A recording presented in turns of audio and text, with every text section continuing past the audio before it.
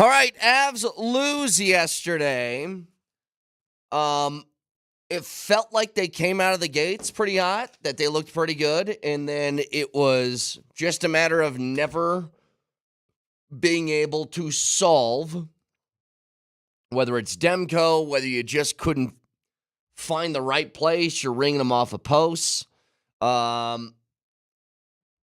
I'll make this pretty simple. We'll talk to Bednar today. I think he's still at 8 o'clock. They got in late last night. I'm going to assume it's 8.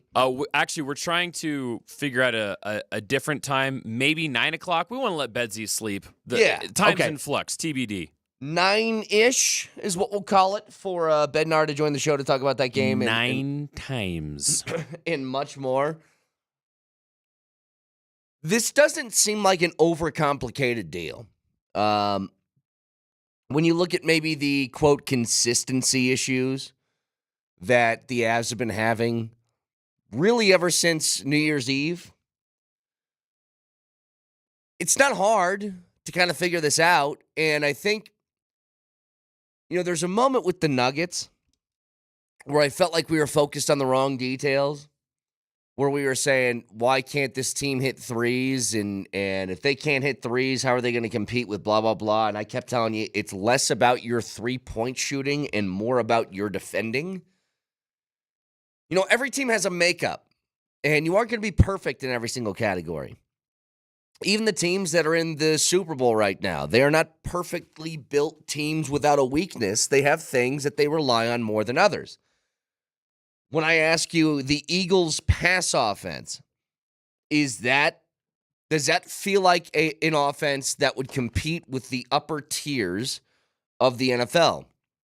I think almost everybody would say no, it doesn't feel that way. But what do they have that will overcome those things? They have a running back who is insanely good, and they rely on him. In the case of the Avalanche or the Nuggets, what do they have that they always rely upon that they need to win? They have whatever the Jokic offense is of the night. Whether he's passing first, whether he's taking control offensively, you're running everything through him. And the Avs, I think we get focused on the wrong details sometimes. We've been talking a lot about the defense and how some guys need to step up. And look, Manson can't take the penalty at the end of the first period because ever since that happened, I feel like the game flipped the other way and you just could never get control back. Little mistakes like that will kill you. Parson in with the turnover, it's going to kill you. But to me, this is easy. What's the problem? The problem is when you've, over your last, let's just go back to the new year. Let's go around the end of 2024. So at the end of 2024, New Year's Eve, you were riding a 6-game win streak. You beat Winnipeg 5-2. You jump into the new year, you win against Buffalo 6-5 in that epic comeback. Now I'm going to read you these from the losses. The losses are 2-1, 3-1, 3-0, 4-3, 3-1, 3-2, 3-1, 5-2, 3-0. You're having trouble scoring. This team is built to do one thing that kind of carries you above the rest. It carries you above goaltending. It carries you above defense. And that's score. When this team scores, they win. Because they're built that way. In their wins, look at them. Other than the Philadelphia game, 5 goals, 5 goals, 6 goals, 6 goals, 6 goals, 5 goals, 4, 5, 4, 4, 5. They're built to score and to just outpace you. And when you don't have that, if you're struggling that day, whether it's, you're coming out the first 10 to 15 minutes of the game, you ring a couple of posts, things don't go your way. Second period, they had that shift, top line buzzing, kept putting pucks on net. To the Canucks' credit, Demko with some pretty damn good saves to keep you out. But I think it's just about, is the team scoring or not? That's one thing with how this team is built that you figured you would take as a given. And when it doesn't happen, it makes it really, really difficult to do that. And I still think there's a lot of issues. And again, we keep talking about defense. There's still some of those nights where it's like top line's doing their job, top players doing their job, and there's not a lot of help elsewhere. It's the difficult part right now is I'm still looking at your second line center, Casey Middlestat, and since November 21st, he's got 2 goals. Needs to be better. You need to have the threat of all of these lines. And I think it has gotten better since the Mikko trade. I think that Drury has helped, especially those bottom 6 forwards, really give a punch and a boost that you can move some of those guys around. But at the end of the day, they need to find a way to put the puck in the back of the net.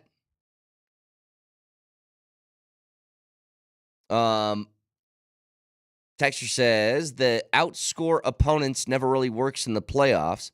That's probably part of the problem. They haven't had recent success outside of the cup year, of course. Well, they had the cup year.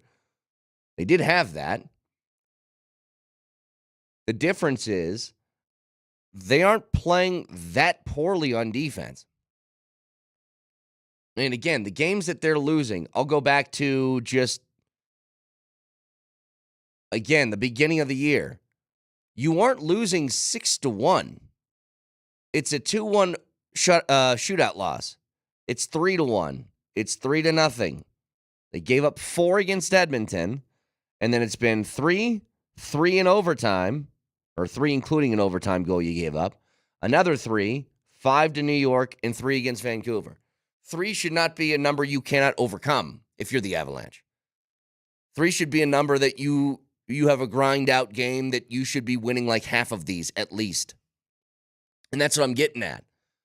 I'm not expecting this team to be perfect on the defensive side because that's not how they play. They're aggressive. And when you're aggressive, sometimes you make aggressive mistakes that lead to opportunities.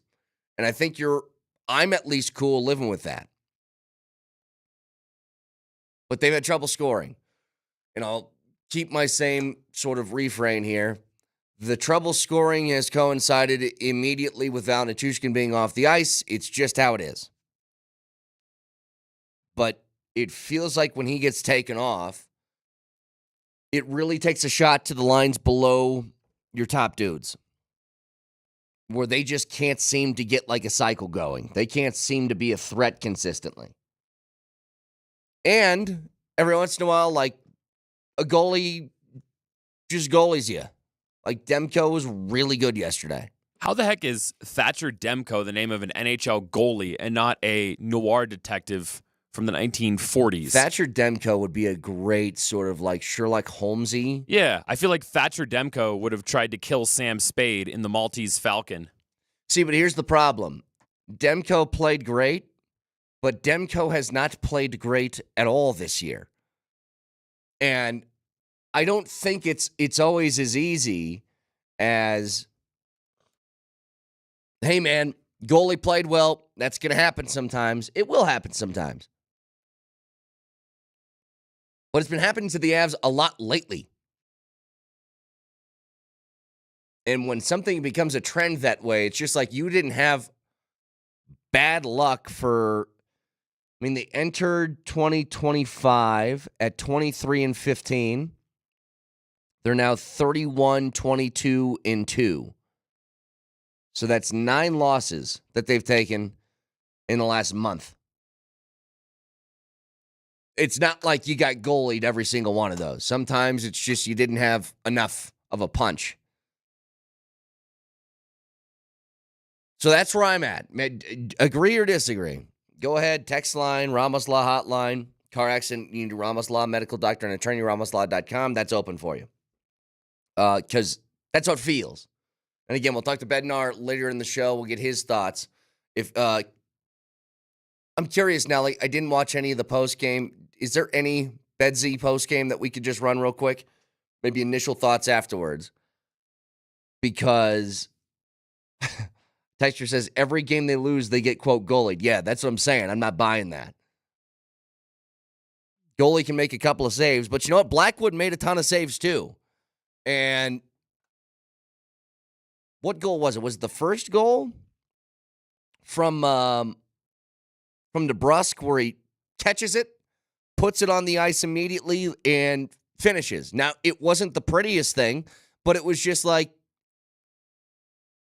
you go out, try and make a play, you get aggressive, and sometimes you get rewarded for it. Here's Bednar after the game.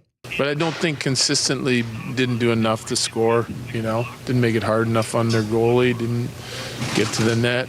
We had lots of good looks, but not enough traffic. So I just didn't think we were competitive enough offensively in order to score goals. It's kind of been a little theme for us here recently, and showed up again tonight for part of the game. Sounds like Hockey Brett. So that sounds like. But I think that's the case. It would be one thing if this was like back early in the year where you had some of those Georgiev games that you give up like 6 or 7, and it's like, all right, once that happens, it's just the wheels fall off, and then you're just waiting for the final seconds to tick off the clock. They aren't doing that. They're in these games, and all it would take, like I truly believe this, all it would take is just one. Get one on the board, and it feels like they'd start to roll. But they're having trouble getting that initial, I guess, boost, putting one in the back of the net. Now, overall, I think they've played a lot better over the last 2 weeks. A lot more competitive and consistent. But you get that lack of offense occasionally, and it's just frustrating because that's how you've kind of built this. Brett, I don't think either of us are necessarily qualified to speak about global politics, but I thought the tariffs between the U.S. and Canada were on pause for 30 days. That's what I thought, yeah. And yet, I guess it was too expensive to export goals north of the border. I don't know what happened. 25% tax. I guess, but, yeah. Well, you know what a 25% tax is on zero? It's still zero. It's still a big old zero. I don't know. Moser said that when they got to Calgary, it's negative 15. Yeah. I know Vancouver's a little warmer because it's on the coast, but maybe it's just their goals were frozen. Their offense was colder than the ice that they skated on. It was just disappointing to see. Well, and this is what I'm getting at. Like the inconsistency, I agree. The inconsistency is there, but I think we're looking at the wrong thing. It's on the offensive side. And sometimes, like, Demko makes a couple of saves, but the fact that you remember the saves that he makes, it's like, I don't think you made life hard enough on him. You didn't. Not to mention, I mean, you kind of look overall, you give up 6 power play opportunities, that's not going to help your case either. When you're just making, a conga line over to the box, it's hard to get into an offensive rhythm with 4 guys on the ice. So 303-504-0925. Shop Mazda text line. Remember, Altitude Sports Radio and Hooters want to set you up with a party for you and 4 friends with a Hooters prize pack hosted by DMac. Jump on altitudesportsradio.com/Hooters. Fill out those 10 simple questions about the big game. The most correct answers wins, and the tie goes to the entry that was first. So go to altitudesportsradio.com/Hooters. A lot of audio yesterday. I know the news broke that Altitude and Comcast came to a deal, so I'll be back on all these Comcast channels. But in the middle of that, we had our boys. We had Morning Sprint. We had PhD that were out at Ball Arena trying to take in all the info, and we're able to sit down with MPJ. And I am incredibly impressed with the way that he handles himself, because there's been one name that's been tossed out in trade rumors over and over again. It's been him because he's really been the only option if you wanted to do something big. And if you missed him on 2 different subjects, trade rumors and how many threes he should be attempting a game, he gave really solid answers on both. We'll get to him next.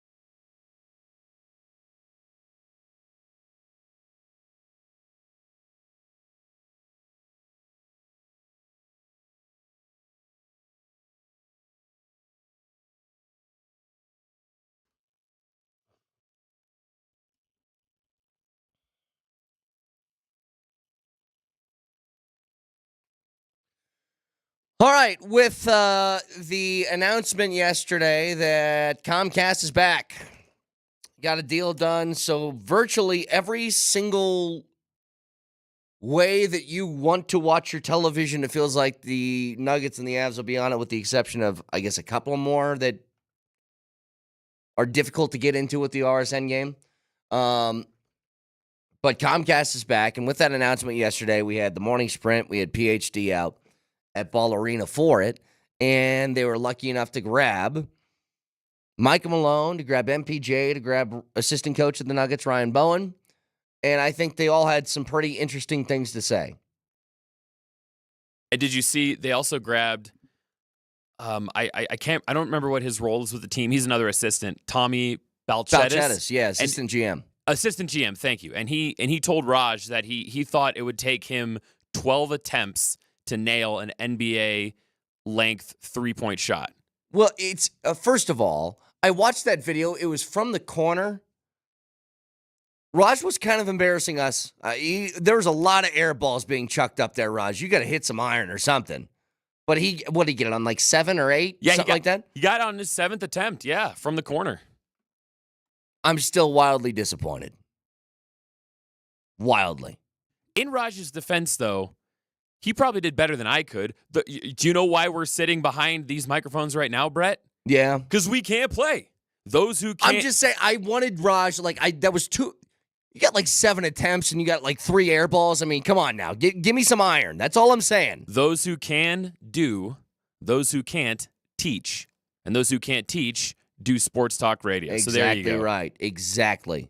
I want to play some of this MPJ stuff. MPJ, and I mentioned this a little bit yesterday. There are very clear things that I just think he's not going to be able to do. And I don't think it's from effort. And it doesn't matter. It's still the result, so it can get frustrating. But I think what he lacks on the defensive side is largely because of back surgeries. He just can't move as well as other guys can. His lateral movement, I think, was really hindered by the amount of back trauma from early in his career. So, that's just a part of this. Here's the other part. For all the back surgeries, for the personal life stuff that he's been through, especially with his brothers, he has a pretty damn amazing outlook on life. He's got an amazing ability to keep things together. Much better than I think most of us could handle. Truly. To be able to maybe block all that out when it's game time and go out and try and do your job, I think is incredibly impressive. But then you stack on top of that the professional part, where these guys aren't stupid, and I think Porter is a pretty online dude. I mean, he's got his own podcast that he comes out with. When your name is mentioned in trade rumors, there's a couple of ways that guys can go about it. They can ignore it, or they can let it kind of eat them up. And that happens to guys sometimes. Like, what do you mean you don't want me? Sort of the same. Remember the face of Miko, like the first 5 days after the trade, whenever somebody put a mic in front of his face and he had that deer in the headlights kind of look? Like, I don't know what the hell just happened. If your name is thrown out there in trade rumors and you go to ESPN.com and it's like, hey, here's some big, bold moves that teams could make at the deadline. Porter's name's always in it because he's really the only option to be traded. So how do you handle that as a player? Well, that's what PhD asked MPJ yesterday. I've tried to develop the attitude of control what you can control, and I think, I feel very blessed to be here. I feel very grateful that the Nuggets took a chance on me, so it would never be a thing where, like I said yesterday, if they decided to move on from me, where I would be butthurt or have hard feelings.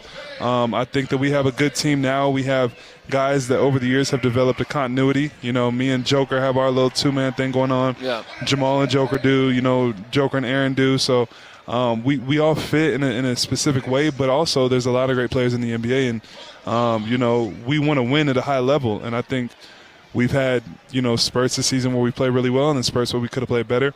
But it's not something that I stress about because it's not in my control. And either way, I'm grateful. And either way, I just know it's the direction that my life is supposed to take. So I'm happy to be here. I want to be a Nugget as long as I can be. But if it ever gets to the point where they decide to move on from me, it's all, I have so much respect and gratitude for everyone here.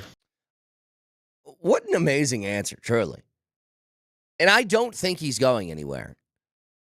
Michael Malone said as much yesterday, but it's kind of like he's asked about one of his big-time max players and trade rumors. What is he supposed to say? Anything he says other than a definitive no is going to be spun into, well, maybe they are shopping him. Who knows? And Malone talked about that with PhD yesterday as well. The question I was asked last night was, have you talked to Michael Porter about the upcoming trade deadline? And my answer was, I haven't talked to Michael Porter because, to my knowledge, in my talks with Calvin Booth, there have been no talks about trading Michael Porter. And the trade deadline, today's Tuesday, I believe. I get my days mixed up. Right. Tuesday? It's Tuesday. And the trade deadline is 48 hours away. Yep. Who knows what's going to happen in the next 48 hours? I mean, I think Calvin Booth right now his phone is probably just constantly ringing. And you have to take each and every one of those calls to see, can we do something that makes sense, that helps us now and into the future? And I think you owe it to yourself as an organization to take those calls and then have some real tough discussions about where we are, where we want to go, and who's going to help us get there. So it's not my job to say that Michael Porter or anybody else on our team won't be traded. My answer to the question was, to my knowledge, there's no need to have a conversation with Michael or anybody else because, to my knowledge, there's been no calls where we're actively shopping anybody. Yep. And, I give Calvin a lot of credit, his entire front office staff. I know Josh will be very involved, as he should as an owner with his dad. And then we'll make whatever decisions we have to make. But this time of year, it's all about finding ways to improve. And if you think you have a team that's good enough right now, then you can stay with that. If you think you need to tweak or add, then you have to look at doing that as well. And we'll see what these next 48 hours bring. Just curious, when you listen to that answer, he said something where he said, that's not my job, that's Calvin's job. And I've wondered this. This has been sort of a running theme, and I don't know. It's weird. But when you got a coach who's been here for as long as Mike Malone, and he is one of the longest tenured coaches in the NBA. In fact, let's see exactly where he's at. Because you have guys like Steve Kerr, you got obviously Popovich, who's away from the team right now. Spoelstra in Miami. Who else? Nope, those are the three. It's Popovich, it's Spoelstra, it's Kerr, and it's Malone. Malone is the fourth highest tenured coach in the NBA. So my question becomes this. We've kind of had these discussions when moves have been made, especially when Calvin Booth took over as GM. We said, are they on the same page with things? Because sometimes it doesn't feel that way. Like, they'll go out and they'll acquire somebody at the deadline the last couple of years, and then that guy doesn't play. They'll go out and make the move to move on from KCP, use the money that you save from that deal to get Dario Saric, and Dario Saric doesn't play. And you just kind of sit there going, are we on the same page here? And he said something right there where he said, that's not my job. I would be highly surprised if a coach tenured as long as Malone doesn't have some say in whether guys stay or go. Like, I know the old adage is GM picks the groceries, manager plays the guys as he sees fit. But you need to have sort of a mind meld here because the coach wants to run things a certain way and wants to find players who fit that. For example, I'm just going to go to an extreme here. If you're a football coach, college football coach, and you say, I want to run the option, and they give you Peyton Manning, well, there needs to be a conversation between you two about what this team is supposed to look like and how the pieces are supposed to fit. Like maybe this guy could be really good for one system, but not good for another. You see that a lot. There's a lot of guys out there like lockdown shooters that maybe don't play defense. Well, maybe on some teams like Golden State back in the day, you could get away with that because they had Draymond Green on defense and they just wanted some extra shooters on it. I don't know. But I did hear that and I was like, It's maybe not your job on paper, but I would feel like you're involved in some of this stuff is all I'm saying. By the way, speaking of threes, I thought this was a great question. And it was to MPJ about how many are you supposed to be attempting per game? Because remember, the last game where he scored 36 points, he was 7 of 12 from three-point range. He's one of the only pure shooters on the team. It's him, it's Jamal and Strother.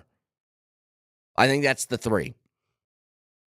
Other guys will try and add it in when they can.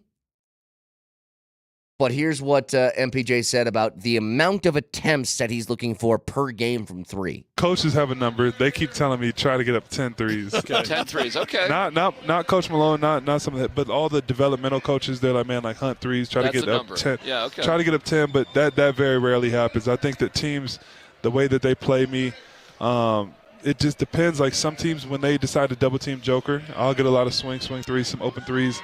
But then when we play a team like Minnesota where they're playing Joker one-on-one with Rudy Gobert, it's a lot harder for me to find the three-point line. So because then they get physical with you. Yeah, I mean, they just stay glued to Yeah. me. They're not shrinking off of me. They're not bringing my man in for the low man. So there's no just open looks. So I got to figure out ways to really. I think I need to start reading the game early, see how the team is defending me, see how they're defending Joker, see how they're defending our team, and immediately adjust and have different ways of countering that is somewhere I could improve. But I don't go into the game trying to look just for threes. I think I find more of a rhythm when I'm getting to the rim, getting some easy ones, getting to the foul line a little bit. So, Again, I thought it was another great answer.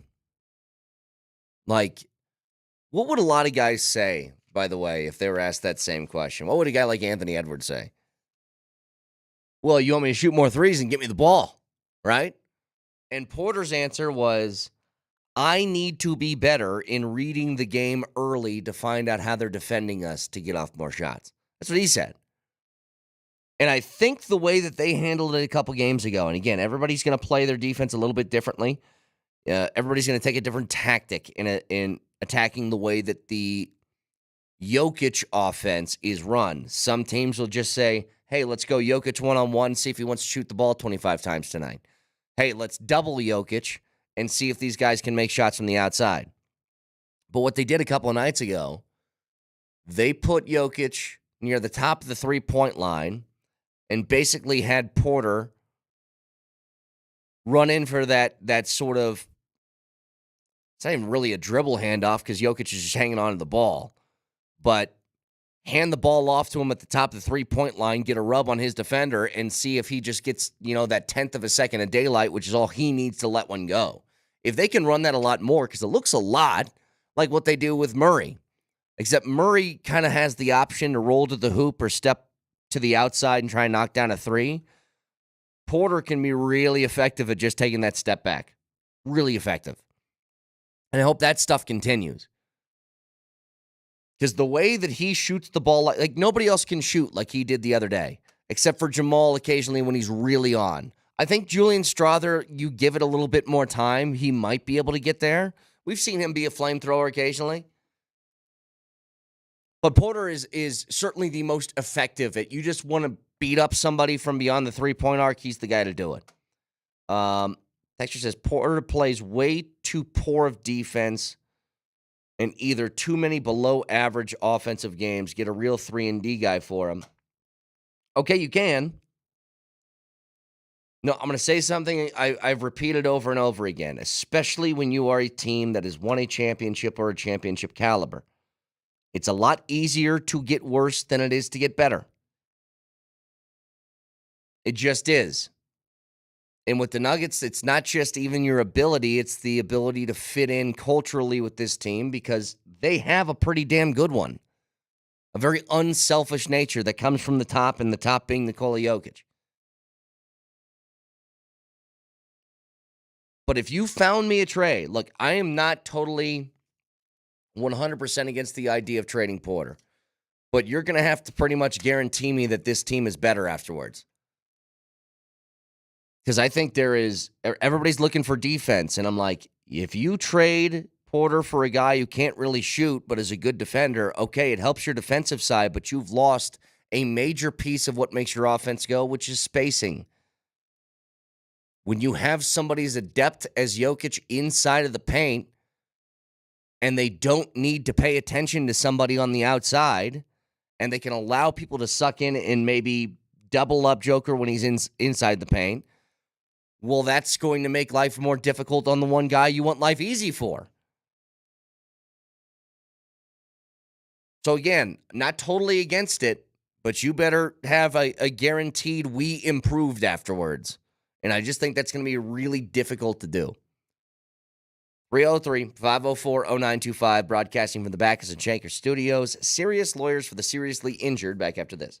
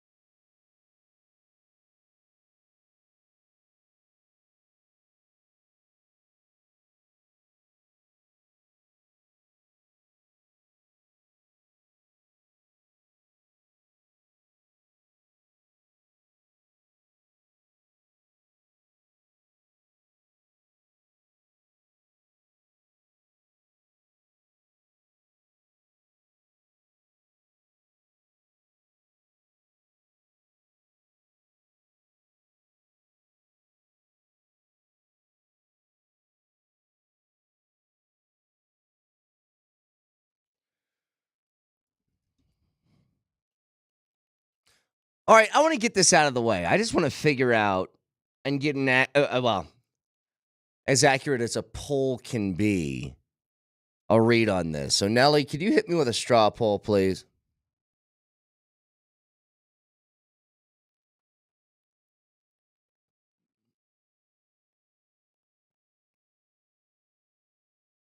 Do you want MPJ on this team or not? Yes or no? Because I see a mixture every day of MPJ, not good enough defender, too inconsistent on offense. We need something else. And then I see these. Trading MPJ would be a travesty. We need MPJ to win another cup. I trust this core. So where are you at? MPJ on this team, yes or no? What do you want? 303-504-0925. I just want to get a quick straw poll just to see what's going on here. I'm in the camp of yes. That I want him on this team because I think he brings things to the table that sometimes do not show up in a box score, which is making life easier for a lot of other players on the court because they need to stick to him on the outside.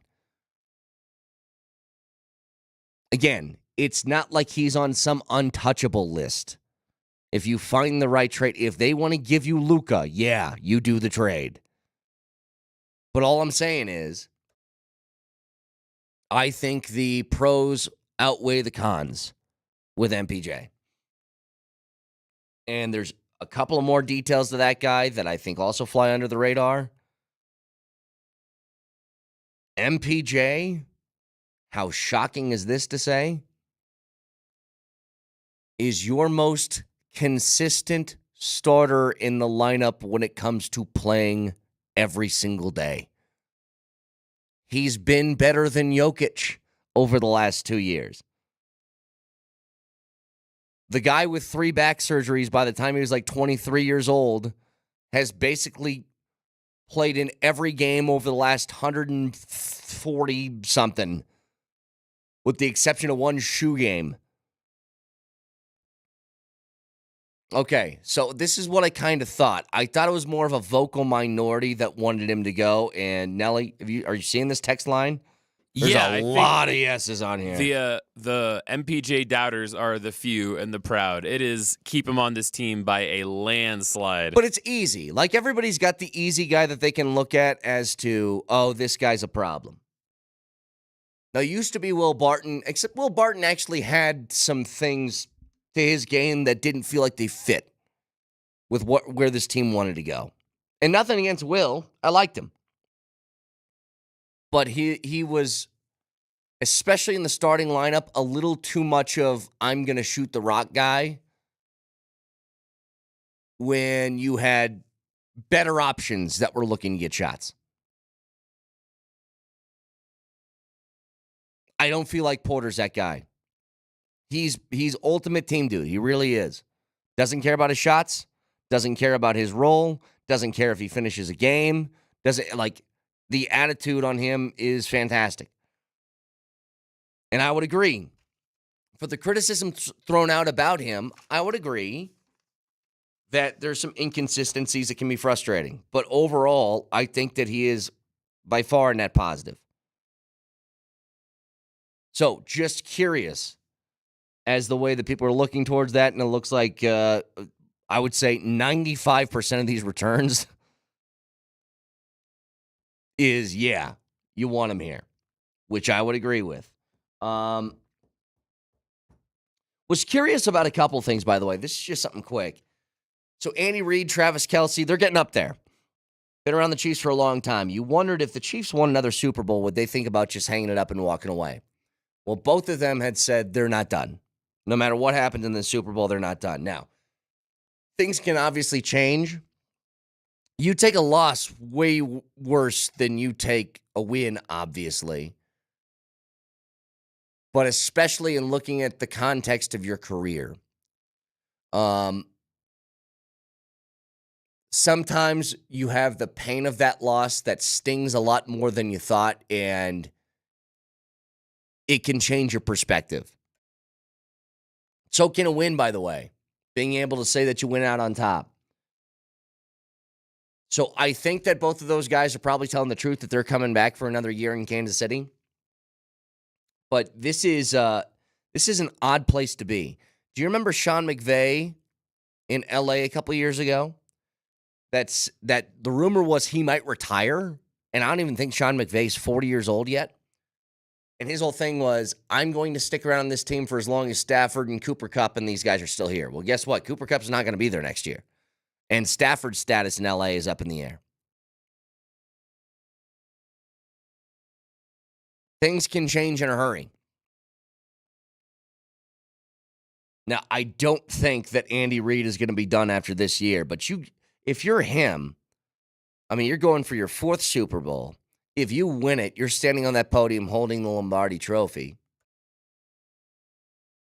And you're at the end of a three-peat.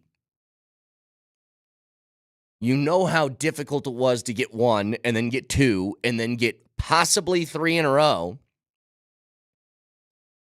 I wonder if you get some time to reflect and you say, yeah, it's been a hell of a run. I think I'm going to chill for a little bit and do a couple of bundle of Rooski Doos and some more commercials. But I would be, if I were Andy Reid, I would be incredibly tempted just to say, yeah, this is about it. Again, the Chiefs have been, look, everything that you'd want your franchise to be.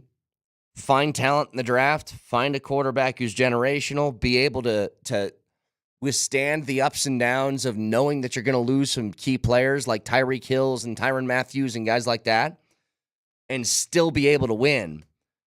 But how long can you sustain it? How long can you get lucky in the health department? Like, Mahomes has never really been hurt. Every time we think Mahomes is hurt, Mahomes plays the next week. You remember when, God, was it like week 15 this year? Do you remember Mahomes took an injury and he was limping all around the field and Carson Wentz came in and we were like, man, maybe he's going to miss a month. And then he was practicing 2 days later. It's hard to have that consistently over the course of years. It's one of the concerns I have about the Broncos, to be quite honest, next year. The Broncos were a good football team this year. Not great, but they were good. I think a lot of that had to do with luck in the health department. They've been in that place for 2 straight seasons, especially on their offensive line. Offensive line, nobody's missing games over the past couple of years. Quarterback stays healthy. You didn't really lose wideouts throughout the course of the year outside of Josh Reynolds. Your defense, outside of early injuries to guys like Alex Singleton, pretty much stayed intact. And then you saw in like a couple of weeks, not having your starting corner opposite Pat Surtain didn't look great. But teams, some years you get the injury bug, some years you don't. The Broncos been pretty healthy for 2 straight years. And I think that's going to be a tough thing to have consistently year over year. You can call that out and say, hey, it's a great training staff. And I'm sure part of it has to do with that as far as soft tissue injuries. But, you get, who had a bad injury this year? You get Hutchinson, like Aiden Hutchinson, your leg whips around and snaps in half around somebody else's leg. There's no training staff in the world that's going to help you with that. Unless they're just feeding you raw milk all day. I'm told that helps with your bones. I don't know if it's raw milk. Milk! Well, you should be an expert on that, Kane, as has been well documented on this show. You'd think. I'm a turncoat to my state.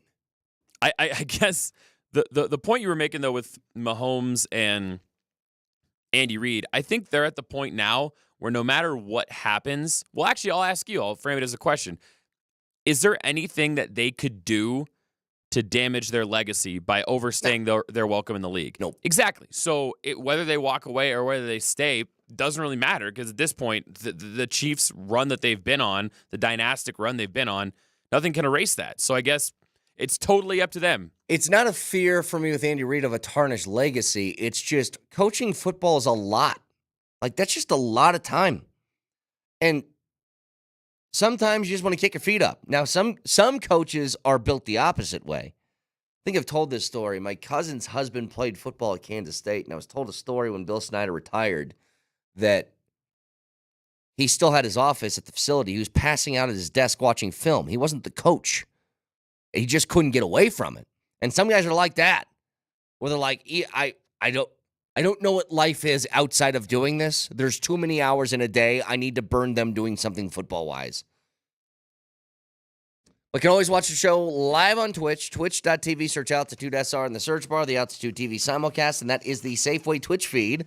Order online, Safeway does the rest. Get easy delivery or free pickup at the same local deals. Get started at Safeway.com or in the Safeway app. Safeway, fresh foods, local flavors, Moser, Lombardi, and Kane next.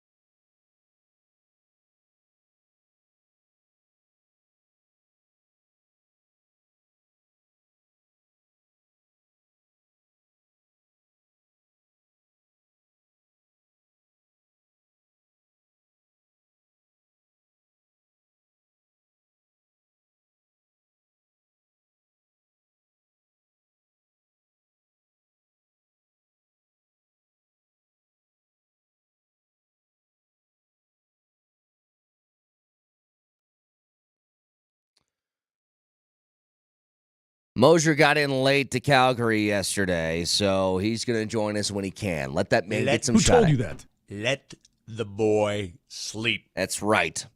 It's funny, Vic, watching the game last night, I was hit with something that, I think we get caught up on the wrong details sometimes, especially when we're evaluating our teams. And I know we've talked a lot about, games in which the Nuggets would struggle from three-point range, and I'd be like, yeah, that's not the problem. The problem is that you gave up 130 points, right? Mm-hmm. You'd have those days.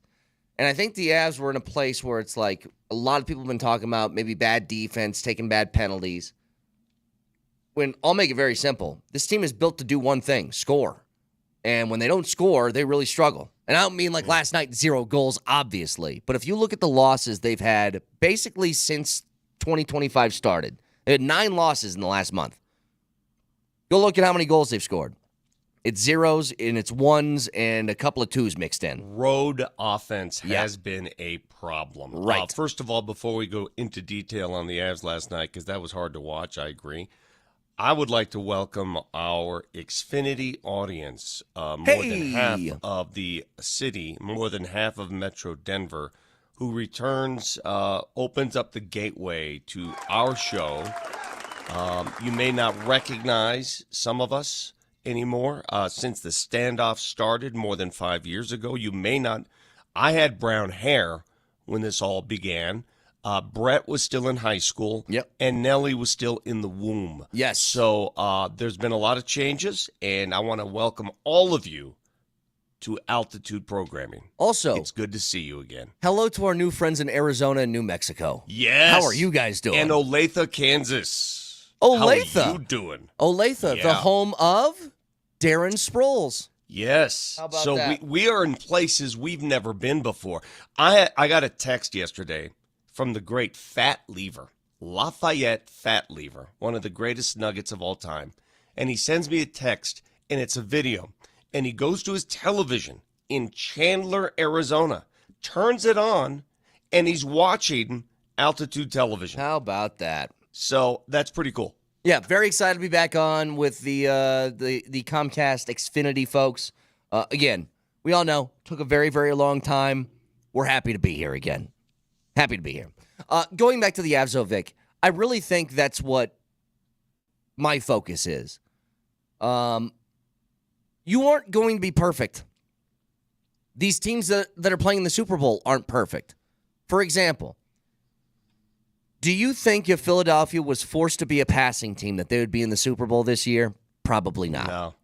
But they do one thing really, really well on offense, which is give the ball to Saquon Barkley and let him run for $150 a game. If they don't have that, they're probably going to lose. Just how it goes. Mm-hmm. If the Avs don't get a good amount of scoring, they're probably going to lose. And we've been so focused on defense. Let me just roll through these real quick, Vic. Some of the losses that have taken place since the new year turned.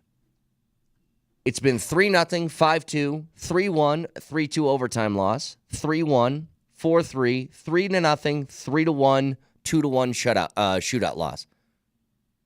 You aren't giving up 5 or 6 goals like you were earlier in the year with the Georgiev inconsistencies. You're holding teams to 2 or 3 goals and still losing. That isn't what the Avs are supposed to be. It's like one or the other.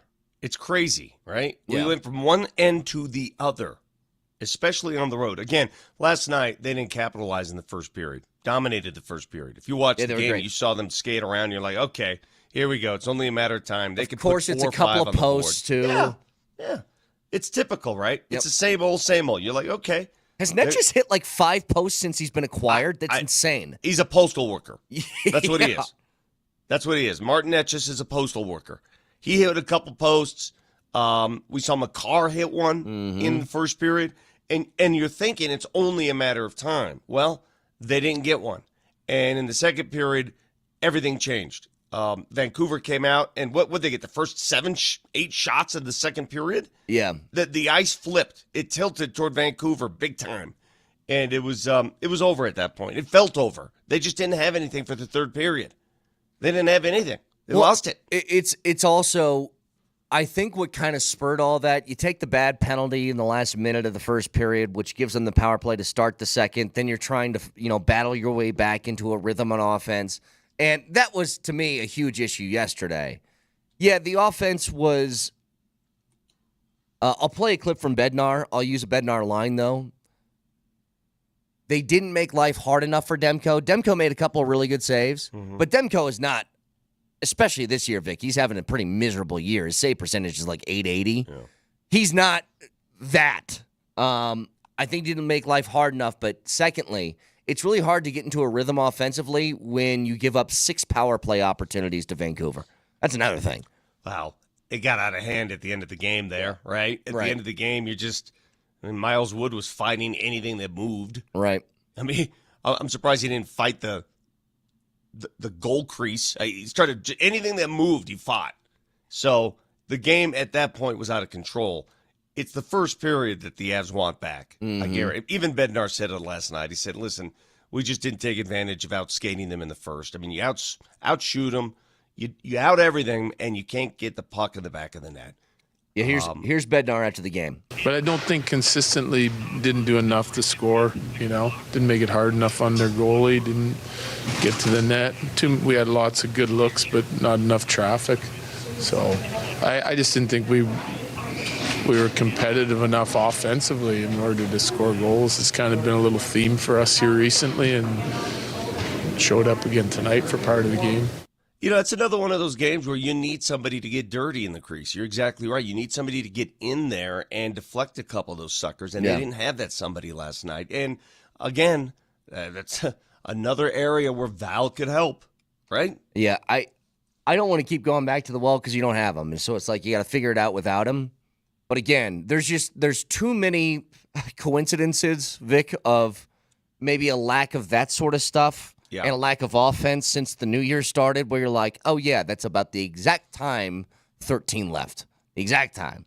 What time are we going to visit with Jared Bednar this morning? Because he's under the same sleep schedule that Moser. We're thinking 9-ish. Okay. 9-ish, so about an hour or so past his usual time on Wednesdays. According to Moser, who texted us in our group text, they arrived in Calgary to minus 16-degree weather, and they probably got in their beds at around 3 a.m. last night. Yeah. So allow them to percolate a little bit.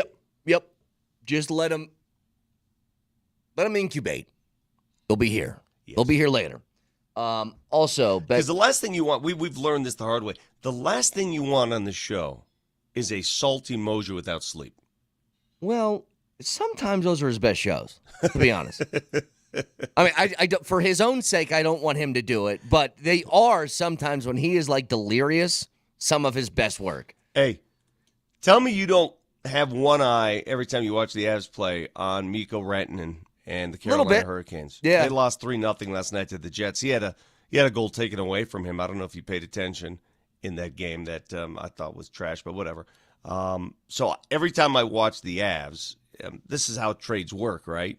I'm sure the Dallas Mavericks, who lost to Philadelphia last night, the Sixers, Joel Embiid throws a triple-double up for crying out loud. Here he comes. They're looking at the Lakers, who went to their neighbors, the Clippers, and completely obliterated them. LeBron dominating. They won again without AD. So I'm curious about this, actually. And I'll make a comparison as far as what you said about the Mikko stuff and are you keeping an eye on him. And I think a little bit. I'll tell you this, though. In much the same way as the Bo Nix and Russell Wilson seasons were like sort of playing themselves out, if Bo Nix looked terrible, there'd be a lot more focus on Russ, to me. Like the comparing when things aren't going well for you and going well for the new boyfriend or new girlfriend that got your ex, it's a lot easier to be like, what the hell's going on over here? But Netchis and Drury, I think, have fit so well that it's made me less sort of interested in what Mikko's doing. And again, it's early, so I still got an eye on it. But it'd be another thing, Vic, if Netchis came in here and just looked awful, taking his spot, then you'd be paying, I think, a lot more attention to Mikko. Yeah, if he were invisible and he wouldn't, but you see him. He stands out. Right. He went postal last night again, hitting pipes left and right. So it's not as if you're ruining the trade. It's just you pay attention to the other team. Yeah, it's human nature. I think it's the same thing, though, as the Russell stuff. When he just, remember, he was like 6-0 to start off in Pittsburgh, and it was less of a, well, what's going on there? Because Bo Nix was playing well. It makes it easier to stomach, I suppose. By the way, question about the Lakers and basketball in general. So, Miko, that trade goes down I think it's late Friday night. They make the switches. Those guys hop on flights. They get straight over to their new teams, and they start to integrate themselves into the locker room. And the Avs that day have a game that starts at 11 o'clock Mountain Time, 1 o'clock Eastern. And Netchus is in the lineup. Meanwhile, Luka Doncic was traded like 3-4 days ago, and he's not going to play for the Lakers until Saturday? What's that about? Why is it so different? Well, because he had an injury. He had a pre-existing calf injury coming in. Oh, okay. All right, that makes more sense. Yeah, they both had injuries. The AD injury was an ab muscle, and Luka has been with a calf issue for more than a month now. Gotcha. So the last thing they're going to do is put Luka in the game before he's ready. Yeah. And have him leave again. I was unaware that he was still dealing with the calf thing. I was unaware of that. Because I was sitting there, I was like, how do dudes in hockey just overnight play an afternoon game once they're traded, and then basketball, they wait a week? But that makes more sense. Sometimes that happens. Sometimes, but they both would have played last night if they're healthy. Right. I guarantee. Right. Speaking of keeping an eye on things, I will be keeping an eye on the Lakers. I will. By the way, Luka, did you watch some of his press conference yesterday? I did. It looked. He looked uncomfortable. He did not look like he was incredibly happy in the moment. He's still mad. He's still mad. He didn't want to get divorced. He didn't want to get let go. Right. He got a note. He got served. Somebody went to his doorstep and served him papers. Dude, I'm back and forth on Bill Simmons. Sometimes I think he's great. Other times I can't stand him. But let me tell you something. He had a tweet yesterday that was hilarious. He was talking about, what are you going to ask Luka? I saw that. And he goes, Luka, the Mavs traded you out of nowhere, then leaked to everyone that you're fat, greedy, drunk, entitled D who didn't play defense. And cost you a ton of money. Yeah. And cost you. What do you think? No, it was preposterous, and it's truly amazing how teams react to big news like that. Have you seen what the Lakers have done the last couple games? And before you say, oh, Vic, don't get sold on the Lakers, you're doing that thing again. Explain to me how they go to Madison Square Garden. Nuggets went there last week. Yeah. And beat the Knicks, beat the pants off the Knicks without AD. Right. Explain to me how they go across town to the Clippers, who are pretty good this year, and beat the pants off the Clippers without Luka in the lineup yet. Yeah. How? I don't know. I will tell you, this reminds me a lot of when Eli Manning was forced to take the picture with the Chargers jersey. Remember that? Before he got traded to the Giants? Yeah. And he was like, hey. By the way, you want to know how much the Mavs really screwed this up?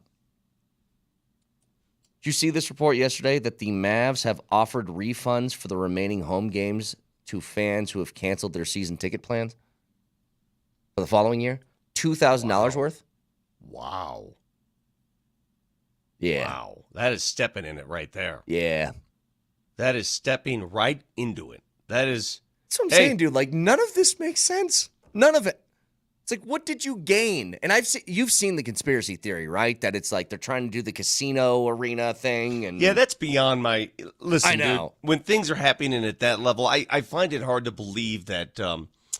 you would nuke a franchise to get a casino built? Especially a franchise that's won a championship, dropped a ban.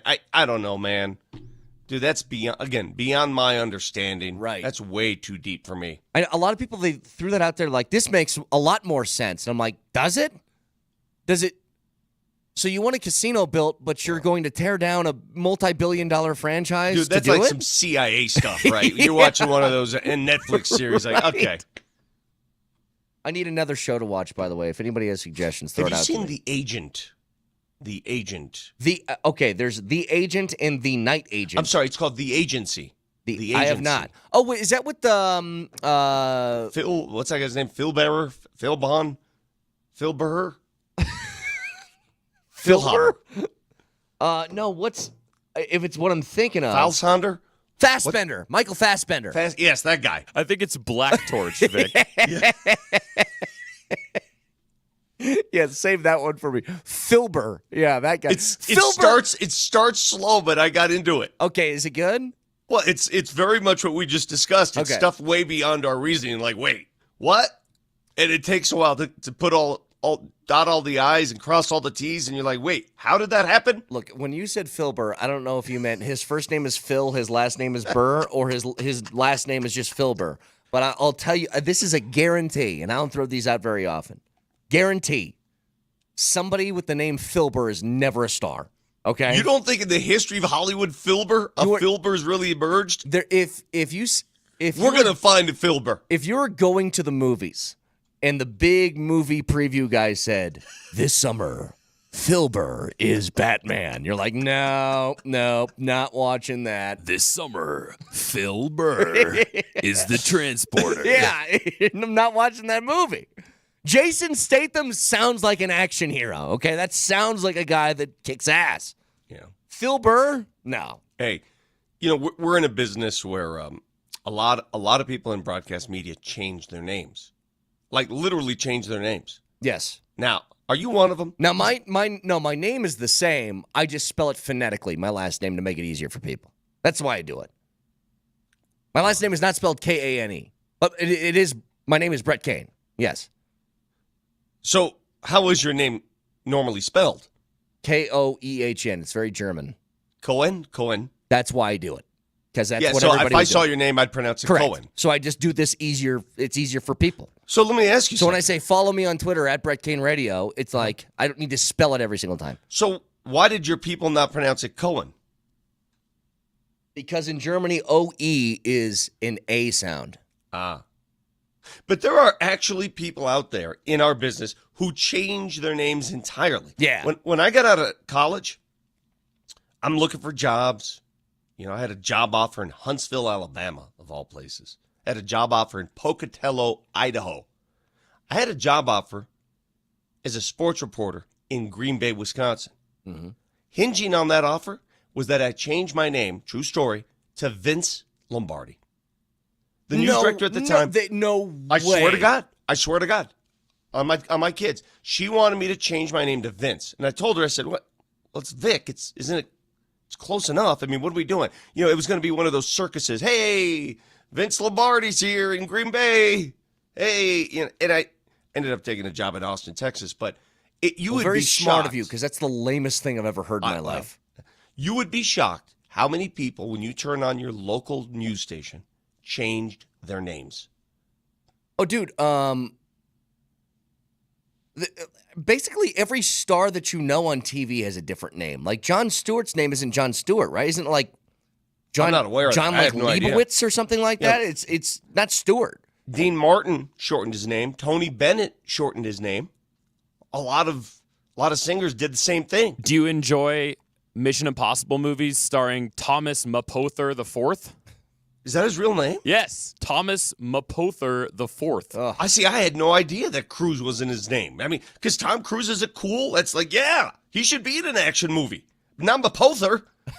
No, of course not.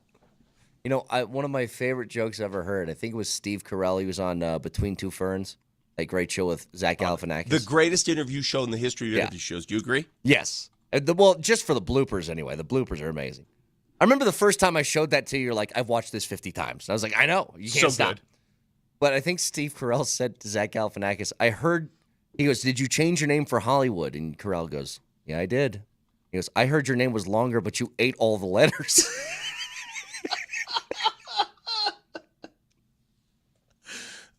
But in sports, you have it sometimes too, right?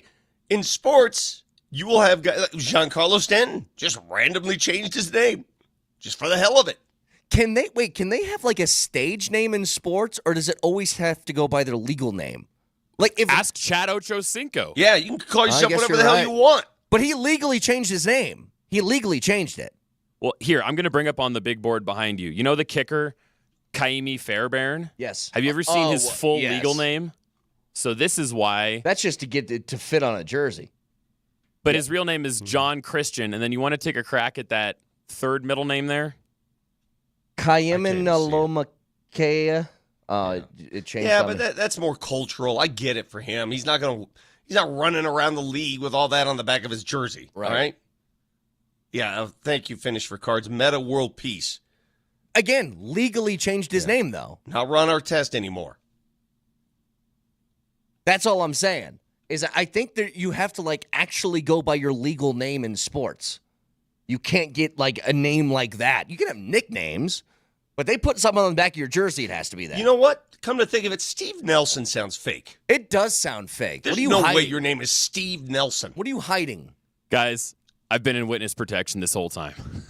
Doesn't that sound like a generic? It's like John And Doe, you Steven Nelson. You claim to be Italian, and your name is Steve Nelson. I don't buy that at all. Wait, he claims. When did this claim come in? Vic, I feel like we've talked about this before, but you not listening is an annual. You're not one of my category. people, Steve. First of all, your name is Steve Nelson. It's from my mom's side, man. I get the boring Scandinavian last name from my dad, but my whole mom's side is Italian. All right. Stefano Nolopoli. Okay, that's what your name is from now on. All right. 303-504-0925. I got some audio. I thought it was great yesterday. So, Morning Sprint, PhD, they were down there for the press conference yesterday, and they were able to grab Michael Malone, MPJ, Ryan Bowen, all on site. And I thought Michael Porter Jr. had a couple of great answers. And so did Malone when asked about Porter. And he said something in his answer that makes me wonder, for the fourth longest tenured coach in the NBA, how much power does he wield? I want to get to it next.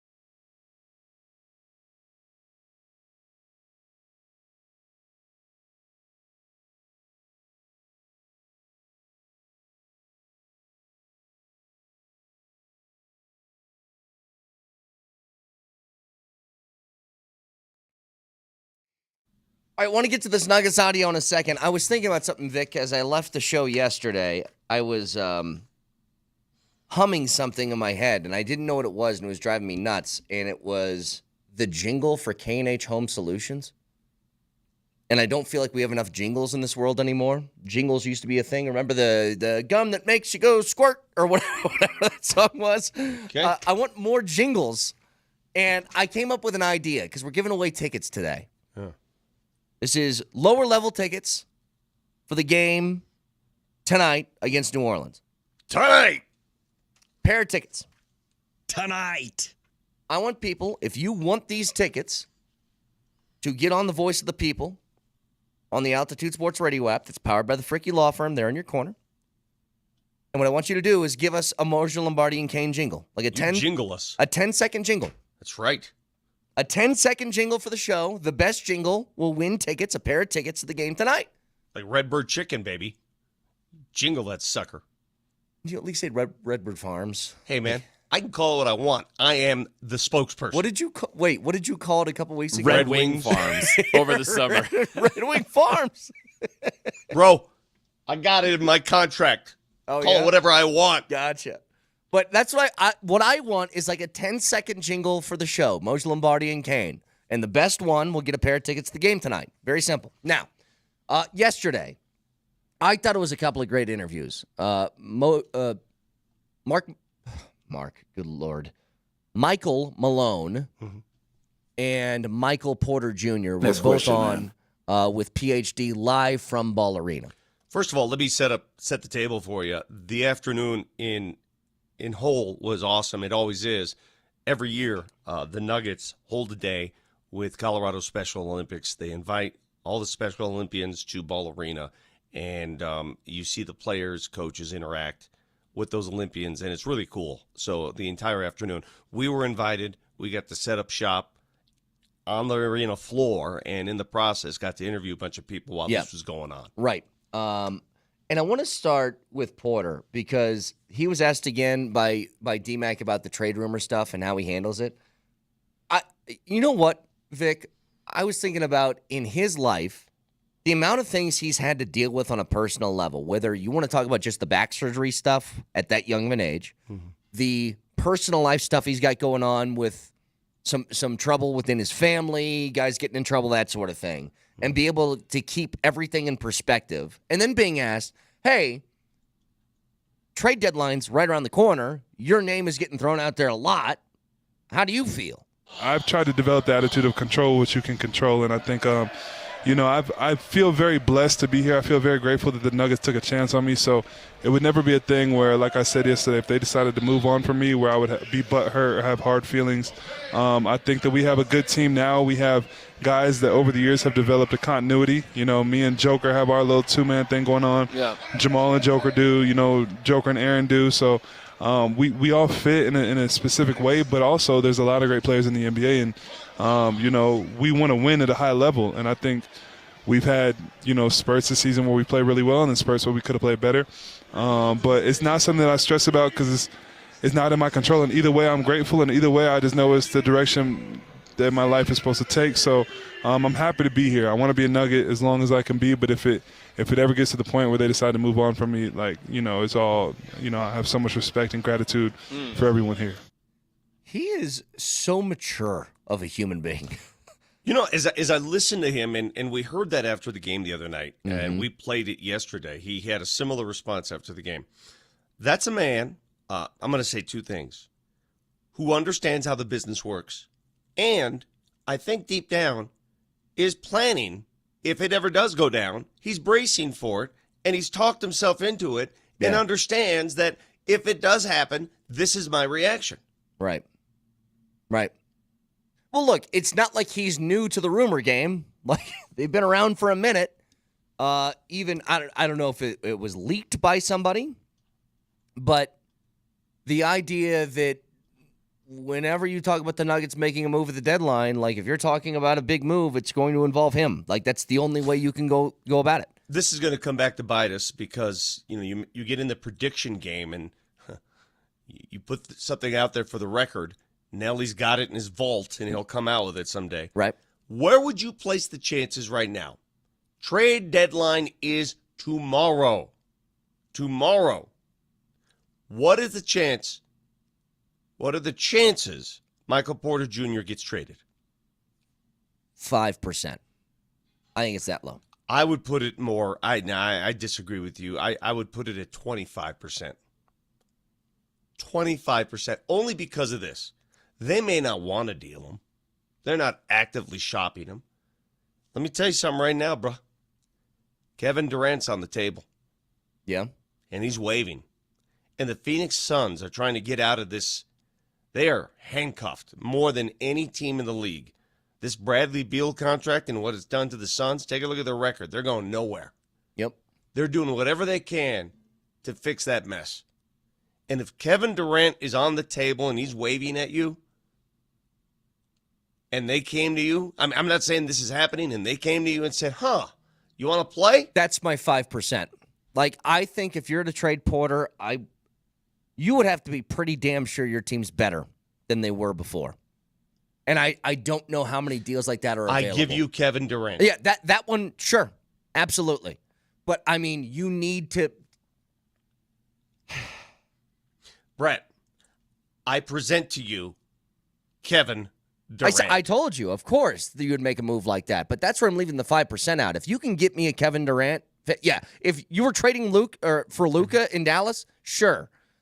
Now, a lot of the other stuff that I've seen from some other guys across the league, like, are we sure DeAndre Hunter is better than Michael Porter Jr.? That's where I'm hesitant. I don't disagree with you. And this is where we fall in line. I don't think the Nuggets are on the front line saying, all right, who we got, where we going, where we going. They're not auctioneering here, but you've got to be willing to listen.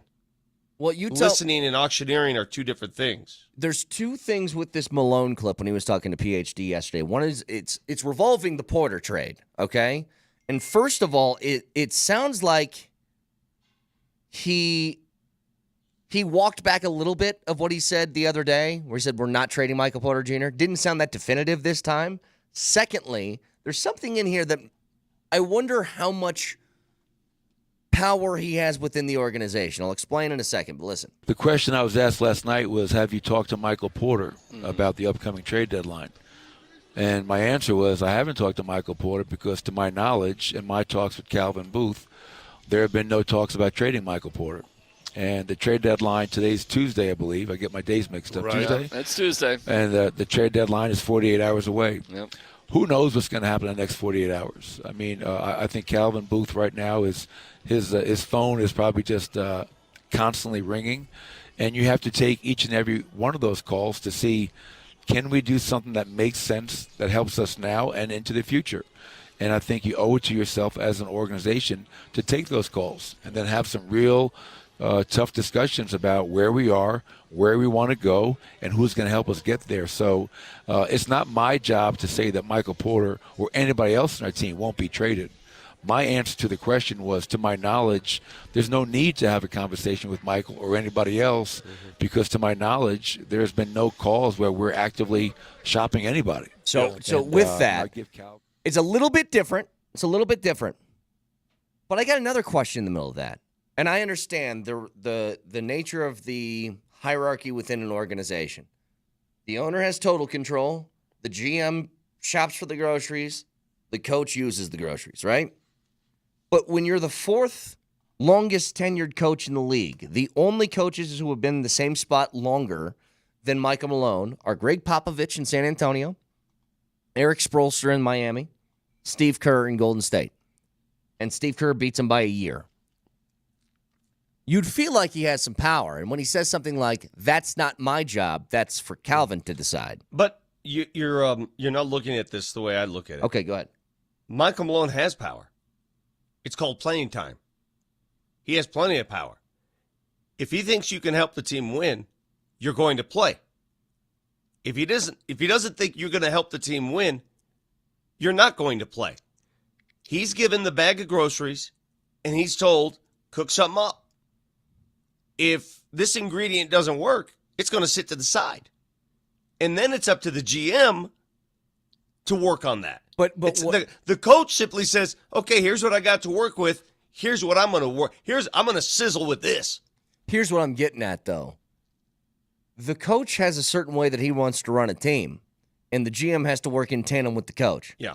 And I would think that whether Michael Porter Jr. is on or off the team is not completely outside of the control of Michael Malone, too. That Sure. he is, like, powerless to what Calvin Booth wants to construct. Of course he's going to have a voice in the matter, but he's coaching a team this week. He's got 3 games in 4 days. Yeah. He's got 5 games. 4 games in 6 days. That's a lot of basketball. Mm-hmm. If you think he's huddled up in the corner somewhere talking about putting another roster together or who goes and who stays, I'm sure they lend a voice here and there, but that's not his job. Well, I think he's got time for a 30-minute conversation. Sure. I'm like, we're going to trade your third max player on this team. Like, yeah. But do you think if whoever makes those decisions upstairs makes the decision, do you think Michael Malone's the coach with enough power to veto it? No, I don't know how it works. I'm not sure if that's the case. Gosh, I would think you'd be pretty close. Those are discussions, not vetoes. Again, I understand that ownership has ultimate power. Understood. But I would think that he's been here long enough, has a championship ring on his finger. He's got some say in whether a guy's going to stay or go. Mm-hmm. Maybe I'm wrong, but I would assume that's the case. We can jump back to this in a little bit again. Some great audio yesterday from both Michael Porter Jr., Michael Malone, Julian Strother, all these different people that were stopping by as we were live at Ball Arena. But 303-504-0925. So, again, here's how the competition's working today. We got a pair of tickets we're giving away for the Pelicans game. And what I said was, give us a jingle for the show. I want a 10-second jingle. And I don't want you to text it. I want you to jump on the Altitude Sports Radio app. There's a microphone at the bottom. It's called The Voice of the People. So right here, I just go to this app. Go to the app. You click it. There's going to be a microphone at the bottom. You record something. It goes directly to Nellie's email. So we'll have it. But I want to hear your jingle. And there you go. Yeah, take a look. Right there at the bottom. Microphone. Right there. Okay. You do and that. Again, hello to everybody on Xfinity Television watching the show for the first time. Oh, wait. I want a 10-second jingle. Oh, I never get to listen to our show. This is great. This is enthralling radio. This is like inception of radio. And Okay, by I the way, can't take it. I Brett. can't take it. Cut it off. Vic, cut it off. So right here, I just go to this app. You click Trying to measure the tape delay, Vic. Yeah. And also, by the way, Brett, these aren't just everyday tickets. These are lower bowl Yes. tickets. Lower bowl tickets. That's why we are making you write a song. Because these aren't nosebleeds. These are lower bowl tickets. So that's why you got to go through all this whole song and dance, literally. So a 10-second jingle for Moser, Lombardi, and Kane. We'll tally these up. The best one at the end of the show that we'll play at the end gets the pair of tickets, lower bowl tonight against the Pelicans. Back after this.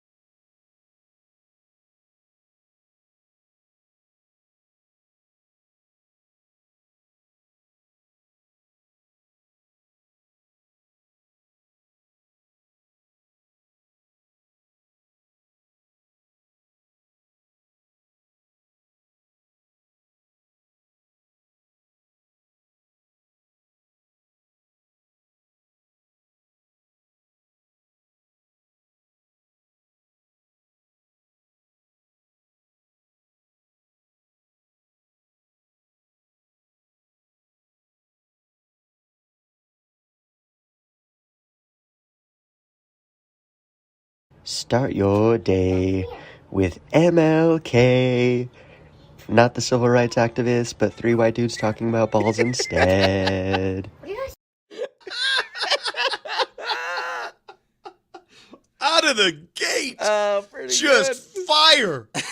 Fire out of the gate. That was just Matt. three white dudes talking about balls instead. And by the way, I left in at the end. You can hear his kid in the background, so I left that in. Check it out. Not the civil rights activist, but three white dudes talking about balls instead. What are you doing? All right, are you doing your own personal ranking system? So who is that guy? That's We got to give Matt. him names here. Matt. I'm going to give him an out of 10. Give him your own personal score out of 10 at the end of the show. Are you going to rate him out of 5 booms? Well, Yeah, here's let's do out of 5 booms. I'm Okay. gonna give him 4.5 booms. That's a 4.5 boomer. I'm going to give it a 4 boom. It's really clever and good. I don't know if we can use that more than twice. Well, why? He didn't. No, I understand. Why? I do like it, though, yeah. You didn't say anything bad. Look, I can't give you like a 5-star out of the gate. We got to start lower. It's part of the process. Like when you're judging somebody if you're judging whatever, a chili cook-off, the first chili you have can't be a 5-star chili. It's the luck of the draw. So you get a 4. Matt, it's really good. I love it. Saw the story as Super Bowl Media Days is going on right now. Andy Reid and Travis Kelce both said this is not their last season, that they are coming back for at least one more year in That Kansas City. shocked me. Hearing Kelsey say that with all the speculation that he's about to, Yeah. make a wife out of Taylor Swift, and what the hell? What's the motivation after that? That's kind of what I was wondering. Like for both of them, really, especially Andy Reid. Andy Reid is he like almost 70, right? Well, I can understand coaches, dude. This is their life. This is what they do. You choose that life, you live that life. And you get out of that life, and what the hell is he going to do? Yeah, I was telling the story in the appetizer that I remember my cousin's husband played football at Kansas State, and Bill Snyder was retired, and he was falling asleep at his desk watching film when he wasn't coaching. Like some guys just, they can't leave. They can't get away from it. Dude, Mike Shanahan, I remember when he wasn't coaching, when he left the nation's capital, he watched more film not coaching than he did coaching at his house. It's sort of the ultimate question that I have for athletes, though, and only a select few get to be in this category where you're really, really good. Like Travis Kelce is going to go down as one of the greatest tight ends who's ever lived. Put him where you want in those rankings. Yeah. He's going to be. Yeah. Would you rather be the athlete? Like, do you think there's more of a regret in holding on too long, or feeling like you left a couple of years on the table where you could still play? What do you mean by regret? I don't think you regret holding on too long. I mean, Okay. does Aaron Rodgers regret coming back? I mean, he made money. You're going to get something coming back, right? You make money. You may. I suppose. There's It's always. sad to watch, though, when you see, like, Shaq when he was playing for the Celtics. You're like, dude, come on. Sure. Come on, dude. Sure. Now, he probably doesn't care because, like you said, he's making money. Okay, but I'll counter with this. When I say to you, Shaquille O'Neal, the basketball player, you don't think about those Shaq years. You think about the legacy. You think about the championships, Yeah, the rings, not the that I dunks. think it ruins their legacy or anything like that. How about this? One of my favorite stories ever. Vontae Davis, halftime of a football game, Walked off the just said, I can't play anymore. I'm done. Literally, that's what happened. At halftime, he retired. Yeah. Grabbed his stuff and left. And I just wonder if there's any of that athletes feel where it's like, dude, I can't do this anymore. And I don't know. Bro, I mean, I speak from experience. I was ready to walk. I said I was going to retire once the Nuggets won a championship. I couldn't do it. You'll never retire. I could not do it. I really don't think you don't could know ever retire. what I would do with myself. Yeah. I mean, you would play a lot of golf, but you do that anyway. No, I can't do that every day. I don't know how these people do that every day. I eagled yesterday for the first time in a few years, by the way. Hold on a second. You Chip. played in that weather? It was I did. freezing yesterday. Double layer pants, triple Hold on a layer second. shirt, beanie. I thought of you when I went over to Ball Arena for my my stuff, and I saw my breath. I said, "This dude's playing golf today." So initially, it was kind of chilly. We had our tea time was delayed by 30 minutes due to the frost at the beginning of the day. But once you got out there like an hour into it, it was fine. Yeah. Your Eagle, you have to understand how this works. You play winter golf in Colorado where, the ball doesn't stop rolling. Nothing counts. Doesn't even count on your handicap. You realize that. That's fine. You put your score in, it doesn't count. It's fake. It's fake golf. Okay. You're playing fake golf. So you telling me that you eagled yesterday, that's a fake eagle. I had 3 doubles, too. Are those fake? Those are all fake. Go on. Here's the other thing. The amount of, and this isn't disrespect, it's a giant compliment. The Chiefs have been the class of the NFL for a long, long time. If you are building a franchise, you want to do it the exact way the Chiefs did.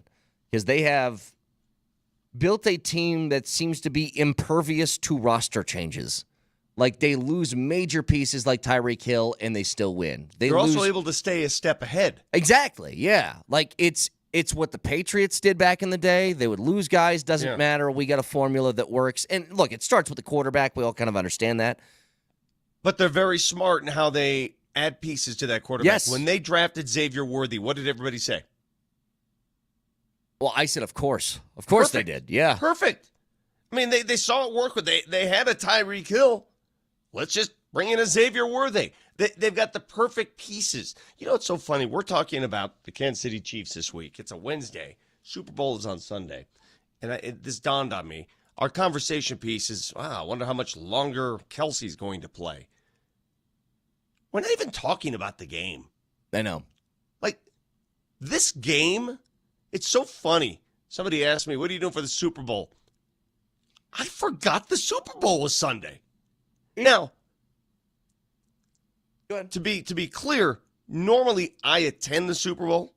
This year we did not go to it. Yeah. Normally I go to Media Row and we do, interviews all week. And so obviously the Super Bowl is a big part of what we do here. You get the interest by osmosis by being Exactly. there, yeah. Because you're there and since you're there.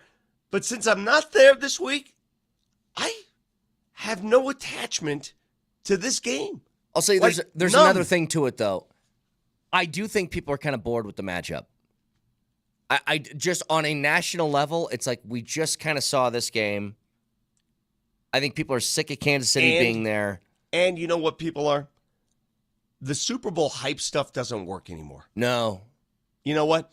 It doesn't work. Like, Media Day used to be a big thing. Oh, my God, let's go to Media Day. It's crazy. Now it's stupid. It's jumped the shark. It's stupid.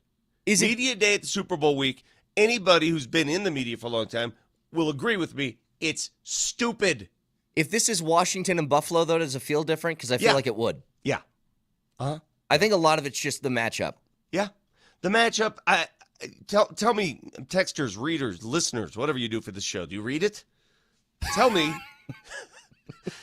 Yeah, we put it in transcript form.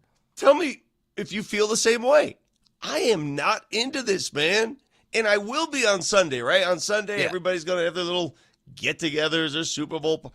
I am just not there. And I can't get there. I am, in order, like, things that interest me this week. The NBA trade deadline just stole all the thunder from Super Bowl week. Mm-hmm. The Luka trade, up here. Super Bowl down here. Yeah. Would you agree? Yeah. I'm interested in that. I'm interested, all right, what dynamics do the Avs had before they get to their weeks off?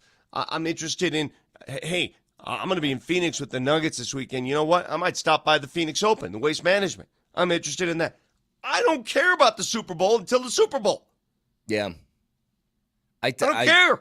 I do think it's, even the appeal, like three-peat history, it really doesn't matter to me. Look at some of these texts coming in. We're not alone. I thought I was alone. I thought I was just being one of those, I've been around too long. Maybe I'm too old. It's past my prime. I should just quit. Tom writes in, agree. I don't care about the game this year. Kyle writes in, you think the height of the Super Bowl will be better? Hype. Oh, he wrote height. Hype for the Super Bowl will be better for the Bills versus the Lions or any team but KC? Yes. Eric writes in, I will be getting my blank to a movie. I have zero interest in watching the aspect of this game. I'm gonna watch it, but Kevin writes in, I am an avid reader of this show and never miss a page. And totally forgot the Super Bowl was this weekend before you said so. It's so funny you say that. When somebody said to me yesterday, I went to go play ball at DAC, someone said, you go to the Super Bowl party, what do you do? I'm like, oh, yeah. Super Bowl. Right. It is weird. We're not alone. It is weird. I just couldn't help. God, I think even if Buffalo's in it, I think it's just got some more juice to it. Like, God, look at all of these texts coming in. I knew we had more in common with the people that listen and read this show than we ever thought. Thank you, readers. I knew that. I knew we weren't alone there. And so that's why you have to appeal to your listenership. If you spend the whole week breaking down the matchup, I think you're doing it wrong. You're doing what you think listeners want. well, it's just, oh, wow, Broncos fans not being into a Kansas City three-peat shocker. Yeah. It'll be the highest rated game ever. Well, It it's the probably Super will. Bowl. Yeah, Hey, probably this is, will. We don't live. This is not a Kansas City radio show. If the Denver Broncos were in the Super Bowl, guess what? We'd be there right now, and this is all we'd be talking about this week. Mhm. See how that works? Wow. But there is, I'm just telling you, there is a lack of interest that would not be there had it been the matchup I gave you. If it was Buffalo-Washington, people would be more into this game. They Yeah, just but would. not to the extent. We're not going to be sitting on a Wednesday breaking down. Well, Hey, yeah. it just people don't care. Just get to the game. 5690. I'd rather look at feet picks than the Super Bowl. 6094. Family and I decided to go skiing on Sunday. That's from Scott. Hey, let's give it up. Let's give it up. Our boys here. Mark Moser is great. Moser, are you interested? We just went through this.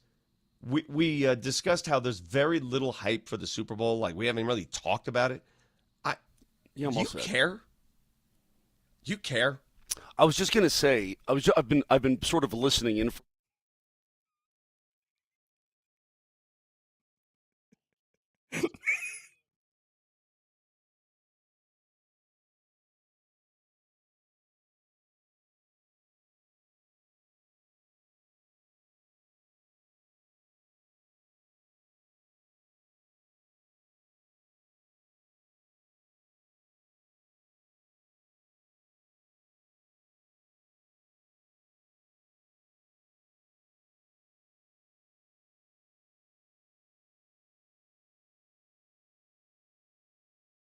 Circa Sports, speaking of that big game coming up, you download the app, you got a chance to play that Circa Squares contest. You pick your own numbers. It's not like what you get at your Super Bowl parties. It's better. Pick your own. A minimum $1 bet can net you $100,000, not to mention all of the different prop bets that are going to be available to you on the Circa Sports app. Like right now, I'm just scrolling all the way through. It's like paragraphs worth.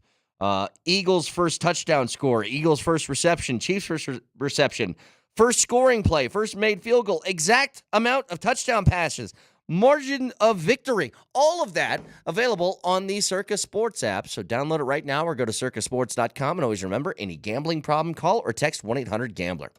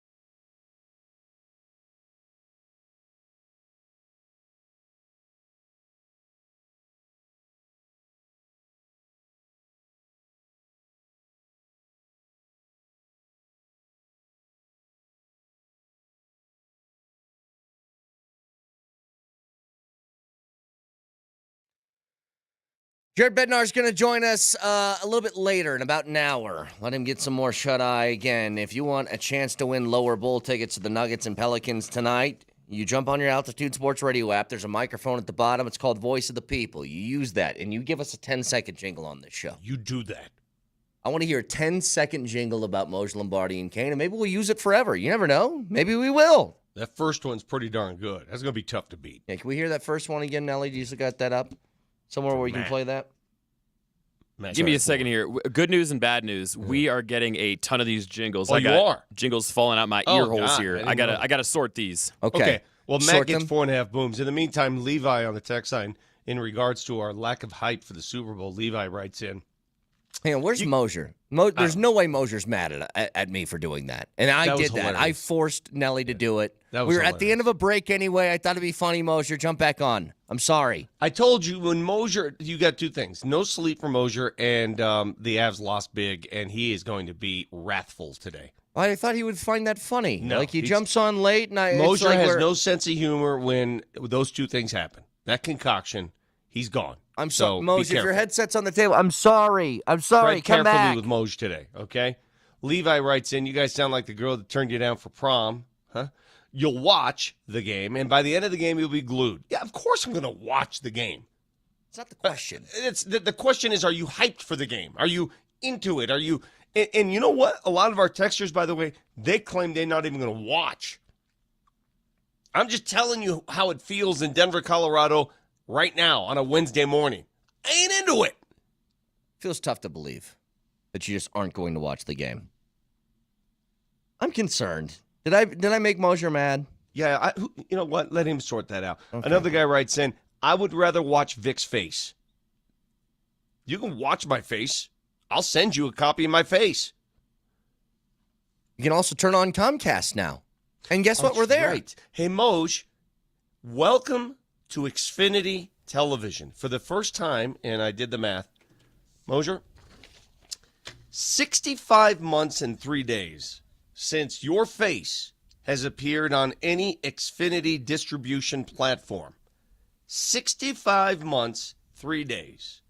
When we got the call that I would probably be off the Xfinity platform a couple weeks. 65 months and 3 days later, we're back. And I don't know about you, that's way too long. So it's okay to be happy, and we thank everybody involved. Our new leadership group who made this happen, the leadership group at Comcast who made this happen. They got together, figured it out. But it doesn't take back the 65 months and 3 days. And the fact that we were off that platform that long sucked.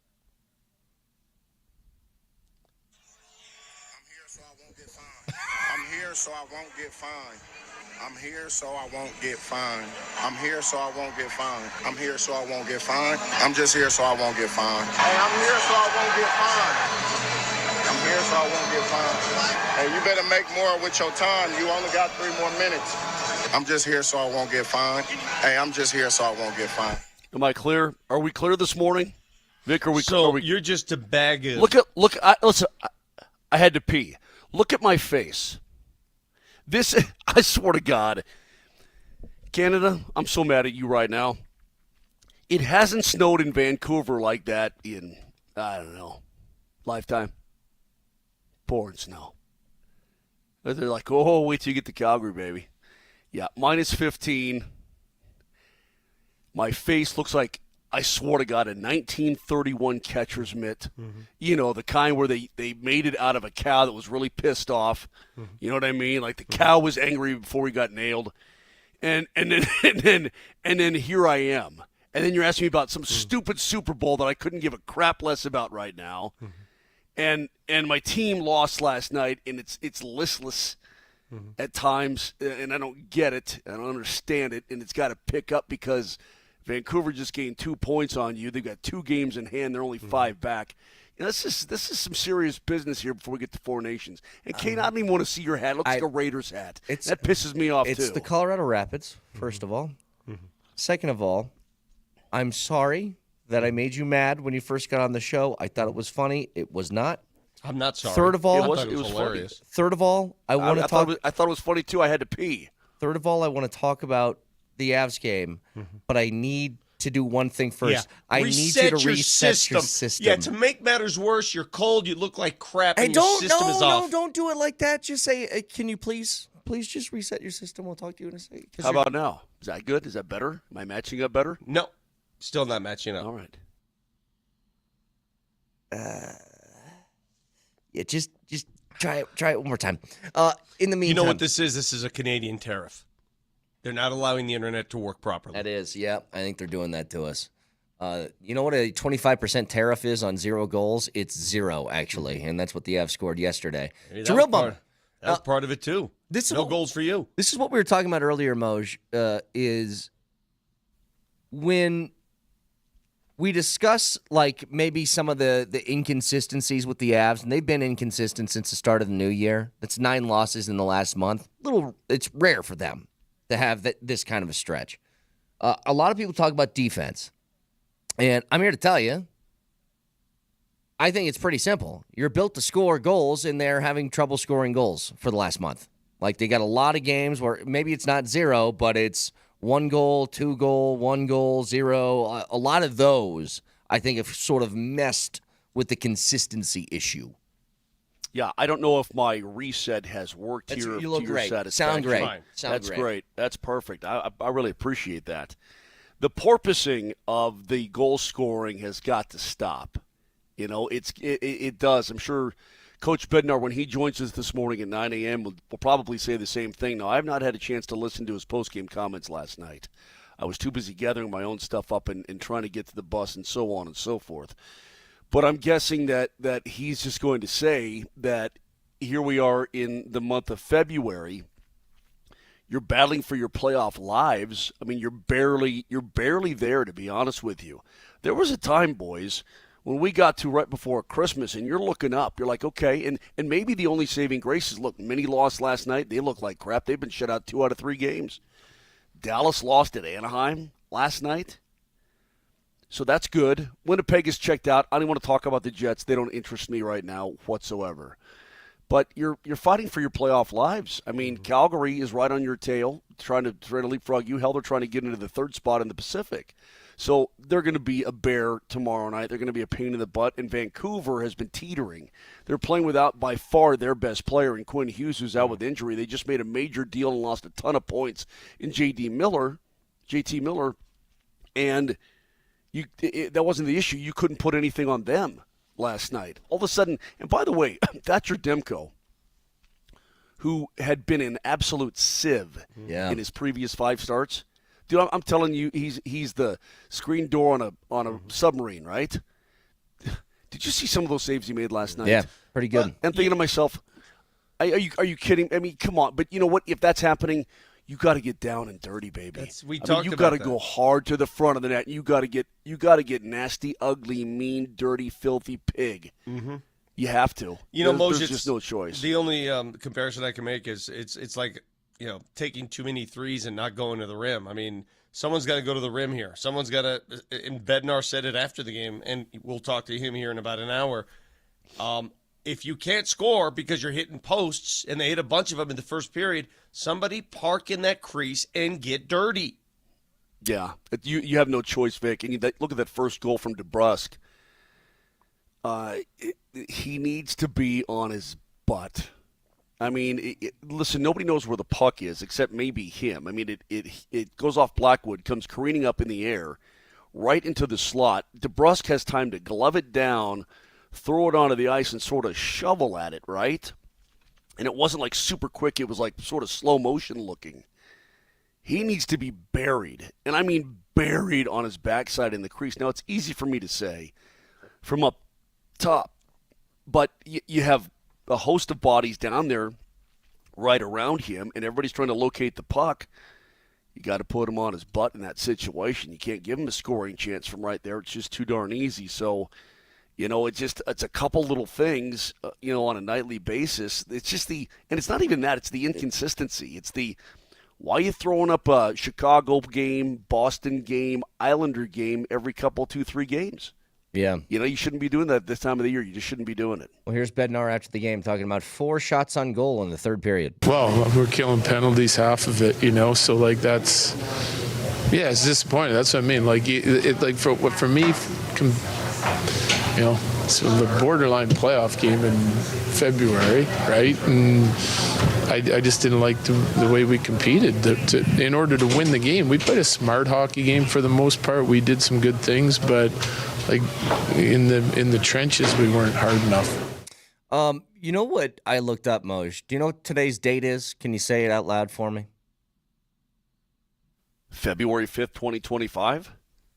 Since November 21st of 2024, Casey Middlestead has 2 goals. Yeah. That's an issue. That's a problem.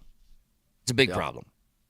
Because you made the trade last year. You gave away a piece that you believed in Bo Byram, to try and shore up your second-line center spot, hopefully get that back rolling again. And I thought he played pretty well last year. Yeah, I don't understand. How does he fall off? I mean, he was playing at a pretty darn good level, and everybody was happy, and you're like, okay, this guy's much better than we thought. And then I think last year, Vic, last year when he came here, he played at a pretty damn good level. Yeah. To start out this season, he played at a pretty damn good level.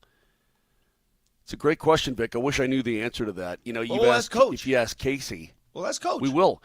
If you ask Casey, about shooting the puck, because he can shoot the puck, he'll say, I don't know why I'm not shooting it more. Does he have the yips? I don't know. He might. He might have the yips. But his production was terrific to start the year, but it sort of had to be because the Avs were just so damn shorthanded. Mm-hmm. You know what I mean? They had bodies out of the lineup, and so everybody's got to do more. You know what they did? Everybody kind of did do more. Mm-hmm. And I think about it, man, if Georgie or the Juice actually was just consistent to start the season, they'd have a cushion of points right now because they had no problem scoring the puck early on, did they? No. They had a problem giving the puck up, and then they had a problem of allowing the puck into their net. That was the problem. This is pretty crazy. They haven't been able to put it all together, all aspects of the game at one time. Casey Middlestead had 6 goals by October 28th. He's had 3 since. Yeah. And he's played in every game. That's crazy, Vato. Yeah, this is a guy who has the ability to be a 70-point guy, no doubt in my mind. Yeah, it's, you saw it again last night. It felt like the top line had moments where, God, they had that one sort of sequence in the second period, Moj, where they were just hammering. But it's just like not a lot of help. Not a lot of help around him sometimes. Mm-hmm. And the inconsistencies of that makes it difficult. That's part of, we were talking about earlier, are you keeping an eye on Mikko and what he's doing in Carolina? Like, are you keeping tabs on how he's playing? And I go, kinda, but I think Netchis has filled in so well for him that it makes me like sort of uninterested in what's happening over there because what you got in him seems to be going well. Yeah. Netchis has been, watching him fly around, especially in that first period, Moj, hitting pipes, opportunities left and right. Yeah, stop hitting the post. Netchis, stop. Just one more inch inside the post, and we're talking about a different game. Well, dude, even either one or even 2 of those shots in the first period. Listen, if you're up 1-0, it changes everything. Vancouver, the way they have to play the game right now, is it aesthetically pleasing? No, it's not aesthetically pleasing. Again, you're running into teams where their desperation is beating your superb talent. That's exactly what happened last night. It's an ugly game. They're fighting for every damn inch of ice. Now, the Philadelphia Flyers did the same thing on Sunday. It's just in the end, the Avs talent won out, and you got Demcode last night too. Look, you hit 3 posts in the first period. If even one of those goes in, it's a totally different dynamic. Yeah, Moj. If 2 of those go in, if two of those go in, you're winning the damn game. Sure, you're going to win the game. But here's the thing: I said this earlier. It's too many times that we've come on the show the day after a loss, and we've been like, "Oh, the goalie just played really well." At some point, like 9 losses where you say the goalie played well, maybe it's not the goalie's playing well that many times in a row because that'd be an incredible stretch of bad luck. No, you know what this is like? Vic Shesterkin was awesome on the island the other night. Yeah. Shesterkin, Sorokin. He was awesome on the island. Last night Demko was pretty damn awesome.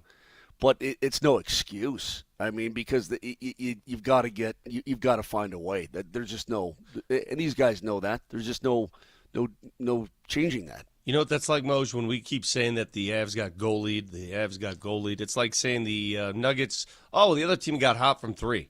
At some point, it's you. Yeah. It's not them. Yeah. It's you. That's sir. a problem, and clearly you got to fix that end of the bargain. Nelly, have you collected more people chiming in on what are we looking for here? We want a 10-second jingle. Moser, so what I did, I was walking out of the studio yesterday, and I had something stuck in my head. I'm like, what am I singing? And it was K&H Home Solutions jingle. Mm-hmm. And I said, why don't we have a jingle? So we got lower bowl tickets to the Pelicans game tonight. We're giving away a pair to whoever comes up with the best jingle for our show. So it's just a 10-second jingle. You go on the Altitude Sports Radio app. You missed the first one. Hit the microphone. Fire. Hit the microphone at the bottom. Use the voice of the people, and give us a 10-second jingle. So let's hear a couple more of these, Nelly. By the way, just guess how many entries I've gotten so far. 25. So people picking up their phone and actually doing this? Yes, just guess. 25? Not even close. None. You're making it up. How many? 64. Whoa. So how about this? Just pick We have 64 people that listen to this show on a daily basis? 64 people that listen and took the time to do this. So why don't you just give me a number between 1 and 64, and I'll play the jingle. 10. Give me 10. 10. Okay, let me scroll back. All right, here's number 10. Start your day with MLK, Moser, Lombardi, and Kane for your brain. Okay, that's one boom, boys. That's one one boom. boom. Sorry, We need the names of this too. That's Kahemhem from Twitch. Okay. Okay, we're not doing. Here's what we're not doing booms anymore. I'm. Look, I don't know how I can possibly lay it out for you. Do not give those people any more attention It's than one they and already it's have, one and a okay? half booms from me. Moj, go to bed. No, We're doing number this. Number two, Kahemhem. What? No offense, but that really sucked. All right, okay. all right, let's go. If you're going to get me in on this today, I got to bite my hand. All right, bite your hand. Let's go to number 15, Nelly. How about we hear 15? 15. All right. Moser, Lombardi, and Kane. One's old, one's Italian, and the other's insane. Weekday mornings on altitude, yeah. I'll give it 3 booms. Boom, boom, I'm at 2.5 booms on that one. Who's that guy? That was Mike with a fake last name I can't say. All right, Mike, you get Okay, 2.5 booms from me. I take it back. Kahemhem. Yours was like Mozart. All right, Kahemhem. Yours was like absolute Bach. An absolute angel singing to us. let's do one more. Let's just keep going in 5s. Let's go to 20. 20. All right, this is Evan. Moser rolls in with the 3XLT. Draped like a snail, but he's feeling free. Big takes, big shirts, big energy. Moser, Lombardi, and Kane on your frequency. It's a 2-boomer from me. It's a 2-boomer. I'm going to give it 1 boom. Boom! Yeah. I don't like the 3T from Moj. It's Moj, you missed our first one. Go back and play Matt. Matt's our best one so far. The very first one we got is the best one so far. Give him Matt. Start your day with MLK. Not the civil rights activist, but 3 white dudes talking about balls instead. Oh, That was a 4-boomer. That one out of the gates was a 4-boomer. Boom! There's boom, one. Boom! If it was yours, maybe text me, remind me your name, because I have everybody's names written down. But there was one where the person was recording their jingle in their car, and then somebody started honking at them in traffic, and they just were like, "Aw," and they stopped mid-jingle. All right. We'll play those as we go along today. Jared Bednar's going to join us. Imagine waking up for this. Yeah. Imagine it. Yeah, it's a lot of fun. Jared Bednar at 9. Stick around.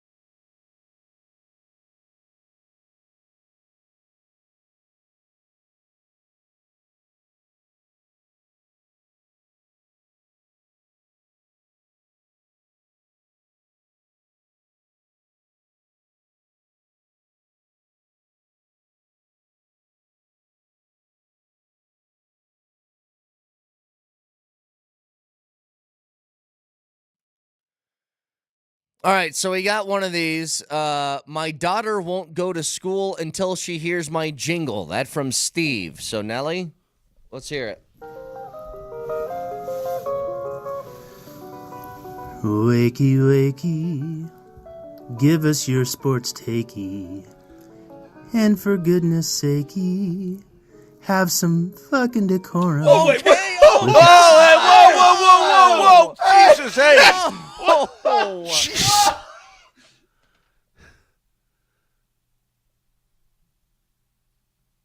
Oh, my God. Hey, Comcast, how you doing? Good to be on Comcast now. Wait a minute. I feel like we just got tricked. This Steve guy texted the show and said, please play this before Come on. I take my child to school. My princess wants to hear this. And then you slap us with that? Steve. Half a boom. Oh, my goodness. I guess it was good until then. That's on me. I should have screened it. That's on me. I'll wear that. The production quality, I was like, some music? I like it. I think we got trolled. All right. Well, hey, you know what? That's 3 booms for trolling properly. Yeah. The troll gets 3 booms. Everything else gets no booms. Hey, listen, I could be wrong about this. That but Comcast deal lasts one day.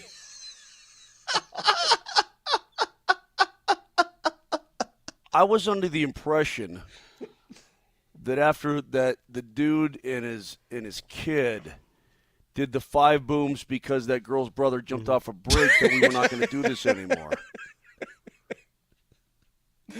Okay? I just like the boom. Okay, I'm just saying I was under the impression that was banned for life, and now you guys are back on it. You can't help yourselves. Okay. I'm just going to sit here in Calgary where it's snowing sideways and just soak it all in. Well, here's what I'll do. I'll play some audio as we wait for our delay to ramp back up. Steve. Michael Malone on with PhD yesterday. They asked him, I thought this was a good question, by the way. How many threes do you want Porter taking per game? This last one, when he was on fire, he took 12. He was 7 of 12. Here's what he said. Coaches have a number. They keep telling me try to get up 10 threes. Okay. 10 threes, okay. Not Coach Malone, not some of that, but all the developmental coaches, they're like, man, like hunt threes, try to get up 10. Yeah, okay. Try to get up 10, but that very rarely happens. I think that teams, the way that they play me, it just depends. Like some teams, when they decide to double team Joker, I'll get a lot of swing threes, some open threes. But then when we play a team like Minnesota where they're playing Joker one-on-one with Rudy Gobert, it's a lot harder for me to find the three-point line. So because then they get physical with you. Yeah, I mean, they just stay glued to yeah. me. You know, they're not shrinking off of me. They're not bringing my man in for the low man. So there's no just open look. So I got to figure out ways to really. I think I need to start reading the game early, see how the team is defending me, see how they're defending Joker, see how they're defending our team, and immediately adjust and have different ways of countering that is somewhere I could improve. But I don't go into the game trying to look just for threes. I think I find more of a rhythm when I'm getting to the rim, getting some easy ones, getting to the foul line a little bit. So you know what I love about that answer, Vic, just quickly? It'll take 2 seconds. A lot of guys, if you ask Anthony Edwards, like, what do you need to do to get the ball more? He'd be like, pass it to me. Mm-hmm. What did Porter say? I got to do a better job of reading things. Yeah. I got some news for you. Michael Porter Jr. is the best interview on the team. Yes, no doubt. I've said that for years. He's the best interview on the team. He's probably the most thoughtful interview on the team. That's number one. Number two, I think he hit it there. It's easy to get threes when Joker's being double-teamed and you're open. That's easy. Hell, Brett Kane can get off threes. You got to find a way to get loose on your own. You've got to find a way. Your coach has to find a way sometimes to set picks to make you get loose. There's got to be a way to get Michael Porter Jr. double-digit 3 attempts per game. Every game. Got to. Yeah. He's too good a shooter not to. Well, I like the way they did it the other – oh, no, Vic's gone. I like the way they did it the other day where – just a nice little freeze frame. But, Moj, if you remember a couple days ago – they were running things like a lot of times what happens with Porter, I feel like, is he just kind of hangs outside and waits for somebody to drive and then kick. Correct. And what they did a couple days ago, they had Joker basically doing the old two-man dribble handoff thing where Joker was providing just a little bit of a screen to give him just a half a second to get the shot up once he went past it. It's like you could do that all game for him if you wanted to. Yeah, you made a very good point there, Brett, because what we saw, and they recognized it early, is that when Michael Porter Jr. is going early, they're going to create things for him, which I think is absolutely appropriate. You know what I mean? Yeah. Like they start to look for him more, but they start to do things rather than, okay, yeah, let me draw the double team, let's swing it around, and we'll find an open MPJ. Let's actually create for him and let him even get that extra split second to get that shot off. And look, he's a valuable player. They should be doing that for him. And I think, Brett, he's good enough where even if Joker's being manned up one-on-one, like with a Gobert or whomever it may be down there, he's good enough to find his own shots too. Yeah. He is. And by the way, for a max player, you should be able to do that. Sure. It should of his be caliber and what he does. That's what I'm saying. Victor said his power went out. That's great. I agree with you, though. It is for a guy that you're paying that much money. Where, let's be honest, what does he bring to the table as far as his greatest asset? It's his ability to shoot. You got to find a way to let the shooter get some shots off. And I don't think Porter is much of a creator. And again, I think a lot of this stuff when it comes to his defense and shot creation, Moj, I really don't buy into the effort thing. I see him giving effort.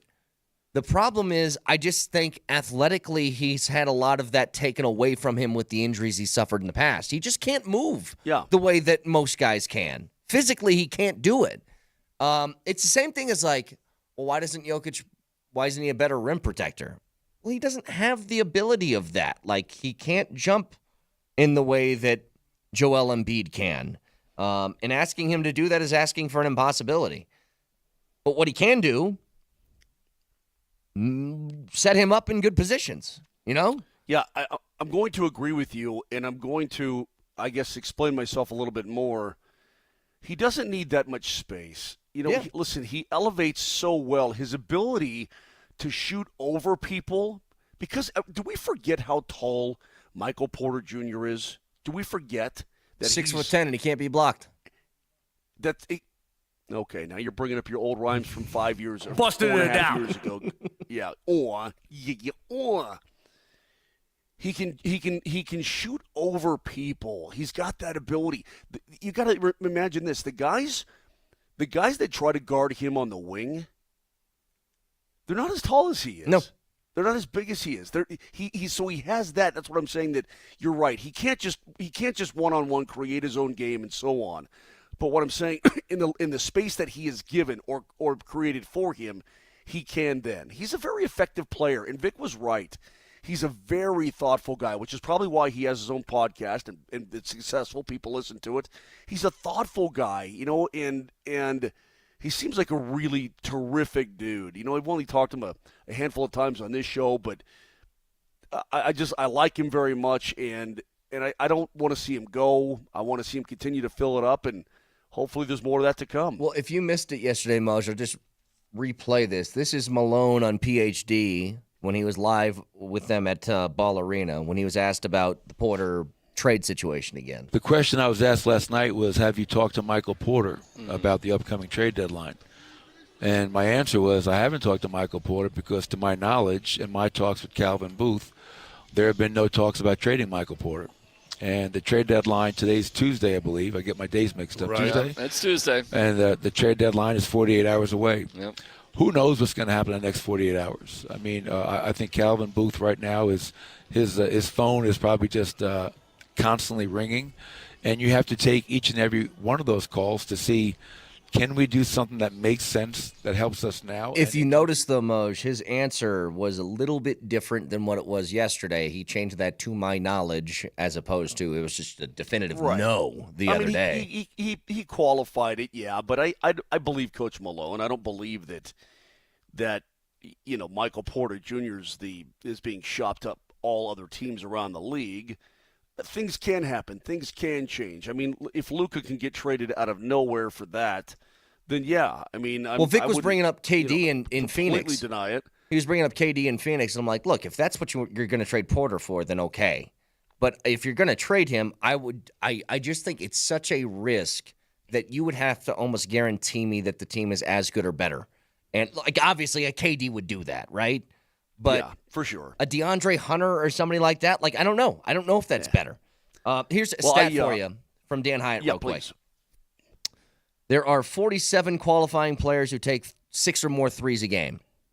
Among them, Porter's 41% from 3 is top 10. Also, only 2 players in the NBA average 18 points, 6 boards, and shoot 40% from 3. Porter is one, Pascal Siakam's the other. There you go. I mean, I think that he quietly, well, I don't even say quietly because he had a huge game the other night.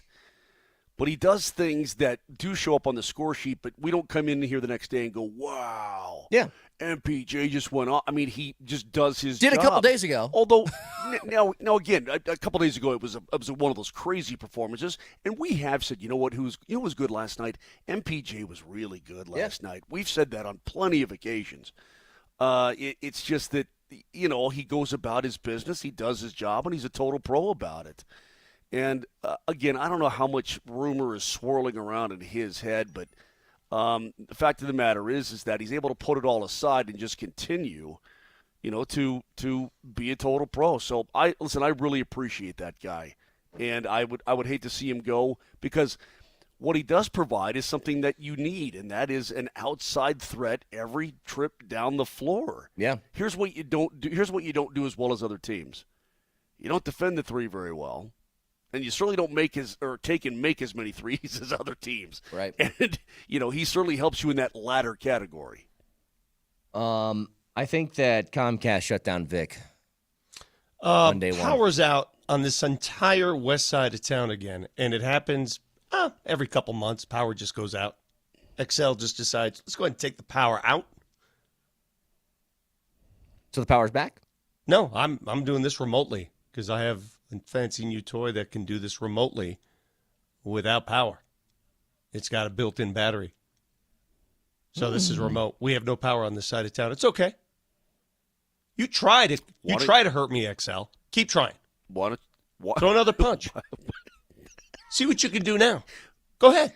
Why don't you put your face on your telephone and everything will be fine? You mean Zoom that way? I don't know how to.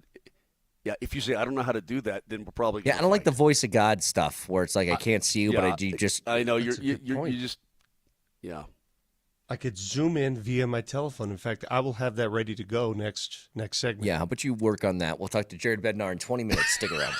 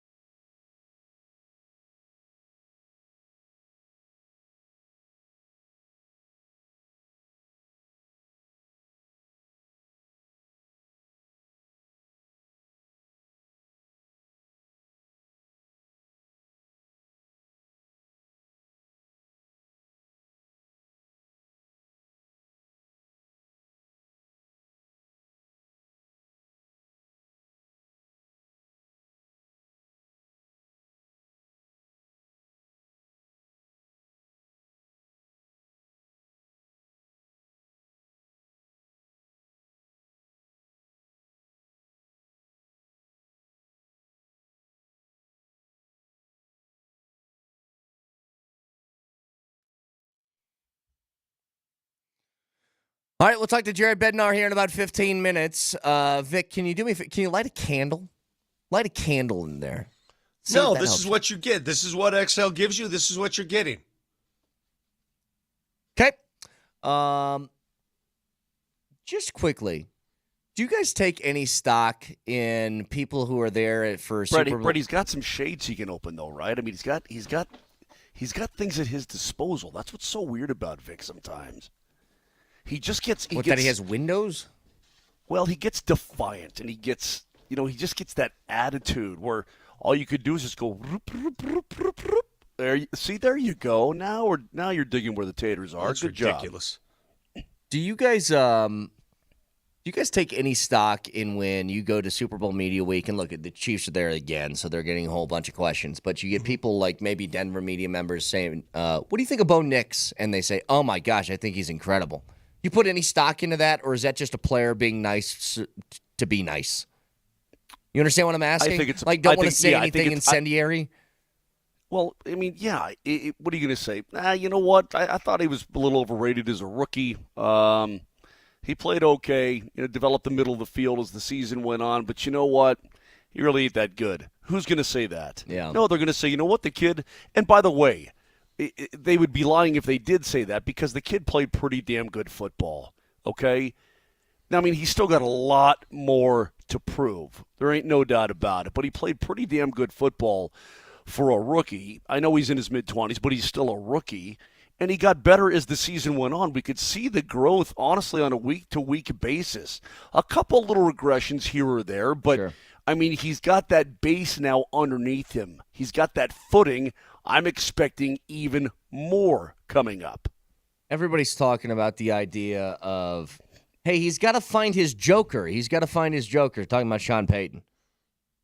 And I think it'd be nice to have. I don't think it's a necessity.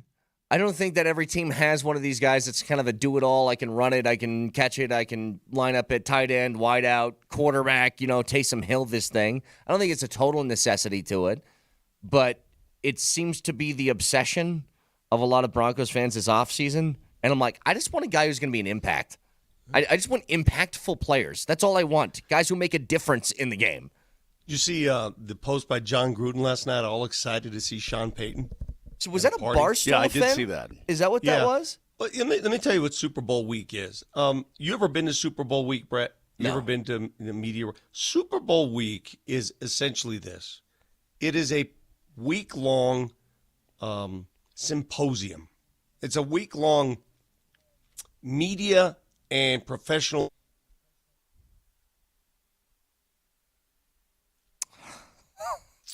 Okay. No.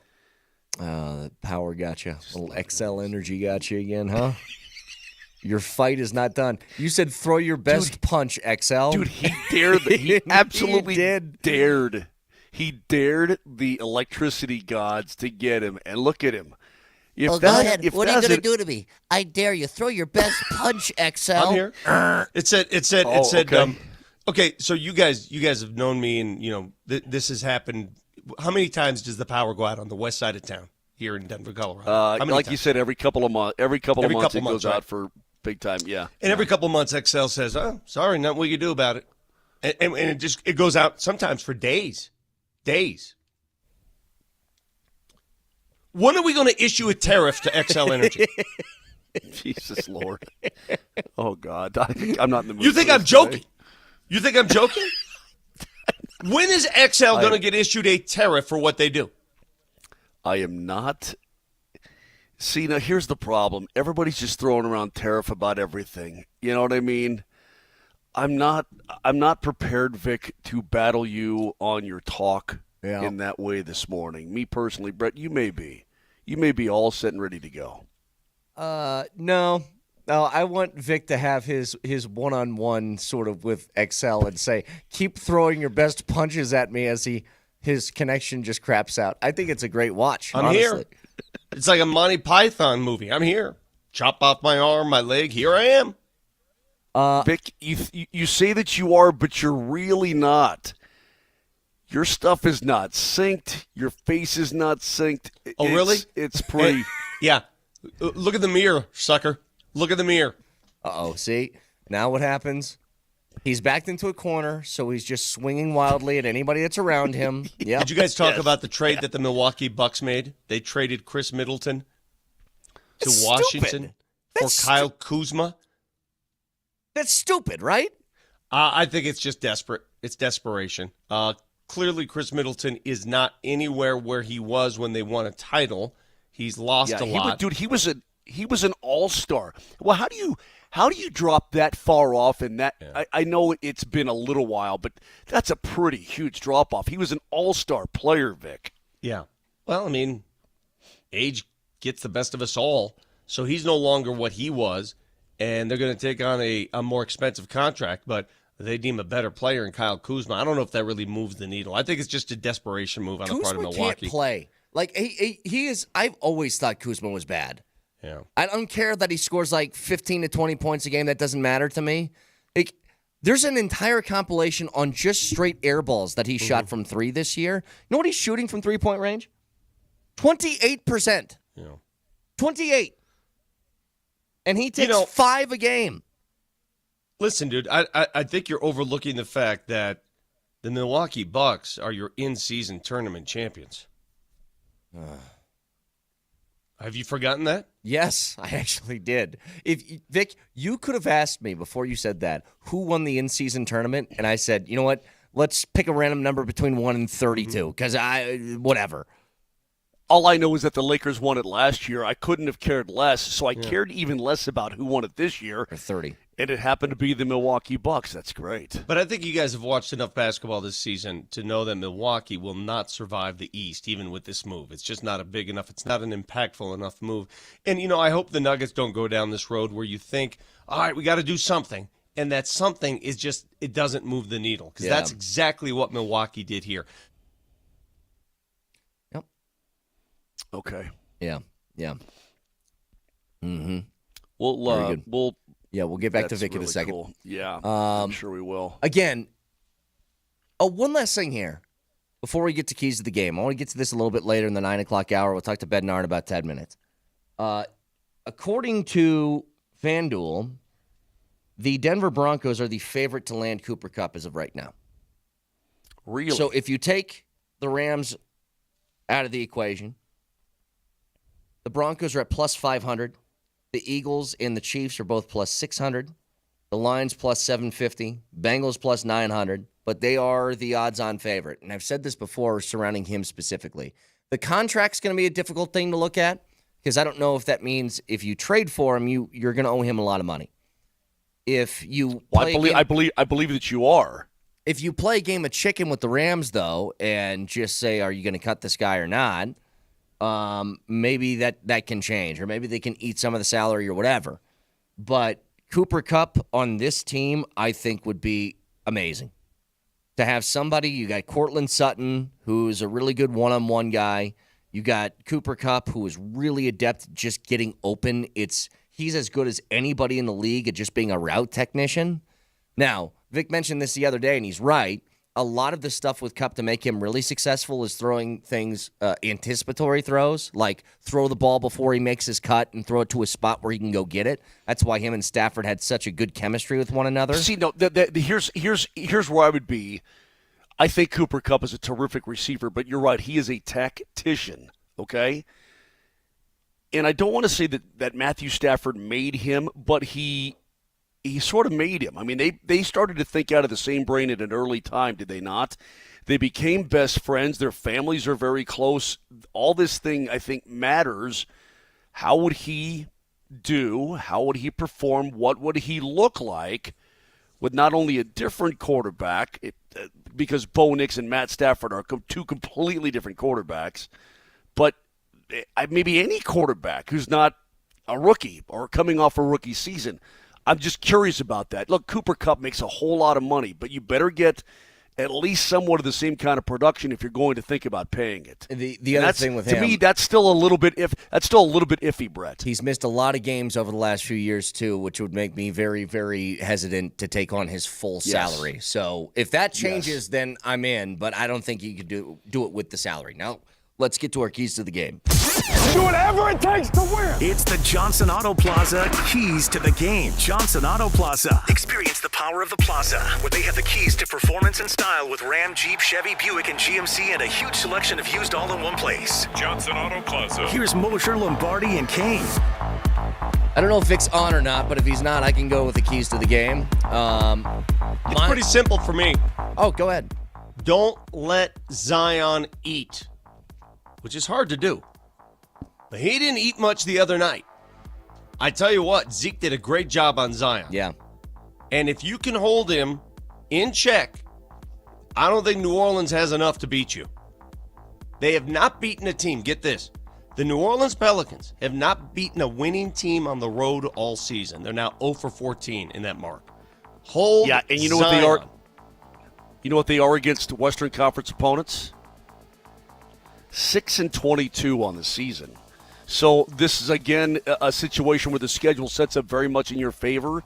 Yeah, hang on to Zion. And I'm very curious, too, guys, how much more playing time will Zeke get tonight? Like you said, Vicky did a pretty damn good job on Zion in game number 1. You know, is this the last, quote, showcase? Is that all just a bunch of crap and the Nuggets really need him to get on the floor and just play good basketball because they've got bodies out of the lineup? I'm very curious to see this. Aaron Gordon is listed as questionable tonight, so that'll determine a lot whether Zeke plays or how many minutes he gets. Keys to the game powered by Johnson Auto Plaza. Experience the power of the plaza where they have the keys to performance and style with Ram, Jeep, Chevy, Buick, and GMC, and a huge selection of used all in one place. Before we get to Bednar, can I get one more jingle on the way to break, Nelly? Give me a jingle. ALTITUDE. It's Altitude Sports and... Come on, bro. Come on, man. I love it. So he stopped his jingle to honk at somebody in traffic. No. What, did he get honked at or did he honk at somebody? I think he did the honking. That sounded like he was honking. It's Altitude Sports and... Come on, bro. Yeah. What I do heard you say, that what do you push. say, come on, bro? Yes. Come on, bro. I actually like That's that one. funny. You know what? 4 booms. That's a 4 boomer. Jared Bednar next.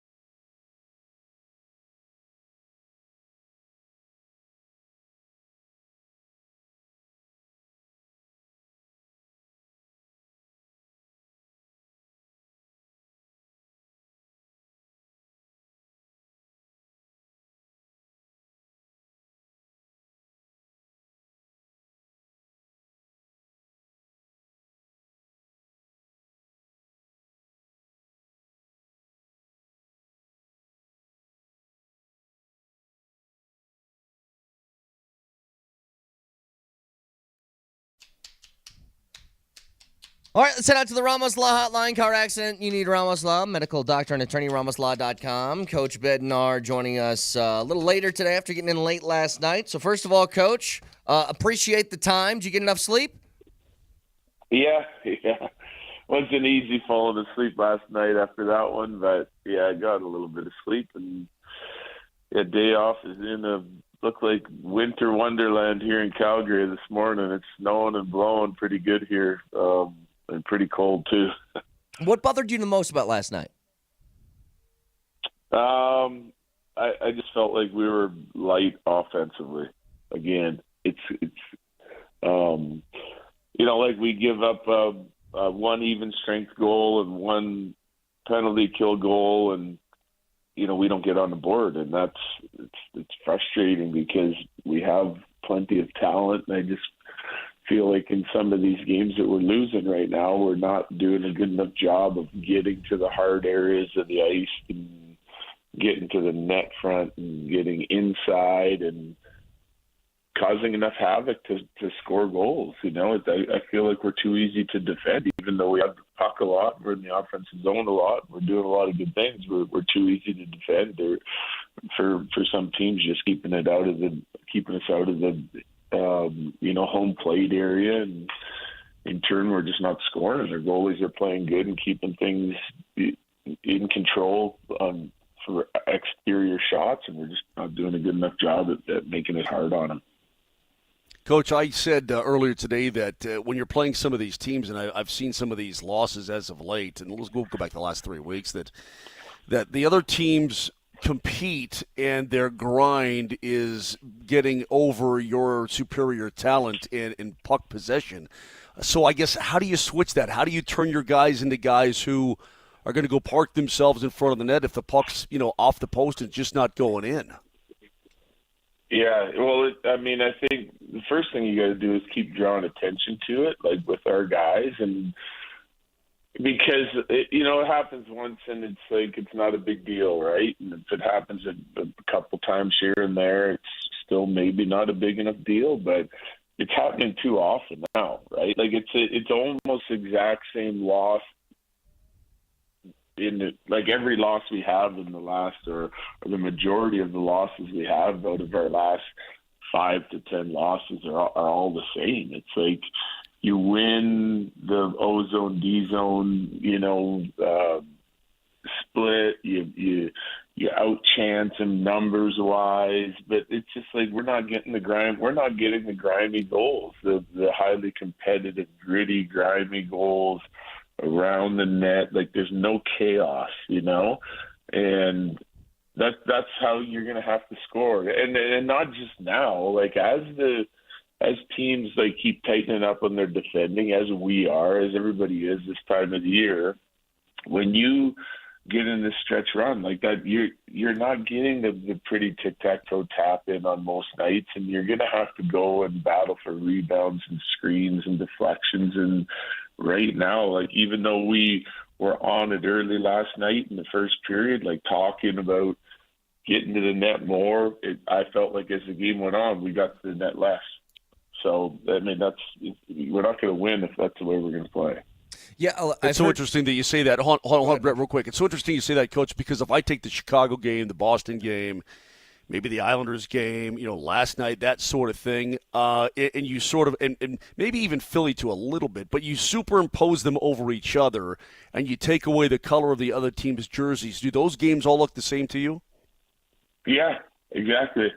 At least large portions of them, right? Like, so, yeah, 100% they do. You take them, and it's 5-on-5. It's the power play. It's all of it. It's our offensive attack.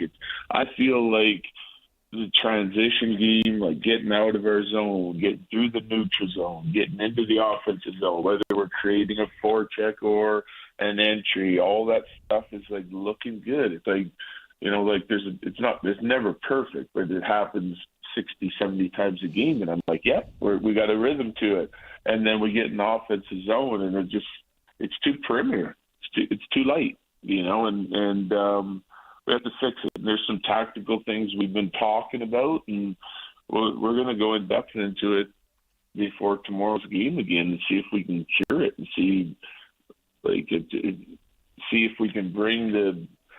I don't even know what the right word is to describe it, but like we need a better intent to go to the net and create traffic at the net and make sure we're putting pucks to the net and stop thinking about this perimeter game because it's not working. It doesn't matter how much time we spend there; it's not dangerous enough. Does some of it have to do with maybe some chemistry stuff, some new guys on the roster trying to figure out what their roles are within their line pairings and stuff like that? I wish I could say yes because yes, in certain lines. But like the Drury line, like they've been kind of competitive at the net. The Kelly line, like those lines have to be like that's part of their DNA and it's part of their like just the makeup of their line. It's what they have to do, and so like. We've been talking to those lines about it for a long time, and it's not good enough. Like whenever you're going through a game like that, you don't score even though you're creating chances, and then you're looking at the types of chances you're creating. It's got to be better on all four lines, no question. But I wish it was just the chemistry. I'm sure it does have a little bit to do with it for sure. Just kind of knowing like, well, this is where this player is going and the player two is going, where's, the third forward have to go, like it's got to be seamless. And right now it's not. I look at these last two games here, two in their back-to-backs against a team that's trying to catch you. Not even trying to catch you, Coach. They're trying to leapfrog LA for the third spot inside their division, for crying out loud. And then you've, of course, got to deal with the Edmonton Oilers who lead that Pacific Division. I know the focus has to be on the next 120 minutes of hockey, but are you looking forward to this break coming up? Is this a mind cleanser? Because there have been times when you've gone into a big break and you guys have been playing some kick-butt hockey, but you don't come out of it that well. Could this be the flip side of things? Yeah. Like I said last week, and I addressed our group in depth a couple times about I'm treating these next 5 games as playoffs, right? And I have that stuck in my head, and I brought it up over and over because, like, we know the break's coming, right? So even though it's not playoffs, I want us to treat it like playoffs. And then we come out 5-0, 2-0 at home, which is great. I'm like, okay, that's the warm-up for last night and tomorrow night. Like, really, because this is the two teams that are trying to knock us out of the playoff spot. And then we go and do that last night. And so that was frustrating. And it can't happen tomorrow. It can't. So we'll see how our team responds. We as a group, as a whole, we've got to do a better job tomorrow night than we did last night. With somebody specifically, we're talking to Jared Bednar, head coach of the Avs, as we do every single week. I was looking this up. Casey Middlestat, at the beginning of the year when you guys were dealing with injuries, he had 6 goals by October 28th. He's got only 3 since. I know we've asked about this before, and scoring goals isn't all that indicates success for a player. But have you thought of different ways? Have you talked to him about maybe is it a confidence thing with him, or what's going on with Casey right now? Yeah, I think all of it. I think it's a confidence thing. I think it can have a lot to do with what I just talked about with our team. He's guilty of that. And maybe he's guilty of it longer than some other guys. So you got to make changes. You have to change. Like we have to make it more. And again, I don't know what the right word is. More competitive, around the net, because that's where the goals are scored. So and it has to happen as a 5-man unit. And I feel like when we're good at getting there and putting the puck there and delivering it there in a timely fashion, then our offensive chances are more impressive than we usually would. And when we're not good right now, especially, I mean, this is the longest stretch I've seen of losses. It's not every night, but of consistently sort of doing the same things over and over and it not working, and then us just kind of staying with it on the offensive side of it for a long time for me. Like, this is we have to make the corrections. We can't just talk about the corrections. Like we have to implement the change, and I think that goes it's a priority for Casey as well. Yeah, the porpoising, I think, is what we've talked about on many occasions. You know, you're up and then you're down, and then you're up and then you're down, because I'm sure that's frustrating as a coach, because you can see your guys, man, there are times when they look like, holy crap, ain't no team in the league can skate with these guys, you know what I mean? And they're all just flying and they're laying the body and this and that, and then that doesn't carry over to the next one, right? It's just it's I guess, you know, hit or miss on any given night. So as a coach, how do you not get frustrated by that, and how do you not just, you know, go to Ray and to Nolan and say, guys, you know, can I pull your hair out? I don't have any hair left. Yeah, well, I think it's the same message I give to our guys. It's like, it's about the next shift, the next period, the next play, you know, the next game. You have to be resilient. You got to keep your focus where it needs to be.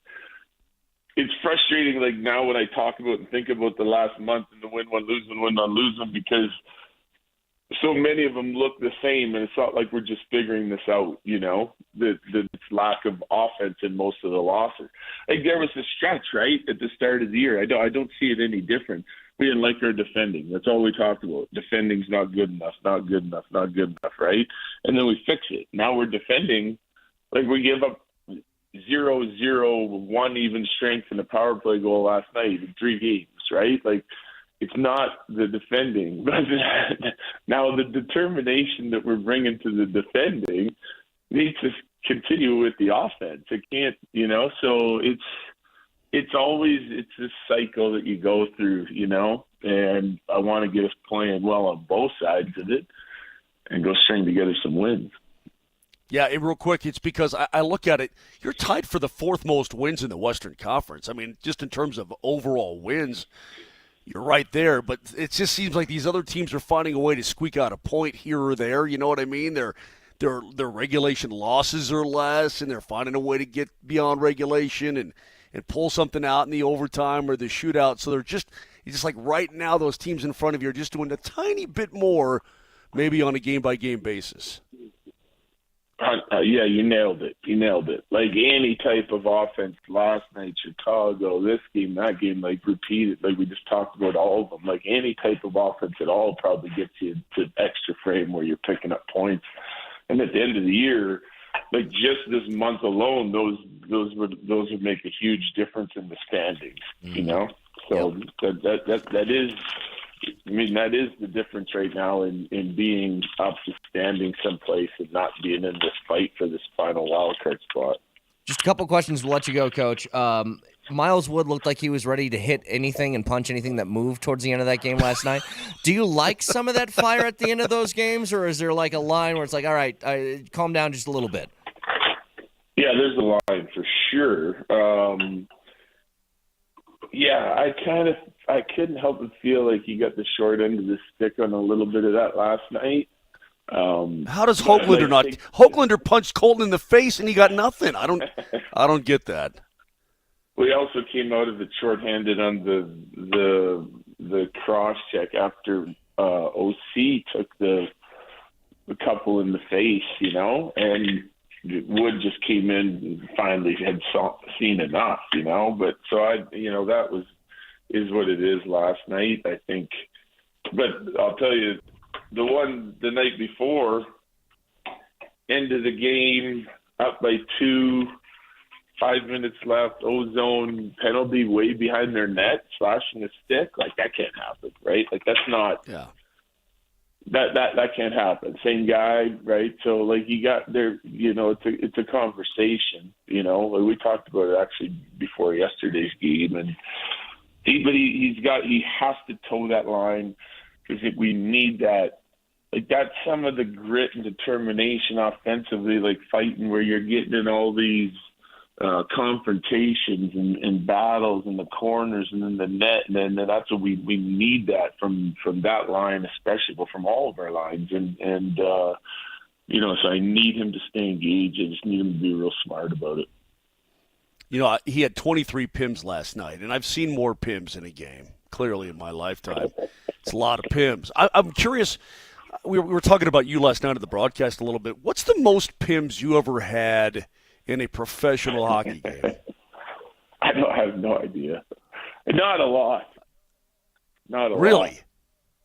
Not one of those games where I you were hooking with a guy twice and then you chirped, you got sent to the room for 10 or something. I don't know. I'm just trying to think. Yeah, it would be somewhere in that range, 20. Yeah. I think yeah. Well, that's a lot. I'll let you go.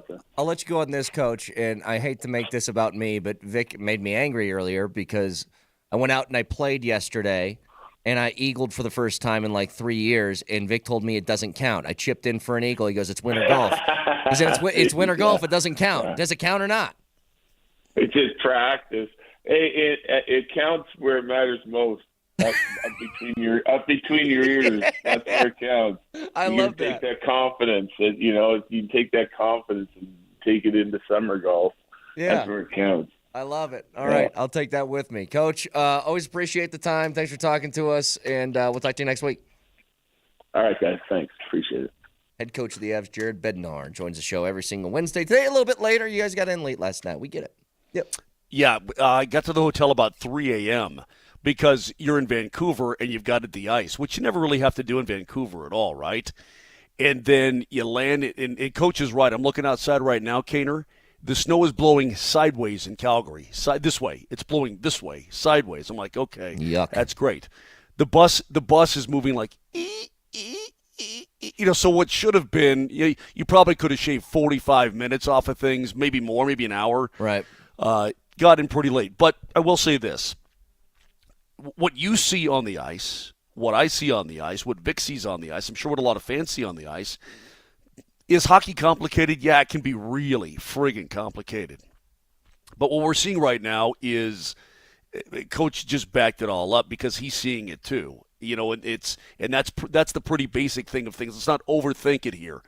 They're not going hard enough to the front of the net. Do you know how many goals in this league are scored within 5-8 feet of the net? A lot, bro. What I'm telling you, a lot. Well, the first I'm one talking last about night from DeBrusque when he just gets a paw on one and just flips it up.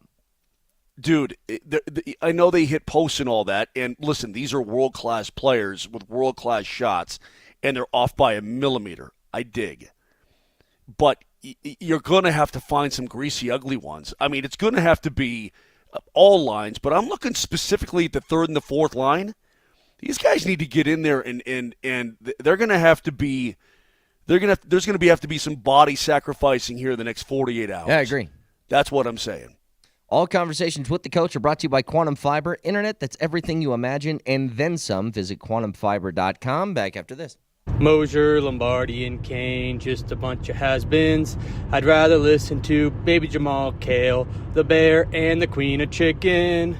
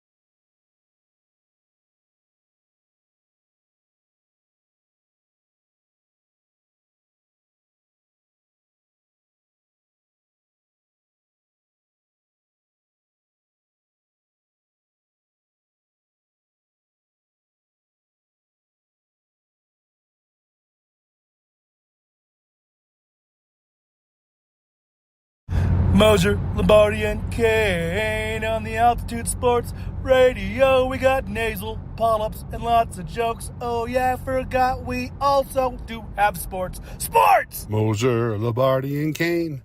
It's MLK. Be careful what you say, because they're on the radio. Moser, Lombardi, and Kane. Their takes will rot your brain. Need a way to start your day? It's 92.5 with MLK. Powdered milk at 6 a.m. and 7 to 10 with two old friends. Drunk take sports and keys to the game. This is Moser, Lombardi, and Kane. If it's your first day hearing sports takes, get ready to rot your brain. It's a laid-back weekday morning show. Moser, Lombardi, and Kane. One can't breathe, one won't shut up. The other tries to keep the show from blowing up. But they'll talk about each and every game. It's Moser, Lombardi, and Kane. That one's good. Moser, Lombardi, and Kane. Arguing sports with a healthy tension. Moser, Lombardi, some rando named Kane. Nuggets and Avs, Denver Sports Explained. Your life is a wreck and you're going insane. Your thing doesn't work or your boss is so lame. Altitude Sports will help you heal from your pain. So listen to Moser, Lombardi, and Kane. Dude, those are good. Dude, oh, my God. Those are really good ones. We got the voice of God, Vic, back, which I find hysterical. You know, here's the thing, and I'm not saying we don't deserve it, because I'm sure we probably do in a big way, but it feels like 90% of these are people just bagging on us hard, right? Well, what do we do? Hey, if you don't bag on your friends, who can you bag on? We bag on each other every day. I love that people bag on us. Agreed. I'm saying it's not like we don't deserve it, but man, but people are good baggers is what they are. Like, they're baggers on people, right? If you want to go get somebody, you do they do a pretty good job of this. This is funny. That one guy could really sing too. Yeah, I like that. One guy was like pitch perfect. You know what's so frustrating with me about my wife? This is probably another thing. Great. I like that photo of me, by the way. That is good. Yeah, you look kind of handsome there. My wife is a very good singer. Like, her pitch is perfect. She can sing a variety of different genres, all kinds of things, but she refuses to do it. Nelly, it'd be like if you could, you could slap that bass, right? You play bass and sax, right? I've dabbled in the bass. It'd be like if you were a kick-ass oboe player, but you put the oboe in its case under your bed and you go, I ain't gonna do it. Well, why not? I don't want to do it. And let me just, but honey.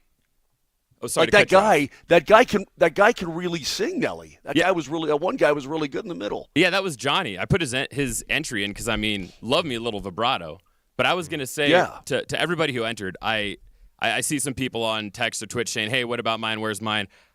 Every single entry has been fantastic. I just got over 60 of them, and I've just been trying to play a few of the highlights. But earlier in the show, some of the Twitchers saw me sitting here laughing myself to tears during the segment. I don't even know what you guys were talking about. Every single one of these has been amazing, and so thank you all for playing along with our stupid bit. Well, the competition, just real quick, Vic, the competition that we have going on right now is we get a chance for you guys to win lower bowl tickets to the Pelicans game tonight, and we said the winner is going to be the person who makes the best 10-second jingle to the show, because I really like some of the jingles that we have during commercials. You can also, by the way, if you don't win the tickets, there is no fees on all games before the All-Star break right now.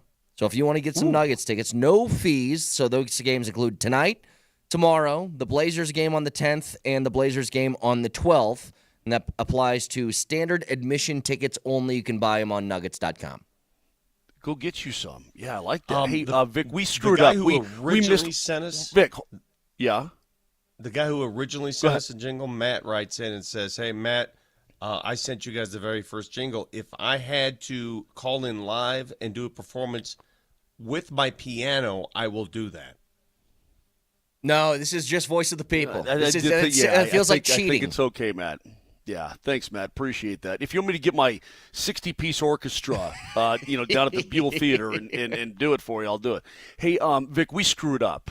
This is a major screw-up. Brett handles this every single week, so I'm going to put this on Brett. What do I do Brett now? did not ask about You did not ask the coach about injuries, and we know about Val, and of course we know about Gabe.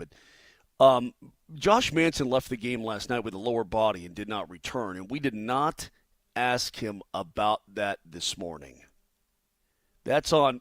It's on both of us because my name's on the show too. But specifically, you're the one every single week who asks for the update on any injured player. I guess we just sort of forgot about 42. I don't know what happened. Do you recall an instance in the game that I did not see, and I'm right there looking straight down over the ice? I don't recall it, but something obviously was bothering him. I didn't see anything. No. Can I tell you guys this? Just listening to Coach Bednar, he did not sound happy. No. With his team. And it was interesting, as you guys kept asking questions, the tone in his voice, here's what I'm getting. He's got a bunch of dudes right now that are skating, and they like to skate, but nobody wants to get dirty. Nobody wants to get that dirt under their fingernails during the game. And unless you get that as part of your game, you're not going to go very far in the playoffs. And he's trying to implement that now. He's trying to tell his team, guys, if we don't do that now, how the hell are we going to do that in April? Right. And he sounds very frustrated. But Vic, here's the rub on that. They know that. I mean, you've got guys on that team that have won a Stanley Cup championship, right? And those guys need to be pulling all the other guys along the same way and setting the tone inside that room. And, you know, when you have so much skill, so much ability, I know it's easy to get away from what it takes to really score and win in this league. But I will say this. Last night's game in Vancouver was the furthest thing removed from a playoff-looking game I've ever seen. Yeah. I mean, that was not that looked like playoff hockey and what's coming. That was completely opposite of what we saw last night against the Canucks. So, yeah, it's got to happen sometime, or you're going to be bounced. I mean, it's got to happen sometime, and these guys know that. I mean, you've got a lot of good leaders inside that room. You know, I want to play a clip here in just a second when Nelly gets this pulled up, because one thing that we were talking about was, you know, if you're a second-line center on this team, that's a giant role, and you got to pull your weight. And just being honest, Casey Middlestat hasn't done that. He had 6 goals by October 28th. It's February 5th, and he has 3 since then. And he's played in every single game this year, has not missed anything due to injury like a lot of other guys have. And I asked Bednar about it during the interview. And it sounded to me, Moj, like he was kind of like I know I brought it up specifically, but kind of called him out a little bit for a lot of the stuff he's been talking about. You know, it's that word that he used, I think, a year ago, where a lot of guys are passengers and instead of sort of taking control. But I think it's pretty obvious. You know, that was a big trade last year. Bo Byram was a big piece of this team's future, potentially. Yes. And you gave up on that for the idea of we're gonna let that go to try and improve what was the depth behind your top line. Here's what he said about Casey Middlestat. Yeah, I think all of it. I think it's a confidence thing. I think it can have a lot to do with what I just talked about with their team. You know, he's guilty of that. You know, and maybe he's guilty of it longer than some other guys. You know, so you got to make changes. You have to change. Like we have to make it more. And again, I don't know what the right word is. More competitive, around the net, because that's where the goals are scored. You know, so it has to happen as a 5-man unit. You know, and I feel like when we're good at getting there and putting the puck there and delivering it there in a timely fashion, then our offensive chances are more impressive. Yeah, there you go. That's an absolute truth. Yeah. One thing this team does really well that Coach Bednar and his coaching staff, and I'm sure it's this way for a lot of teams. In fact, I know it is. But one thing they do very well is they communicate very well with their players. And they nip things in the bud. You know, boom, boom, get it done. Like you asked him about Miles Wood. Like we're going to talk again. we talked about. It was that he's talking about that slash against Philly back behind the net. So you're 197 feet from your own net, and you take a slash. And you go to the box and you give them some sort of life. Now, your PK came up big. You did a good job. You won 2-0. But that can't happen late in a game like that. You don't give anybody the opportunities to get back into a contest. Yeah. And so that the communication is very good. So he's talking to these guys. He's talking to Casey Middlestat. He's trying to figure out how to get him going or get his confidence back or whatever the case may be. Middlestat scored. How many games ago was it, Kaner? You got to help me out here because I'm on about 3 hours sleep. He scored his the other last day, goal. His last goal was it Friday night against St. Louis? Was Dallas. Okay. And he was pretty happy about it, was he not? He was like, phew. I mean, because he's feeling it. Yeah, he knows, Vic. When guys are hoisting up threes and it's not going in, they know. They don't need anybody to tell them, right? And so then they stop taking the three-pointers and they get nervous. They defer. You got a wide-open three and you kick it into the corner to somebody else because you're not feeling good about your game. Same kind of story with hockey. And it's going to take some greasy, ugly ones. He may have to come away with a fat lip, but it's going to open up an entire Pandora's box for him of offensive abilities because he can stick handle really well. He skates really well. Casey Middlestat's one of the best passers on the team, and he's got a great shot. He just needs to utilize it, man. One thing, we take this for granted because we talk to Bednar every week, and I don't know how many coaches do this. But listening to you guys interview him, he didn't pull any punches. He says it was unacceptable last night, should have won that game. And he says it's going to be unacceptable in Calgary. Yeah. That's a game you got to win. Yeah. He's not one of these coaches that says, no. He says, no, unacceptable. It's got to be won. You got to win the game. Well, he said he's treating these like playoff games, and that did not look like a playoff effort last night. Not on offense, at least. It is funny when he mentions this, though. This is what we kind of started the show talking about, Vic, was everybody is kind of focused like, hey, the Avs just aren't very good defensively. They need to get better. And I'm like, I think they've been pretty good defensively, actually. Like he mentioned, the last 3 games, you've given up no goals, and then 1 5-on-5. That's it. Yeah.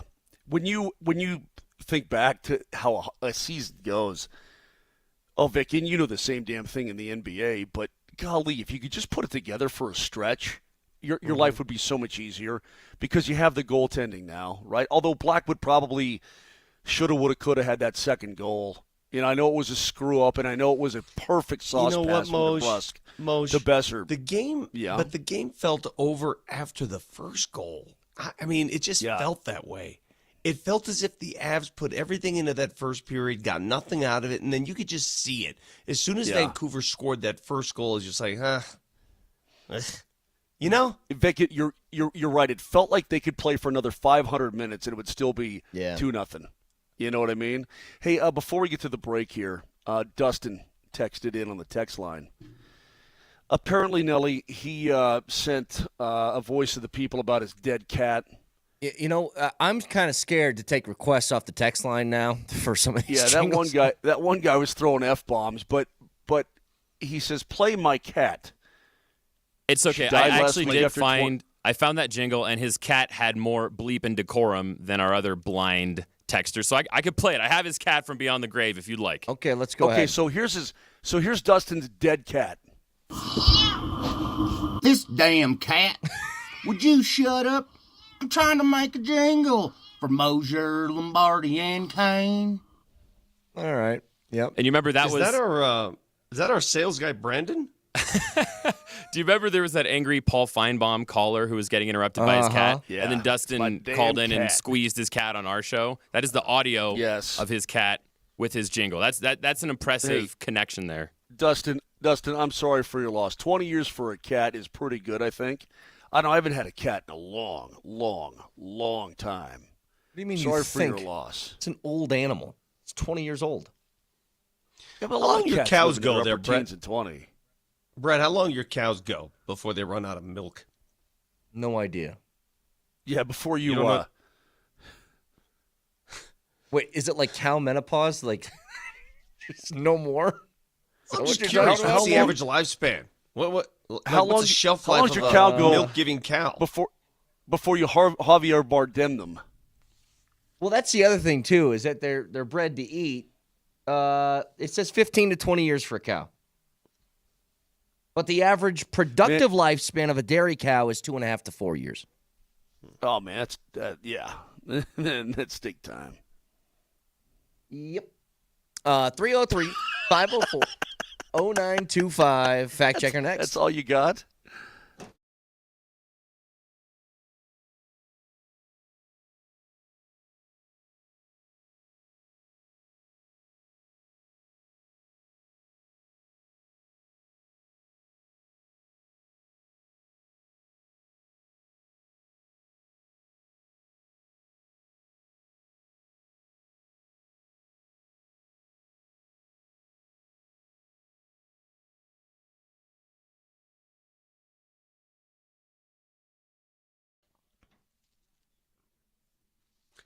Hey, Vic Lombardi, sports guy and professional multitasker. My schedule's pretty packed, so I don't have time to wait around for help. That's why, I don't have power right now.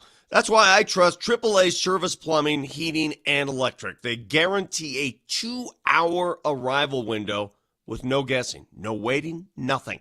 Whether it's plumbing, HVAC, or electrical, they're on time. They get it done right. So be like me and leave it to the pros. Schedule your appointment today at AAAtoday.com. That's AAAtoday.com.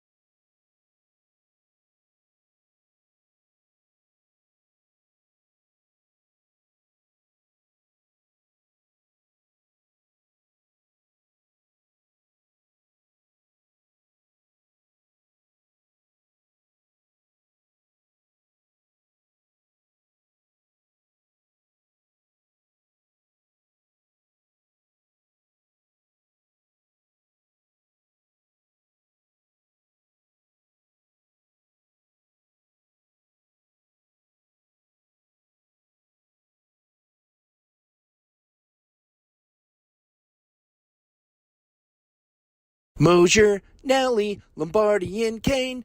They try to talk sports, but they're clinically insane. Burp, chip, burp, chip, burp, chip, burp, chip, burp. Moser, Lombardi, and Kane. Burp, chip, burp, chip, burp, burp, chip, burp.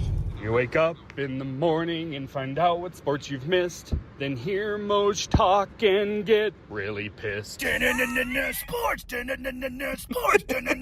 Sports! Altitude Radio! Moser, Lombardi, and Kane, home of Colorado sports, putter throws, belly slaps, drunk takes, and bees. Moser, Lombardi, and Kane to start your day. It's almost better than sex, but it's not. I can't believe how clear the voices come across on that app. I mean, it's like radio quality. What do you mean? What do you mean almost, Vic? What does he mean almost? Oh my Lord, dude. Brett, you guys decide. I'm completely out of it up here. Nelly's the judge here. He's heard all of these things, so he's going to be the one that decides the winner. We'll announce that in about 5 minutes. He's the only real musician in the group too. So Nelly, this is all on you, brother. You're going to be the guy. Thank you for all of your submissions. This was a lot of fun today. I'm honestly shocked that many people, first of all, listen, and those who actually act out on our request and do this. You're awesome. So thank you. That's awesome. That's just awesome. Hey, Vittorio, before we're done here today, Brett, I'm sorry, I got in a little bit late, so I need to – are we looking at a carbon copy tonight of what we saw the other night? I mean, the spread and all this kind of – I mean, it looks identical to me. Identical. Oh, Vic. Well, you might have Aaron Gordon tonight. He's listed as questionable, so he could be available for this game. Our boys, the Sharps that run the minute-and-a-half ads on this show, my favorite guys. Call the number, 222, guaranteed winner. Guaranteed. Those guys. I heard one today, and he goes, Nuggets playing the Pelicans tonight? Don't worry about that game. They're going to kill them. I got college basketball for you. Literally. No, if you can find it, that's exactly what the guy said. Oh.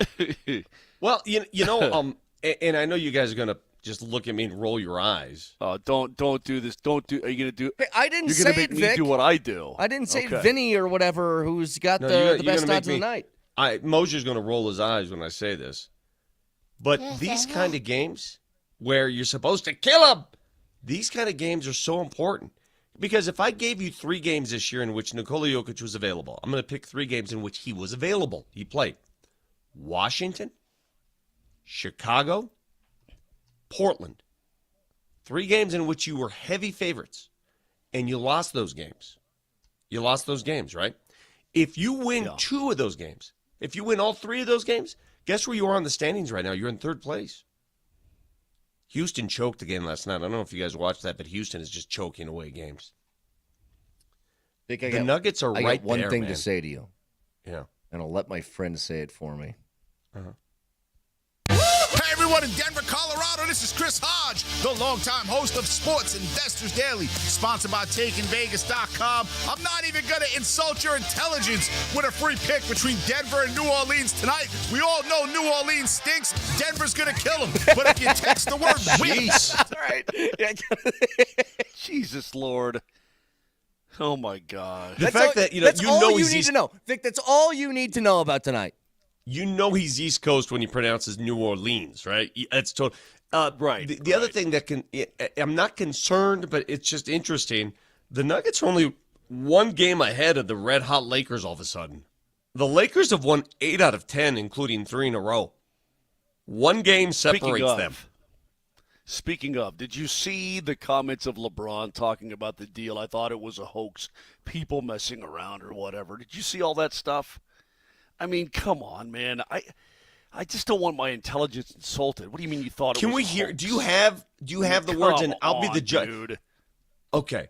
If you can get him, I'd love to hear him say that because I could tell you right now whether I believe it or not. LeBron, don't insult my intelligence. I know what happened. 222. All right, as Nelly tries to find that audio. But you're right. You got to stay ahead. And again, all of a sudden the Nuggets are kind of in the same boat as the Avalanche. I mean, the Avs are looking at teams behind them. You don't want to look behind you. Don't look back in anger.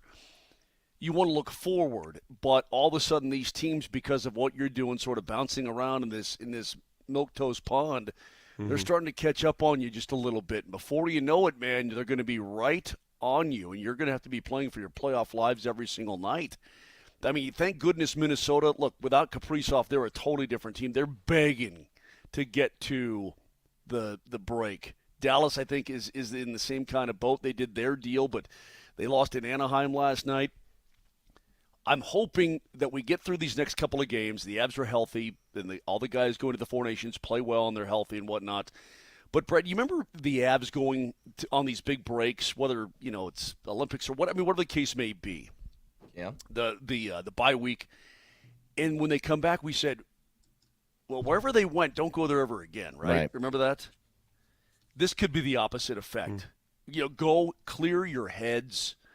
Get away. Go to the place Michael Porter Jr. went. Remember he just needed some sun a year ago?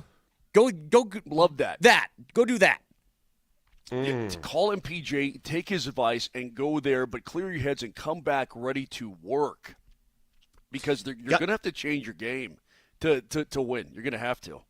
You're so right. This week before rest, right? These weeks before rest that occur, that's where you can make up so much ground. But one thing has not changed, Moj, when it comes to the NBA. I can tell you this. The Western Conference is so much deeper than the Eastern Conference. And I don't know how long we've been saying that. Do you know that there are 11 teams in the Western Conference with a winning record? In the East, there are 5. Think about that. 11 teams amazing. In the West, that's just 5 amazing. In the East. The big trade that occurred over the weekend, it's Western Conference. The other big trade with Fox, Western Conference. The West continues to be a baton death march. It just is. If you put the Nuggets in the East, they'd be living large right now. Can we hear LeBron? We got this audio. Go ahead. Good night. Well, my emotions all over the place. Obviously, we had just come off a big win, huge win in the Garden. I was out. You got some report. I was out with my family at dinner and got the news. And the first time I heard it, I thought it was for sure fake. I thought it was a hoax. People messing around, whatever. But then when AD called me, AD FaceTimed me, and I talked to him for quite a while.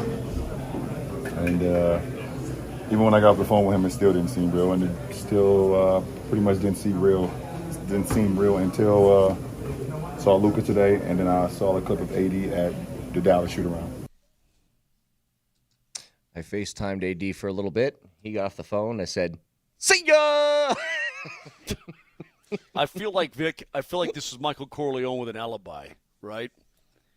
Something goes down, but he's having dinner across town at Giuseppe's or something. It's out during the Valentine's Day. I didn't know that his car had a bomb that went off when the ignition started. How would I know? You know what, though? Yeah. Part of me thinks he knows. The other part of me says, well, clearly the arrival of Luka signals a changing of the guard. The future now is Luka. It's no longer LeBron, and I know he's getting there. So maybe they didn't tell him. Maybe they didn't. I'll give him the benefit of the doubt. Even though I don't really believe him, I'll give him the benefit of the doubt. This much I know. It seems that he's recharged. It seems that he's playing with a new vigor. And a guy that age playing with a little bit more vigor, who knows what they do if they go get another big man at the deadline? I'm just saying, man, watch out. All right, let's give away our pair of tickets to the Nuggets game tonight against the Pelicans. The winner of our jingle is Matt Behrens. Let's hear that one again, Nelly. Start your day with MLK. Not the civil rights activist, but 3 white dudes talking about balls instead. That's the very first one we got. I know. It was, it was hard to beat, though. Hard to beat. So congratulations, Matt. You got the tickets for tonight. Lower bowl tickets to the Pelicans. Let's get a fact checker. Nelly monitors the mistakes in today's Fact Checker. Presented by Rock Plumbing, Heating, and Air Conditioning. Your local home comfort specialists. RockHeating.com. Rock, bringing comfort home and simplifying your life. Once again, thank you, everybody, for sending in all these jingles. Steve, who sent in his jingle earlier with a no-no word that thankfully we were able to erase from the airwaves, he texted back and he apologized and said that he was expecting me to do my job and listen ahead and bleep out any bad words. So that's a fair assumption from one Steve to another. So I'm going to replay his jingle clean so we can give it a chance as it was intended to be. Wakey, wakey, give us your sports takey. And for goodness sakey, have some decorum with Moser, Lombardi, and Kane. You know what? That could have been a winner had you not surprised us with the bleep. Could have been. I like the music in the back. I like all of it. Dude. So who's that on? Is that on Nelly or the actual performer? I think it's on Nelly. It's on Steve is who it's on. Yeah.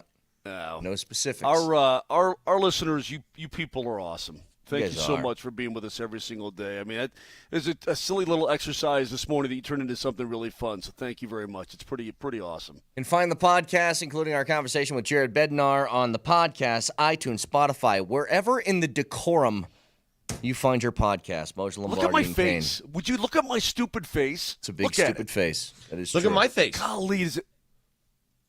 Talk to you guys tomorrow. Have a great day. Love you. Bye.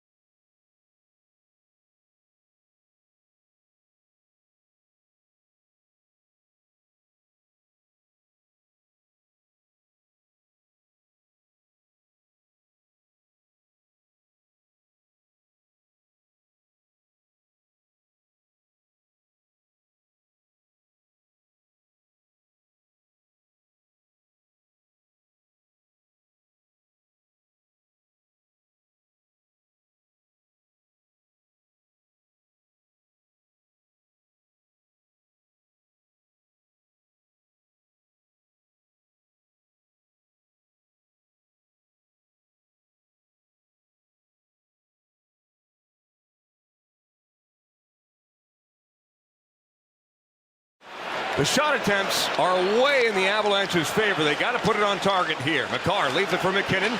All the way over. One-timer stretching to make the save is Thatcher Demko. Who is this guy? Now Höglander comes over and cross-checks Miles Wood. Höglander's helmet has come off. Ross Colton has had enough of that. Höglander has to go to the penalty box for that as Myers should go for roughing. He punches Ross Colton. Gloves are off. Now Myers has Ross Colton in a headlock. The game is over. Avs and Canucks will wrap up the season series in Denver in Game 80. But tonight, Thatcher Demko gets his first shutout of the season. 25 saves on 25 shots. The Canucks beat the Avalanche by a final score of 3-0. Yuck! Avs, after back-to-back shutouts at home, go up to Vancouver, and they get shut out themselves. 3-0 is the final with an empty netter at the end there. Colorado started off the game pretty darn good. Started off the second period pretty darn good. You heard that unbelievable glove save from Thatcher Demko that Connor McGahey called last night, but that's not the start that you wanted to a trip where you kind of need to go 2-1, and this was the game to kind of guarantee that you could go 2-1. And now you got to win back-to-back games on Thursday and Friday, and that's against a team in Calgary who is right with you in the standings, and a team, for my money, in the Western Conference, Coach, that's the best in the West, in Edmonton on Friday. These are one of those games, Raj, that you always talk about, that score line is very misleading to how the Avs skated. And I would agree on this one in particular, because Patrick Demko was a dang demon. There were some opportunities, and even the aesthetics of how the Avs were skating, particularly in their top line. Marty Necas was phenomenal, I thought, in terms of creating and possessing the puck and moving the puck. McKinnon, just watching the two of them on the ice together. Yeah, they worked together. It gave me a lot of good, warm feels. Are there just certain nights, Raj, where you're creating great opportunities and you just see a heroic performance or an otherworldly performance from a particular netminder like you did with Demko last night? Last night was, you hit 3 posts in the beginning of the game, and then there was nothing else happening from the rest of the roster. And on those games, when you don't capitalize early on, you can lose to almost any NHL team in the league. Certainly one that's knocking on the playoffs. And no Quinn Hughes last night for Vancouver, and that's the reason why you were heavy money line favorites going into a road game at -150. You should have won that game. Vancouver's best player was not on the ice, and you failed to score. And the reason why you failed to score is, I know Connor was saying the shot attempts at that point, because he was calling the about middle of the second period where we opened up there, heavily in Colorado's favor. It left them in the second half of the game. They were outside the dots. They didn't have anyone going to the net front until late in that game, and it showed. It showed that the goal that goes against, right, the first one that makes the difference is a puck that's up in the air that Jake DeBrusk jumps up, grabs it, puts it to his stick, and buries it. That's a gross, gritty, ugly goal in the middle of the ice, right in front of the crease. And right now, when the Avs aren't scoring those opportunities like they had in the first period, and they didn't last night, they're not making the second and third efforts to get to those gross areas, to go to the areas where you need to score goals when you're not burying pretty opportunities. And it was telling last night. It was telling that you're missing punch in the middle of the lineup. And it's not just Val Nichushkin. It's not. The Middlestat situation is very, very serious right now.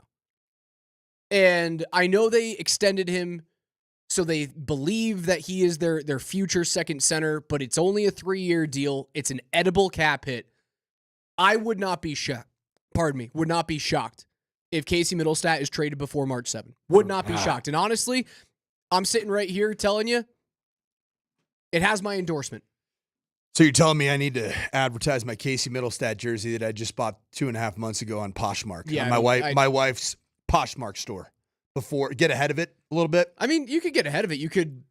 I'm not saying or it's going to be done, but I could have a vintage Middlestat, 10 months of service jersey. It has my stamp of approval because it's just not working. I agree. It's not working. It's it's such uninspiring hockey from Casey Middlestat right now. There's a lot of uninspiring hockey for me right now. There is. You lost the game. The game hinged on a couple of different spots last night. It hinged on not scoring on your opportunities in the first, the ones that I mentioned, the post that you hit. McCarr hit one, McKinnon hit one, Netchus hit one, question mark? Yep, he did. Thank you.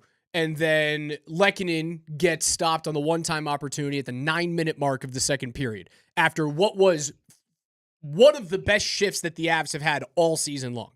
Demko makes a nutso save.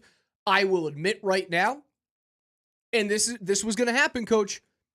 If Mikko Rantanen's taking that shot there on the first line, it's probably in the net. It's probably elevated a little bit higher. It's probably closer to the short side post, and then Demko can't get the glove around. I'm not saying Lecky's not a good player. He's an amazing player, but one-time opportunity, 50-goal scorer probably puts that in the net. I'm not saying that you shouldn't have made the trade based off of like one shot that happened last night, but it should be said. That happens, and then Miles Wood goes to fight for his teammate in Logan O'Connor. And I thought that was a penalty that he didn't need to take. Logan O'Connor has shown time and time again he can pick his own battles, and then he can fight those battles. Miles Wood didn't need to come in and help him there. OC was being the aggressor. He was going to go in. They were going to face wash for a little bit. Who knows if they were going to drop the gloves. Wood gives the extra cross check. His stick breaks. Hand goes up. Avs go on the PK. And as a result, you are forced to play as a PK pairing. Sam Girard alongside who? Keaton Middleton, who was playing more minutes last night because Josh Manson left after 10 minutes of time on ice. I am done with the Chris Middleton or the Keaton Middleton experience. I'm done. I don't need to watch it anymore. The power play goal against, the backdoor against, 100% on Keaton Middleton. It's not fast enough. He's not fast. I know he's a big body, and people here in Colorado are like, oh, we love big, bruising, mean defensemen. He's not fast enough to play on this team. He might not be fast enough to play in the league. I'm sorry. I'm done with the experience. It'll probably play out that way, Raj. I'm done with the experience. That he's not fast enough to play in this league long term. And if you watched that play from a bird's eye view, and you had multiple views to look at it, Middleton gets burned through the neutral zone on a set play. It's not like he was trying to keep up pace as something happened in the neutral zone. This was, we watched it happen, come down to us. And then Girard goes, oh crap, I have to cover for my buddy. I have to go clean up his mistake. And while Girard is going to try and cover for Middleton's lack of foot speed, it opens up the back door. And there it's 2-0. And now you go, well, that's probably it because Colorado can't get to the interior. It opened up my eyes to a couple of things. I was probably a little late to the, all right, I'm done with the Middleton thing. And I started thinking about some trade possibilities. Because I don't think they're done. They got $5 million in cap space, right? Would you rather see them address second line scoring or see them address second line defense right now? Well, Val Nichushkin, Gabe Landeskog are a huge part of that. And I think we just have to move on from Gabe Landeskog as Gabe isn't as coming fans. back in the regular season. As fans. If he's coming back, Period. he is not coming back in the regular season. You got to move past it. I think most we went most through fans this last have. year. We went through this a year ago with similar information, Raj. And I don't think the team, it's very clear that the way that the team is operating right now, they are not relying on Gabe to be back. The problem, though, is that you're not relying on Gabe to be back. You are relying on Val to be back, but Yes. Are you really relying on on Val to be available for the entirety of whatever is to come? Are you? Can you? This those two massive question marks, those two massive caveats, how can you say that you aren't in desperate need of addressing scoring in the second, third lines? You are in desperate need of it. You 100% are. And especially when we just talked about it, you play the beautiful game in your first line, and it's dazzle and dangle and unbelievable skating. And man, look at Marty Netchus. Oh, yeah. And then all of a sudden, Nate McKinnon wants to one-up Marty Netchus with his stop and go. And yeah, watch this. Yeah.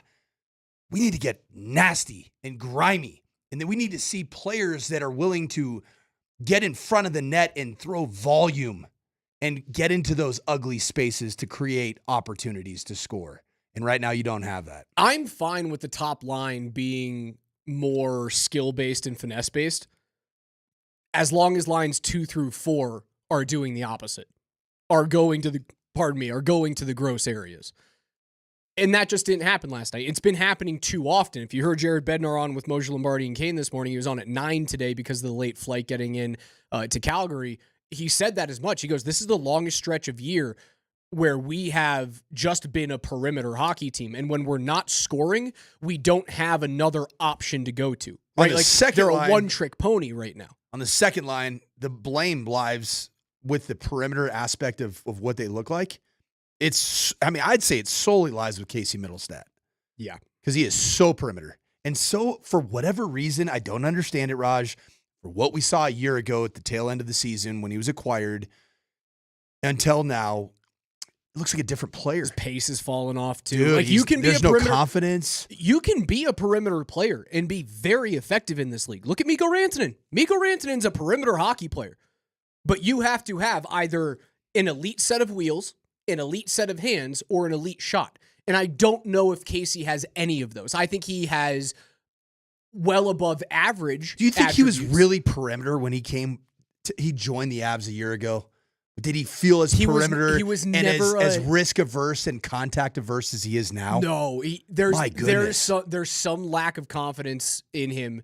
It's like he's got the yips or something. It does. It feels yippy, to doesn't even it? engage plays. It does feel yippy. It's not even like the yips to shoot the puck. It's the yips to like, oh wait, there's the puck over there. I'm near it. Should I know? You'll see the zone entries from him recently, and you know, there's like the player trackers where they'll go back and they'll do replay, and there'll be that little that colored tail behind the player, and it'll show his entire track up and down the ice. There's a lot of times where and this is just a feel, this is an eye test for me recently, that I've seen Middlestat enter the zone in the middle of the ice and then very quickly just start to drift outside the dots instead of starting to drive that play down the middle. Or if you start to drift over to the wall, you then have to either put that puck into the corner, go hunt it as that second forward, because your first forechecking forward will be the first guy in the puck. A lot of what I'm seeing is just you enter the zone with the puck, you drift outside the dot, you wait. You either like open up your hips and look to the middle, and then it's either a turnover or you're throwing the puck to the corner, and then you're just sitting up top as F3.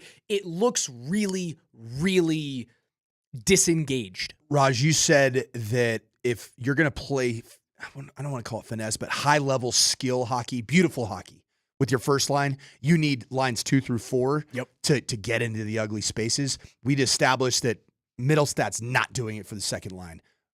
Who would you say are the guilty parties in lines 3 and 4 that need to be that guy, that have the ability to be that guy? The guys who have the ability to be those players are Logan O'Connor, Miles Wood. I think Joel Kiviranta does it a lot, but he is a smaller-bodied player.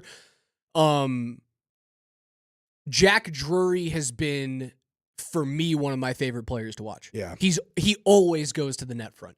And maybe it's just a little bit of gelling with this new unit that they have to look at 18, Jack Drury, and go, all right, we're going to do what he does because he's getting more ice time and he's eventually going to get spots and looks in third line and second line center if guys continue to falter. I mean, right now, are you worse for the wear to put Jack Drury as 2C over Casey Middlestat today? No, I don't think you are. I mean, he's shown the ability to want to mix it up.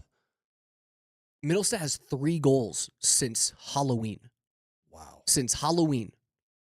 That is a drought, man. And he got bumped down to the third line. He got bumped down to the fourth line at one point. But then somehow just back up to 2C for the most part. Because he's got the pedigree, and you've seen him do it successfully.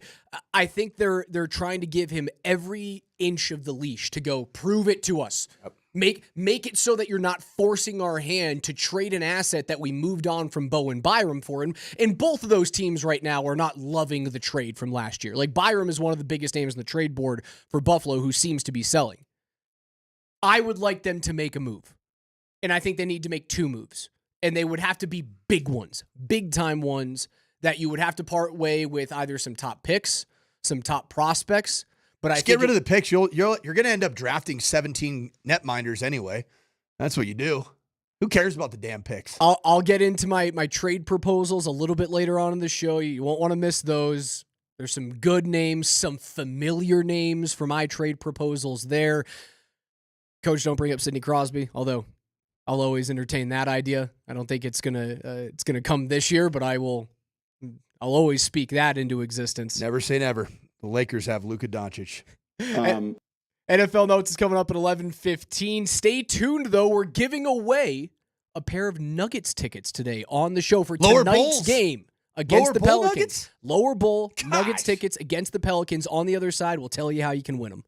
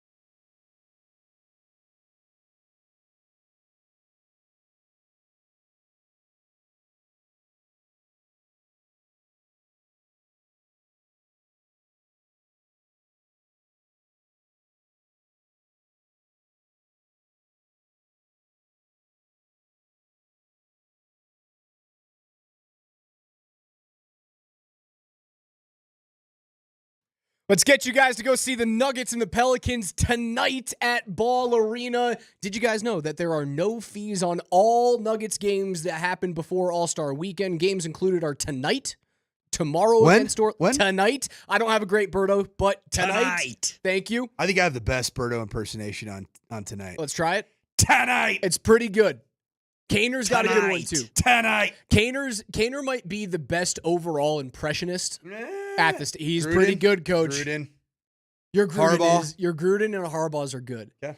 You kind of have a leg up on the Harbaugh one though. I mean, that's cheating. Hey man, You you got to spent enough time around. use your experiences to your advantage. I mean, I can't help it that I worked for the guy for 2 years. The games that are included with no fees until the All-Star break are tonight, tomorrow against Orlando, February 10th and February 12th, both against Portland. It applies to standard admission tickets, and you can go buy them at nuggets.com. But we're giving away a pair of lower bowl tickets to this evening's game against the Pelicans. And all you have to do is at 303-504-0925 is send us your best trade proposal. It can be for the Nuggets because the deadline is tomorrow, or it can be for the Avalanche because the deadline is just 32 days from right now.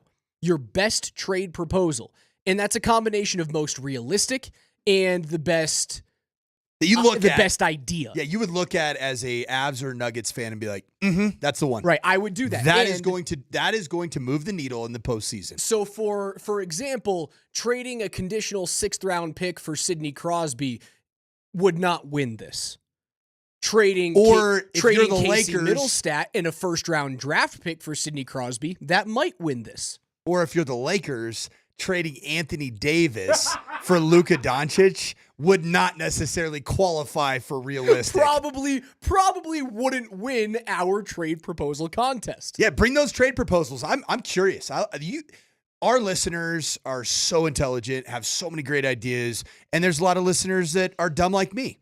And so I want to hear all of them. I want to see the entire spectrum of it at 303-504-0925. Bring all your trade proposals for the Nuggets and the Avs for the chance to win some dang lower bowl tickets tonight. You guys have an hour to get those trade proposals in. We'll go over them at the 11:40 minute mark of the show. We'll give away that pair of tickets right before we get off air and hand things to PhD. So again, your best trade proposal for either the Nuggets or the Avalanche at 303-504-0925. The best one arbitrarily chosen by KJ, Coach, and myself will win 2 lower bowl tickets to tonight's Pelicans-Nuggets game. The most unhinged and first trade that came in is one that involves the Nuggets and a KSE employee.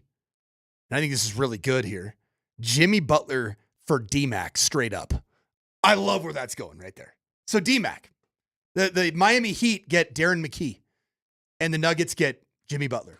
It's interesting. I'm not part of these trades. You guys saw me shoot the rock yesterday. Hey man, you know what Started you did? off 0 of 6, finished 3 of 11. There's NBA players that go worse from 3. Come on. You could put me in a trade package, although I don't really want to leave Denver. I'll have to look at my contract. Do I have a no trade clause, you think? I'm going to guess I'm not valuable enough to have a no trade. Kind of based off of the way that Kevin Demoff was looking at you yesterday during our interview, I don't think there's any no trade Who's this clause. guy? Who's this guy? Speaking of trades. I've tried to develop the attitude of control what you can control, and I think, I feel very blessed to be here. I feel very grateful that the Nuggets took a chance on me, so it would never be a thing where, like I said yesterday, if they decided to move on from me, where I would be butthurt or have hard feelings. I think that we have a good team now. We have guys that over the years have developed a continuity. Me and Joker have our little two-man thing going on. Yeah. Jamal and Joker do, Joker and Aaron do, so we all fit in a specific way, but also there's a lot of great players in the NBA, and we want to win at a high level. And I think we've had spurts this season where we play really well, and then spurts where we could have played better. But it's not something that I stress about because it's not in my control. And either way, I'm grateful, and either way, I just know it's the direction that my life is supposed to take. So I'm happy to be here. I want to be a Nugget as long as I can be, but if it ever gets to the point where they decide to move on from me, it's all, I have so much respect and gratitude for everyone here. Michael Porter Jr. speaking with Polumbus, Hastings, and DMac yesterday. Maturity. Big time maturity right there from Michael Porter Jr. Not the typical, 5-word answer from a lot of professional athletes, but the thoughtfulness was on full display. I don't think this guy's going anywhere, nor should he. That's my opinion. I I know he is the one piece that could get moved because of the contract language, and he is scoring at a good clip where he does have pretty significant value for a franchise that wants to make him one of their big two players and create more opportunities schematically for him to score, kind of like he did the other night in the absence of Russell Westbrook and Aaron Gordon.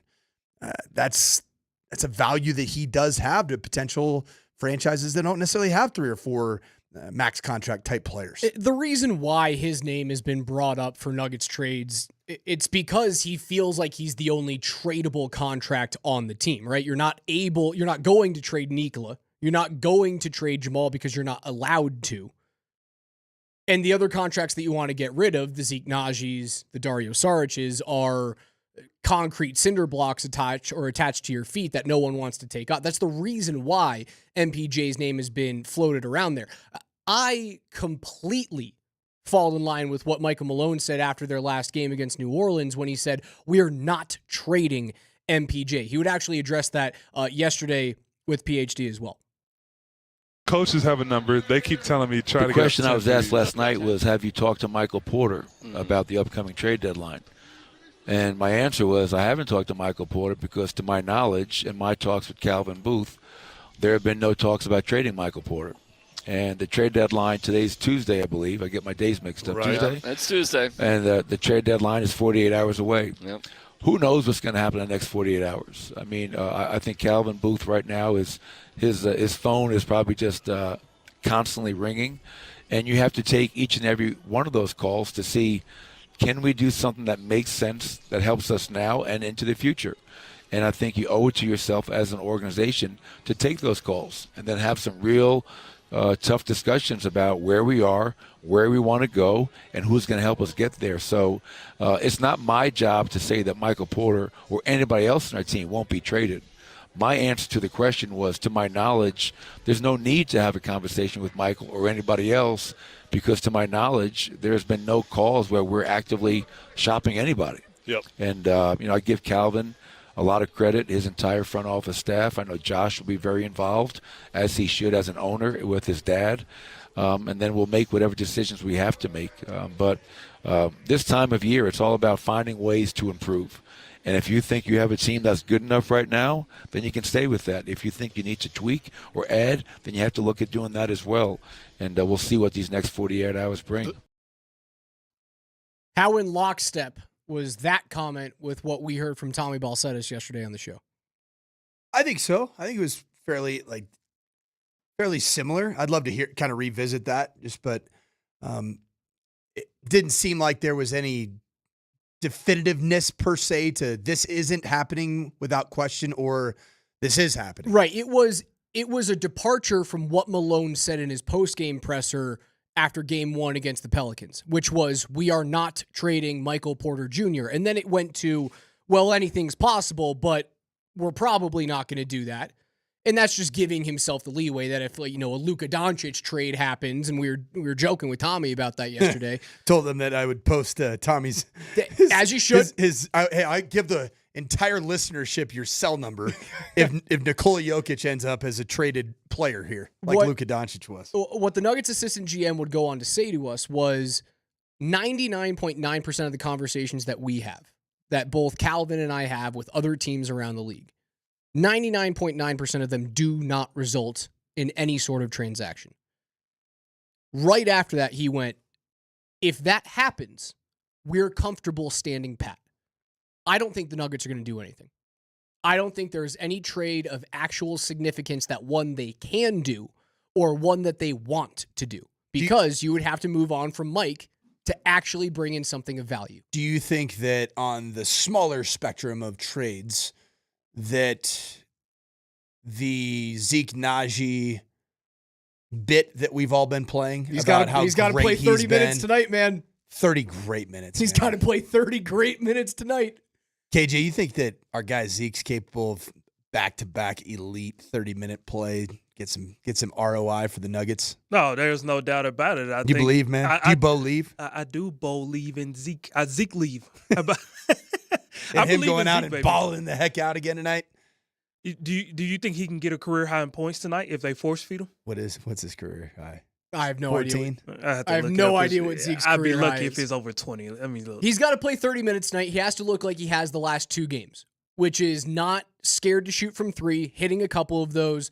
I need a couple of blocks inside, 5 rebounds. That's what he's going to have to do to make himself somewhat enticing on the open trade market. Because teams are looking at Denver going like, you don't want to play him. We know if you think that teams around the league are being fooled by this, I think you're small-minded. I think you're small-brained. The rest of the league knows exactly what the Nuggets are doing right now. It's not just because Aaron Gordon had played a couple of games and had some heavy minutes that he wasn't playing. It's not just because Russell Westbrook was dealing with a hamstring or just because Peyton Watson is out for 4 weeks. That's not what happened. They're playing this guy because they want to hope that someone sees some potential in him. Zeke Naji in 34 minutes of play and back in 2021 against the New York Knicks. 21 points. Okay, I could see that. New Orleans isn't a good basketball team. You made them look a lot better than they actually are. He had a 19 spot ago. in 2021 against the Pacers, and 23 he had a 18. You could throw up 20 against Sac. if he played 32 minutes tonight and put up 20. I wouldn't be shocked. New Orleans is a 12-win basketball team. As long as Trey Murphy doesn't go off for 40 like he has in like 5 straight games, you should beat them by 20 points. I just don't know if it's enough to pull the wool over another team's eyes right now. Right? Isn't it so transparent what's happening? Is he 8 million per? Yeah. Right? Am I wrong? Is that me being pessimistic? It feels transparent. If you were another team seeing what's happening with Zeke Naji right now, are you being enticed by look, he's played a lot. He can actually do something. You're not being fooled by that, right? I mean, fooled or not. The kids have shattered a window behind you, but they put a poster up over it, so you'll never know, Dad. You'll never know. All you got to look at is Jay Huff. Jay Huff didn't play at all for the Denver Nuggets. He's finding production right now. Okay, I'll give you that. And so it's more just truly, Raj, there's some bad NBA teams out there right now. That are looking to get young. Just young and, gosh, can this guy do something that's at least a little bit better than what we have currently? As more of a 4. That's what Zeke Naji's kind of showing, that he's certainly not a backup big. And that contract for a team that isn't in danger of going into the second apron like the Nuggets have been over the last few years, and the reason why they moved on from KCP was to get out of that situation. There's other teams that are nowhere near that cap hell where you can take on the $8 million over, 4 more years, this year and 3 more. You can take on that $8 million, and then it becomes, that's a small contract. It's a big contract for the Nuggets right now because he doesn't play, and they have so many expensive players. For another team around the league, yeah, I would give you that. I mean, Jay Huff averaged 2.5 minutes per game with the Denver Nuggets, and his average points was 1.2.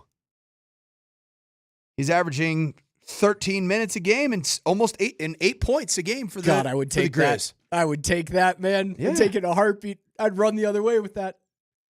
For Memphis. I just don't think they can actually do something. Who knows? Maybe this is them trying to play a trick on the rest of the league and then tricking themselves into, oh wait, why don't we play this guy? Why doesn't he get more looks? Is it that they're trying to figure out if he can play a role for this team? I don't think so, man. I mean, you've had so much time to do it. You've had 4 years to do it. It would have happened last year. We're talking year. about 2021 for his career high in points. It would have happened in December. It would have happened in November, but it's happening in the first week of February. It is so obvious that this is a ploy. Don't you think that the Philadelphia 76ers would love pairing Zeke Naji with Joel Embiid every third night that Embiid does play? Every third game? Yeah. What makes you say that? Because then you can get Gershon, Yabusele. Hold on. No, what makes you say that Philly would love to do that? Because Denver I would want it to happen. Okay, all right. Since Philly's not making this is a Mike Sanford thing. And we all know that what I think is what Philly thinks, clearly. They would love Zeke Nagy. I was mentioning, the boys have shattered a window and they've tried to put a tapestry up to hide it from you. Have they ever done something like that in the house where they've gotten away with it for a while? No. Not yet? No. They're not real smooth and sly. Yeah, my 8-year-old tries to hide things, and I find it pretty quickly. My brother and I we used to play like mini sticks, floor hockey, downstairs in my parents' basement. And for years, like sticks would fly out of your hands, or I would get pissed off. My brother's 4 years older, and he's like 6 foot, 200 pounds at his playing weight. He was a big dude. 6 feet tall? He's a God, what a monster. Well, I know, compared to me. I'd still be eating cereal off the top of his head, brother. I'd get all pissed off at him and try and I'd get all pissed off at him and try and fight him and throw a stick at him. I'd miss and it'd go through the wall. Or I'd go and punch him and he would throw me, and I'm a twig, literally throw me into a wall and dent the drywall. So for years, we would just go to the pro shop in our rink after practice, and we take our allowance money and we buy posters of Ray Bork and Joe Sakic and Marty Brodeur and Scott Stevens. And at one point, we just had our mini hockey area downstairs with posters everywhere. My mom thought it was like super cute. Oh, look, they're making an arena. They're decorating their space. 10 years later, when my brother is, we moved when I was in like 7th or 8th grade or something like that. My brother's a senior in high school, and I'm in middle school. We move, and it's time to get the house ready for staging. Oh, boy. And my mom goes downstairs and starts to take the posters down, and it's just, there's dozens of holes in the drywall. I've never been screamed at harder in my life. And I know at some How point... old were you when this all went down? You Like said 7th, 8th grade? when the walls were being when broken? when it was exposed. When it was exposed, I was 13 or 14. Okay. But like the damage was done a decade previous. So I'm like, what? You can't get mad at me for this. 8-year-old Alex did this, not 14-year-old. Come on. Well, look, it was more your brother anyway. And I know what's gonna happen. It was your brother's fault. Wasn't I'm it? waiting for that because the karma's gonna come back. Like my kids will eventually destroy my house, and I'm just gonna sit there and go, I asked for this. I did this. This is my fault. Raj, there's some really good trades coming in. This is a lot of action right here. 303-504-0925. Get your Nuggets or Avalanche trades in. The best one will win tickets to Nuggets and Pelicans tonight. Do not miss it. We'll give those away in an hour.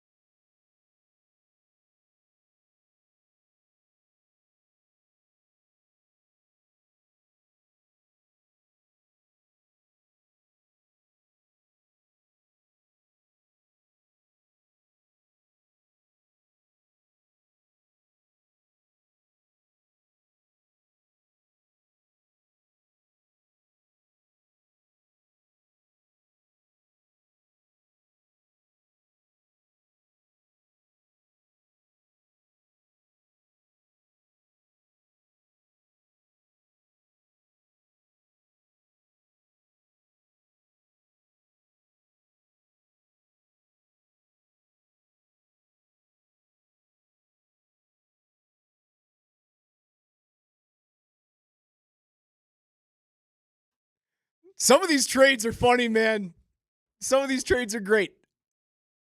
303-504-0925. Best prospective trade for the Nuggets or the Avalanche. And this is a combination of realistic and light bulb great idea. So, again, trading Zeke Naji for Kevin Durant is probably not going to win you the tickets to the Nuggets and the Pelicans tonight. Unless you got Nico Harrison as your general manager.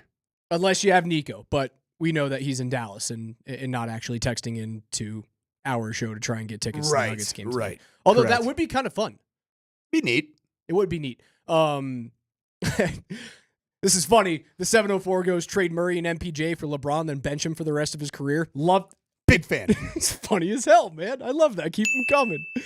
We will give away those tickets coming up at 11:40. NFL notes at 11:15. Did you see yesterday? Sean Payton and John Gruden. Hey, get you see my guy here, Sean Payton. This guy, he's a legend here in New Orleans. You imagine what he was doing back in his day when he was winning championships, putting up unbelievable numbers with Drew Brees. This guy right here, this is Sean freaking Payton, man. Quarterback Confidential, Quarterback University, whatever he had at ESPN when he was going through the draft process and vetting all the young. Wasn't it the John Gruden quarterback camp? Was that what it was called? It was something like that. I think you're probably right.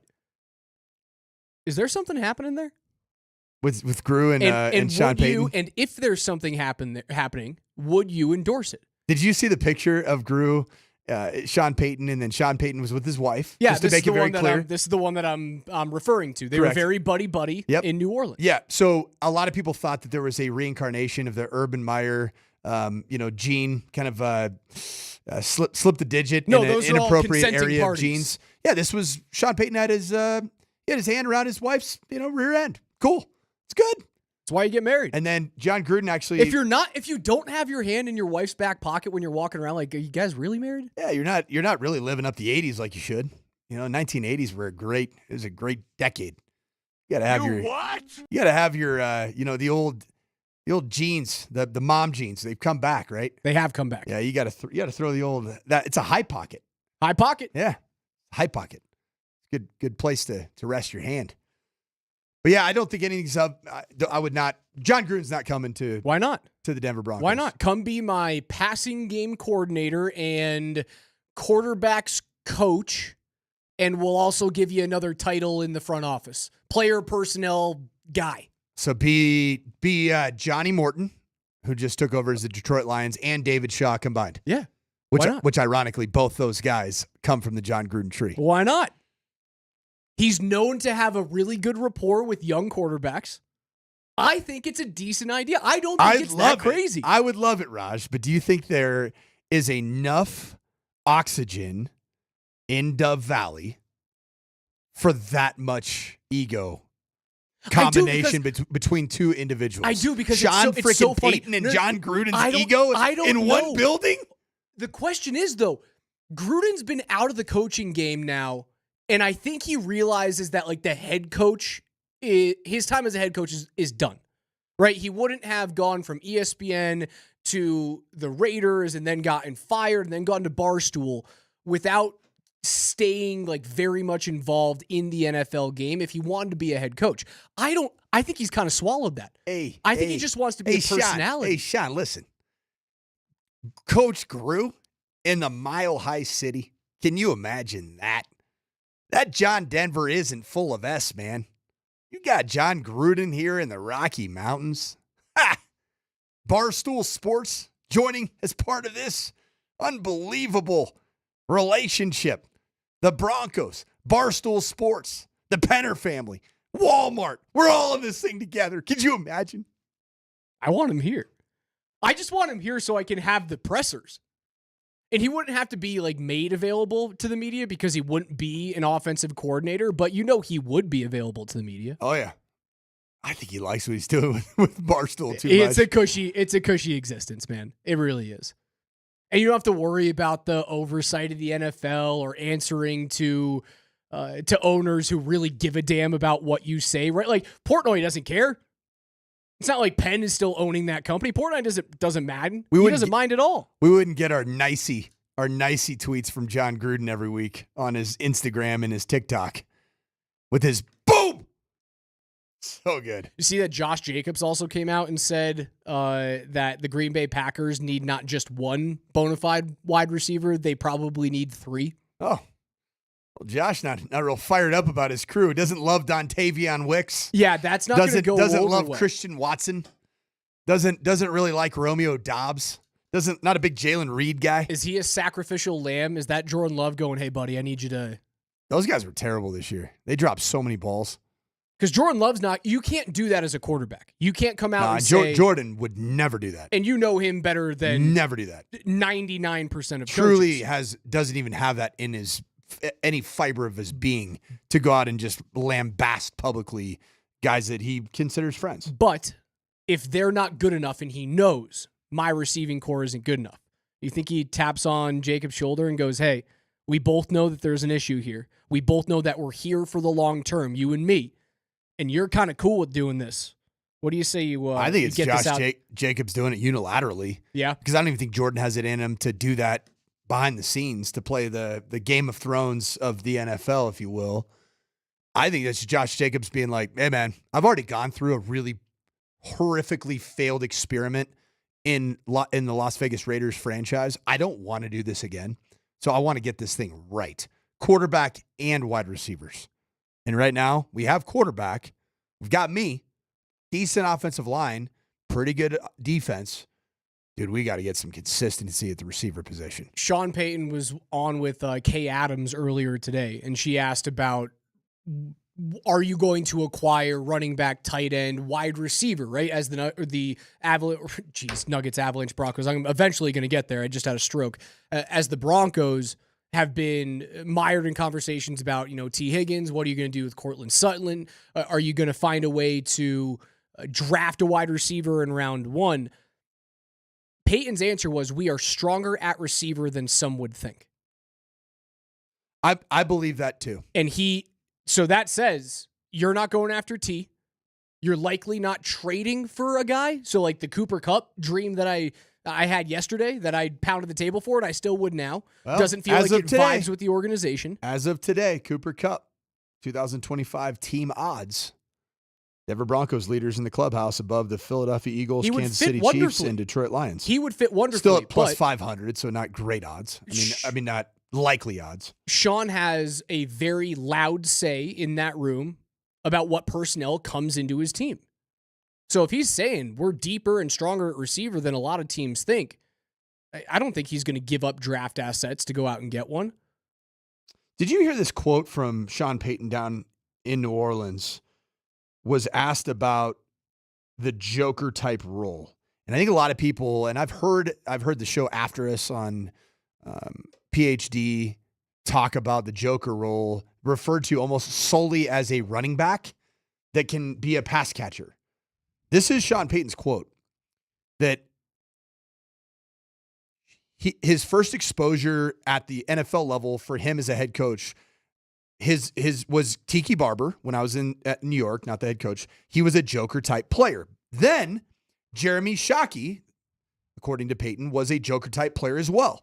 Jason Witten, when Sean Payton was a part of the Cowboys franchise, Joker type player early in his career. And so then pretty soon you had Shockey, Jimmy Graham, Darren Sproles, Alvin Kamara in New Orleans. You what have is the Joker? It's just a guy? It's no, just no, the no. guy that we go to? No, it's a There's guy. no similarities between any of those guys. I think there are. I think it's if you look at traditional Terrence Sproles and Jimmy Graham? Yes, because you look at traditional running backs, you think about guys that tote the stone. They run the rock. A Joker running back runs the rock and can do incredible things in the pass game out of the backfield and lined up as a wide receiver and create mismatches because you have a linebacker that goes out and has to cover in empty backfield alignments. And then same thing with the Joker as a big Joker. And I put Taysom Hill into this category, but let's talk big Joker, more specifically Jimmy Graham, is guys that can do the dirty work in the trenches with their hand in the dirt, like Adam Troutman did, but then also line up as the outside number 1 wide receiver when they're isolated into the boundary Oh, are you going to put your corner on him and cover him man to man with a 5'9.5" pencil neck? Can't do that. So that's a big joker. Sean Payton's going to draft a joker at number 20. That's what I see. Running back joker or tight end joker. That's what's happening. And I think there's two different types, and I'd be all in for either one of them. That's Coach Mike Sanford, Alex Ryan-Emmy. You're listening to the Morning Sprint here on Altitude Sports Radio.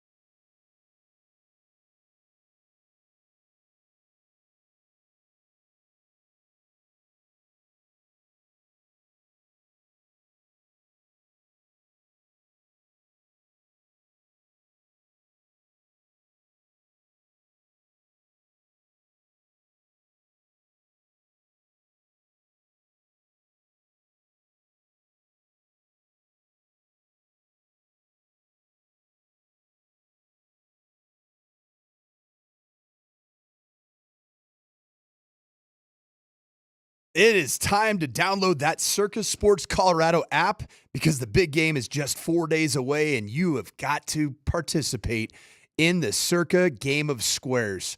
Circa Sports offers square bets, and everybody who's played these games, like myself, like Raj, we've had bad luck with pulling bad numbers, bad picks in these squares. This is a different opportunity where you get a chance to pick your own squares with a minimum bet of $1, but with a maximum win opportunity of $100,000. It's easier than ever. Go ahead and download that Circa Sports Colorado app to place your Circa Squares bet for the big game coming up on Sunday. Must be 21 years or older. Gambling problem? Call 1-800-GAMBLER.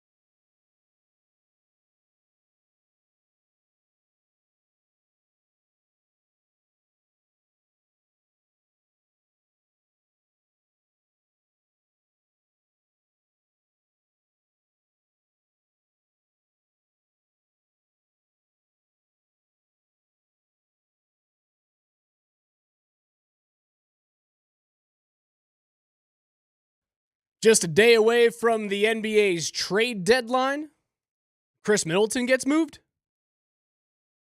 Milwaukee stays under the second apron. Kyle Kuzma goes from Washington to Milwaukee with a second-round pick. Middleton, coming off of the worst, or rather mired in the middle of the worst season that he's had since 2013-2014. He's a $32 million player this year. Has a $34 million player option next year, which is why Milwaukee likely wanted to move on from that guy because he is looking like a cap casualty in the offseason. See if the Nuggets are going to do anything.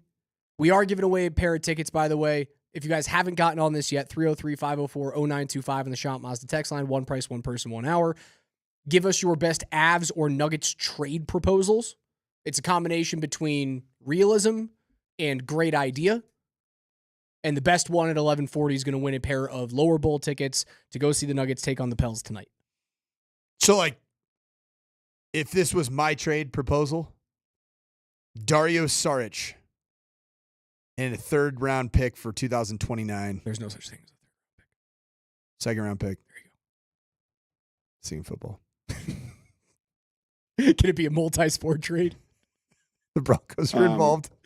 3-team trade. The Broncos, the third team, laundering the money. Raj, I truly have never watched the NBA draft in my life. You've never watched a single NBA draft? No. Not once. You didn't even want, like, even the 03 draft, man, with all those baggy suits and Melo coming out? No. I've never watched one, truly. I mean, I've watched the lottery balls. I like the lottery ball, like when they announce, who gets the lottery pick. That's cool. But I like this trade, Dario Saric and a future second for Giannis Antetokounmpo. Kind of similar to Luka trade. That's probably one that wouldn't win our contest. No. I see trade for the Avs, straight up, Casey Middlestat for Sidney Crosby. You're getting closer, but I still think you're a little unrealistic there. I told you guys at the beginning of the show, coming off of last night's Avs loss, which it was disappointing, and the coach hated his offensive output yesterday. Hated what his lines weren't doing in the second half of that game, not getting to the middle of the ice, making it easier on Thatcher Demko after they started off really good. It got me thinking, if the Casey Middlestat experience is not working, what can you utilize his future and his contract to get you? And right now there is a glaring hole, not only at secondary scoring for the Avs, but there's a glaring hole on defense. And I don't think it's just your third pairing. I think the reason why your third pairing has been such an abject failure this year, and it's just been a rotating door of Middleton, Malinsky, Manson's been down there a few times this year, DeHaan, Shillington. I'm sure I'm missing a couple of guys in there as well. Did Shillington get much ice time? Shillington did not play. He was expected to play yesterday. He may play over the next 2 games. Okay. Because I saw he was activated. He's activated but did not play yesterday. I would utilize Casey Middlestat's contract to try and go out and get Seth Jones from Chicago, because you would have to move money out to get Jones back in. And Chicago still has 1 slot remaining for salary retention. They've used 2 of their 3 spots. You can only have 3 retained contracts on your team at one time. If you were to utilize Casey Middlestat and say a prospect, either Cal Ritchie, Mikhail Gulyayev, maybe Ilya Nabokov, or Middlestat and a pick, let's call it a second-round pick that has a condition to be a first if the Avs win the West this year. I think you could get Chicago to retain a certain percentage of Seth Jones' salary, which is $9.5 million. Seth Jones, son of Popeye Jones. Son of Popeye Jones. I just ran into Popeye Jones at a coffee shop about 2 hours ago. Son of Popeye. Pretty awesome. Learned how to play hockey here in Colorado. I think you could make that happen. And I would use Casey's contract to go and get that done. You would then still have either, depending on what you used in that trade comment, or in that trade comp rather, you could use the remaining either picks or prospects to try and trade for a guy like Alex Tuck in Buffalo, big-bodied, winger, gritty, plays physical, loves to be at the net front. has this year and next year left on his deal. Alex Tuch, T-U-C-H, Tuch. Not Tuch? Tuch, Alex Tuch. Not like the Canadian term for a beanie cap? No, not toque. Not a toque? Or not the term for the skate holder on a hockey skate, a toque. It's also a toque. If it's a Bauer, yeah. If it's Bauer skate, it's a toque.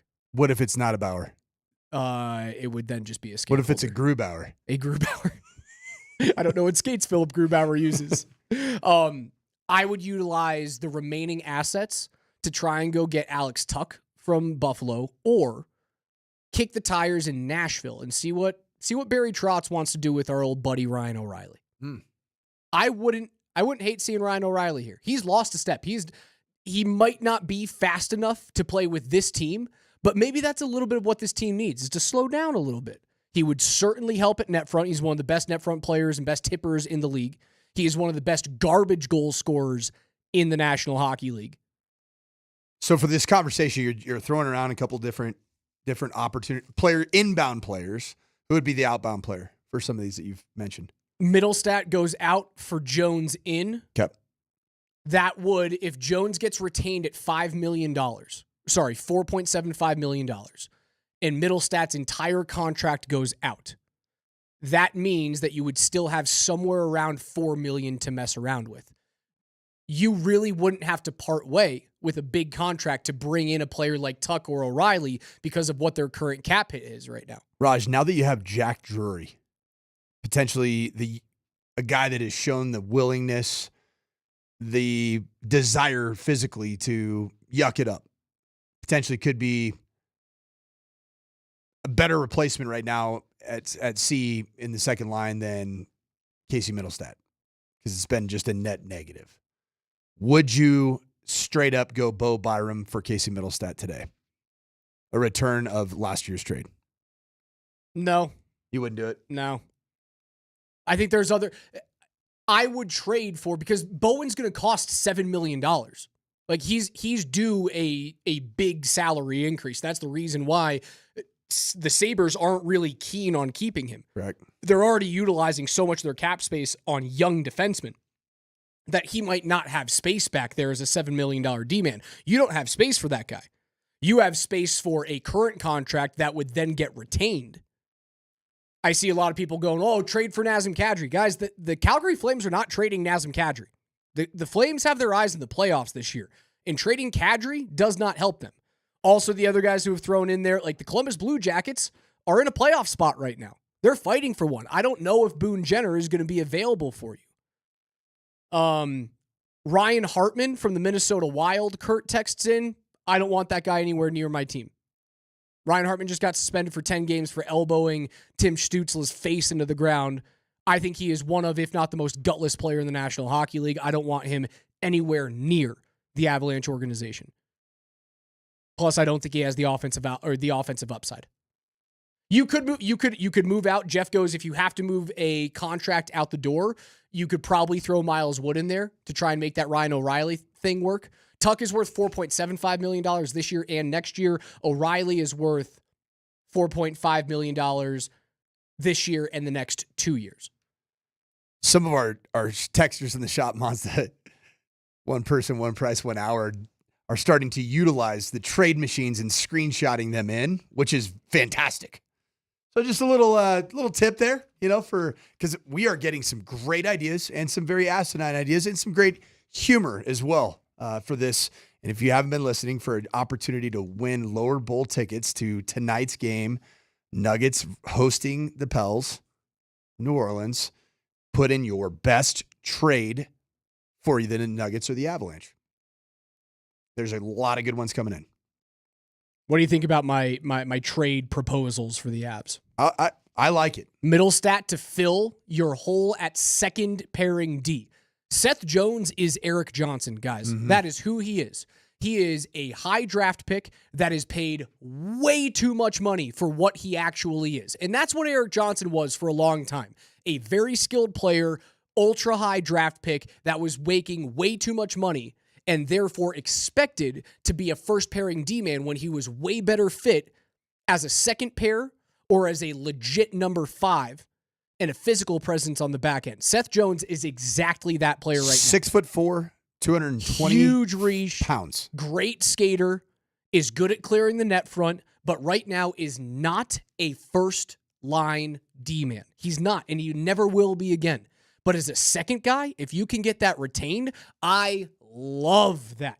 Love that. And yes, I would trade Casey Middlestat in either a pick, whether it's a second and a conditional first on it, or Middlestat and a legit prospect, either Gulyayev, Ritchie, or the goaltender Nabokov, to get Seth Jones in here for the next 4 years at a 50% clip or just south of it. I would then utilize the remaining assets, Ritchie, Gulyayev, Nabokov, or future first-round picks, to try and entice Barry Trotz to get younger, more cap flexible in what has been a complete abject failure in Nashville, and bring Ryan O'Reilly back as your center for the next 2 years. I think those are very, very doable. And I think it fixes the holes. The main massive holes that are sinking the Avs ship right now, those get fixed. They get fixed immediately. Is there a trade machine for the NHL? I don't think so. You got to get some of your nerd friends that you went to Colorado Academy with. Is that where you went? I did. Colorado. There's some nerd friends that could build that probably in the next, 24 hours. I don't know if there's a trade machine. I have to utilize like my knowledge of the cap space and all that crap. You can make it work, man. You can make it work. Keep those things coming in. 303-504-0925. We're giving away a pair of tickets to the Nuggets and the Pelicans tonight at Ball Arena. And all you have to do is text in your trade proposals for the Nuggets or the Avs. It's a combination of both realism and, hey, great idea. That could actually work.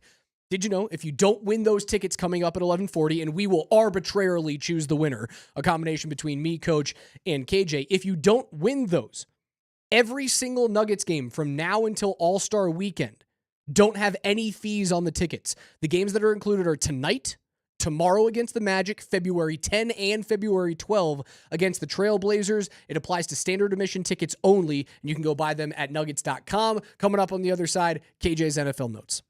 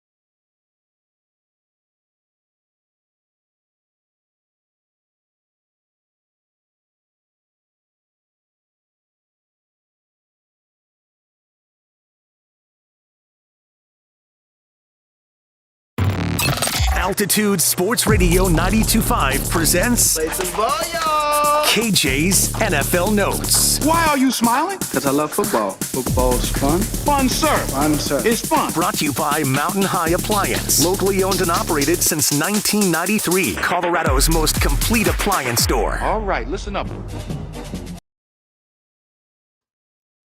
Every day here on the Morning Sprint with Coach and Raj, we go through the biggest stories in the National Football League, just a handful of days away from the Super Bowl. Eagles and Chiefs. KJ, what is first today? Well, let's head to the Kay Adams show because Sean Payton was just on it. Sean Payton. Shocking. Wow. Hanging out with Kay? Why would you hang out with her? Why would you? Why do you think Sean wants to hang out with her? It's so How do you silly. think Sean's wife feels about that? I don't know. It's like, yeah, there's a few other shows you could go on, Sean. You don't want to be on with Peter Schaefer? Why would you choose Kay Adams' show over Peter Schaefer's? I don't know. I don't know. It's just a really good question. We'll figure it out eventually. So he was on Real internet sleuths we are. Well, listen, I'll Google that any day of the week. You're not lying. Hey, here at the Morning Sprint. I'll Google Peter Schaefer bikini pictures any day of the week, Raj. Gross. So he was on with Kay Adams this morning, and they got into a discussion regarding what's the biggest problem with the officiating. And he explained why he doesn't believe in the Chiefs narrative and just continues to further explain why the refs may be struggling just a bit with the current pace of the NFL. I don't think that's a narrative we're frustrated with. The narrative our league's frustrated with is, has the officiating kept up with the pace of play? It's a great point. In other words, man, this game's faster. It's quicker. It's difficult to officiate. And so I don't subscribe to that at all. I don't know. What are your thoughts, Raj? I think he's kind of telling the league that you got to get rid of these 72-year-old dudes who are running up and down the field with our elite athletes.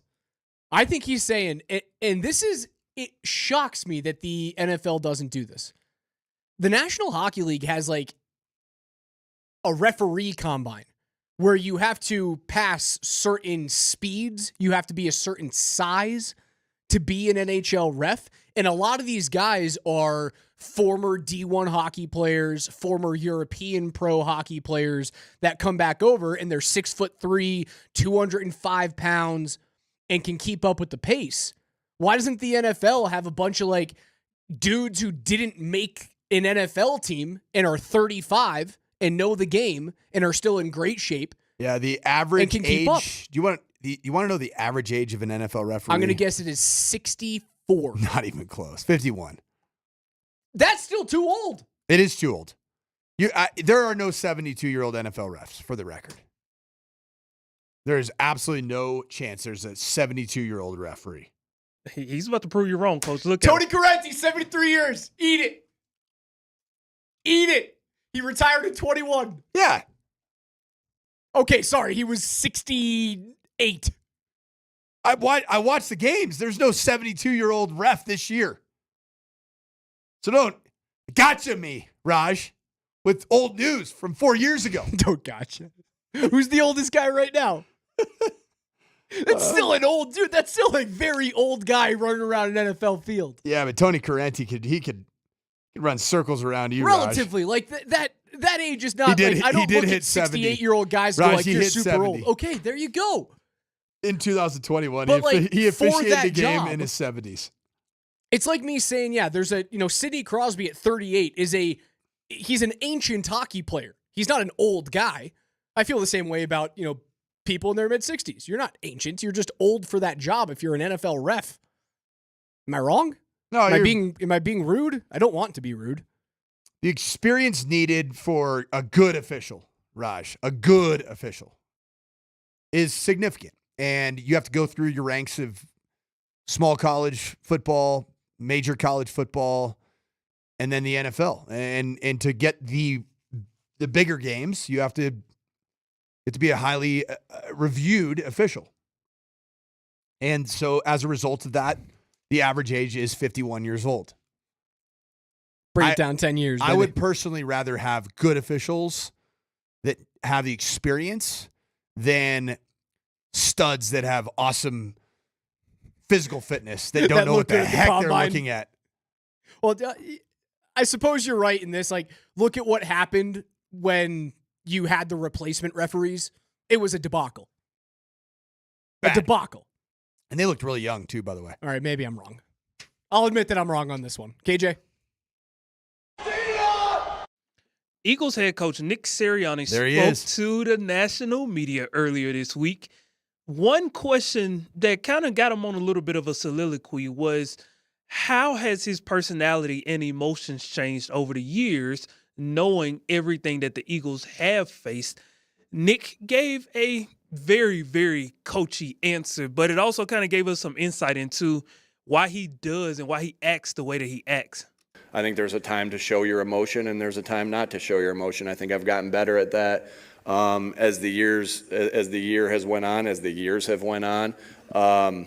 But to say I'm going to stop being excited when we score a touchdown, all the work, or stop being excited after a win with everything that we lay on the line to do so, or that I'm not going to yell to correct or yell to praise. That's just not who I am.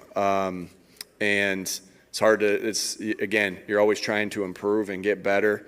But then there's some 43 years of habits that sometimes are hard to break.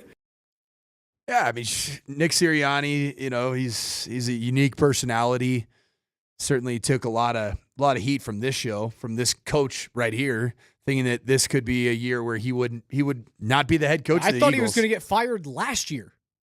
Felt that way, didn't it, Raj? I mean, it felt that way even this year. Like, we're like week 15 with an incredible record, and you're like, I don't know if Sirianni's going to make it through.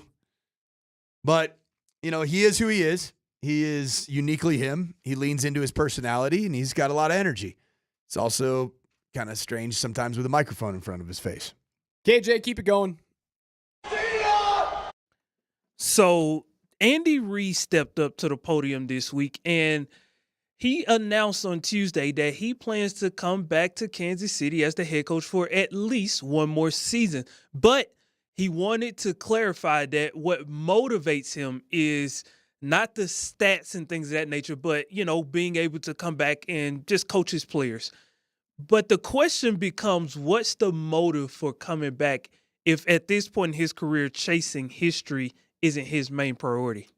Yeah, that's not part of it. That I enjoy teaching, so I don't get caught up too much on all the stats and all the records and all that stuff. But I enjoy being around the guys. I enjoy football, the game. You can't put in the hours that we do and not enjoy it. I really love the game.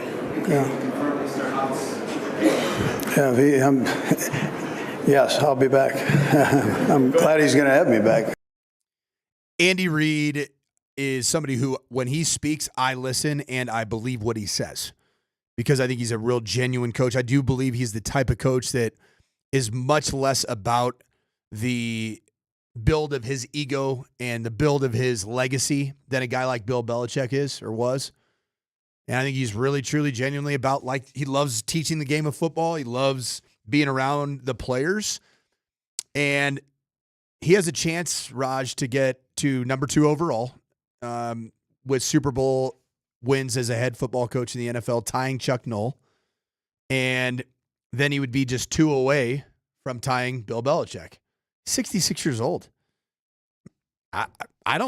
Who's to say that he can't continue to do this? Pete Carroll just got signed and he's 73, 72. Yeah, and I mean, Bill Belichick is coaching college football and chasing around co-eds, and he's 72 himself. Why are you looking at me that way? Is he really chasing around co-eds? Well, sorry, his girlfriend's 24. Sorry. He's locked up, coach. He's a one-woman man. For sure.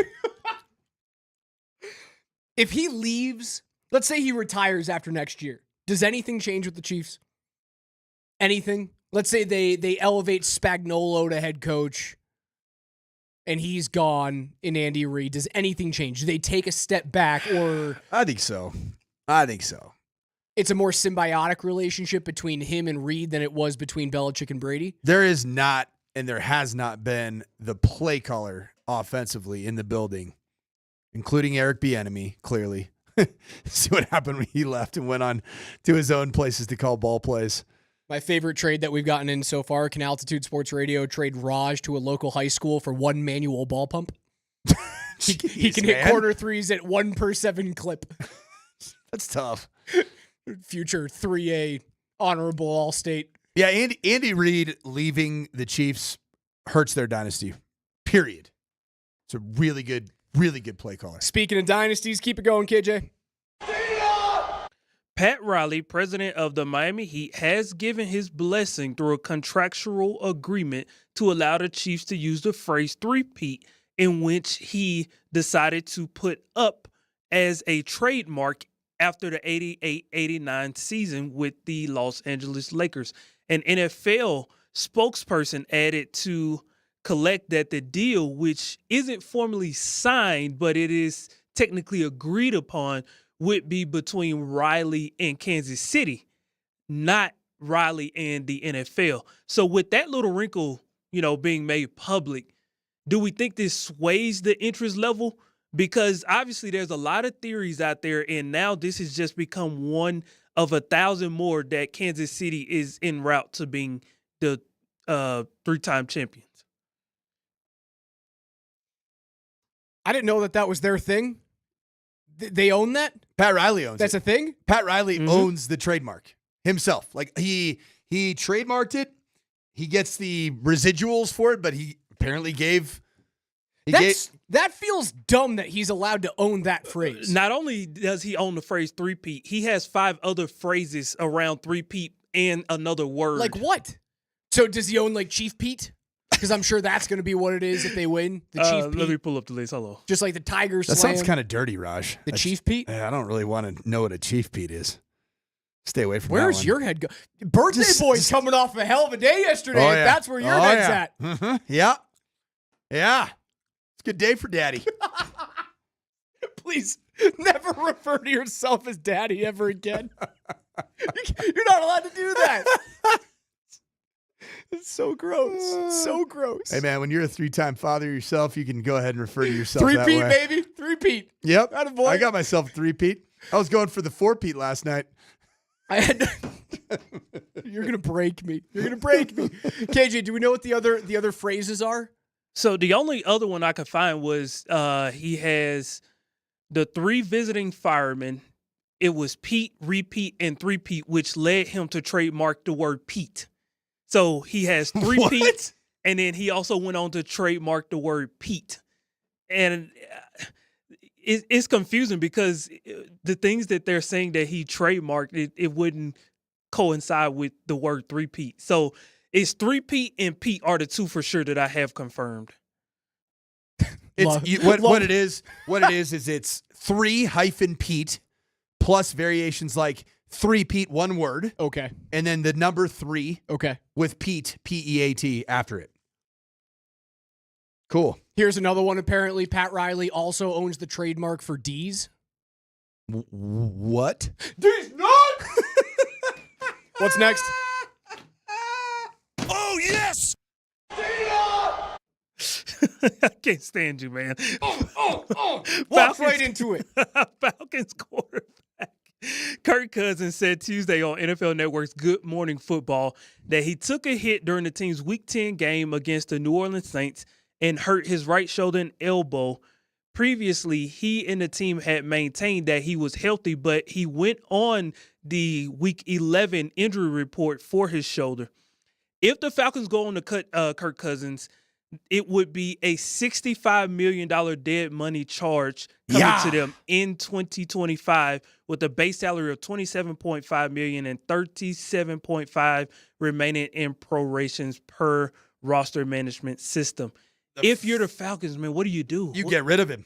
You do exactly what the Denver Broncos did, and you move on from Russell Wilson. In the case for the Falcons, you move on from Kirk Cousins. Yep. And you already have the generational talent in your building that everybody believes in. and you've already essentially turned the page. Michael Penix Jr. is your quarterback, and I am almost emotional thinking about him as a starting quarterback for the next decade, 15 years. There's proof of concept, Yep. right? Like you don't have to wade the waters that the Broncos did last year without knowing what's going to happen, without knowing how deep that is. There's also proof of Penix because he played and he showed what he can do, and he showed his arm talent. He showed that there was an energy that wasn't present on this football team. He unlocked guys like Drake London and guys like Kyle Pitts who'd done nothing. And all of a sudden you can see, oh, wait, with a real gunslinger like Michael Penix Jr., these guys can come alive.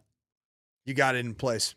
I would have said a year ago, you can't do it. I would have said a year ago, this is suicide. But looking at what Sean Payton did this year with a rookie quarterback, man, you were right there. And Atlanta was right there this year, right? If they had gone to Penix earlier, there's a decent argument to be made that like Atlanta would have been a legit threat. Am I wrong? You're right. They probably did it too late at this point in the season. Yeah, they had to allow this to play out. But you're right. They're a playoff team if they'd made the move 4 weeks earlier. It still doesn't excuse them from a head-scratching contract. Knowing that they were probably going to go into the draft and select their quarterback of the future, to go out and sign Kirk to that deal seems unforgivable to Raj, me. of the You didn't have to do that. Raj, of the top 12 NFL teams ranked by dead money, Denver Broncos were number 1. Playoff team. Minnesota Vikings were number 3 with $69.8 million. Playoff team. Buffalo Bills, 4th most dead cap. Playoff team. Green Bay Packers, playoff team, 6th. Philadelphia Eagles in the dang Super Bowl, 8th most dead money. Tampa Bay Buccaneers, playoff team. LA Chargers, 12th playoff team. 6 of the 12 made the postseason. And again, the Broncos did this in a really difficult division. The AFC West is no joke. Atlanta's not playing in the AFC West, coach. 7 of the top 12 teams. It's doable. In dead money made the playoffs. The proof is there. NFL Notes is brought to you by our friends at Mountain High Appliance, Colorado's most complete local appliance store with locations in Denver, Louisville, Littleton, Colorado Springs, and Glenwood Springs. They offer every major appliance line and brand, and you can find them at mountainhighappliance.com. On the other side, we're giving away 2 lower bowl tickets to the Nuggets and the Pelicans tonight, and all you have to do, if you haven't already, text in your favorite Avs or Nuggets trade ideas at 303-504-0925. We will choose the winner in the break and let you know who's going to the game this evening on the other side. Don't go anywhere.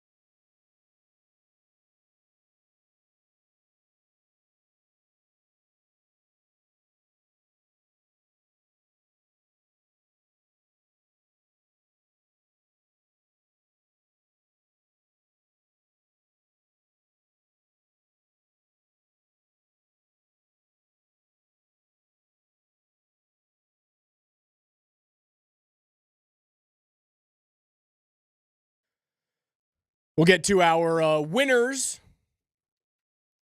of our Nuggets tickets tonight. Nuggets take on the Pelicans this evening, 7 p.m. tip, 6:30 pregame show right here on Altitude 92.5. And if you were not aware, if you were living under a rock yesterday, you can watch that game if you're a Comcast subscriber now. Oh, yeah. What a big day yesterday was. It was a huge day. It was really fun to be around Ball Arena to see that come to fruition. It was something, honestly, again, I've been here for 6 years, and all but 4 months of my career here at Altitude and KSC, it's been blacked out on Comcast. I never thought I would see the day. Well, doesn't erase the pain of the last 5.5 years. Yeah, move on. New day. But we're moving forward. It's a new day.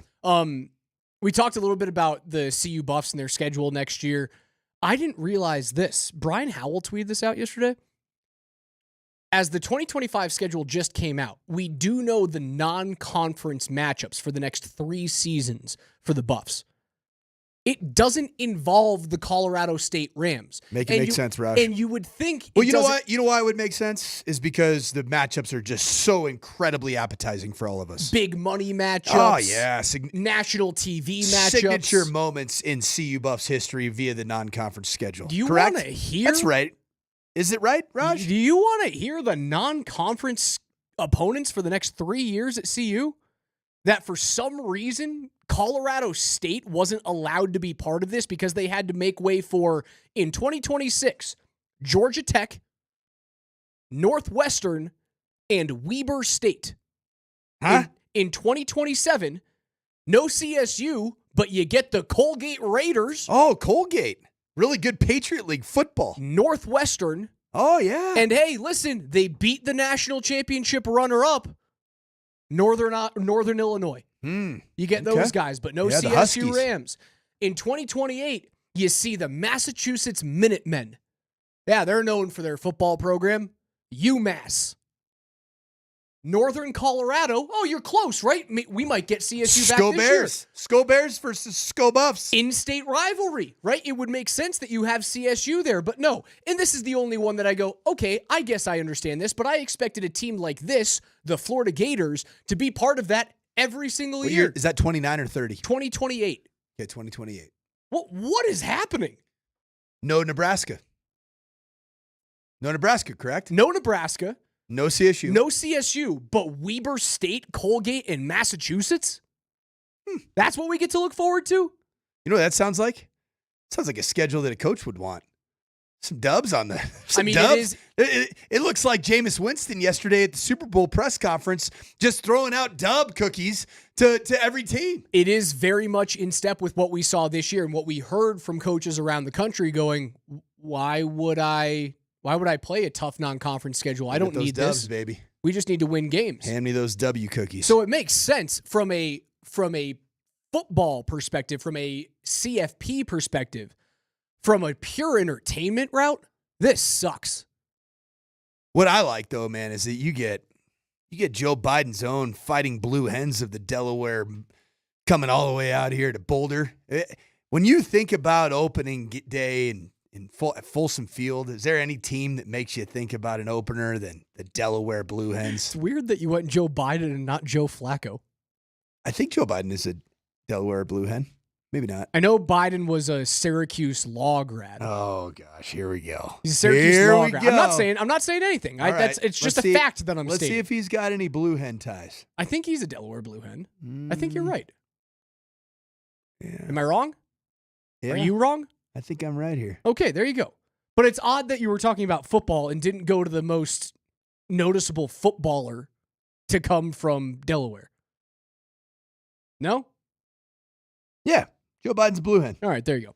Yeah. Another thing coming out of college football, they are looking at changing the rules on teams faking injuries during the game. Talk to me about what's been thrown out there. Yeah, there's I think a really good proposal because of some of these tempo offenses that once you have any form of success, it's typically after an earned first down. You've seen it all too often. You see it with Tosh Lupoy, the defensive coordinator at the University of Oregon, where he looks at one of his players and he does a finger cap gun, points at him, like, shoot, you're dead. And then they drop down to the ground injured. And it stops the ability to use your tempo mechanism and run a play. This has been happening for over 10 years, even dating back to like Oregon, Chip Kelly, super fast tempo offenses. I've coached against it. It's frustrating. And so what they're now advocating is that any player injured will have to sit out the remainder of the series of play, with the exception of the quarterback position. Because obviously a quarterback would not fake an injury to stop the tempo of play. So it's if you're injured and you cannot walk off on your own accord. So it is a dead ball. Sometimes they take a TV timeout and it allows the defense to get their win back, to get their, make some adjustments potentially, change the defensive call. Because that's the problem with this tempo offense, is that a lot of times you get defenses into a particular call and then they have to replicate that call over and over and over. So it's like cover 4 is I always call it their B call, as in it's kind of their default call, if you will. If you get them in that call over and over, then all of a sudden, we got to change something up, and it's the injury. Guy goes down and grabs his right calf. Faking an injury, fainting, whatever. Truly, I have seen, if you're on Twitch, you've seen like Tosh Lupoy back when I think he was at Washington with Sark and then at SC. He'd look over at one of his players and kind of go, pew. He'd give a finger gun? Yeah, he'd finger gun. I love that, though. That's and then sweet. you'd see him like go down, like a like dog. grabbing their hamstring. It's like a dog trick. Finger gun. Funny, you can train college football players to do it. I haven't been able to train my dog to do it. He won't. Just looks at me like I'm crazy, coach. All right, we've been asking for your trade proposals for the Nuggets and the Avalanche, the NBA trade deadline tomorrow. We will have Dempsey on tomorrow to go on all of the latest, what happens today, what happens tomorrow, if the Nuggets are going to make a move. Again, we talked yesterday with Tommy Balcetis, and it kind of felt as though he was giving us the idea of, we've had conversations, we can't really do much, therefore, as an organization, we are okay with standing pat. Michael Malone over the last 2 days went, we're not trading Michael Porter Jr., so what can the team really do? There have been a couple in here. I've really liked it. And our winner today, and we'll go over some of the ones that finished runner-up. The winner today, drumroll, Ryan Brusack. Congratulations, you are going to the Nuggets and the Pelicans tonight in the lower bowl with 2 tickets. Your trade, and this was the first one of many that came in, DeAndre Hunter and Bogdan Bogdanović from the Atlanta Hawks traded to the Nuggets for Zeke and MPJ. Some call this the best friends trade. The best friends trade. Because you get Bogdan and Nikola Jokic, 2 Serbs, played together in the Olympics, and Bogdan was fantastic. Then you get Trey and MPJ, who are buds. They're homies. They're pals. So this trade works. The money clears out. I don't know if it's going to happen, but I do think that is the best one that has realism attached to it. And, hey, that could be a decent idea. I don't know whether or not they're actually going to move MPJ. It feels like they are committed to that guy for the long term. That would change up a lot of what's going on here. Does it help you on the interior? Does it help you figure out the non-Nikola minutes at the 4 or the 5? I don't know. Probably not. But it does change the atmosphere in the room. And maybe that's what they need. And I think the Avs need to do that too. We've seen a bunch of these here. I see a lot of guys saying middle stat for the Trevor Zegras contract in Anaheim, and I will scream from the mountaintops, for the love of God, never trade for Trevor Zegras. He's a fake hockey player. Again, he does things with the hockey puck that I've never seen anyone else do in my life. He's amazingly skilled, but if your argument is that the Avs are too soft and too perimeter, Trevor Zegras might be the most perimeter player in the National Hockey League. That does not fix anything for the Avs. Dario Saric to Washington for a second-round pick. It's one that could actually happen there. Please. Julian Struthers, Zeke, and Najee, and a future first for Kevin Durant and campaign. We're going to get rid of both Zeke and Najee? KD's not coming here, guys. It ain't happening. I promise you. We're not getting him. We'll get into more of those tomorrow. NBA trade deadline. Chris Dempsey will join us, talk all about what's happening with the Nuggets and the rest of the association. We got a month until the NHL has their trade deadline. Tonight, 7 p.m., Nuggets and Pelicans. Tomorrow, 7 p.m., Avs and Flames. Coming up next, PhD. For Coach, for KJ, I'm Raj. We'll talk to you tomorrow morning at 10.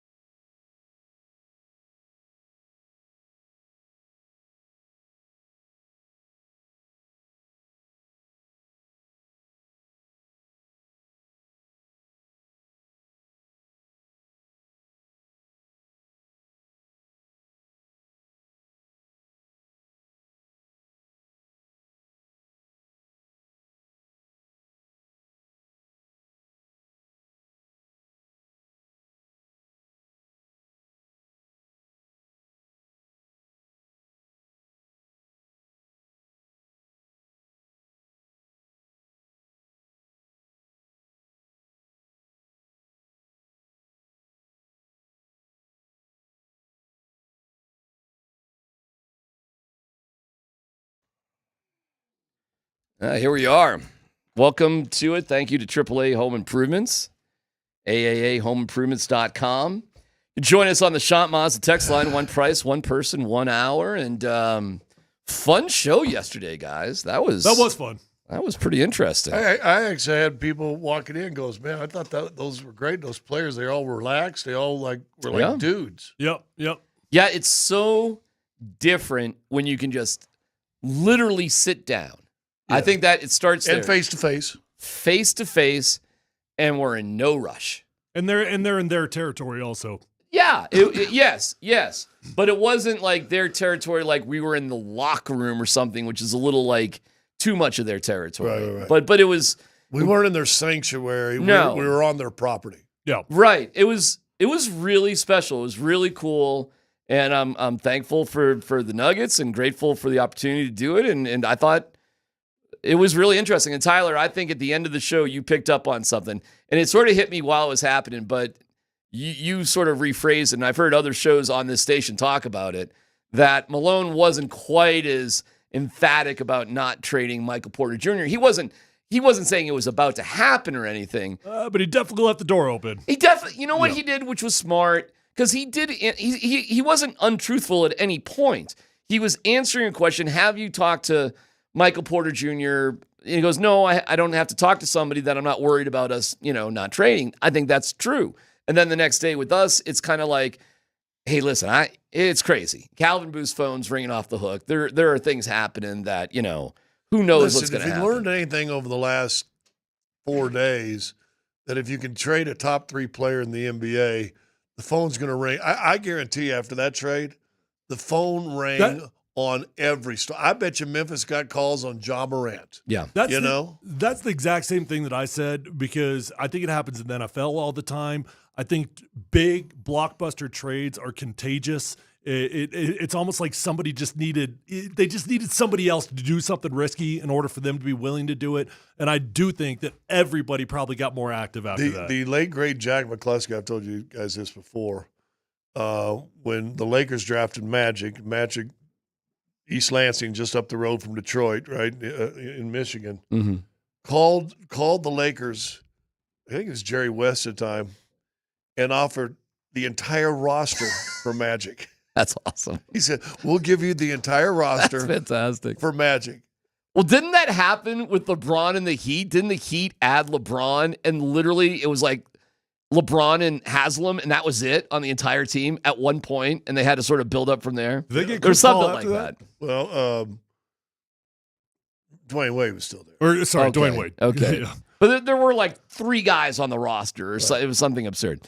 Then we had Michael Porter Jr. on, and I'm not sure you're going to hear a more thoughtful, articulate, engaged. Knew where podcast came from. That was impressive that he figured that out. That was good. Michael Porter Jr. and those that, are lucky enough to be able to be at in the locker room and whatever. We already knew this about him. He's always a really honest, engaging guy to talk to. Always, 100%. And I thought he came off wonderful as well. And a very mature, sort of balanced approach. And listen, we didn't dig into it because I didn't really think it was the appropriate time. But what's been going on in his family's life has been brutal. Right. It's been very, very difficult. It'd be difficult for anybody. And so he's had just a lot going on. He's just had a lot going on. Never mind the injuries, which he never complains about or ever talks about. And the fact that how many games in a row, except for the game that he forgot his shoes, the one game because he has very specialized shoes, right, and they didn't get taken on the trip. So that was the only reason he missed a game last year. And has he missed any games? I don't think so. And for a guy that we have all, and I know Scott's pointed it out multiple times, like if you were to put him in a trade, would he even clear the physical with the new team just based off of previous stuff? He's been very, very healthy. But for anybody that did miss the interview with Michael Porter, he was very grateful for his experience in Denver. He was very aware that he could easily be traded, and he had no animosity about it. I do think he would prefer to be here. But he made it very, very clear that if he gets traded, he understands the business, and he'll have nothing but gratitude to the Denver Nuggets. Well, I saw a stat today, and I'll butcher it if I don't look at it, but it's around this. when he scores 20 points this year, the Nuggets are like 16-5. So they need him active. And he talked about it. If they're playing Joker straight up, that means they're playing everybody else straight up. And his physicality, he's not the most physical guy. Mm-hmm. And he's at time, and he even was honest about that. Mm-hmm. The guys I've got to learn to do more, when I'm being played like that. I got to look for different openings, and my game has to change a little bit. Yeah. I thought that was a mature statement. Yeah, and then, of course, he gave us the I should be shooting 10 threes a game. And we're like, okay, that's good. There's a number. He should. Yeah, I was always curious. And I'd say this, Michael, if you're 0 for 7, you got 3 more bullets to fire out there, man. And if you go 0 for 10, you go 0 for 10, But I think they need him to take 10 threes a game. I like that. Well, it does feel like for a team that just does not shoot as many three-pointers, although they are pretty effective when they do shoot them, it does feel like for Michael Porter, and that's why I asked him if the coaches give him a specific number that he is supposed to shoot in every game. It was interesting that he said Malone's never told him that. Right. But other coaches. But he said the assistant coaches have told him you need to be shooting about 10 3-pointers per game. But as Michael Malone has told us on our show, they do need to shoot more threes. Like he said it. Like, hey, that's not a dumb question. We probably need to do more. So Scott, if you had to put a number on our shooters, how many threes would you love to see from each guy? Well, they're dominant in the paint, so you don't want to lose that aspect. And I hate guys that have layups, and then they just kick it out to three. If you're late in the game and you're down 3, okay, I see that. But in the second quarter and you've got a layup, go make the layup. Go take the it's the one in the hand. Kickouts happen all the time. The one but I'm talking about the one in the hand. Forget about the 3 out in the bush, right? Give me that right there. But when guys do that, they're clearly being coached to do that, Scott. Yeah. No, they're not making that decision on their own. Yeah, they're 15-5 when he scores 20 points or more this year. So you know what? There's his number. He's pure form, unguarded by himself. I would say he's as good as any three-point shooter in the league, and he probably should be in the three-point contest. He's got that smooth of a stroke. Yeah. Very rarely do you look at him and go, "Oh, that's off." Oh, that unless he's at an angle, I can see the ball going. But he's that good of a shooter. So yeah, 10 would be a good number for him. I probably told this story too. In college, we're playing against Vinnie Johnson, the microwave. Calling the microwave because he could heat up quick, right? He's one of those guys that heat up quick. We come at halftime down in Waco and Baylor, and we're thinking, hey, we're doing pretty good. Vinnie Johnson's 0 for 10, 1 for 10. He finished the game 11 for 21. Well, Anthony Edwards had 3 points at halftime against the Nuggets, and then I think he finished at halftime. He had 3 points. Then he finished with like 35 in the blowout win Minneapolis had over the Nuggets. But here's the reality of the situation, and we got 25 hours to talk about this. Well, and we'll see what happens during our show, because literally anything could happen with this NBA trade deadline going on here. Anything can happen. We know that. Would you guys want Kevin Durant on the Denver Nuggets? Because that's the big name that's floating around right now. How? I don't know. How? I don't know. I know, but like, would I love Kevin Durant? Yeah. Well, would you? I would. Absolutely, I would. Because that name is being floated right now. That is the name that's out there.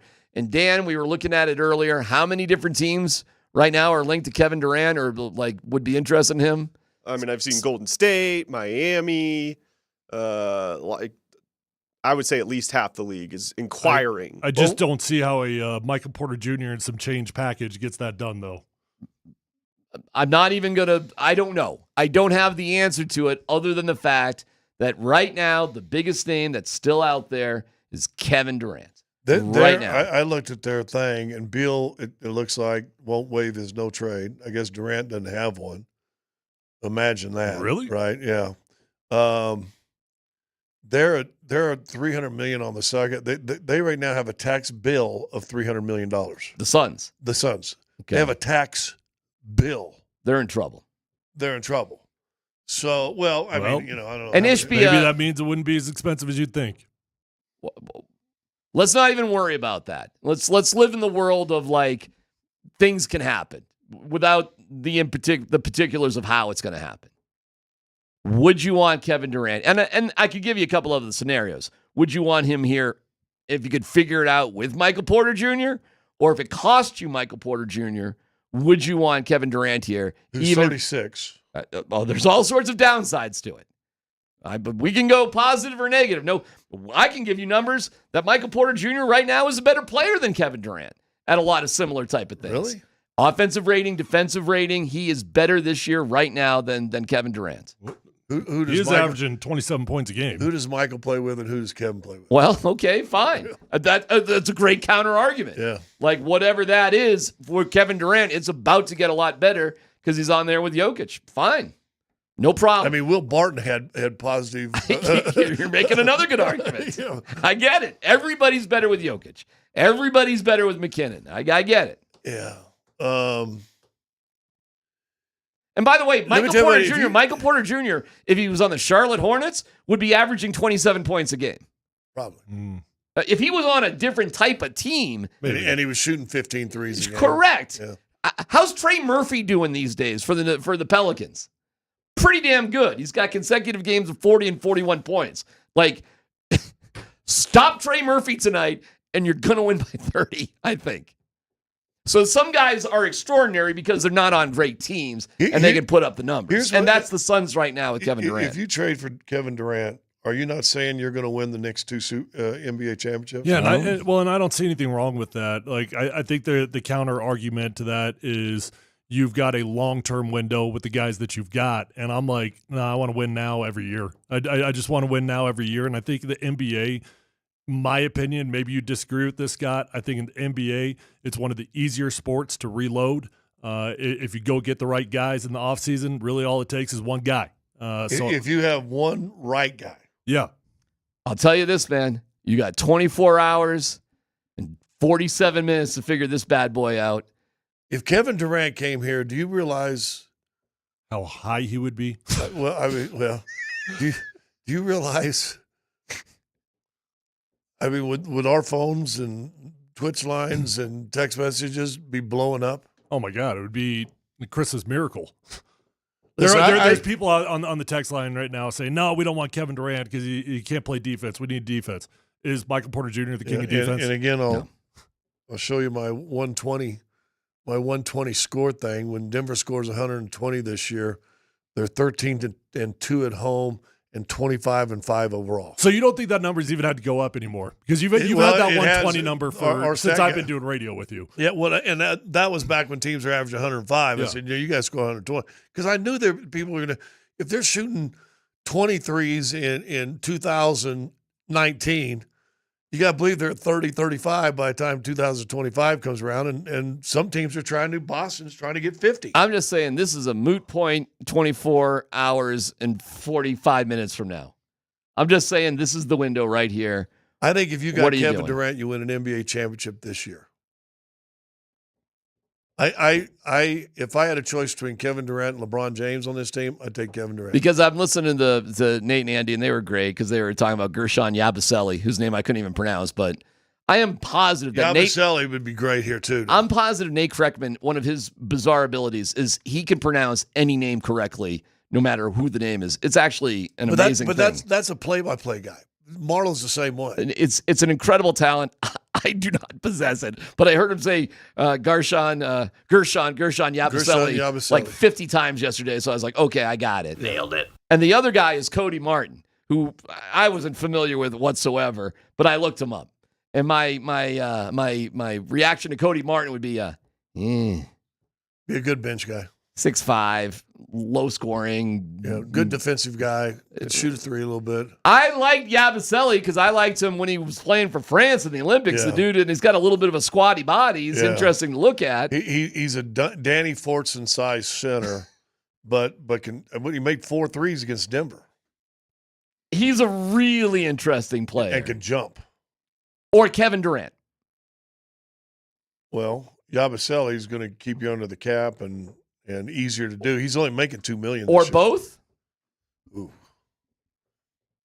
And that's what we'll talk about today as we get ready for the Pelicans. They get both those guys. I'm telling you, they win a championship. Durant and Yabusele, they win a championship. Not even close. It's 24 hours and 44 minutes. But who's counting? Jeff Legwald joins us next.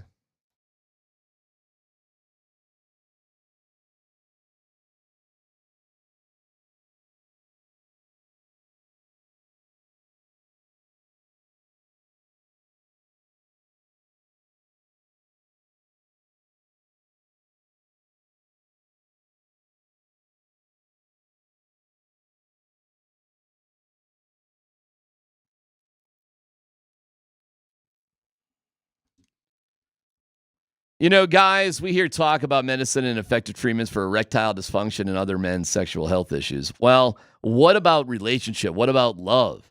What about just bonding closer with your partner? ED can cause major relationship issues. In fact, men often push their partners away when ED becomes a problem. This can cause depression, arguments, breakups, and contribute to really negative things. So listen, I'm here to tell you, you don't have to be destroyed in your relationship by ED. Because of the Rocky Mountain Men's Clinic, their treatments work when the pills or herbals fail. They've got success rates well over 90%.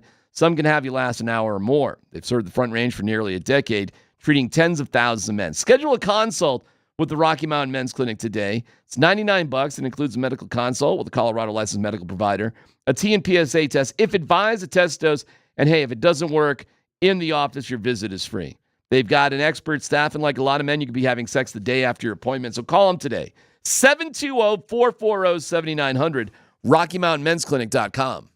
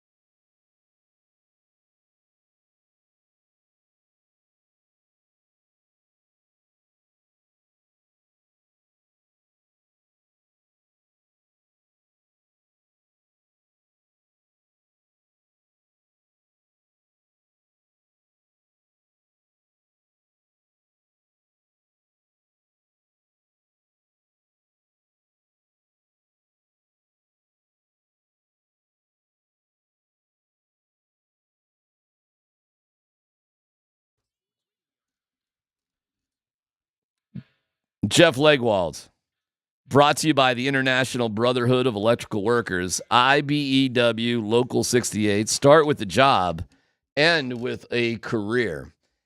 Jeff, good afternoon. It's Super Bowl week, but it feels weird. Because the hype, I don't know, maybe it's because we're burned out with the Chiefs and the whole thing. Although I just think the Super Bowl week just ain't what it used to be. What are your impressions about Super Bowl week and in particular what's going on this week? Or if nothing's going on this week? No, I guess, I don't get a sense it's covered any less. I just think it's more, I think people consume it more niche-wise. They search for the outlets that specifically address what they want to address, instead of, it used to be you covered the Super Bowl and you were kind of a one-stop shop. You did the celebrity stuff and you did the football stuff and you did, what's going on in the community things. You did all of it in one place, and I think now it's just covered. Each of those things are dealt with by different people, different outlets, different websites, different everything. So Right. I just think it feels different, but they don't issue fewer credentials, now than they did 20 years ago. It's covered the same. I think it's just consumed differently.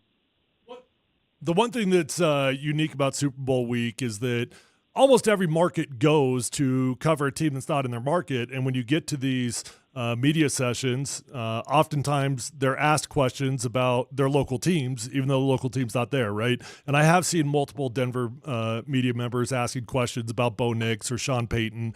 I am curious if you've talked to anybody out there about the Denver Broncos. Yeah, I touch base with, the folks I know with either of those teams. And, a lot of coaches go, a lot of players go.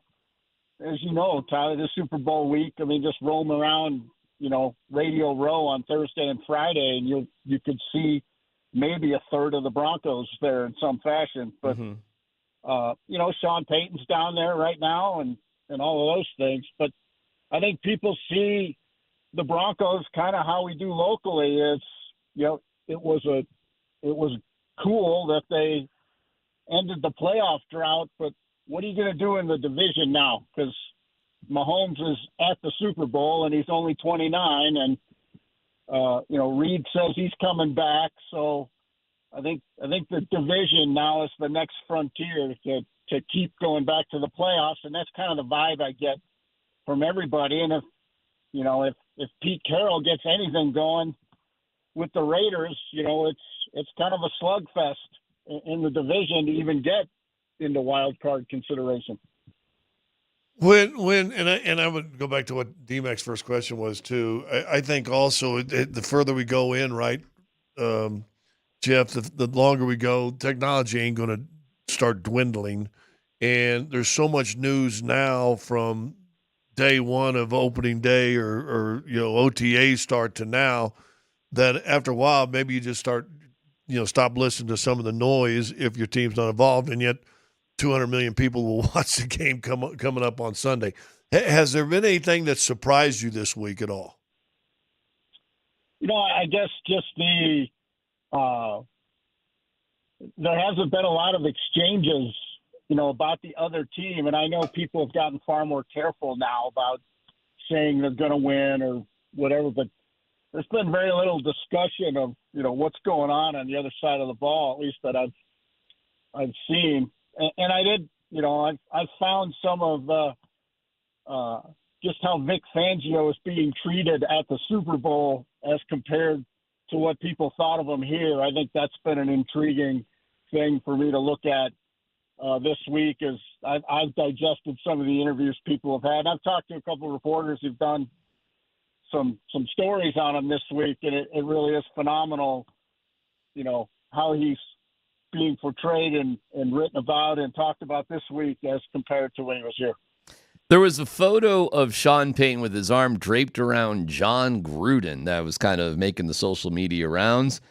Darren Muji is gone. Ben Kotwick is gone. Chris Banjo is gone. Declan Doyle is gone. Johnny Morton is gone. Greg Minuski is gone. Hell, Even Mark Hughes, who knew he was ever going to leave, Jeff, but he's gone as well. Is there room for John Gruden somewhere with Sean Payton? That'd be a tough ad for any team, given how, and he's currently in litigation against the league. So I'm not, now I know, people are working in the league who have litigation against the league, but I think that would be a tough ad. I guess that's how I would put it. Okay. I'm not sure. I'd like to see I guess I would like to be privy to the discussion between Greg Penner and Sean Payton to see how that would go. That'd be interesting. Are these a lot of coaches gone, Jeff, or not? Or is this typical type of turnover? Well, I think people are sort of gravitate to who you've worked with in the past, and it's a huge promotion for Declan. He's coaching tight ends here, and he gets to be, whether you're not a play caller, but you're still an offensive coordinator in title and pay and responsibilities in many ways. So I think the people are getting promotions, or the people that brought them in are moving on. I thought Banjo would have more of a chance to be the special teams coordinator here, but and people I talked to thought so as well, but he obviously did not think that in moving on. Which one of these guys that have left do you think is going to sting the most to Sean Payton? Muji. Muji's a really good scout, and if the Broncos will concentrate on the draft, I think the last couple classes have proven it can work for them, and avoid this whole salary cap doesn't matter approach the Saints had for so long and are still trying to dig out of right now with not much hope for the future, frankly, at the moment. But Muji, that's a big loss to me, and maybe I'm overstating it, and maybe they don't feel that way, but that's a guy who was invested in the organization too. I mean, he started there as an intern, I think in 2014. I recall him arriving. So I think that's a very big loss because he was organized. He has a good eye for players, and he worked well with people, and that's a pretty tough combination to lose. But he got a big promotion, and he's obviously not frightened of a gig a lot of people were nervous about. As far as replacements for the staff, A, and B, I think there was a thing I read today that Payne said getting a tight end, getting a running back is mandatory this offseason for next year. Where do you see either one of those things going? Is the tight end running back a free agent? Is the tight end running back a draft? Is it both? And what do you think about coaches? Any names other than Gruden that we might hear of here? No. I think everybody's waiting to see on, Rizzi for the special teams thing. But I know he's talking to people. I've spoken to some coaches at the Senior Bowl, and, Sean Payton is discussing interviewing people, or at least getting his list together. I think, you always want it in place on your staff if you can, somewhere around the combine, before or after, in that zone, and that's only a couple weeks away. So I would think we'll see some of the position coaches especially filling in. And they're staffed heavily on the offensive side of the ball, so he could absorb, the loss of some people. Johnny Morton, for example, he could absorb that internally without adding anybody if he really wanted to expand Pete Carmichael's role and things like that. And then tight end running back, no, I'll be immensely stunned if the first three draft picks they have don't include those two players at those positions. And I think you'd have better luck in free agency in terms of what you're paying for the value you're getting at running back, but I still think they would keep an eye on the draft at both of those places. We're chatting with Jeff Legwold right now. Jeff, it's always interesting to just see the trends in mock drafts, right? And I couldn't tell you the last time that I saw a mock draft having Shedeur Sanders go number 1 overall. And along the same lines, quite frankly, I couldn't tell you the last mock draft I saw that had the Titans even selected quarterback number 1. If I had to put you on the spot today, and I'm going to ask you for the top 6 because most people have got the Raiders selected Shedeur Sanders at number 6, how would you envision the top 6 unfolding? Well, the Titans have the biggest and most important domino, because if they decide, best player available, that won't be a quarterback on this board. And, that changes everything for everybody, because now the Giants and the Raiders would both be thinking they could get a quarterback if they wanted. And, I think that would change the dynamic a little bit. I don't think either quarterback in terms of true value, and again, they're quarterbacks, so it changes. You guys know, I always say there's the quarterback board and there's everybody else. But by pure grade, neither quarterback is a top 6 player, but they both, I still have a hard time believing both of them won't be selected in the top 6, whether it's people trading up to get them or the team sitting there, because unless Jackson Dart or somebody else really pushes hard in the next few weeks here, there's a pretty significant gap before your next quarterback's probably off the board.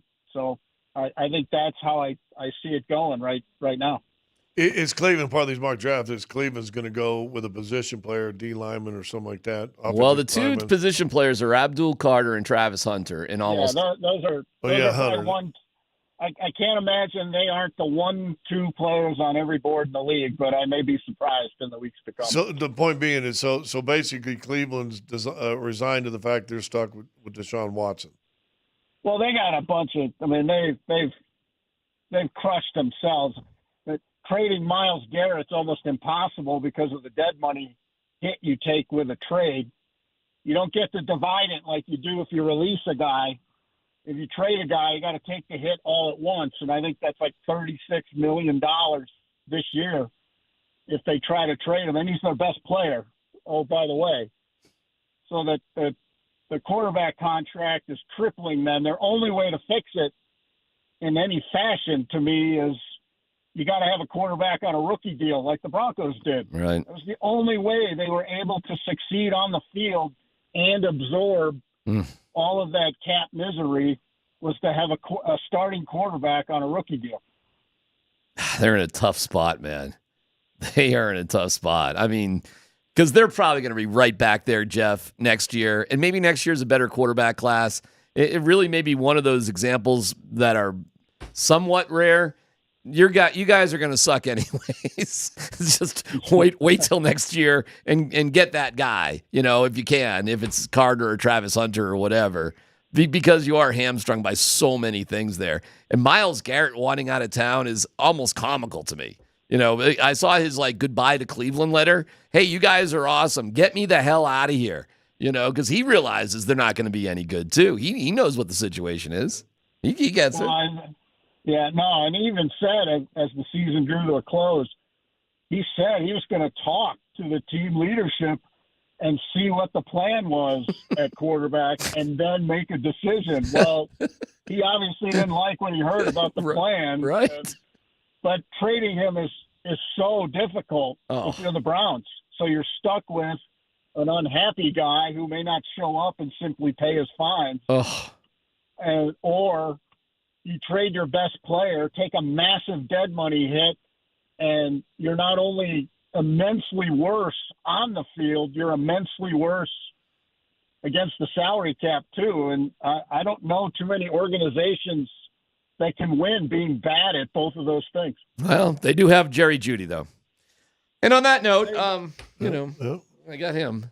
And if they get Travis Hunter, boy, they got threats. Well, yeah, if you can hang in there a little bit, and all kidding aside, I mean, you're gonna be terrible next year. It's not Jeff. I don't know how far ahead you've looked. How's the quarterback class for? 26. Well, it's Arch Manning, isn't it? Holy cow, it's Arch Manning. It's Arch. I think most people feel next year is better. Yeah.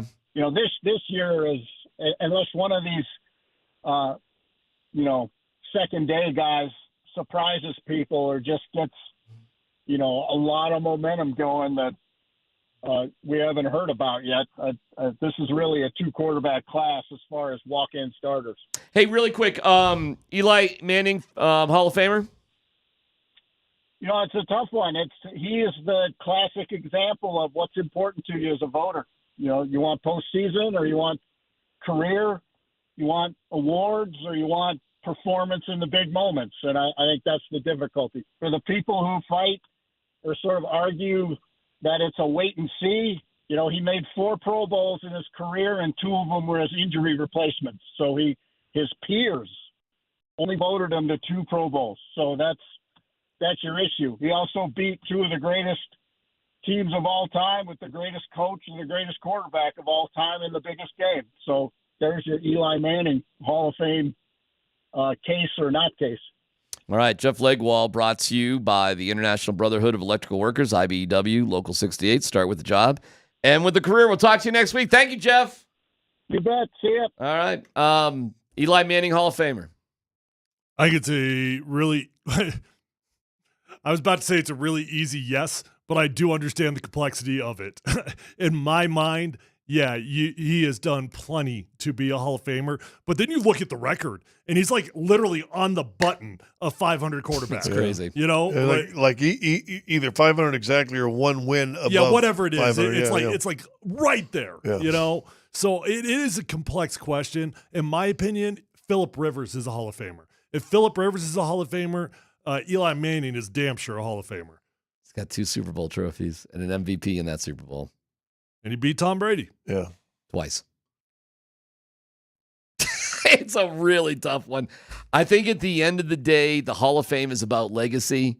And with that legacy, you can take regular season stuffs and you can stick them in a closet. It's gone. I mean, Phil Simms not a Hall of Famer, right? But well regarded with the Giants. He never won a Super Bowl as a starting quarterback. Correct. It was Hostetler. Yeah. And then... Or did he get 1?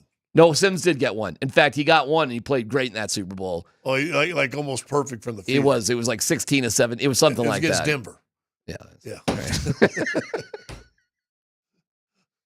But he only got 1. Yeah.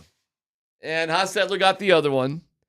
You get 2 Super Bowls as the quarterback, and you're the MVP in one of them, and you beat an undefeated, legendary team and coach and quarterback. I think you're in, man. And not only do I think you're in, I think you're in the first time around, too. So we'll find out. All sorts of drama playing itself out. Sean Payton was with Kay Adams and talked about the Broncos' needs. We'll hear some of that coming up next.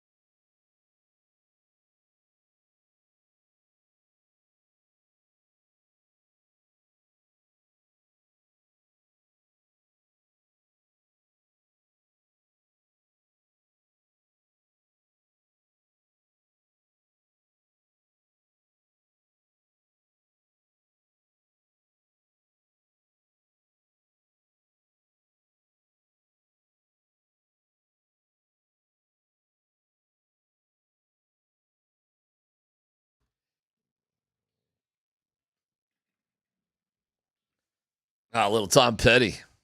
Mary Jane's Last Dance. I love it.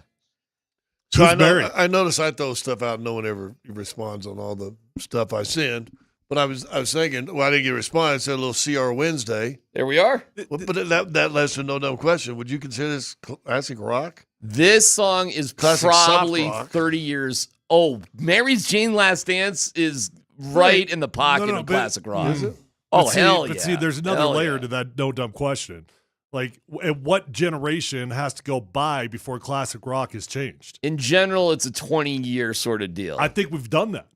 Yeah, this to me is Like- right like- down like the line. what is classic rock 80s today? or 90s right here. Like, we all still think of the same genre, but technically speaking, shouldn't it have evolved by now? Yeah, if the music had, and if they had any good classic rock in the last 20 years, absolutely. Maybe a great classic rock song in the last 2025 since 2000, between 2000 and 2005. Well, you're assuming they have to stay true to that genre. Yeah, I mean, I Well, don't- that's what you said. Are you No, sure? but I'm saying the genre probably evolved. Are you sure Five Finger Death Punch is going to be a great classic Exactly. rock tune in 20 years? Give me a little Slipknot in there. That ain't classic rock. We'll see in 20 years if it is. Who Yeah. defines that, though? Slipknot's pretty damn good. The people that will keep listening to it. Do you think dudes in their 70s that grew up with slip rock or slip rock?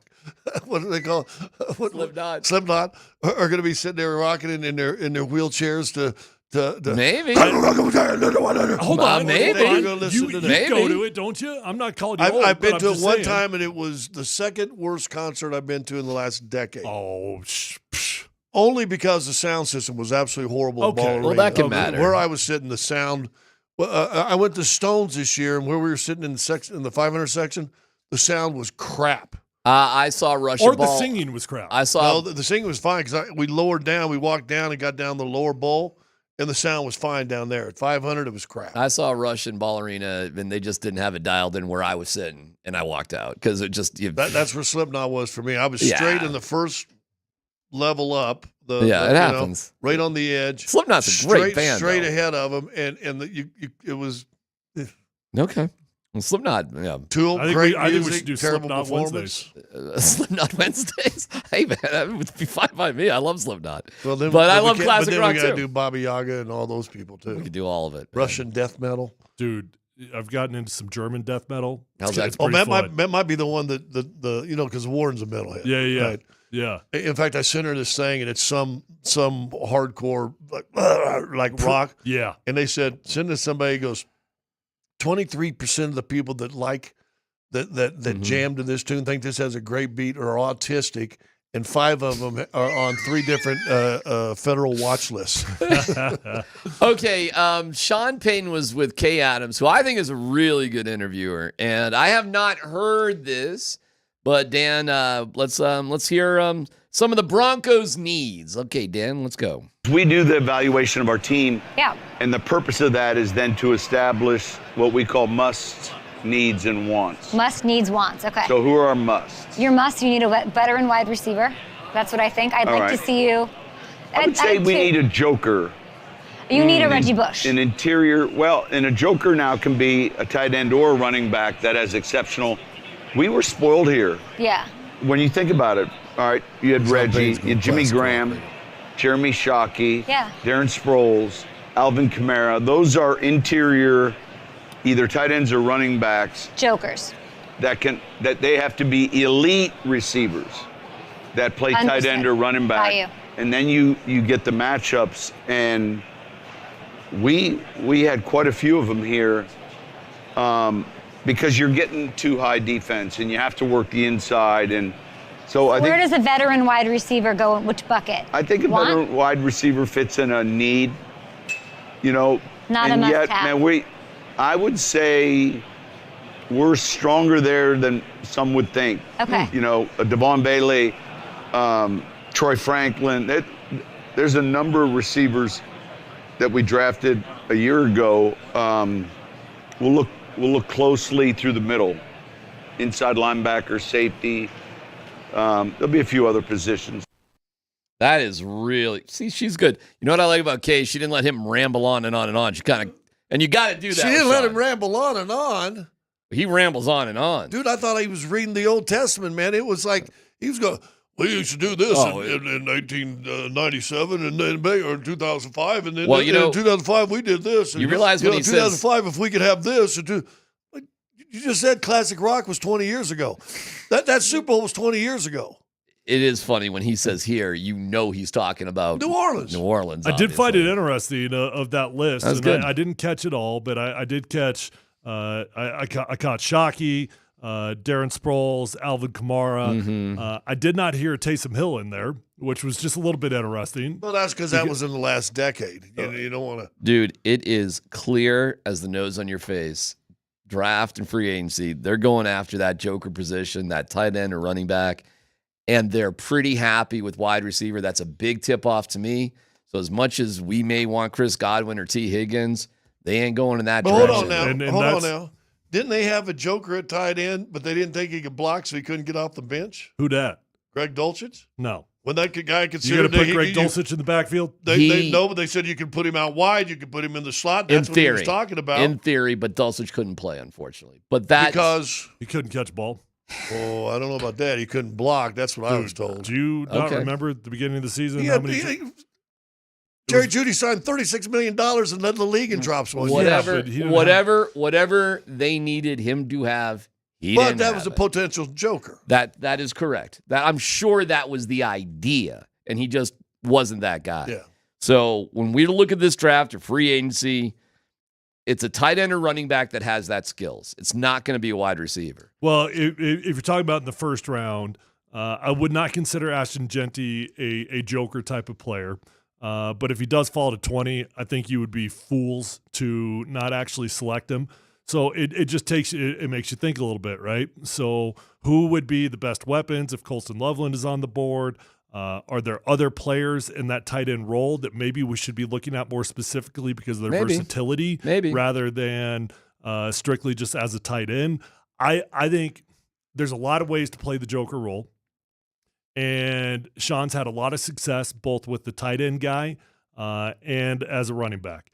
My personal favorite is either the running back or a wide receiver. Like what makes Debo so special as a joker role is that when you put him in the backfield, he's a different type of runner, but a very, very effective runner. Running backs, generally speaking, although can be very effective when they get the mismatches on the linebackers, when they get out in motion and they get matched up one-on-one, they generally speaking don't have the same impact on the passing game as wide receivers or tight ends can if they're in the backfield and they're good at it. But what's interesting is he defined it as musts and needs. And that joker thing is a must, which he puts as a category higher than need. And I think it can be dangerous to overly prioritize the joker. Mary Jane. He must love Vele, by the way. He must love Vele. Well, why didn't he throw him the ball? Why didn't he get him more involved in the first 7 games? I mean, for him to just bring up Vele. Although Vele got hurt, missed 2 or 3. An inside linebacker with Bond, who's out there as a free agent with the Eagles, that will be an interesting one too. But guys, it's time to look at that joker role, man, in terms of what he really thinks they need. And you know what? If I'm Cortland Sutton, I just heard that, I'm doing a little bit of a happy dance right now. Cortland might be getting paid here. Well, your guy from Cincinnati not on the list then. T. Higgins. Oh, forget it. After hearing that, forget it. There's no way. Well, I've been pretty consistent in my opinion on what you need to do in the wide receiver room, and my choice has been to extend Cortland Sutton. Yeah. Try to get him done anywhere between $22-23 million, somewhere in that ballpark. Yeah. It will be an expensive contract, but a discount in comparison to the $30 million plus that you pay for elite, and then you draft a wide receiver. That's what I've always wanted. If you do want to get a guy in free agency, you're not going to be looking for a $30 million plus guy. Maybe a Chris Godwin because he's going to be much cheaper, or maybe a Cooper Kupp. Okay. Good interview, man. If you get Cooper on a new deal. The musts and See, the I didn't needs. like the interview. Oh, I loved it. He Why? said there's musts and there's needs. Because I loved it. And maybe this is my Brian Shaw hangover. Guys that come in and had success in other places, and all they want to do is turn your place into their place where they used to be. Yeah. I know, and it's a smaller locker room in basketball. Wears the hell out of the locker room. Oh, it does. It does. That's what Dan Hawkins did at CU, and it was a disaster. The key is, look, it's human nature. though, if you've had success somewhere else, you're going to want to replicate with the success that you had previously. You don't need to talk about it the I whole got time. you. I got you. I agree with you. But the key is in the locker room, you damn sure can't be talking about the former place the same way that he does publicly. Well, I think he's given us some tips, and I like that. And there's 7 openings right now. He's going to fill that up, man. He's going to fill that cup up with guys he's comfortable with like never before. It's cool, man. And you know what's great about Sean? He can't help himself. He's being honest there. That's not some sort of phony baloney stuff. That's how he really feels. His ego is such that he does tell you the truth when sometimes he probably should keep his mouth shut. What's kind of cool about him? He's a big jerk sometimes, and it's fun to listen to. Should the Nuggets be pursuing Kevin Durant? My goodness. We are 24 hours and 3 minutes away. What is going to happen? We'll talk about it next.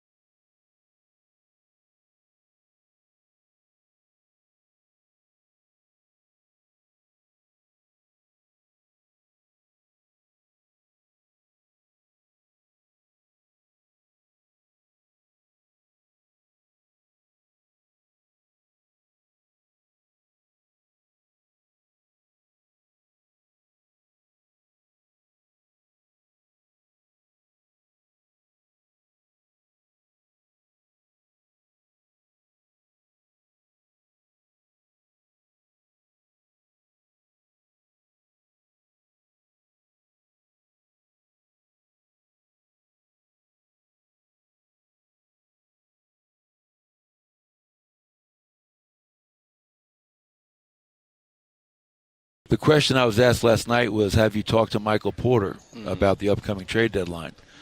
And my answer was, I haven't talked to Michael Porter because, to my knowledge, in my talks with Calvin Booth, there have been no talks about trading Michael Porter.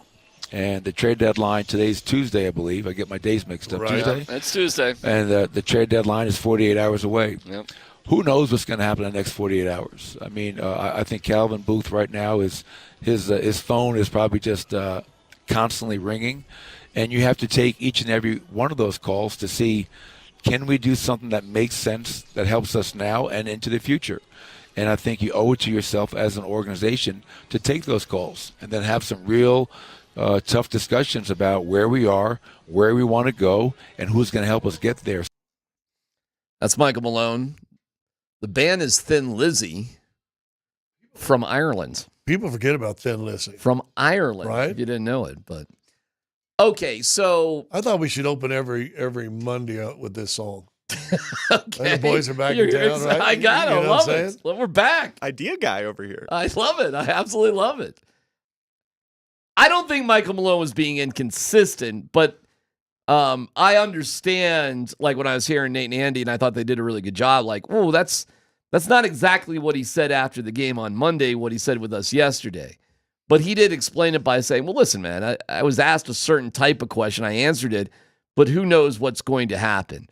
And then the big story out today, if you want, like, a vibe out there, is Kevin Durant. Now, I'm not saying you couldn't get Gershon Yabusele or Cody Martin or, a partridge in a pear tree out there by hook or by crook, right?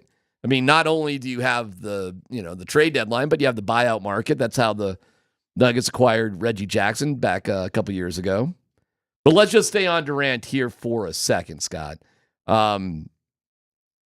Let's assume they could get him, okay? What would he add to the team? Kevin Durant? Kevin Durant. Kevin Durant, not Kevin Durant of 5 years ago. I mean, we're talking Kevin Durant of 25, still averaging 26. Okay. I think you're going to get a more efficient Kevin Durant because he's not going to have to carry the load all the time. I think you're going to get a guy who's, got to be a career right at 39, 40 3-point shooter. Guy could score on the break. You want to get out and get a rebound. He can rebound when he puts his mind to rebounding. I just think he makes you better. Well, I think he's. You had a nice little chat with Durant a couple weeks ago, didn't you? I talked to him. Yeah, I did. I can't even remember what we talked about, but I got him laugh a couple I times. remember because I was watching you talk to him, and I'm up in my little, birdie perch. Right. And I'm seeing you on the sideline just chatting him up. I'm like, oh, look at Scott having a little convo with them. Yeah. And it's funny you said that because we did have a conversation, and I was going to tell you guys, and now I can't even remember what we talked. He opened up our, and I use this very loosely, friendship. Mm-hmm. A few years ago when he was in Oklahoma City still, and it was one of those games where we played them like on a Monday at a game, and then played them down there like on a Saturday, right? It was within the same week. And we played him, and he and somebody on our team got in a scuffle, pushing, whatever, and Durant kind of came here and got in. I said, man, he can't do that. He's above that. You can't let Durant, can't be in there trying to instigate any fight or anything like that. And Mm-hmm. So Marlon and I, about ready, where we do our stand-up there at half court, he comes over and goes, man, he said, you guys killed me. I go, what are you talking about?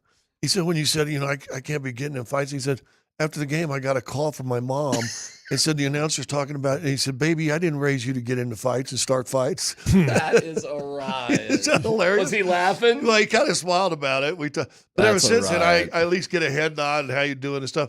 And so he came by, was doing something, so I said something to him. But it was really an interesting kind of NBA. Oh, you know what it was? We were talking about big guys as shot blockers and dudes in the past and stuff like that. And I started giving him, the Scott Hastings NBA history of the Mm-hmm. he goes, man, thanks for doing that. I didn't know all that. That was kind of cool. In fact, I said, go look up Tree Rollins, I think, one of the things. And he mentioned, and he said, well, I never heard of that, and blah, blah, blah. So, yeah, so we talked a little basketball history. That's what it was. He does strike me as a guy that is curious about basketball, that loves, he's a basketball guy.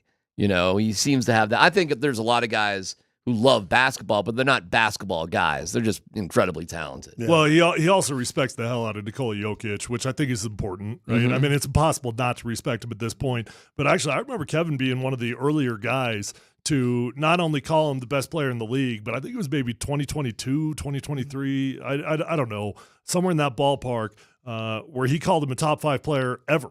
And he respects the hell out of the game. There's things about Kevin that drive me nuts at times. He's an incredibly sensitive dude. He's got all the burner accounts on Twitter that he's always going back and forth with people. He's been caught doing it.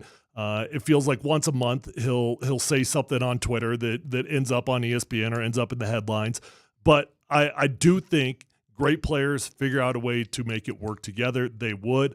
I happened to look up the odds of where Kevin Durant would land. How's that looking? If he got traded. As of today, the Nuggets would have the 10th best odds of landing Kevin Durant at plus 2,200. You want to know the teams most likely? I'm going to bet Golden State is number 1. Golden State is 1. Or That's a guess. They're top 2 or 3. No, this is just Vegas speaking, right? Yeah, So, go ahead. Golden State is not in the top 3 or 4. Okay. So the favorites to land him would be the Wizards at plus 325. That's the interesting. Bucks at plus Isn't he from 375. He is. He's from DC. Yeah, he is. Yep. He is. Bucks He at ain't gonna 375, Heat at 425, and Lakers. Well, the Bucks just made a trade today with Middleton. So I doubt if they're in the running anymore. What if the Lakers land at KD? There was talk of that too. Okay. I'm just playing for fun here. Why would the Nuggets have a better chance to win the NBA championship with Kevin Durant and Yabusele rather than Michael Porter Jr. and Christian Brown? Is that what you're getting rid of? Well, you got to get rid of somebody. Man, that's a good question. I think Yabusele would fill your backup minutes of Joker for these last 35 games, 32 games, whatever it is left. Is Yabusele that big? Is he? He's a Danny Fortson undersized center. He's 6'8", 6'9", but he goes about, plays the 5. He goes about 275. But he can play the 5. He's thick. All right. And can jump. Okay. And can shoot. And he's a smart player. And as you said, you saw him in the Olympics this year with France, right? He was unbelievable with France this summer. Yeah. He'd be a hell of a backup you put on the bench because now all of a sudden. I like him. I'm just assuming if you got Durant and Yabusele, you would not have Christian Brown and Michael Porter Jr. Probably. I'm just sort of assuming that. And there'd probably be a couple other guys that would be gone too. Unless, as Scott said, they're in tax hell right now, and maybe they're just that desperate to get out of that situation. I don't know how that improves it or what it changes for them. But we did just see something insane happen with Luka, so who the hell knows? I know this. It would be entertaining as hell. That's what I know. It would be freaking fun. It would be lights out, can't miss entertainment every single night those two guys were on the court. Helicopter plays on. It's on the replay. It's your Super Bowl, Broncos and the Packers. Actually, you got 2 of them. Schler told me that once that play happened, he said we knew we were going to win. It's a minute 30 in a tie game in the third quarter. He said when that play happened, he told me one day, he said, I knew we were going to win the Super Bowl. Alfred told me they knew they were going to win when they got off the plane on Monday. There you go. he's go. a very optimistic guy There you about go. certain things. Well, we'll see where it goes. It's interesting to hear KD's name brought up. The Wizards, I mean, that's an interesting one because that would just be dumping them. The Wizards are a garbage team, but he is from the D.C. area. Maybe the haul they would get back from the Wizards would be unbelievable, right? And the one thing, and I've said this for a lot of years, and it used to be Christmas. The NFL is going to encroach on Christmas games and everything. The NFL owns so much. I think baseball will always own opening day. I know the NFL has tried to make it a bigger day, but baseball's opening day is just a national holiday, basically. The NBA, to me, has always owned the trade deadline because things actually happen. Right? And the closer you get in the last 24 hours, it starts ticking off and ticking off. Did I ever tell you guys my Kevin Durant story?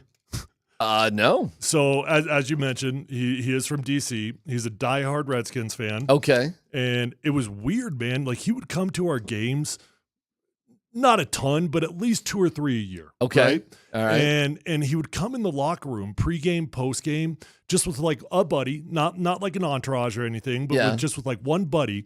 And he would just stand there and watch. And it was the weirdest thing of all time. I'm like, Kevin Durant is looking like a lost soul in the corner of our locker room right now, just standing and watching. So he's a diehard. You realize how tall he is, though. Oh, yeah. Oh, yeah. He's legit 7 foot. So me and my buddies, after one of those games, we went up and took some photos with him and everything. And I'm kind of thinking, I've now met him probably 4 times. And I by no means do I expect him to actually know who I am by any means. Yeah, but you were a starter. Oh, yeah. then. I was a starter. Yeah. I was a starter. And then I followed Kyle Shanahan from Washington out to Atlanta. Mm-hmm. I don't know why Kevin was being interviewed in Atlanta, but he was. And in Sports Illustrated, somebody asked him, what do you think about the Tyler Polumbus pickup by the Atlanta Falcons? And he said, good luck with that. Wow. Wow. That's a true story. True story. Damn, and that was in Sports Illustrated? Yeah. Well, he knows who you are. Well, I found out then he knew who I was. Well, okay. Speaking of Durant, that's funny. He's on Not TV. afraid to make fun of myself. No, that's a great story. I had never heard that. That's a great one. Golden State, this is from Shams. Sorry. Golden State pursues Kevin Durant. The 2-time Warriors NBA Finals MVP has no desire in a reunion and does not want to go back, according to Shams. Okay. So maybe cross that one off the list. There you go. I think Kevin Durant would love to play with Nikola Jokic. Oh, yeah. I do too. Of course he would. Don't you? Yeah. I think LeBron James would. I do too. Well, maybe he gets ticked off. LeBron was interested. Did you hear his quote the other day? Just yesterday? Yeah, after He the goes, game before. hey, if I didn't want to be here, I'd be somewhere else right now and wave my no trade clause. But I'm here right now. Oh, I didn't see that part. He kept kind of. He dropped it right now. He gave a little, I'm here right now, ish, not verbatim, but something like that. I'm here. It's like a here right now sort of comment. Well, the right now is always a statement. If you dropped it right now, that's a statement. It seems unlikely, but I mean, again, we're 23 hours and 45 minutes away from when teams have to figure this out. Is LeBron at 40 years of age thinking, would I have a better chance to win here or somewhere else this year? Somewhere else. Although he played hard and good last night. Man. Yeah, but first half. I'll tell you this. Serious question, though. Not even a dumb question. Would he leave Bronny? Oh, yeah, I think so. Really? Bronny just hit his first NBA 3 yesterday. He's so that's it? We're good? You're good. He hit an NBA 3 in a game. I don't know if he would. I think he'd be fine doing that. I think he's well aware that Bronny doesn't have a job if he ain't there. I think everybody knows Bronny's not going to have a job soon, Tyler. I think it's. But he's got a 3-year. Doesn't he have a 3-year guaranteed contract? Welcome to the G League, whatever. I think it's. Here's $9 million. I think everybody gets it. Okay. I think everybody gets that By too. the way, but I don't think LeBron wants to give that up. I think LeBron on the Nuggets would be incredible. I think he would be an incredible teammate. I think he'd be unselfish. I think I don't know what his relationship with Westbrook is. That would be the interesting one. That might be a little interesting. Westbrook has gotten such a bad. There was something really off with him being with the Lakers because he is not that guy whatsoever. I don't know what the hell was going on there, but he is so different. I don't know what his relationship with Westbrook would be. Well, I talked to an ESPN guy. He said, isn't it funny, whether it was Oklahoma City, Washington, Houston, Clippers, every place, in those places he's been, his coaches and teammates all loved him. The only place that's ever talked trash about is the Lakers. Is the Lakers. Crazy, right? All right. Yeah, LeBron would be incredible on the Nuggets. Kevin Durant would be amazing on. And you know what? You know why? Because it's all about how the relationship would be with Jokic. And here's what those guys have in common, as Westbrook does. Their respect for Jokic. Not jealousy of Jokic. Right. Respect for him. And that means everything. Okay. Mahomes and Kelsey were heckled at the Super Bowl. Is it cringy or is it funny? You'll hear it coming up next.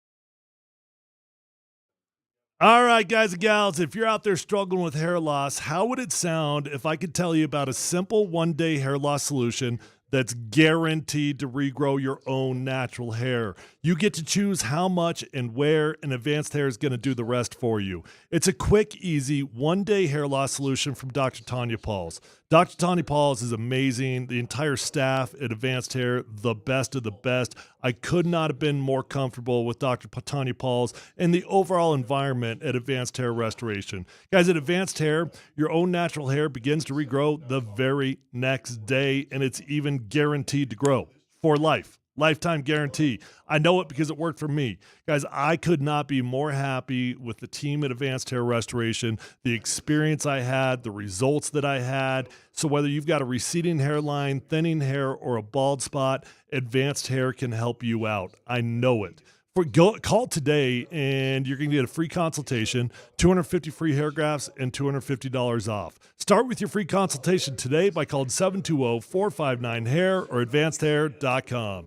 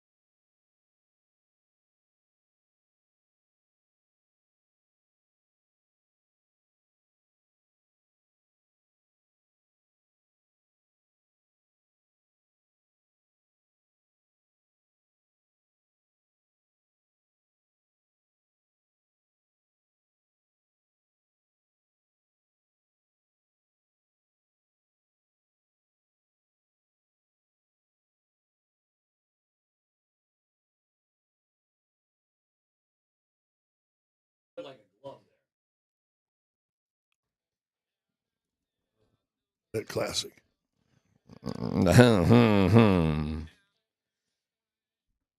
No dumb questions coming up in a few minutes. If we have any breaking NBA news, Dan Tanner is in NBA Trade Central headquarters. Dan, how is headquarters there? What do you got set up there? You have 13 TVs. See, you got I got 4 phones. 4 phones. Yep. They're on Holmes. By the way, I texted Shams to God, try and get him on DMac. the show. He didn't get back to me. Shams didn't get back to you. He's a little busy. Okay. You feel bad for being a home wrecker? A little bit, man. A little bit. You guys made me feel guilty when I pointed out that. He's I'm not 19. Don't worry about wrecking a home. He ain't. You can't expose the bat phone. That's guy code 101. You don't talk about Or the the bat condo phone. down in South Beach. I'll save it for no dumb questions, but I'll tell you what the question's going to be in a second. Let's get to Travis Kelce and Mahomes. Now, this is either funny or it's super cringy. And this is when you get like absurdly confrontational questions. So I think it's the same guy too. It is. Who's leaning into, the refs are in your back pocket. Who we got first in? We'll start with Travis Kelce. All right, here we go. Travis, what do you love more, Taylor Swift or phantom 15-yard roughing the passer penalties in the playoffs? That's a good question. Anybody else? Funny or cringy? So first off, before you answer that, and I know you understand it, Scott, but for most people, you have to understand the context of the setting. Okay, the context of the setting is very, very important here. This is not your typical press conference. You're not sitting down talking about the game. You're not sitting there talking about like the X's and O's. This is media night, right? Mm-hmm. This is media night where it is absolutely understood that it's a comedic event. People show up in characters. People are dressed. They're wearing skis. People are asking you offensive questions that they would never have an opportunity to ask you. So I only set that out there because people might think that this was just a traditional, I'm like sitting at my locker type of question. It's not. The entire night is built around comedic relief. All right. What you do in the light, make sure you're still doing it in the dark. Well, I'm asking if it's funny or cringy. I took it cringy. Cringy? I think that he could have set it up in a way that it was not cringy. The way that it came out, it wasn't awesome. Okay. I found it a little cringy. And I understand the whole like shock and awe, throwing the questions out there sort of thing. But on that, he could have set it up in a humorous way, but it just didn't come across that way. Well, he did the same thing to Patrick Mahomes. Here we go. Patrick, for your whole career, you have had so many great people help you win. So who is your favorite ref? That's funny. All the refs are great, man. All the refs are great. They do the best they can. We go out there and play the game the right way. Is there one that you give a Christmas card to every year, possibly? Not that I can remember. I'll have to talk to some of my teammates and we can kind of figure it out. So you know what the difference was? That was funny. Patrick played. Fine, but to me, there was nothing personal about the question. The Taylor Swift part made it feel very, very personal on the other one. Okay. Good point. I thought the Mahomes one was actually flat out funny. I thought that was funny. pretty It was. clever. It was. Who's your favorite ref? Come on, man. That's funny. Yeah. That's pretty clever, too. And Mahomes didn't love the question, but he played along. Unlike Travis, who's just like, next question. And then his follow-up is, do you get him Christmas card? Okay, I'm laughing. Yeah, at that's it, pretty repeating funny. it again. So The Christmas what's card the difference card between the tops it off. questions? it's personal with the Taylor Personal, Swift thing. yeah. Yeah. I agree. Let's leave wives and girlfriends out of it. But is Taylor different? I'm being serious. She is. Actually, she is. I She's mean, fair territory because she's such a big celebrity. Yeah. But it's still, at the end of the day, it is different. But at the end of the day, she still is his girlfriend. I mean, I wouldn't go up to any other pro athlete and, You're the one I want. You are the one I want. Yeah, man. I mean, it's kind of weird. I mean, would you throw a question to Tom Brady about, like, Giselle divorcing him? Well, somebody did last year. The roast was unbelievable. Yeah, the Tom Brady roast was I think that was arguably the best unbelievable. roast I've ever seen. It was brutal. By the way, did you guys see Giselle's pregnant? No, she just had the baby. Oh, just had the baby. Sorry. Yeah. With her new Why don't you just give us 9-month-old news there, Dan? I did not see that. Yeah, So she just had the baby. who's the daddy? The jiu-jitsu instructor. Are they together? Or are they married? No, It's called rolling. They're not married. Okay. Well, good for her. I mean, When you do jujitsu, you roll. they're moving on. I wish them nothing but the best. Yeah, I'd stay away. That stuff is cringy. But that was pretty funny, man. Who's your favorite ref? That's Riot. That's a good one. Did you have a favorite ref? Did you know any of the refs by name? Earl Strom was my favorite all-time ref. Yeah? Because he didn't put up with anybody. I once saw him kick out a mascot. He wasn't afraid to throw out hecklers. Would you guys address refs by their first names? Earl, yeah. Yeah. You would? Yeah. Because you just got to know these guys, you just see them around? That was one of my lessons whenever I got rookies. And I remember sitting down every night with Dikembe before the game started. Yeah. I said, who are the referees? And we'd go over them. We'd sit there right now. I have a sheet of paper. Because too many guys, 56, what did you know their names? And go up to him and say, hey, Earl. And that guy's grabbing my shoulder, man. You got to watch. Talk to him like another man, like you would talk to another man. Don't call him by number because you're acting like you're bigger than them, and they don't like that. Absolutely. They immediately feel respected when you address them by their name. Yeah. Interesting. And I didn't know all the names by any means. I think basketball is far more intimate than football is. Mm-hmm. But I knew, generally speaking, the leader. And I wouldn't say I had a favorite ref, but I hated Ed Hockley. You hated Ed Hockley? Yeah. Why? Yeah. He's a me guy. Yeah, a little bit. And I'm a me guy, and he took a lot of me money. Let's go to No Dumb Questions. Sorry about that. Polumbus, Hastings, and DMac present And it was BS. No Dumb Questions. This is your safe space. I like to use no dumb questions as parenting advice for myself. You're a smart guy. Send us your not dumb question now. Tweet it, text it, or Twitch it. It's No Dumb Questions on Altitude Sports Radio 92.5. You know, by the way, I just had a Scott moment. I had something I was going to No, ask. you just had it 2 seconds ago. I literally just Mine forgot were it. hours ago. What were we just talking? I literally just You forgot said it. we were talking about trades, we did the and then you said, I got the question, but we'll do it after this. I literally forgot it. That What's is the question? insane. No, I'm empty. It was 30 seconds I ago. know. That's mine is at least hours ago. All right, go ahead. Well, I forgot mine too. Damn act together. I got a question. How did I forget that? I just had it. Mine's not as comedic as it usually is, but I'm being serious here. I'm looking for a really good storytelling podcast. Like, do you remember Serial? Did you guys listen to that one? The one about the serial killers and stuff? Yeah, it was about a murder and everything, but it was just a really good story. You guys got any of those? No? I do not. I'm sorry, man. That's not my cup of tea. Okay. I've got a new commitment. I'm reading, and I'm going to listen to some new podcasts. Listen to the Unashamed podcast because the first 15, 20 minutes are all stories. I just picked up Atomic Habits. You ever heard of that? Oh. Okay, I'll let you know. I had an Atomic last night.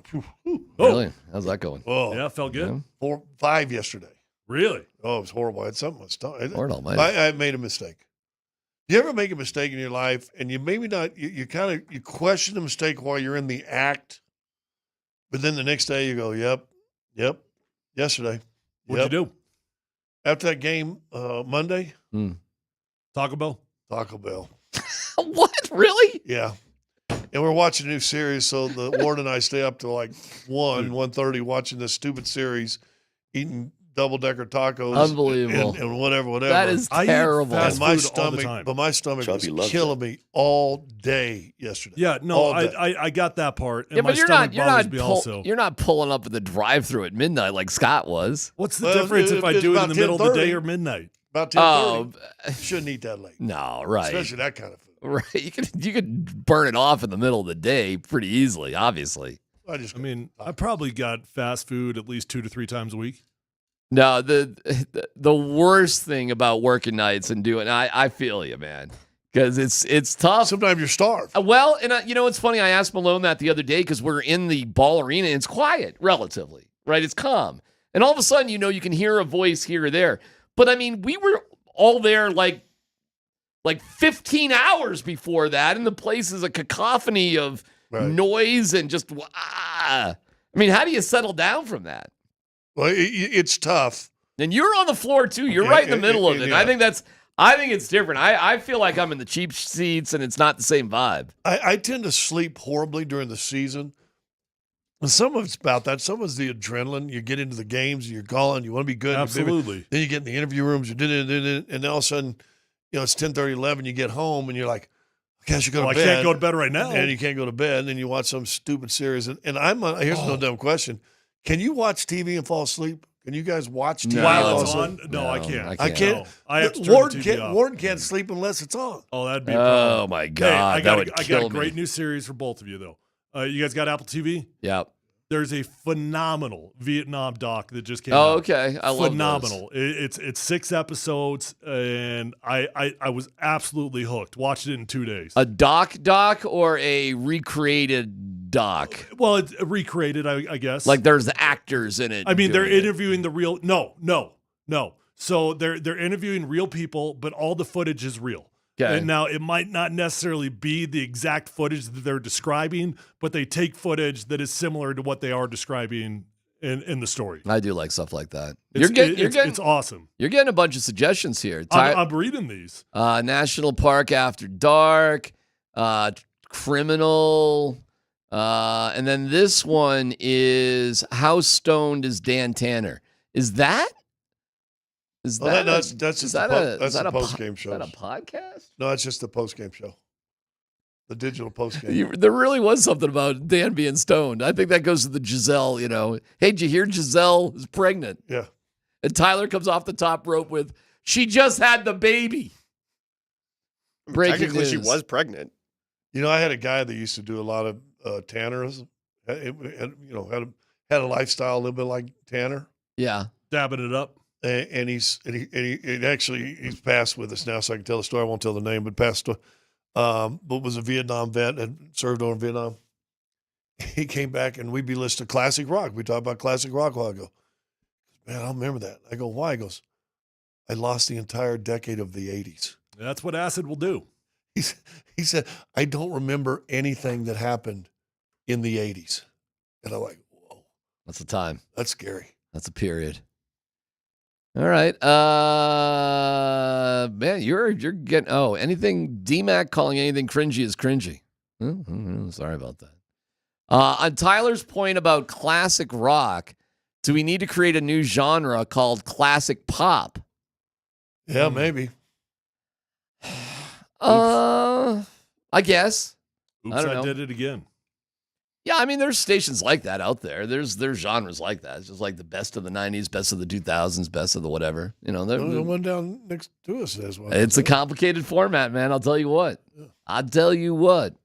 All right, I am pissed at myself that I forgot. We'll think about it here in a second. I know. I gotta go back. I'm like, that is because you said this will be the question. Well, it's a world record for me forgetting something within 10 seconds.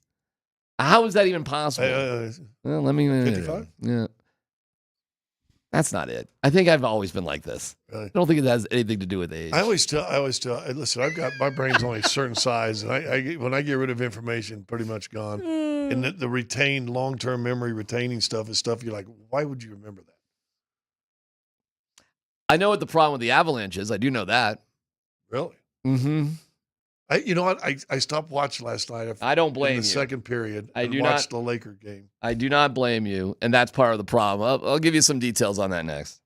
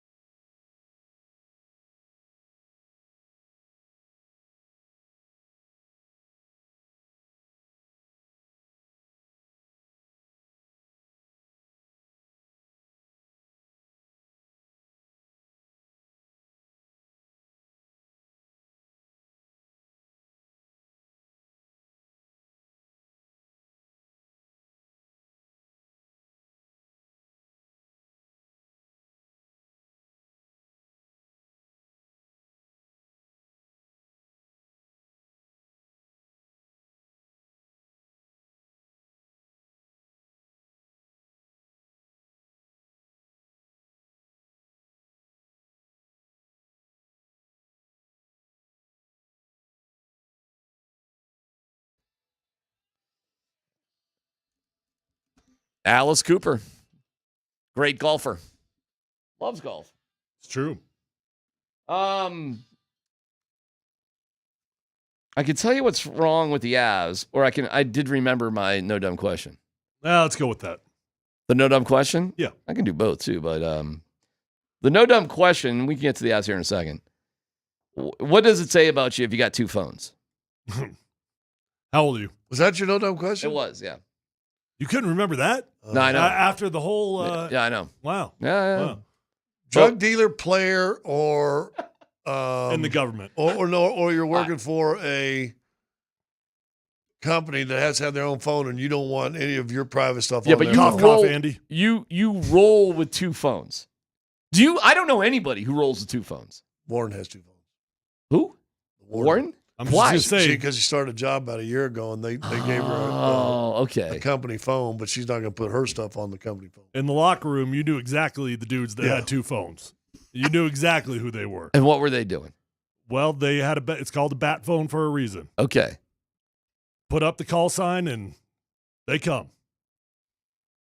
So it's cheating. Yeah. The two phones in general is you're cheating. Outside of a legitimate business purpose. Okay, what if you're a single guy and you've got two phones? You probably got to live in. Oh, so you're still cheating. So you're still okay. I would say status and image. Status and image. Yeah. I've always wondered though, for like the guys that do have two phones, like which phone do you choose to cruise on? Do you have a favorite phone? Do you have a phone that is like, this is the one I want to search the web on? I'm not joking. I don't know anybody who's got two phones, who rolls with two phones. I don't know anybody.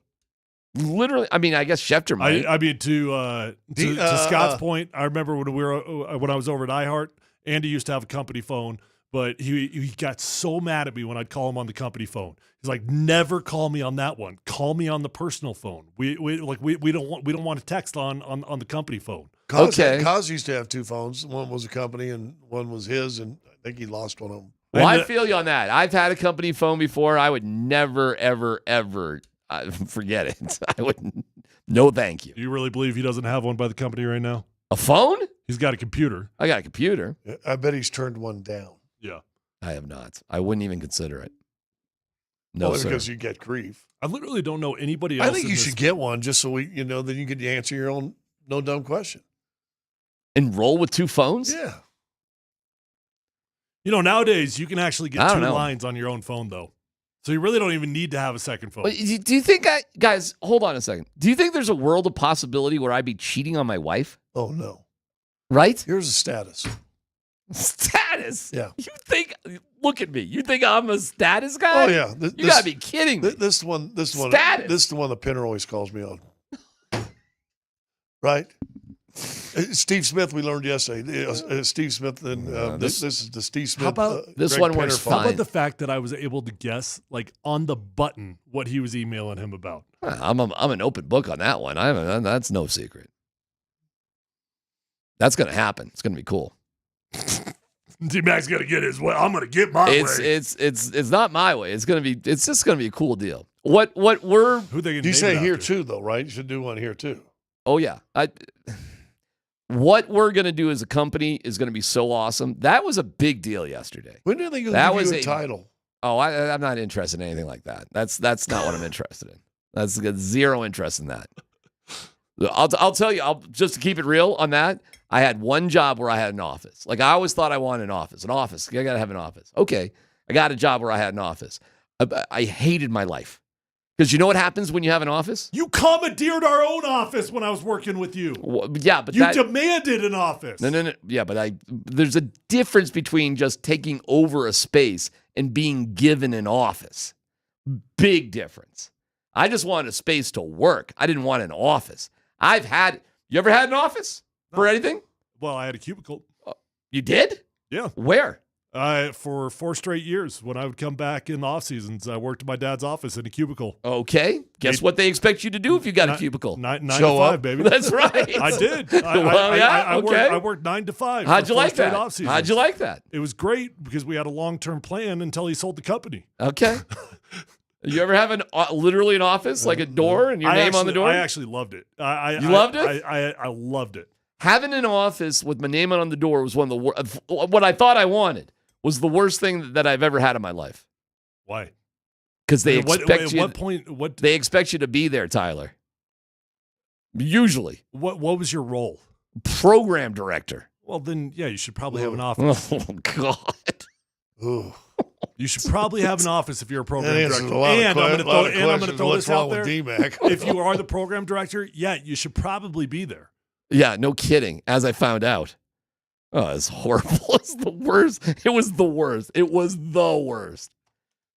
Ugh. And I wasn't even that was before like all the emails and texts and all that stuff. It was, and I'm in Colorado Springs, and I'm off the air. I wasn't even on the air at the time. It was. I just wanted to. I was on the air in Denver, but I was an off the air program director in Colorado Springs.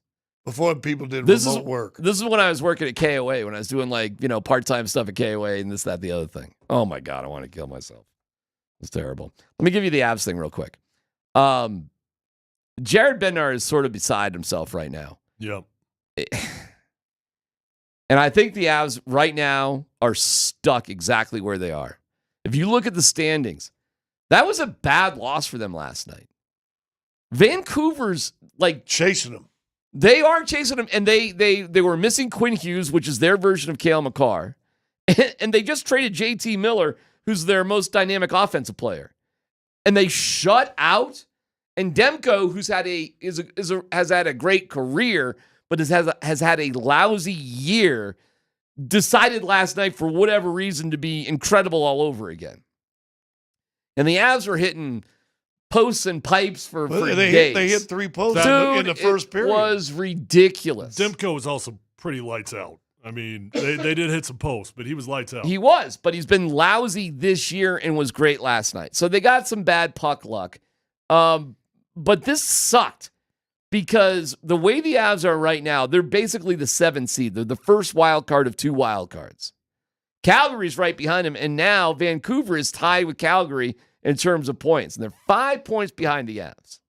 The Avs are also 5 points away from Dallas, and but Dallas has 2 games in hand, so those 5 points could be 9 points if things go the right way for Dallas. The Avs are kind of right now stuck, and they've got a team that cannot figure out how to bring it more consistently every single night. Well, then no dumb They're question. Stuck. And I guess that's the question. That's not a dumb question. This may not be a dumb question. Why are the Avs struggling at home? Because they're stuck. Their identity, they're stuck. And just to be real specific, they are not getting the production out of Casey Middlestat that they need. And I like Casey. He seems like a nice enough guy, but he is... They may have to move on from this dude quickly. There was a lot of hype and hope around that trade when we picked him up. I mean, you guys remember the excitement of getting Casey? It was like we finally got our dude. We got the 2. It felt like that, and you gave up a nice piece, Bo Byram, to do it, who everybody loved around here, and you just have not got it. How's Bo doing? Well, he's with the Sabres, and they're dog crap, so I don't, Bo would be a nice piece right now. They could use him right now. Well, where you got Keaton Middleton, who's a big guy and a tough dude, but he's a big guy and a tough dude. And when you got guys like that, and they're 2 minutes in the box for screwing something up on the ice, and Miles Wood, I don't know, bro. I don't think you're better with Miles Wood right now, and I like him too. He's a nice enough guy. Didn't he just come back last night, though? Wasn't last night? No, he's been back a couple games. Not much, not long. Not long, but he is... We can move on from Miles Wood, too. You know how we were always talking about the Broncos defense without Riley Moss out there, and we're like, man, wow, Riley is just, the most important player ever on this defense. Look how they fell apart in the month of December. I know that Val is far superior at what he does than even Riley, and Riley is a really good player, but is that where we are? Is it just non-Val minutes? It's just gone? They can't. They haven't been able to replicate his absence. I mean, they haven't been able to replicate what he can do. I do think Netchus will, and that's how Moj is saying it, by the way. He's saying Netchus, so I'm just rolling with Moj. I think he's going to catch fire and be very streaky, productive, kind of like Nico was. Mikko would be very quiet, and then all of a sudden would get on a heater and couldn't be stopped. And I think that's exactly how Netchus is going to be. I think Jack Drury's a nice addition for his role, but this Middlestat issue it's a problem. And you just cannot sit around and wait for Val to come back because he ain't coming back anytime soon. And if you don't watch yourself, you could go pointless on this Canadian road trip and just have no momentum going into this break, which is a little dangerous. Well, you mess up a big 5-game homestand, right? Before you went out. They got 5 out of 10 points. And now you start this Canadian swing and you take a loss. To the one team in this trip that would be set up the best to beat. To catch you. Yes. Here is from this morning, Jared Bednar, who's on at 9 a.m., not 8 a.m., but Jared Bednar on with the boys talking about Middlestat. I think it's a confidence thing. I think it can have a lot to do with what I just talked about with their team. You know, he's guilty of that. You know, and maybe he's guilty of it longer than some other guys. You know, so you got to make changes. You have to change. Like we have to make it more. And again, I don't know what the right word is. More competitive, around the net, because that's where the goals are scored. You know, so it has to happen as a 5-man unit. You know, and I feel like when we're good at getting there and putting the puck there and delivering it there in a timely fashion, then our offensive chances are more impressive and we usually win. Yes, you have to have Val back, but you got to figure out this Middlestat problem, and it's a problem right now. Or you've got to move on quickly. And they may do that. They got time. We have less than 24 hours for the NBA trade deadline. Hockey trade deadline's not for another month. So you got some time to try to figure it out, and they need to. So they're in some weird territory right now. As much as I think this 4-nation break is stupid, personally, the Avs need this. Yeah, because you need time to get Val healthy. And you got to, I'm rolling my eyes about maybe getting Landeskog back. So do they need it? Actually, yes. Because they need some time off for Val Nichushkin to come back into this lineup. So they don't need it for any other reason, though, Scott. They're not burned out or whatever. They're stuck here. And Chris McFarland and Joe probably need a little time to gather their thoughts and figure out how to move on from Middlestat, which is going to be something too. But there's enough good players here. You know, the Avs could beat anybody, guys. They could. They could beat anybody right now. They can. And it's just going to be damn frustrating if this type of lack of intensity or play or results from guys that you should be getting better from stops them from doing it. It'll be damn frustrating for everybody. It's PhD on 92.5.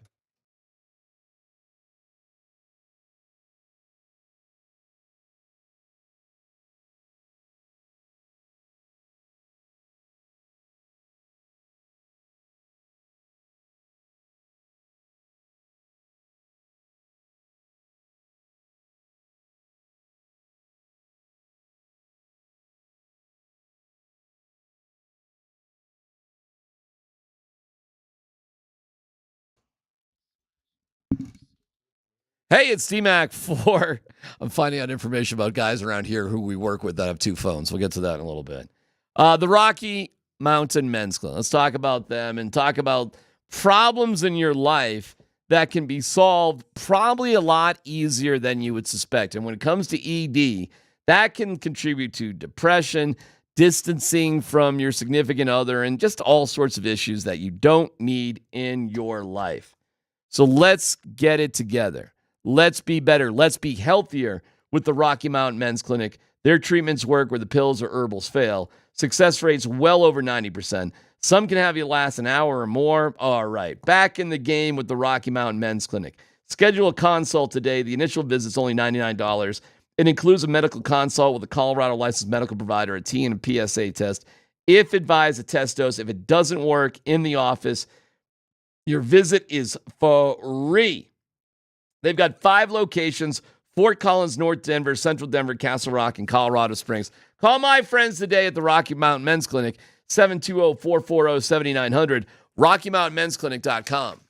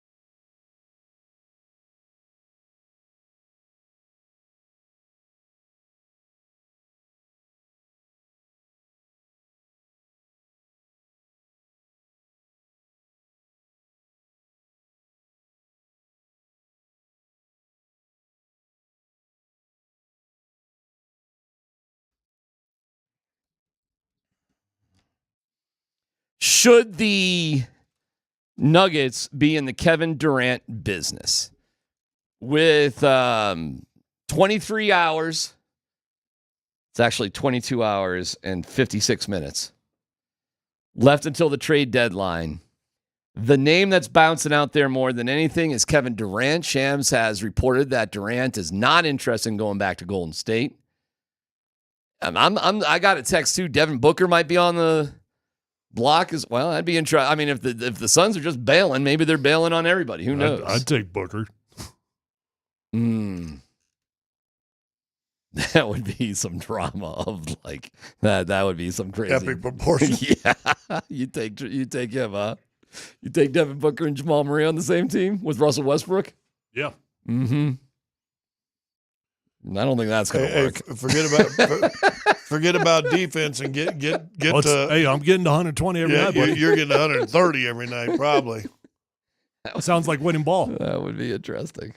Durant's a little easier of a fit, than Devin Booker, in my opinion. But how active should the Nuggets be, if at all, to pursue Kevin Durant? I'd do anything. I mean, you're making the phone calls. I mean, let's think about this logically. How many teams in the NBA would be interested in Kevin Durant right now? 25, 30? Everybody. Yeah. Everybody being interested. Taking away your salary slot and all that different stuff again, every single team. Okay. Then, yep, makes sense that we should be interested. I'm not afraid of like a fit thing. I think that he respects Nikola Jokic maybe as much, if not more, than anybody else in the league. I've heard him say so many great things about him. I think that on paper it would be incredible. I know we're just playing in fantasy land here. I don't understand what we could offer that could get the deal done, other than if the Suns are just that desperate to get out of tax hell that they would be willing to deal him on the cheap.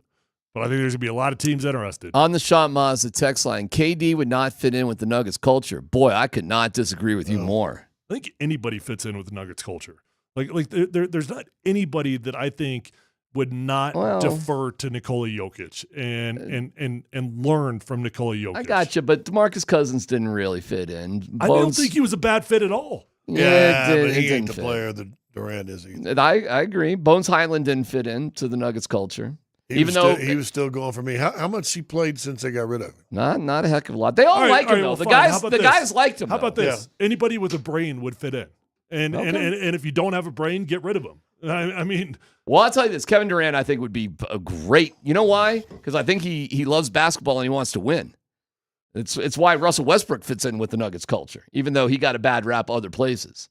The Nuggets culture is about centered around basically Nikola Jokic and winning a championship. But it's about let's do this together. Correct. Tonight, Michael Porter, you're hot. Get 36. Good. We'll win the game. Tomorrow or tonight, Joker gets hot, gets 45. You winning it. Okay, fine. Tomorrow night, Thursday against Orlando, Jamal. No one cares. It's when the bump in the road is when someone thinks that someone's getting on a little bit more than I am. And if you can avoid that, they're going to be fine. If you can't, then you're going to have bumps in the road. Yeah, I should say about DeMarcus Cousins, I don't think he was a selfish guy. He just personality was the loudest guy in the room in whatever room he was in. And his game wasn't where it was at one time in his career. Yeah, I don't think he's a bad dude, though. But DeAndre Jordan clearly fits in better in sort of that role. But Cousins was a better player than DeAndre Jordan, too, for when he was here. So it's complicated. It's tricky. Not to say DJ's a bad player at all, but DeMarcus was just better. I mean, Boogie could hit a three, man. I mean, wasn't that funny how DJ did hit a three? Like he hucked it up there last year. You remember when he's taken 2 attempts in his life and he's hit one of them. Yeah, one of them. But it's about KD and where KD's going to land at this point. Well, and I said this a while ago, the NBA to me has always owned the trade deadline from all the teams. Baseball could, but then they do that. Well, everybody was on waivers, so you can still trade for a dude 3 weeks after the trade deadline. It's weird how their rules work.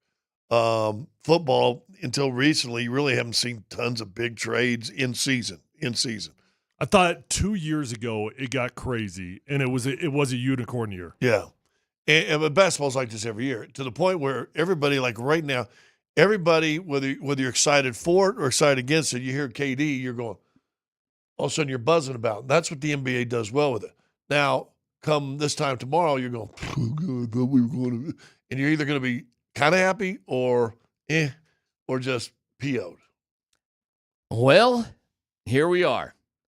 We're at that moment, and then you move on. And the buyout market, listen, it's not like guys couldn't come to the team. The buyout market will reveal a few players, the PJ Tuckers of the world, and who else knows, teams are trying to shop guys right now. And there's only, you're only going to get so many trades. So teams that seasons are over and they got nothing else, guys will be dumped. We'll have a half a dozen or so dudes that'll just be out of a job here in the next few days. And that market's open for a minute, and that's how they got Reggie Jackson. And I don't know, PJ Tucker and Cody Martin and Yabusele. I don't know. I don't know how you get them or how you don't get them. They won't let Yabusele go. They'll try to get something for him. Okay. Whatever. He only costs you $2 million. Hey, man, I like the guy too. I think he'd be awesome, but I don't know if that's a game changer. But it could be a good addition. You never know. I think it'd be a good addition. Okay. Well, let's keep But I don't know if it's a game changer. Is Cody Martin a game changer? No. But he'd be a nice addition. What happened to Cam Johnson? I don't know. You're not even hearing that name anymore. I know, but he was for a minute the hottest name out there. So right now, if we're just having this little chat, the only game changer that we can think of or reveals itself, because De'Aaron Fox is gone, Zach LaVine is gone. Who knew that Luka was going to be in the mix? Anthony Davis, that'd have been kind of nice. How about giving us a shot with AD? That'd have been fun. Here's the problem with Cam Johnson coming here, in my opinion. Who's their head coach? Of the Nets? Yeah. Oh, my God. You killed. Oh, no. Yeah, it's Jordy. Yeah, Jordy Fernandez, right? Yeah. Ex-Nuggets guy. So anything we offer, is he not going to go? Yeah. All right. Is he not going to be able to go? Yeah, fair enough.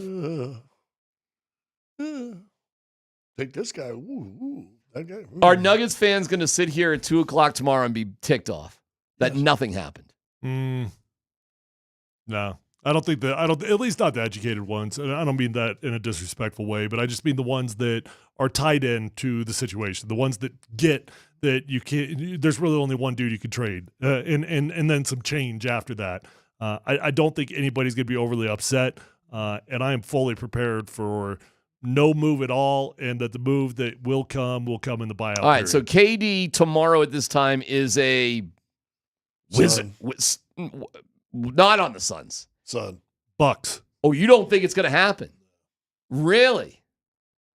Why don't you think it's going to happen?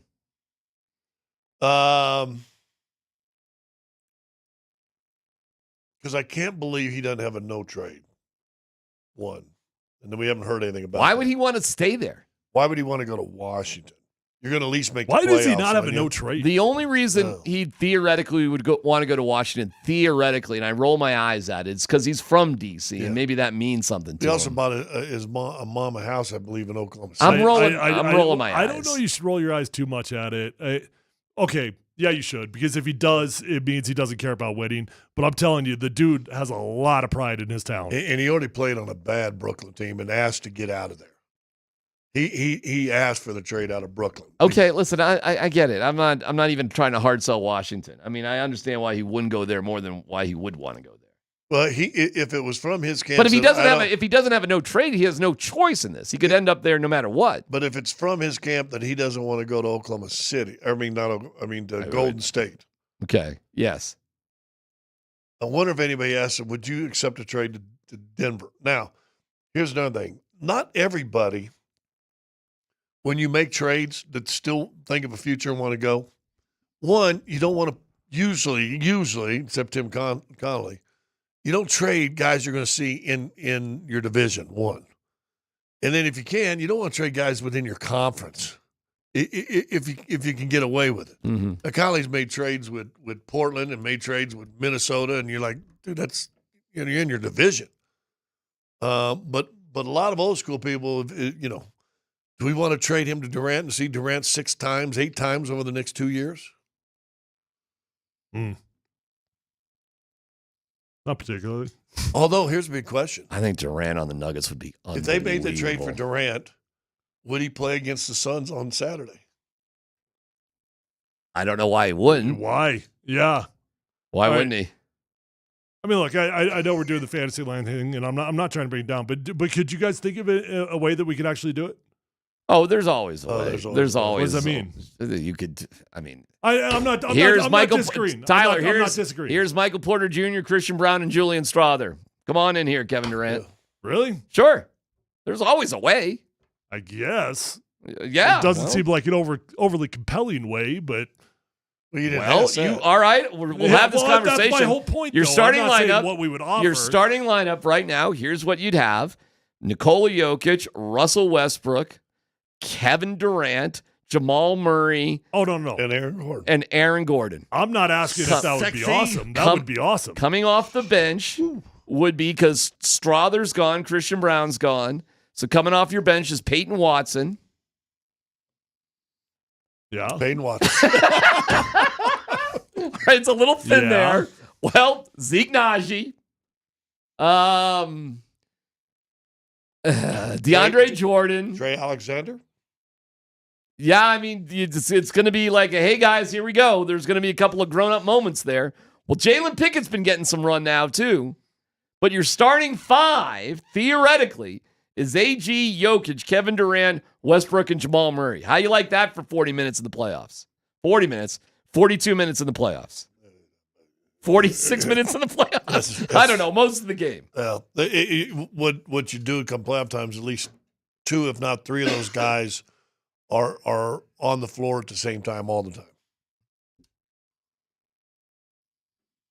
But you don't have Christian Brown anymore. You don't have Julian Strother anymore, and you don't have Michael Porter Jr. anymore. Ever. They're gone. Okay. That's all right. But that's your starting 5, and that's all what, right. that's what you're rolling with for the most of the games of the playoffs. And I don't know how many more years you could get out of that, but I'm not afraid of having to reload again. Oh, yeah. I'm in the business of trying to do what I got to do to win. Oh, this would be a win now move like nobody's business. Next 2 years. I don't think, try to win back to back. I don't think that has to be something you're afraid of, though. Okay. Like what's wrong with that? Well, these are the questions that are going down at Chopper Circle right now. These are the big boy decisions that they get paid millions of dollars to make, and we get paid peanuts to talk about. But there's a lot less pressure here. Let's Football Go comes up next.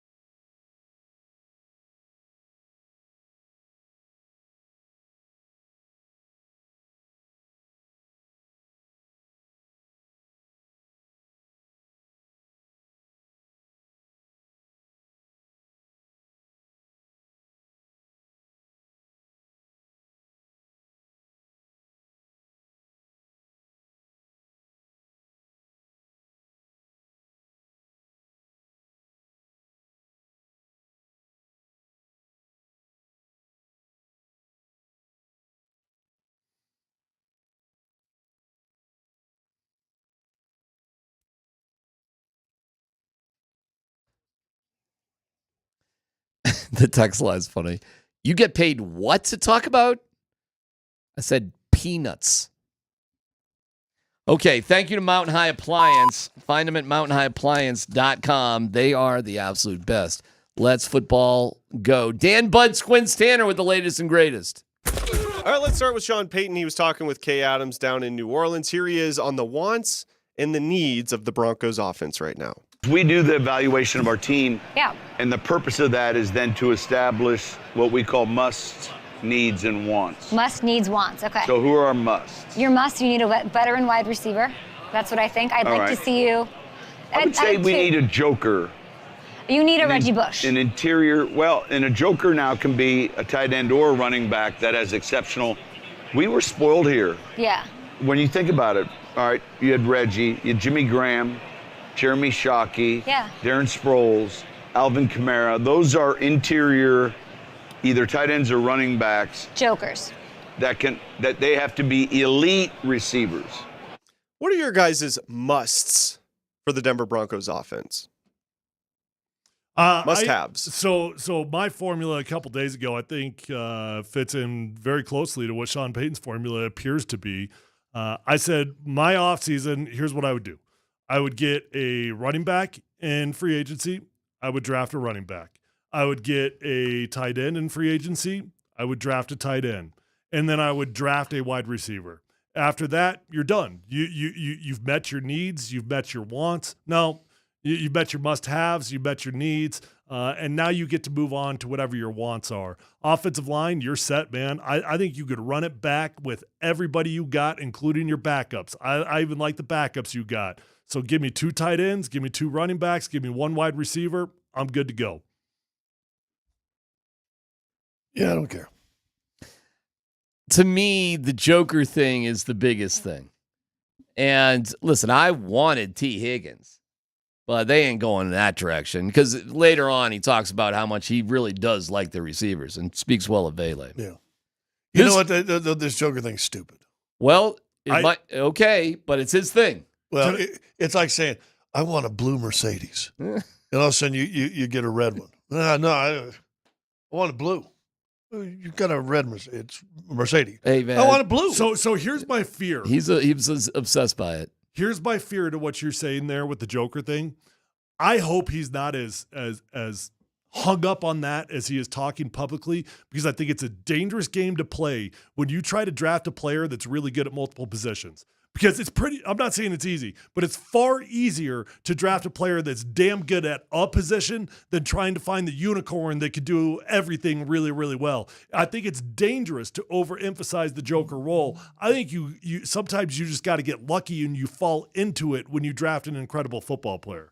Listen, however we feel about it, it's pretty clear how Sean Payton feels about it. And he did mention later on that, quote, inside linebacker. So if I'm looking at one guy in free agency right now, it's Zach Bond from the Eagles at inside linebacker if they're going to spend a couple of bucks. And they do have a couple bucks to spend. I wouldn't hate Zach, but my guy's Dre Greenlaw. Well, okay, but all right. How about this? How about, it's not even a coffee bet. I just bet you. If the Broncos spend a couple of bucks. Second phone. Be careful, Tyler. It will not be. Second phone conversation. It will not be on a receiver. It won't even be on a tight end, but I like Gesicki too. So it'll be an inside linebacker. Yeah, I totally agree. I think there's only one spot that you would make a splash on in free agency on defense. You could get depth on defense in free agency, but there's only one spot that you need to make a splash on. It's inside linebacker. You haven't addressed it in about 8 years. You've got 2 really good, just rock solid football players in Cody Barton and Alex Singleton. Neither one of them is like a true difference maker though. And it's the only spot that you really don't have a difference maker at. By the way, I'm feeling better and better about my guy Cam Scatterbo. It's 3rd or 4th round though. What do you love about Zach Bond so much? Nothing really. I'm not Xing and O'ing it. I'm just telling you who's available phone. And bad phone.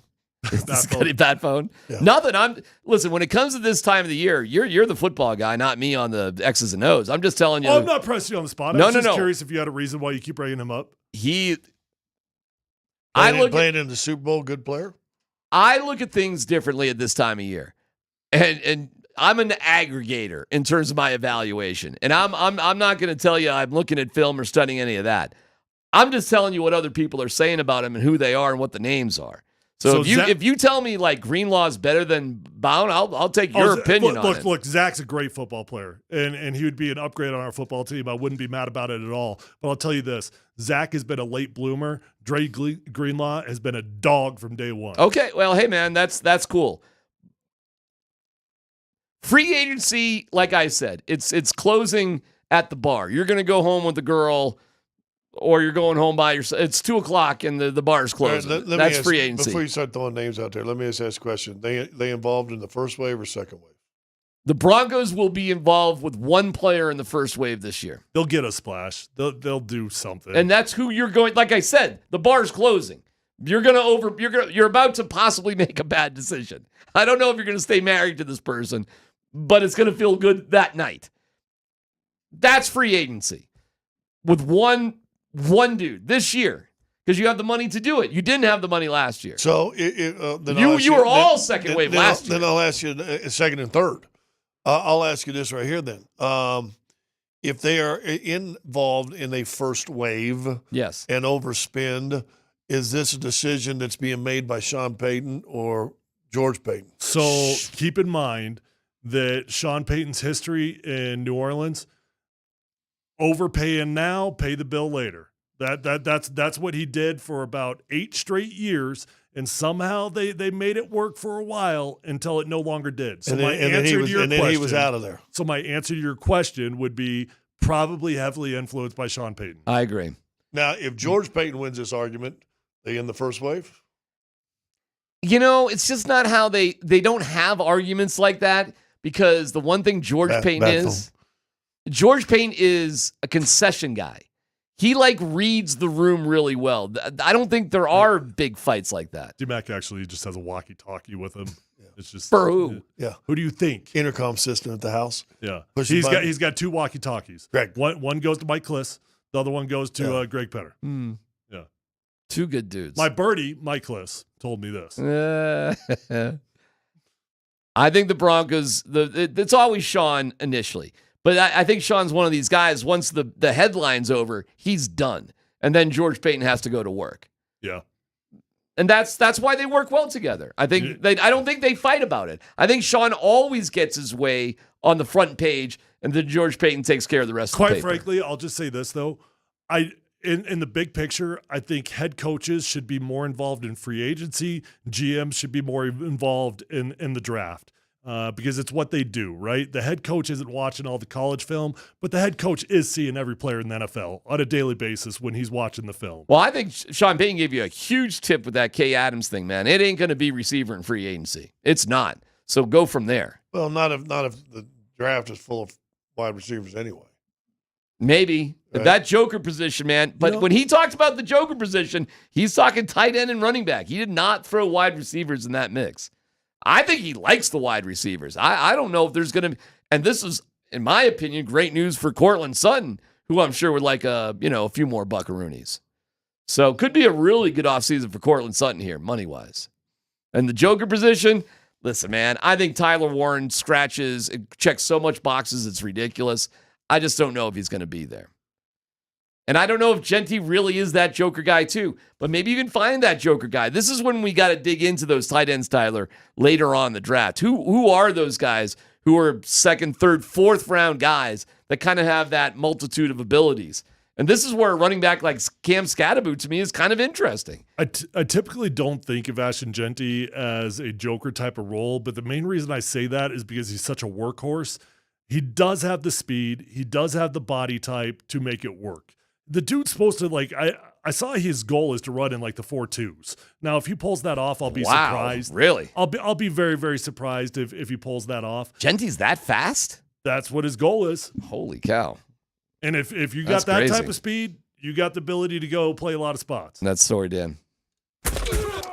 So the NFL Players Association Executive Director, Lloyd Howell Jr., is pushing back against NFL Commissioner Roger Goodell's recent statement that safety data favors expanding the regular season.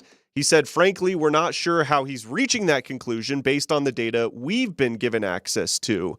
This was during the NFLPA's annual news conference today. So here is Roger Goodell on if and when the league is planning on going to an 18-game schedule. 18-2 might be a possibility because we know that fans, I think, love football. They want more football, but we have to be incredibly sensitive and smart about the balance and how we deal with that. And I think that's something that I think we're all interested in focusing on, but it hasn't begun yet. Quick follow-up. Do you have a deadline in mind that you would like to have that decision made? No, I think, those things, Kurt, they come up in the context of the broader CBA issues. I don't think you isolate one of those issues over many others. It will be part of the formal discussions when we get there. So do you think it's inevitable that the league goes to 18 games in the regular season? And if you do, when do you think it happens? Yeah, I do. I'm not a very smart man, Jenny, nor am I very good at math, but I don't understand how you could come up with some sort of scientific data that says it's safer to play an extra game. Huh? What? It's the most dangerous sport in the world it's is the safer? same group that say concussions have nothing to do with CTE forever and ever. Yeah. And we got scientific data to prove it. We're it's the same company. We're getting safer by putting ourselves out there another game. Okay. This is Roger Goodell sort of pandering to everybody. They're going 18 games. It's the number one thing the owners want because of money, and the players are going to be rewarded for it too. The salary cap's going to go up. Everybody's going to make more money. This whole safety thing is such a load of crap. Fellas, how would you like it? And this is the most important thing, because how would fans like it? This weekend is the championship weekend, AFC, NFC championship. How would you feel about that? Suck. Why? It would be awesome. I'm done with football. I want football to be done like the first week in February. That's when I'm football. That's a perfect time for Super just Bowl. Done? Groundhog Day. You're done? I don't want college games on January 20th. No. Scotty, February. I'm sorry, bro. Haven't you noticed, on social media, Tyler, Scott, that, hey, this is the X anniversary of this game and that game? Hasn't it hit you guys holy cow? Everything used to happen way ahead. Wasn't it wonderful? Wasn't one of the Super Bowls for the Broncos January 31st? Or they used to be. Yeah, wasn't that great? I don't know. I do hate how much time is in between the college season and the bowl season. It's stupid. It was terrible this year. It's stupid how much time they take. But it would be way different than with the NFL because there wouldn't be a break. It would just feel like continuous action. Well, they're going to do 18 games, and it has nothing to do with safety. It has nothing to do with this. It's all revenue. Everything the NFL does is revenue based and revenue tied. So people even asking and a phony getting up and saying we haven't got any proof it wouldn't be safer. It's all phony. It's tied to revenue, and the players, sorry to say this, are cattle, and they'll buy in and go, well, you mean the salary cap is going to raise 15% if we have? Okay, then. Our playoff share is going to do what? They'll get an extra game, and then they'll offer 2 less OTAs, and players will be like, oh, cool. Sure. Cool. We got 2 less OTAs. Hey, there's nothing dumber than the collective bargaining of the NFL players. They've proved that over the years. Because they're cattle. That's all they are. Dude, I remember when we were going through the lockout, and we came down to the wire there. The training camp was supposed to start. We all flew out just in case, and we get to the day that we're told we're supposed to settle, right? Well, we as players haven't actually heard the actual proposal. So our player rep says, hey, put your pads on. We're going back to work today. We haven't heard the proposal yet.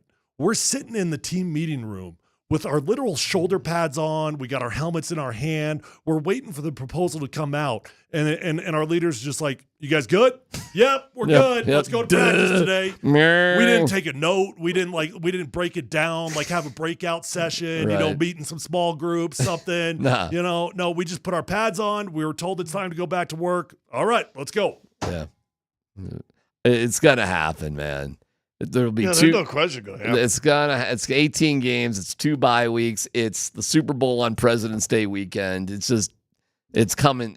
So instead of pushing the game up a week or back a week, why don't you move the season up a week? And then you get a whole nother 2 weeks of nicer weather to play football. Well, I wouldn't say that's ridiculous at all, frankly. And the NFL has proven they don't care about the NBA. They won't care about MLB. They won't care about college football. They don't care about anybody. They care about the NFL, and that's it. If it's better for them, they will. I'm not saying it would hurt the NFL by any means because I think they're bulletproof, but I do think the earlier you start in summer, it's just a little bit awkward. I think a midsummer start is just awkward. But what's midsummer? If you started, when does OTA start? Or no, when does training camp start? It's usually the last week of July. Yeah. Of training camp. Mm-hmm. All right, so save your OTA. We're having less training camp, but first game is August 17th. They're not going to. Because if they're going 18, guess what they're going to have? 4 preseason games. Probably even 3 preseason games. So why not how about a preseason game and then go in the season? Well, the owners won't do that because Right. that's giving up revenue. Yeah. They'll definitely those have to. preseason You mean games it's about revenue? Those preseason games are. I don't even know why the owners want to give up on it because that's got to be as big of a revenue maker as anything else because they're not paying the players. Yeah, they've hit the tipping point though because the games have gotten embarrassing because the coaches just aren't playing the players. They can't even fake it anymore. It's kind of like how they gave up on the All-Star game. The Pro Bowl sort of thing. Yeah, we're watching an old 79. I think it probably Dude, is 70. these guys are playing. And they're balling. They're playing. They're defending each other. They're hard fouling, specifically, blocking out. I know because I've seen the banner. It's the 1978 NBA All-Star game. See, there it is, 78. They are playing hard in this game. Look at those graphics. Isn't that funny? Break down all the names here for me. Well, there's Bill Walton. when he Maurice had a Lucas to beard. Bill Walton, who was guarded by Elvin Hayes. Doug Collins on the baseline. Yeah. He may be I guarded. saw Dr. J was there. Maurice Lucas and Elvin Look at Hayes were this. guarding each Look other. at he just Bob McAdoo is in there. There's Bill John John Havlicek. Yep. There's Paul Westfall with the Yeah. steal to Maurice Lucas. Look at them play defense. They're trying at least. Some great guys. Oh man, this is what I grew up watching basketball. This was it. And look, they're spotting up for 17-footers and not 28-footers. Because there's no 3-point line. Yeah. Is this better basketball? I think it is. Tyler? I will say this. It's better All-Star game. It's a better All-Star game. They had like the 2023 or 2 All-Star game a while ago, and it's 168 to 1, and you're like, come on. It's a better All-Star game, but it's not, Scott, it's not better basketball. Yeah, it is. No. You're doing give and goes. Now, I will say this. I would like this basketball with the 3-point line. Well, Because the only thing- you wouldn't get this basketball with a 3-point line. Yeah, you would if you got to let them play physical and guard people and hand check. They would spread the floor and they would hit the 3. They'd figure that out. I don't know which guy on either team can shoot the ball. They don't shoot from they don't shoot from outside. What? Like a block shot in an All-Star game? All right. Michael Porter Jr., Kevin Durant, we'll get into that. Nate and Andy also up at the top of the hour. Will the Nuggets be involved in a trade? It's PhD on 925.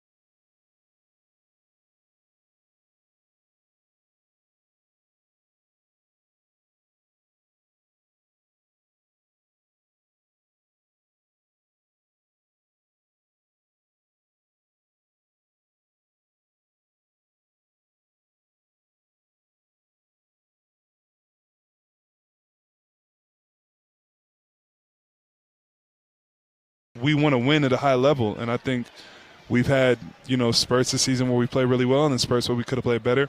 But it's not something that I stress about because it's not in my control. And either way, I'm grateful, and either way, I just know it's the direction that my life is supposed to take. So I'm happy to be here. I want to be a Nugget as long as I can be, but if it ever gets to the point where they decide to move on from me, it's all, I have so much respect and gratitude for everyone here. That's Michael Porter Jr. with us yesterday. Really cool day yesterday, hanging out at the Special Olympics event with the Nuggets, and grateful for the time that the players had and Coach Malone had with us, and here we are. Trade deadline is here. It is. I give you this, man, and I heard Vic talk about it this morning. How this week with the Super Bowl just feels like it doesn't have the same sort of gusto, and I feel Vic on that, and I think one of the reasons is because the NBA trade deadline has actually been way more interesting in terms of big news, because you got this bombshell trade, some other little ones, and frankly, with the Nuggets, like if we were down in New Orleans this week, we'd be talking about the Nuggets, and instead, it's I don't know. I feel more connected as a Denver sports fan being here in Denver this week than I would in New Orleans. So I wonder if that has something to do with it too. Like if the trade deadline didn't mean so much and it wasn't as big of a deal, would we be focused more on the Super Bowl stuff, even if the Broncos weren't in it? But right now, this is a lot of drama coming down in the next 24 hours, and we'll see where it goes.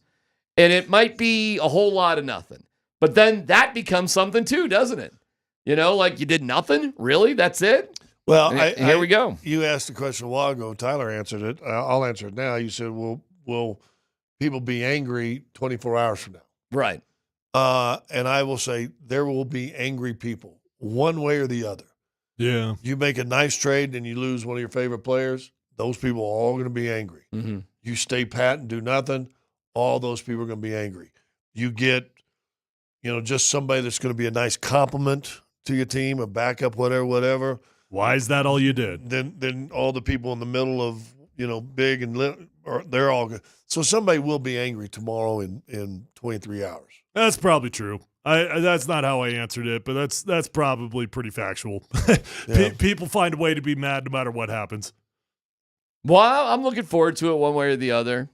I think tonight, I think the Nuggets are going to win by 30 tonight.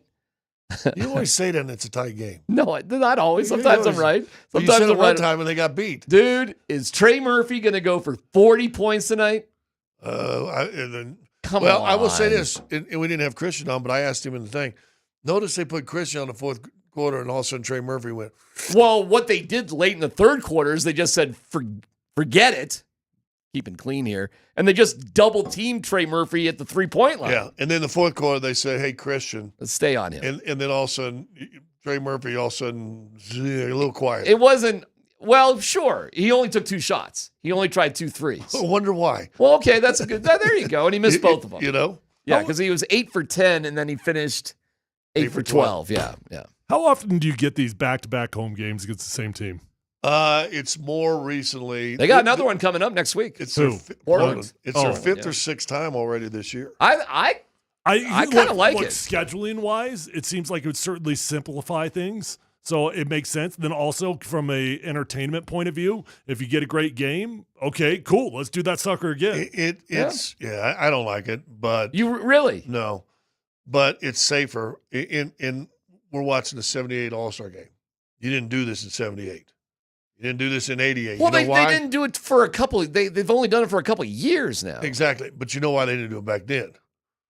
Actually, no. Because someone's fighting by the second game. Because you don't like them people, and you're angry with them. Some guy talked to trash about you when they dunked, and it's going to get chippy in game 2. Actually, you know That's what? why they don't do those or used to ever do those. You know what's funny, though? They should have done this back then because travel and expense would have saved a lot of money. And times were tight back then. Teams were cheap. Yeah, but you could also fly for $100. I mean, yeah, you're not making as much either. I mean, it's everything's kind of relative. I'm actually surprised to hear you say that because being a road team and being in the same town for 3 days, that's not better than bouncing around here. No, really? No, if you're a party team, yeah, and you got 2 games in L.A. Listen, we used to do we used to do Lakers Clippers.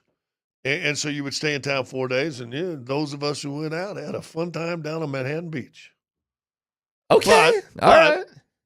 As far as, the teams I've been on that were really competitive, you didn't want to see the same team twice because the second game, and the league was afraid of that.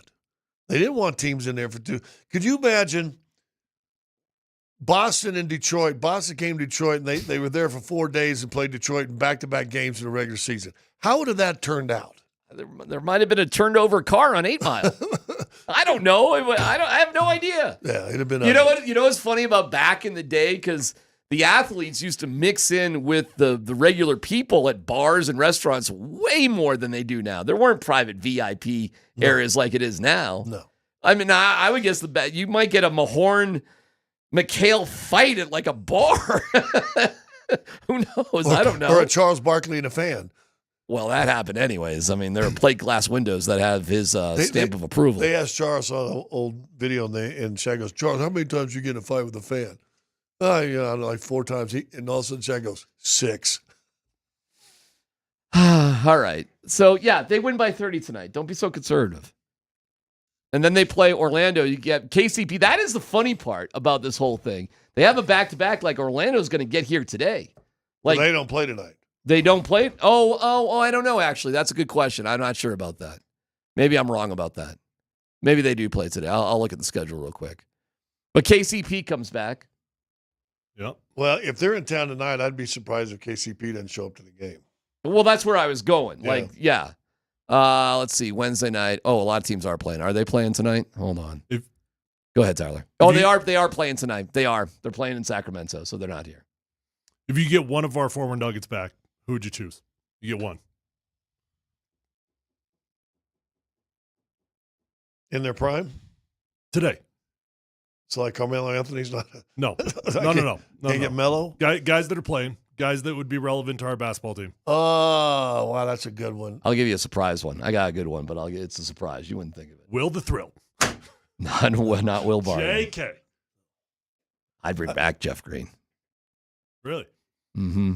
Because he's the right mix of attitude, intensity, ability. He can still play. He can still play. He can hit a 3. He's a big guy.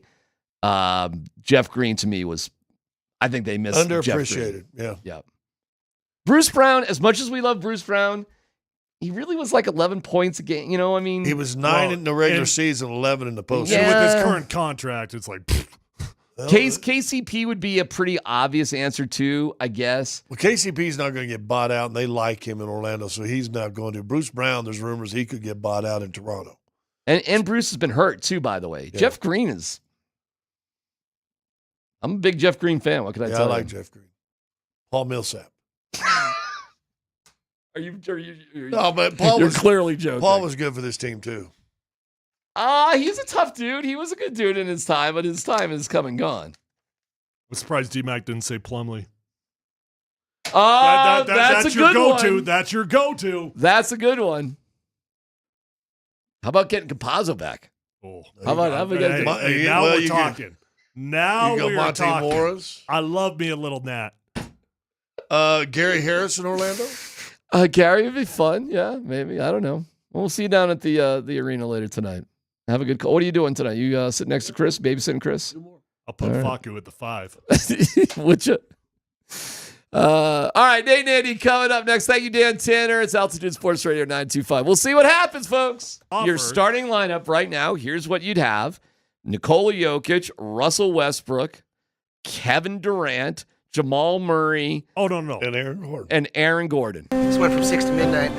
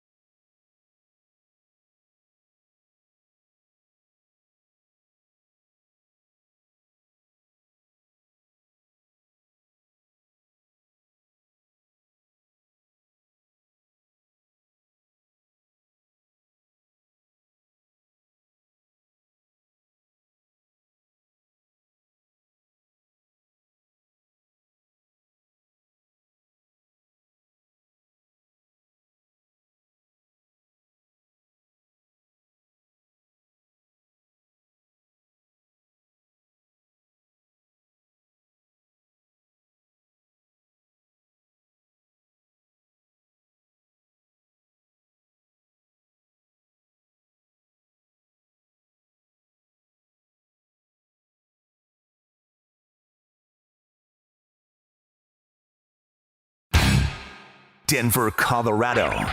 Altitude Sports Radio 92.5. It's Kreckman and Lindahl. So should the Nuggets be thinking about being in the Kevin Durant business? This is a team that needs shooting.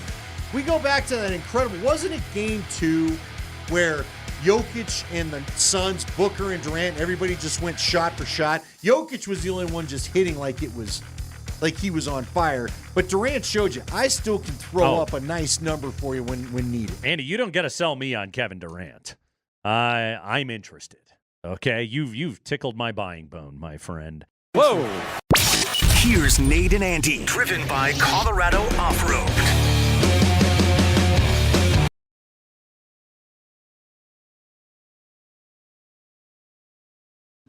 Yeah, we're just tickling buying bones. That's one of the many bones that we tickle here on the Kreckman and Lindahl show. Wide array of ticklage that happens here. Welcome in, everybody. It's Wednesday. It's the Kreckman and Lindahl show. That's Andy Lindahl. I am Nate Kreckman. Mark Springer produces this fine radio program. Andy, by my count, 22 hours. 21 hours and 57 minutes, if you want to be exact, away from the NBA trade deadline to try and lure Kevin Durant to Denver. That's right. That's our cause. We realize it's unlikely, but you know what? Sometimes you got to chuck a Hail Mary.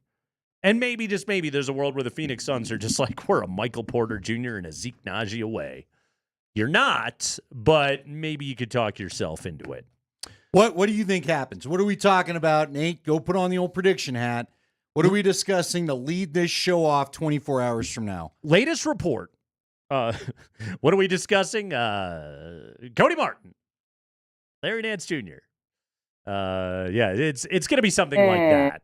They're going to, but this is just it. And this is, let's do responsible radio for a moment. We did drunk radio for a while yesterday, just talking about how cool it would be to have Kevin Durant on the Nuggets. Right. Which, conclusion? Cool. Not going to happen. Cool. It would be very cool. Very cool. Not going to happen. Yeah. Not highly unlikely. Extremely, very unlikely. But I'm not going to say 0% to anything.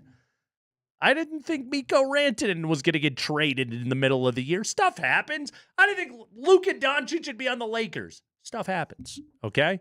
Stuff do happen. So let's allow for the minuscule sliver of a possibility that Kevin Durant could be here. But in all seriousness, they're going to add like a bench rotational guy. That's what they're going to do. I do not see this side of Kevin Durant. I don't see something where Calvin Booth would be willing to say, "Let me blow up the core four, and let's wreck what we've built for the sake of an unknown."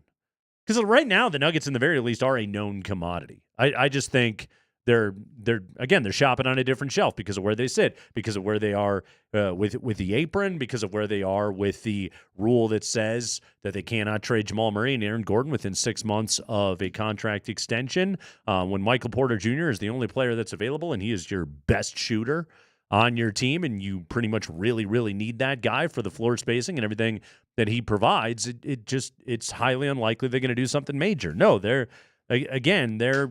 I think when we're here in 24 hours, we're going to be talking about this is it. I will say there is a 75% chance we're talking about how the Nuggets did nothing. Oh, yeah. 75, maybe even higher. I could be underselling it at 75. But I'll put it at 75 just for the sake of setting the table. And I'll say there's a 24% chance of us talking about, again, the Chris Bouchers and Cody Martins of the world that they might be able to add. Just, hey, go get a 3-and-D guy. Well, those guys are always good to have. And then there's like a 1% chance that we're talking about something cool happening with the Nuggets. I'm with you. I think Stan Pat's the most likely outcome. Yeah. Because you just don't have a lot. You just don't have a lot to work with. You're not in You position. don't have draft picks. Right. You don't have any of these augmenting sort of things that you need, these items that add to a trade, or maybe gussy up something that, Well, like a gussy. You got to gussy up the person you're trying to trade. And I'm not going to name anybody to insult anybody over there, but, It is just what it is. And maybe Zeke goes out and pours in 40 tonight. Yeah, well, there's a part of me that does How many plays can Malone draw up for Zeke tonight?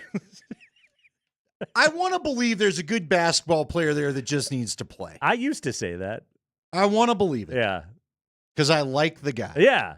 We've had him on the show. He's a delightful dude. He is. Plays he's piano. a fun interview. Yeah. Yeah, he's an interesting guy. Uh-huh. When PhD out on some of the fellas yesterday, and one of the fellas being Michael Malone, the fella, he talked about how hard he works on the road and he's trying to craft his game, but it just shows you.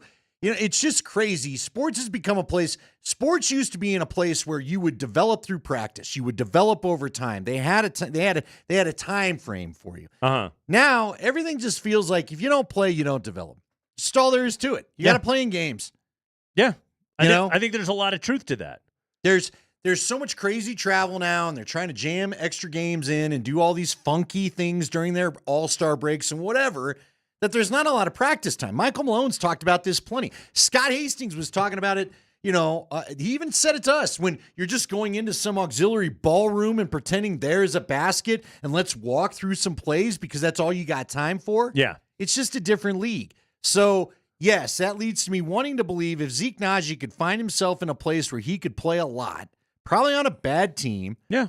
You probably unlock what he is, but I don't know if it's in the cards. That's one of those things where step back for a moment, like give Christian Brown a lot of credit because he elbowed his way into the rotation on a championship team as a rookie, which is a very difficult thing to do. That's tough. Now, doors have opened, I would say, for Peyton Watson and Julian Strother and, to a lesser degree, Jalen Pickett and Hunter Tyson, simply because of the Nuggets salary structure, where they're paying these four dudes all this money, so they got to have everybody else on the cheap and turn out to be good. And so those guys have maybe gotten a better opportunity under the new NBA CBA than they would have prior. But Christian Brown was the one that was just like, no, you got to play me. All right, I am of value to you. I have a role for you right now. By the way, do you remember that playoff run, Andy? I just remembered this as we were talking about it. The finals run, the title run, honestly, when the Christian Brown's points prop every night was 1.5. Yes. And I kept betting the over every single night. You kept making money. That's right. He kept getting a bucket. Vegas never got wise to you. They didn't. No, they did not. But no, my sense is tomorrow we're talking about how the Nuggets probably didn't do anything. Yeah, and everyone's going to be frustrated. So here's my question. Are they allowed to do a buyout player this year? Because that caught us all off guard last year, right? Like, I wasn't so surprised they didn't trade anybody. I thought they were going to be active in the buyout market. Then we found out because of the aprons, they weren't allowed to do the buyout market. Okay. So has that changed? All right. Let me pull this up. I'll Sorry. chat while you look for things. I didn't have the window up here. Okay, so Bennett Durando of the Denver Post had written about this very thing. Okay, can the Nuggets sign a player off the buyout market? Yes, but they would have to clear a roster spot, and depending on the buyout target, they would also have to shed more than $5.6 million in salary, hypothetically. Apron teams, the Nuggets being in the first apron currently, are not allowed to sign a player who's been bought out if his previous salary exceeded the non-taxpayer mid-level exception, which is $12.8 million this season. Okay. As a for instance, stay with me. I'm trying to. There's a lot of math. I'm confused. Bruce Brown. Okay, let's just use Bruce Brown as an example. Everybody loves Brucey B. His cap hit this season is $23 million. If Toronto buys him out, the Nuggets can attempt to sign him only if they get below the first apron ahead of time, which would essentially require them to find a team that will accept Zeke Naji and the 2031 pick in a salary dump trade this week.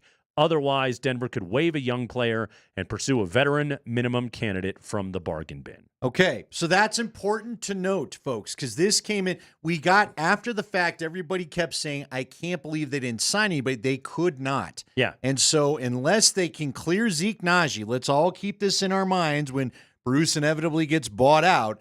Unless they get Zeke Naji moved, then there's no chance for them to even think about a Bruce Brown. So, and I know people will hear that and they will wonder, why are we talking about a draft pick in 2031? A year that Kyle Shanahan is not even confident we will all live to. None of us should be at this point.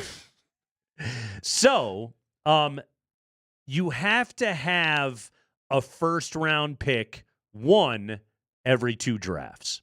There is a rule that says you have to hold a future first-round pick in at least every 2 drafts. So, the Nuggets have their 26, 28, and 31sts, all right? Because they have already traded their 2025 first-rounder and their 2027 first-rounder, as well as their 29 first-rounder. They've already moved all those. So they have no draft picks to trade until 2031. See, I tell people all the time. We had a texter yesterday asking me these questions, and I tried to tell them, yeah, I feel like I learned something every week about the damn NBA rules that I did not know before. I did not realize player acquisition and whatever, firing, whatever you want to call it. Yeah. I did not realize that player movement was as complicated as this sucker is. Extremely. With that. So, because I've not heard anybody say that you had to have the first-round draft pick every other year. Every other year. And now you're locked into it unless they can find a trade that somehow buys them two in a row, and then you'd be freed up to move one of those. Which doesn't feel terribly likely. Which is not going to happen. Yes. Because Joker ain't going anywhere, folks.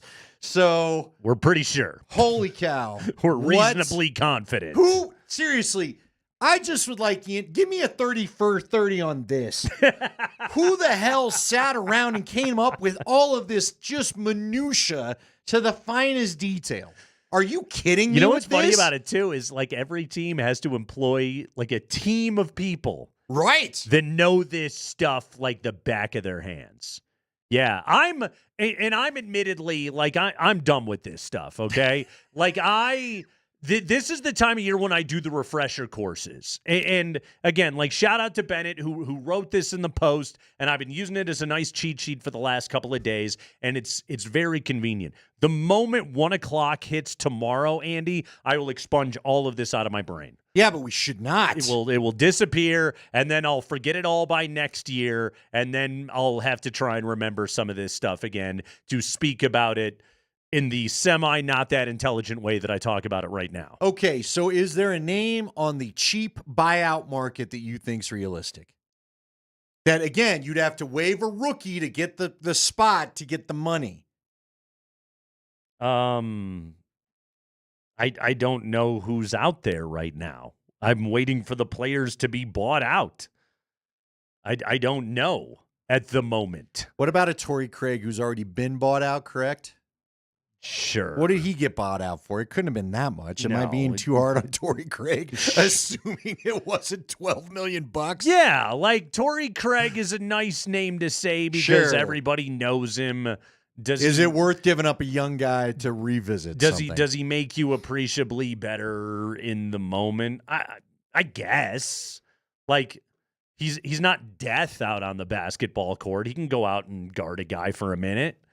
But I ask you again, aren't he and Peyton Watson a little redundant when Watson's back? And Watson's younger and more explosive and a better shot blocker all the stuff. Yeah. Oh my gosh! All right, we're gonna do at 5:45. Tune in. We're gonna get you to regurgitate what Nate said we're allowed to do tomorrow. Once again, if you've done the reading, the quiz should be easy. Everybody. Quiz sucks. Oh, man, the Avalanche. That was lame. We'll talk about that today here on the show. But up first, Sean Payton is going Joker shopping. Joker. We need to get that off YouTube. And he may have a bit of a headache while he's doing it. We'll play that audio next.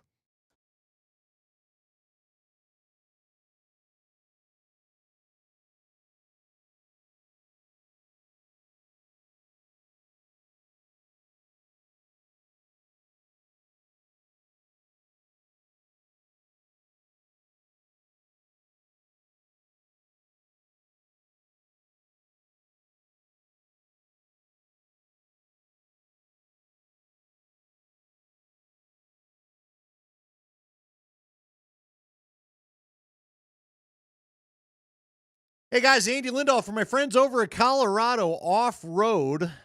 Look, what do you need for your truck? What do you need for your 4x4? Is it new tires? Is it suspension? Is it a tow kit? Is it a cool sticker? I don't know if he's got cool stickers, but you could go over to Colorado Off-Road. You need a bed cover for the truck. You need the floor mats for either type of vehicle, the remote starts, the step rails. Step rails make your vehicle look kind of cool, by the way. Go get it from Colorado Off-Road. This is a great Colorado business. Jerry Jones and his family, mainly is Wendy, have been running this business coming up on 25 years. They know Colorado. They know what products worked here. Jerry knows what he likes, but look, he's got everything. Doesn't matter. What do you need? He'll talk you through it if you need some suggestions. That's definitely been my case because I don't know much about this stuff. I just know, for example, I needed a bed cover. Well, what kind? They come in all sorts of kinds. He's got demo models out at the showroom to show you how they all work. Got the same thing with the step rails. If you want to compare power to static, he can do it all. And if you maybe want to special order something, he could do that too. Or if you're a contractor, you need the vehicle upfit, Jerry's there for you. It's Colorado Off-Road. These are good folks. Been working with them for 6 years. They've been sponsoring this show for 6 years. We appreciate them. Go and find them. 3 blocks south of downtown Littleton on Prince Street is the showroom. Give them a call at 303-761-1264. Find them on the web at cooffroad.com.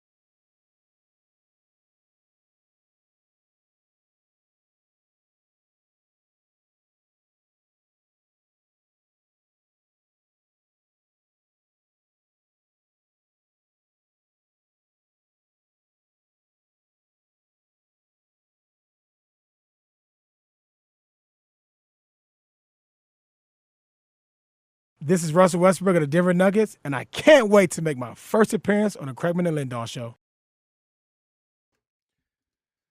Still waiting, Russ.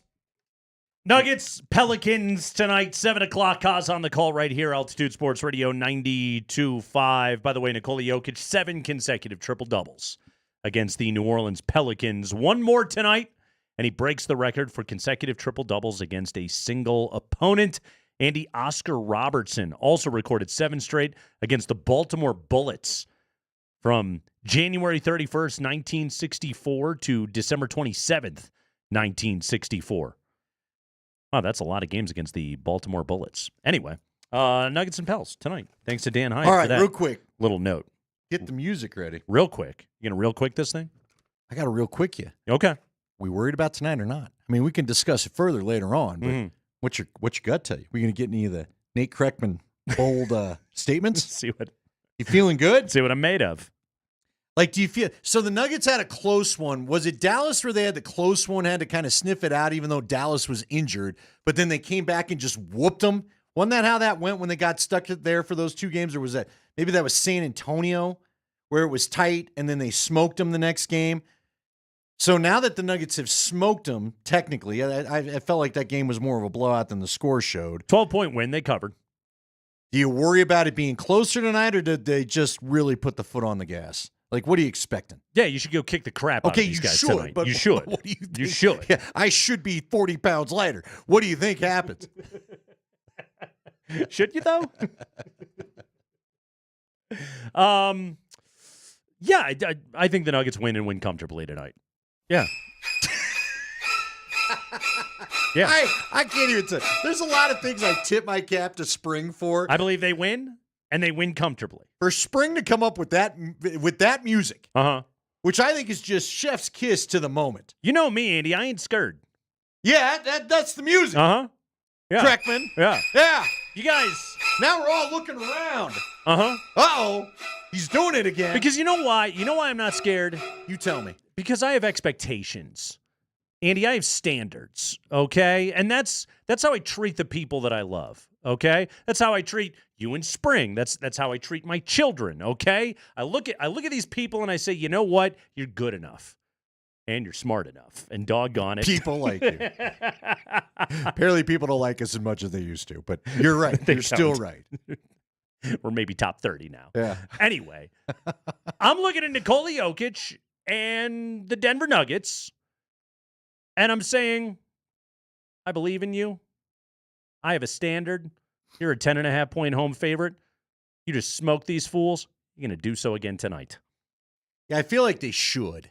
And we'll get into the Avs next segment or whenever we get into it. But yeah, whenever we get around to that. I feel like we've, I feel like we've had a year of disappointment. I feel like every time I think I got a grasp on one of these, we started the parade tracker for them early in January.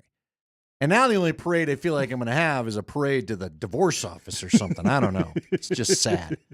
There's an office where you get that done? Yeah. Hi-oh! Yeah! The Washington Wizards are trading Jonas Valanciunas to the Sacramento Kings for C.D. Sissoko and 2 second-round picks. Yeah! So any dream you had of Jonas Valanciunas as your backup big to Nikola Jokic, well, he is now the backup big to Domantas Sabonis in Sacramento. Take him off the list. I have him. He's written on my list. I'll pull a major league. Cross him off then. Done. You physically just crossed him off the list. list. He's off the list. He's off the list. All right. So that's great. Still looking at you, Larry Nance. Still looking at you, Cody Martin. Gershon Yabusele, you've gone nowhere yet. Oh, I need him to show up. Chris Boucher. Does Mike run the studio naked like he's in old school and he's Will Ferrell if they trade for Yabusele? Yabba. You can bring your green hat. Streak the quad. Do you want to hear from Sean Payton? Oh, I do, because I got questions.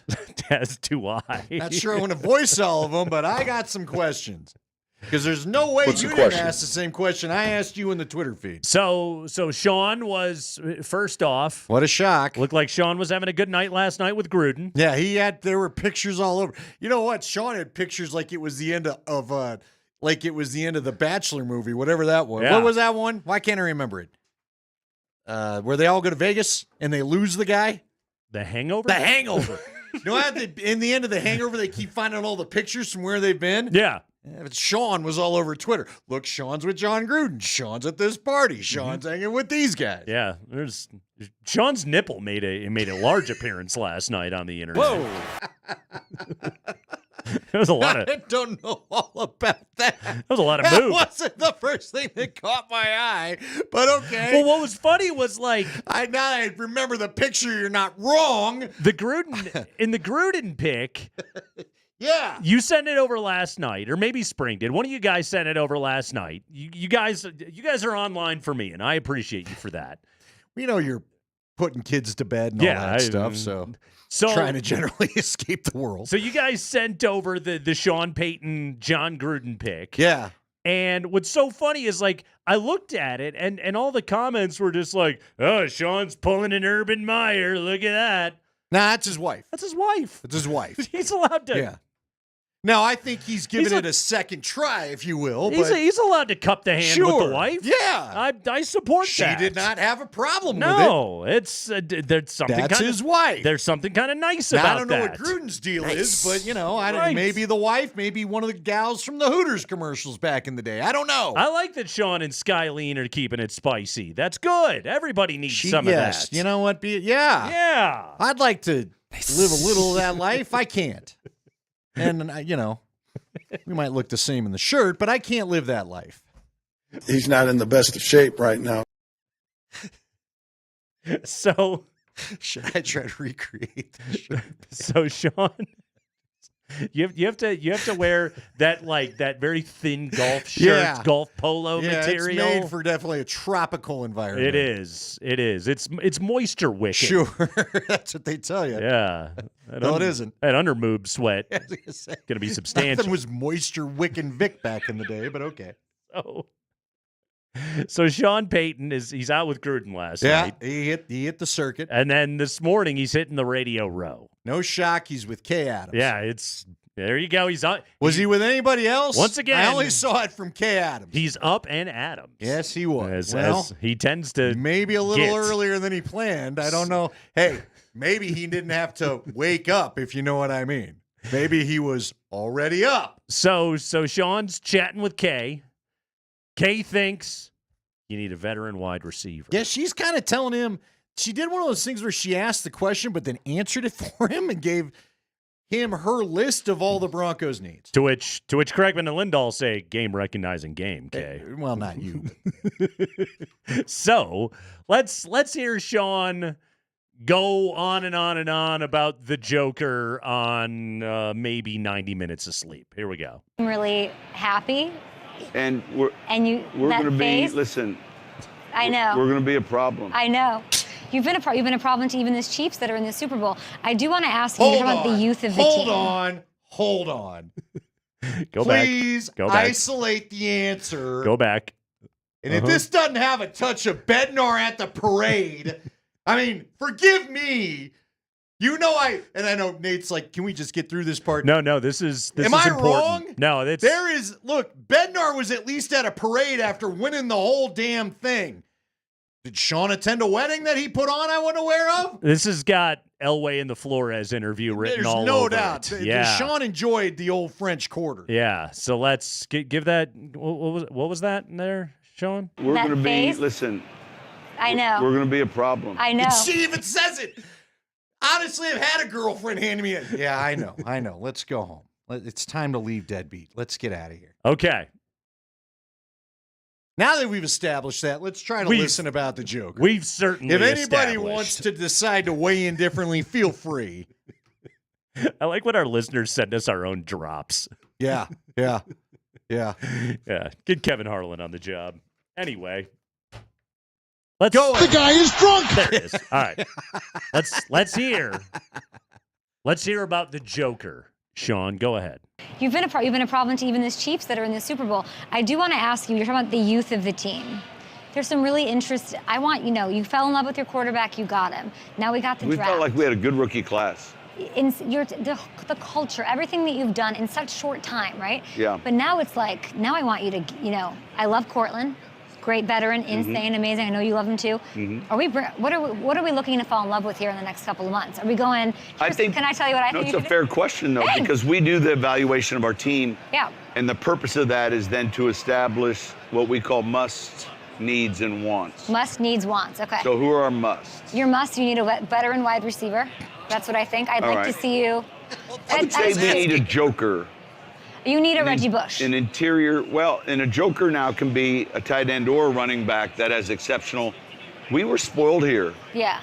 When you think about it, all right, you had Reggie, you had Jimmy Graham, Jeremy Shockey, Darren Sproles, Alvin Kamara. Those are interior, either tight ends or running backs. Jokers. That they have to be elite receivers that play tight end or running back. And then you get the matchups, and we had quite a few of them here because you're getting too high defense and you have to work the inside. And so I think. Where does a veteran wide receiver go in which bucket? I think a veteran wide receiver fits in a need, Not and a must yet, have. man, I would say we're stronger there than some would think. Okay. A Devon Bailey, Troy Franklin. There's a number of receivers that we drafted a year ago. We'll look closely through the middle, inside linebacker, safety. There'll be a few other positions. I want to kiss you. And then what I like is he asks the rhetorical question of what of our needs, and Kate's like, well, let me tell you. Let me tell you. Kate's just like, here you go. So joker is a must. Veteran wide receiver is a need. And then after that, there's wants. Running back. Yeah. Yearns. Yes, I think yearns and longs. I think what Sean wants is to go lay in a hotel bed for the next 12 hours. Here's what I do find funny. There is one person opposing the Sean is probably still a little tipsy take, and his name is Beer Guy of all people. Beer Guy. If you don't think that's a man that's had a couple still lingering, then you're non-alcoholic Beer Guy. Also, I'm celebrating Sean doing this. Dude, he's back in his old stomping grounds. It's in New Orleans. Hey, listen. He ain't the only person that sounded like that there today. No. Well, this means he's doing it right. Okay? So But maybe he should have said, you know what, give me one more day. Let me go reacquaint myself with the French Quarter, and then Thursday I will make my appearance. Do you think last night Sean was like he was checking the watch, and like once an hour he would declare, I gotta be up in Adams in 6 hours. I got to be up in Adams in 5 hours. What was the last time that he said that last night? Well, 15 minutes before the interview. Next thing you know, he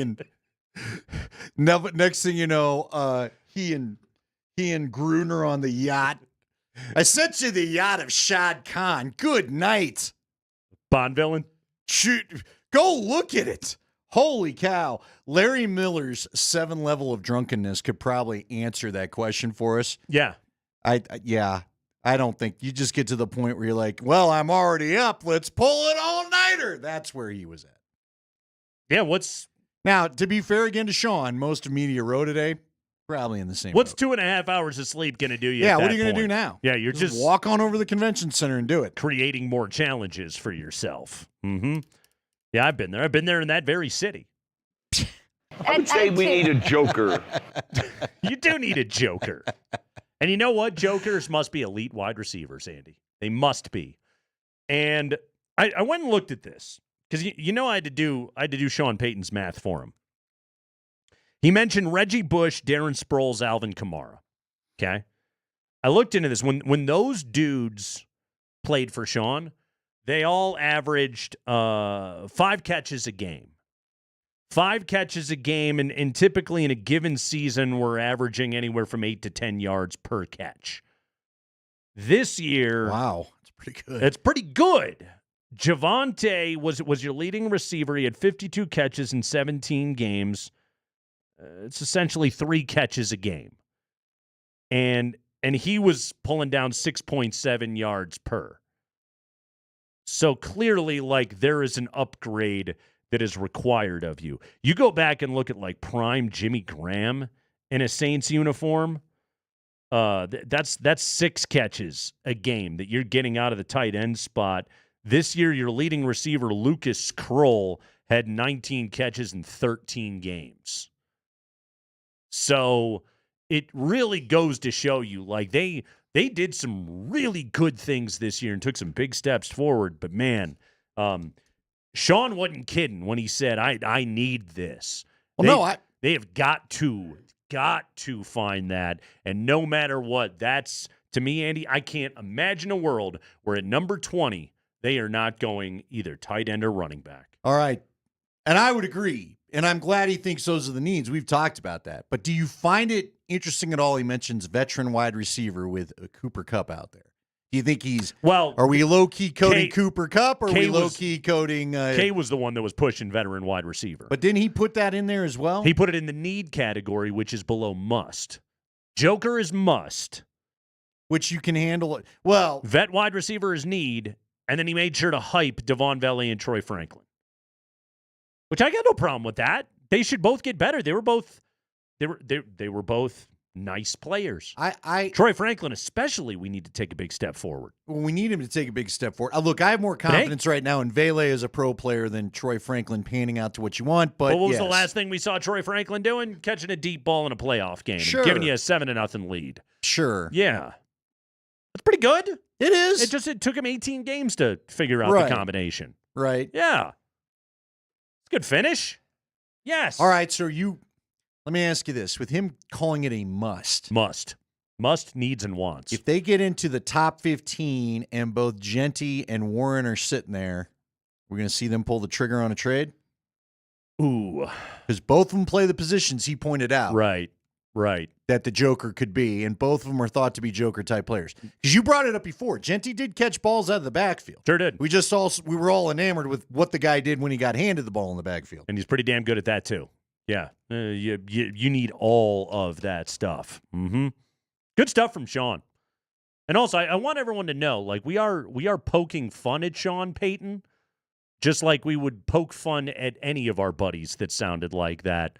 But we celebrate Sean Payton's ability to be able to go to New Orleans and then wake up real groggy for work the next day. Damn right. That's what a professional does. And you know what? He showed up. Like Harry Carey said, that's what a professional does. They go to work hungover. And he did it without taking his shirt off like Harry Carey. It's the Kreckman and Lindahl show.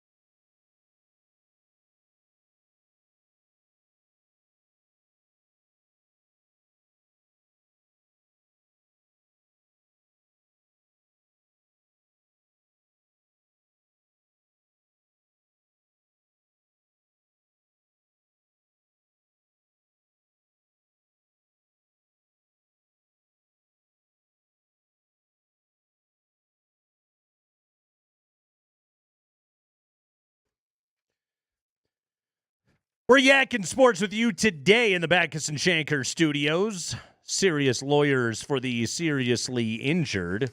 Avalanche don't win last night. They got Demcode out there in Vancouver. Shutout all together.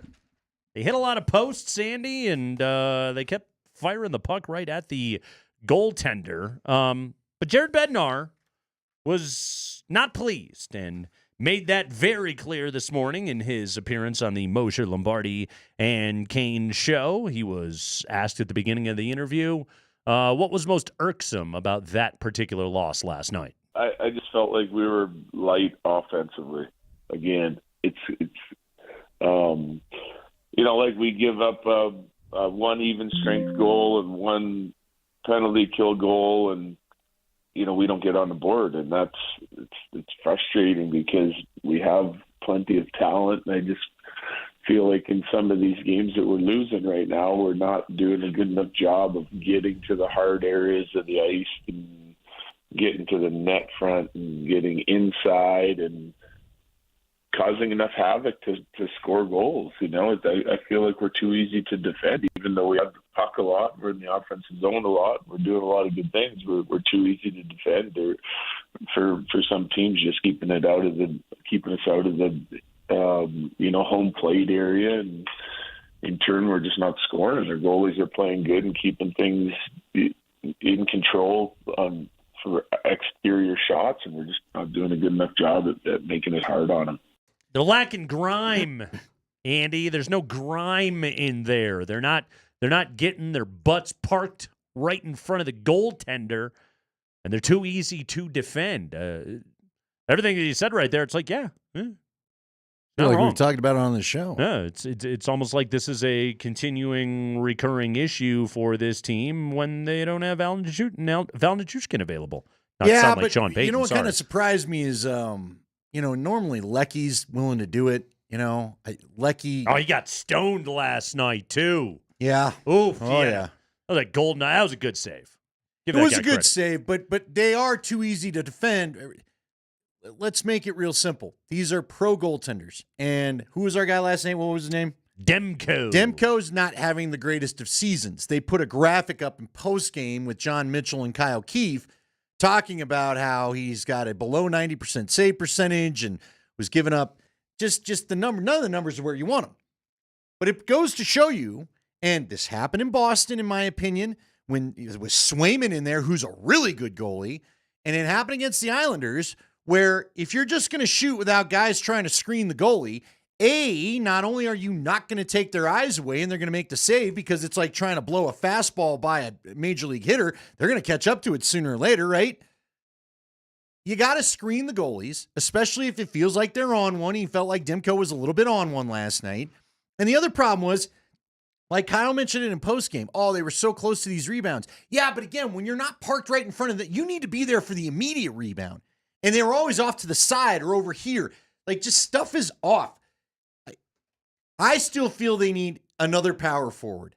You've got to have somebody, not to the level of Val, because the reason why, let's be honest about it, the reason why Val Nichushkin gets to be Val Nichushkin is because he's incredibly good at his job. Yeah. Not many of those guys exist in the league, but you need somebody else that can at least replicate some of his game when he's missing. You can't just have one of them because it doesn't work when you don't. And again, the way you're going to score ugly goals is to put your people in front of the net and make the goalie look through. That's how you beat Winnipeg last year in the playoffs. Everybody dedicated to getting their rear ends kicked in front of the net. And Hellebuck admitted at the end of the series, I didn't see most of the shots that they sent on me. But nobody's doing it right now. I thought about taking a video of it last night, quite honestly. Yeah. Because I sat there and hate watched that game. How'd that 5-on-3 scratch you in the third period? At least they did good there, but they didn't score. Well, no. Well, but I thought you were talking about the Vancouver one near the end. Vancouver just kept getting penalty after penalty after penalty, though. Yeah, no, Avs couldn't score. Oof. No, we kept getting the penalty. I'm not saying this right. We kept getting the penalties towards it. Wood takes the one. He's not happy about Wood's penalty. Their 5-on-3 wasn't great, but the power play wasn't great the whole night, Nate. Nope. And again, I will say it again.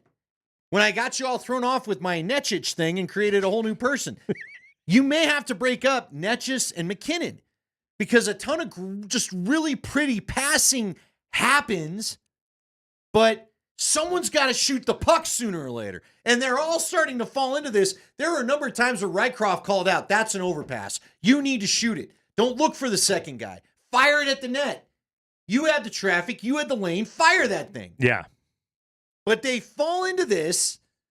They fall into this mode where I feel like when they know they're not getting it past the goalie, well, then they look to set up the perfect shot, which in theory is all right, but hockey's not a perfect game as you talk about. Half the time you can't get the perfect shots set up. Right. Or the goalie knows that's what you're falling into, and Demko starts cheating back to that backside pipe, and then the perfect shot isn't there.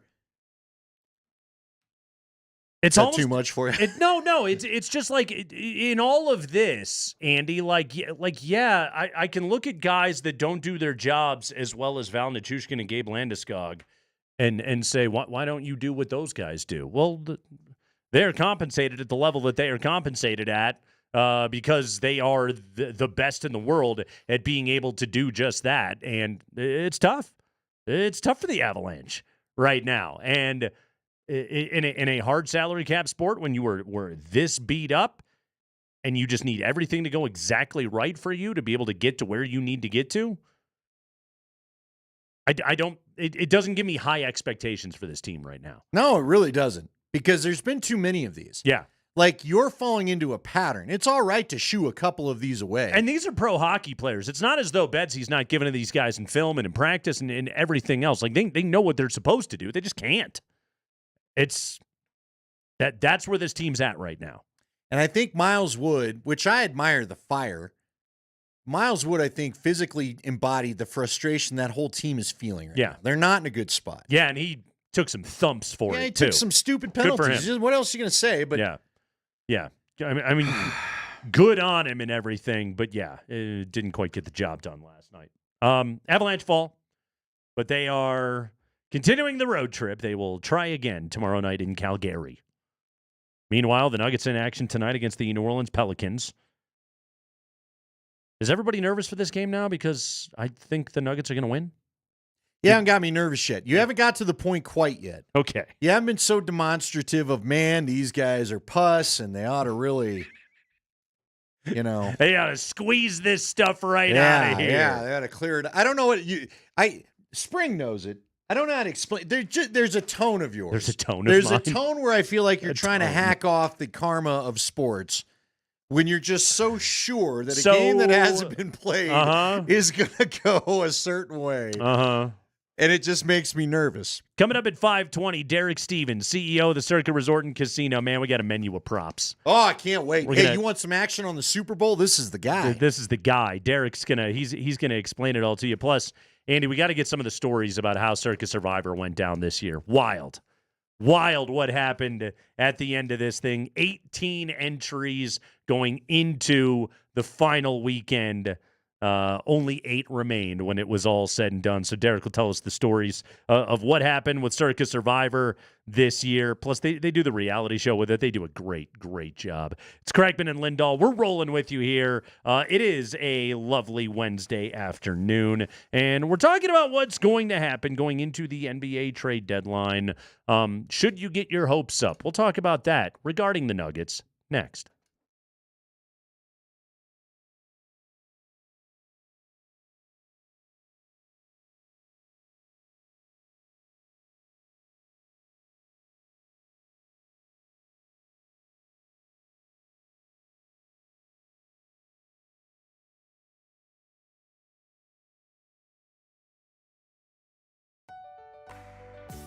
Yeah, when it was time to hook up a new furnace at the crib, we called up the fine folks over at Apple Air. Apple Air, Denver's HVAC experts that truly do care. They got one look at the furnace in our basement. They said, this thing was installed in 1993. This is a hazard to you and your family's well-being. Well, then they hooked me up. They got me a great deal, $750 off the purchase of a new high-efficient furnace. And we had it installed the very next day. and we love this thing. And guess what? I know you're hearing that, and you're thinking, yeah, but you're radio heartthrob Nate Kreckman. Of course you get $750 off. No, I'm here to tell you that offer extends to all of you. $750 off the purchase of a new high-efficient furnace and AC system. It's available to you from my friends at Apple Air. Any issues that you're currently having, heating, air, plumbing, whatever it may be, you need a new furnace, AC, water heater, call Apple Air, 303-733-2813. They work efficiently, they work quickly, and they work inexpensively. Again, that's 303-733-2813 or visit appleair.com.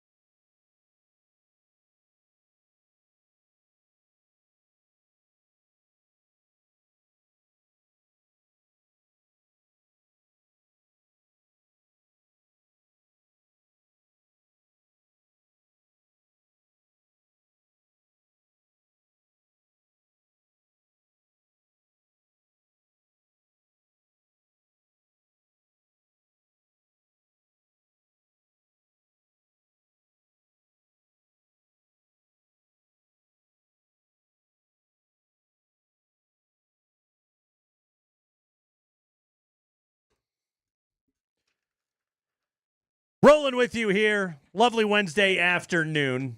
Nice outside. Kreckman and Lindahl, Altitude Sports Radio 92.5. NBA trade deadline tomorrow. Nuggets in action tonight against the Pelicans.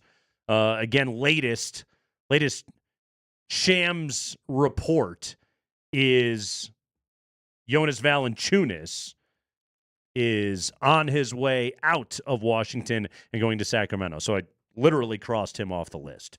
He physically did just that. They cannot have Jonas Valanciunas right now. Again, I would tell everybody keep your expectations low. Yeah, and then you can't be disappointed. Okay, you know what? Again, I kind of like doing this. You know, I'm not telling you. That's what I tell my kids on Christmas. Read it. That's what I tell myself every day before I head out for the day. 303-504-0925. And look, we read a lot of these. I'm not going to read them all on air, but I am curious. What would be more disappointing as a Nuggets fan? Hit us up. Keeping MPJ or trading MPJ at this point? Because I feel like MPJ has played well enough, especially the last couple months. I don't know that I get the vibe that Nuggets fans want him traded, right?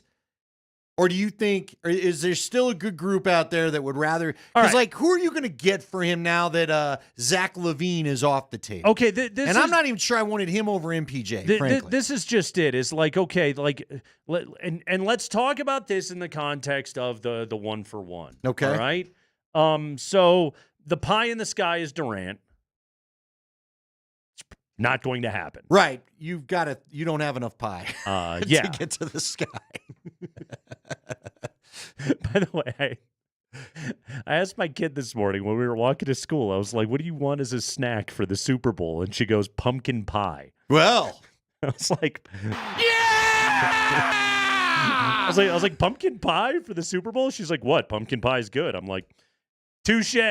Pumpkin pie is good. You know what? I got leftover and a good recipe. I'll make her one if you need it. Okay, there you go. You can't find one. I don't feel like this is pumpkin pie time. It's a prime pumpkin. It is. I was in Safeway yesterday and noticed a few pies. I don't remember seeing a pumpkin. While all of us are out there shopping for like wings and avocados this week. She wants to get festive again. Why not? You know what? I like you, Lucy. She wants to hit the pumpkin pie. I like your thinking, girl. I'll have a piece with you. Well, we got some whipped cream. What? Pumpkin pie is good. It is. You're very right about that. You know what? I got one that adds chocolate chips into it. So your parents may not like it. That's probably even more. Enjoy it. Now you're right up her alley. Yeah. And Nate'll come back Monday. I hate you. While you're at it, why don't you replace all the pumpkin with more chocolate chips? Let's just make a chocolate pie. And that's really what she wants. Yeah. Let's be honest. Yeah. Anyway. Michael Porter Jr. Kevin Durant, of course you do that. You don't run, you sprint to do that trade. But it's not going to happen. Jimmy Butler.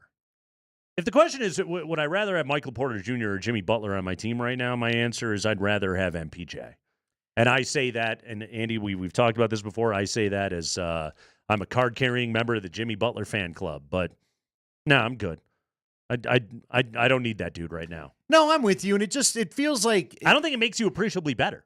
Not only that, he just seems to get bored with his surroundings quickly. You know what I mean? Things are cool for a couple years, and he's kind of over it. Right. And like Jokic, we got 5 years of the Jokic window left, and it's like, okay, even if you get Jimmy, like he might be happy for a couple of years, but then you just got to blow it up all over again in the midst of the Nikola Jokic championship window. So now I'm good.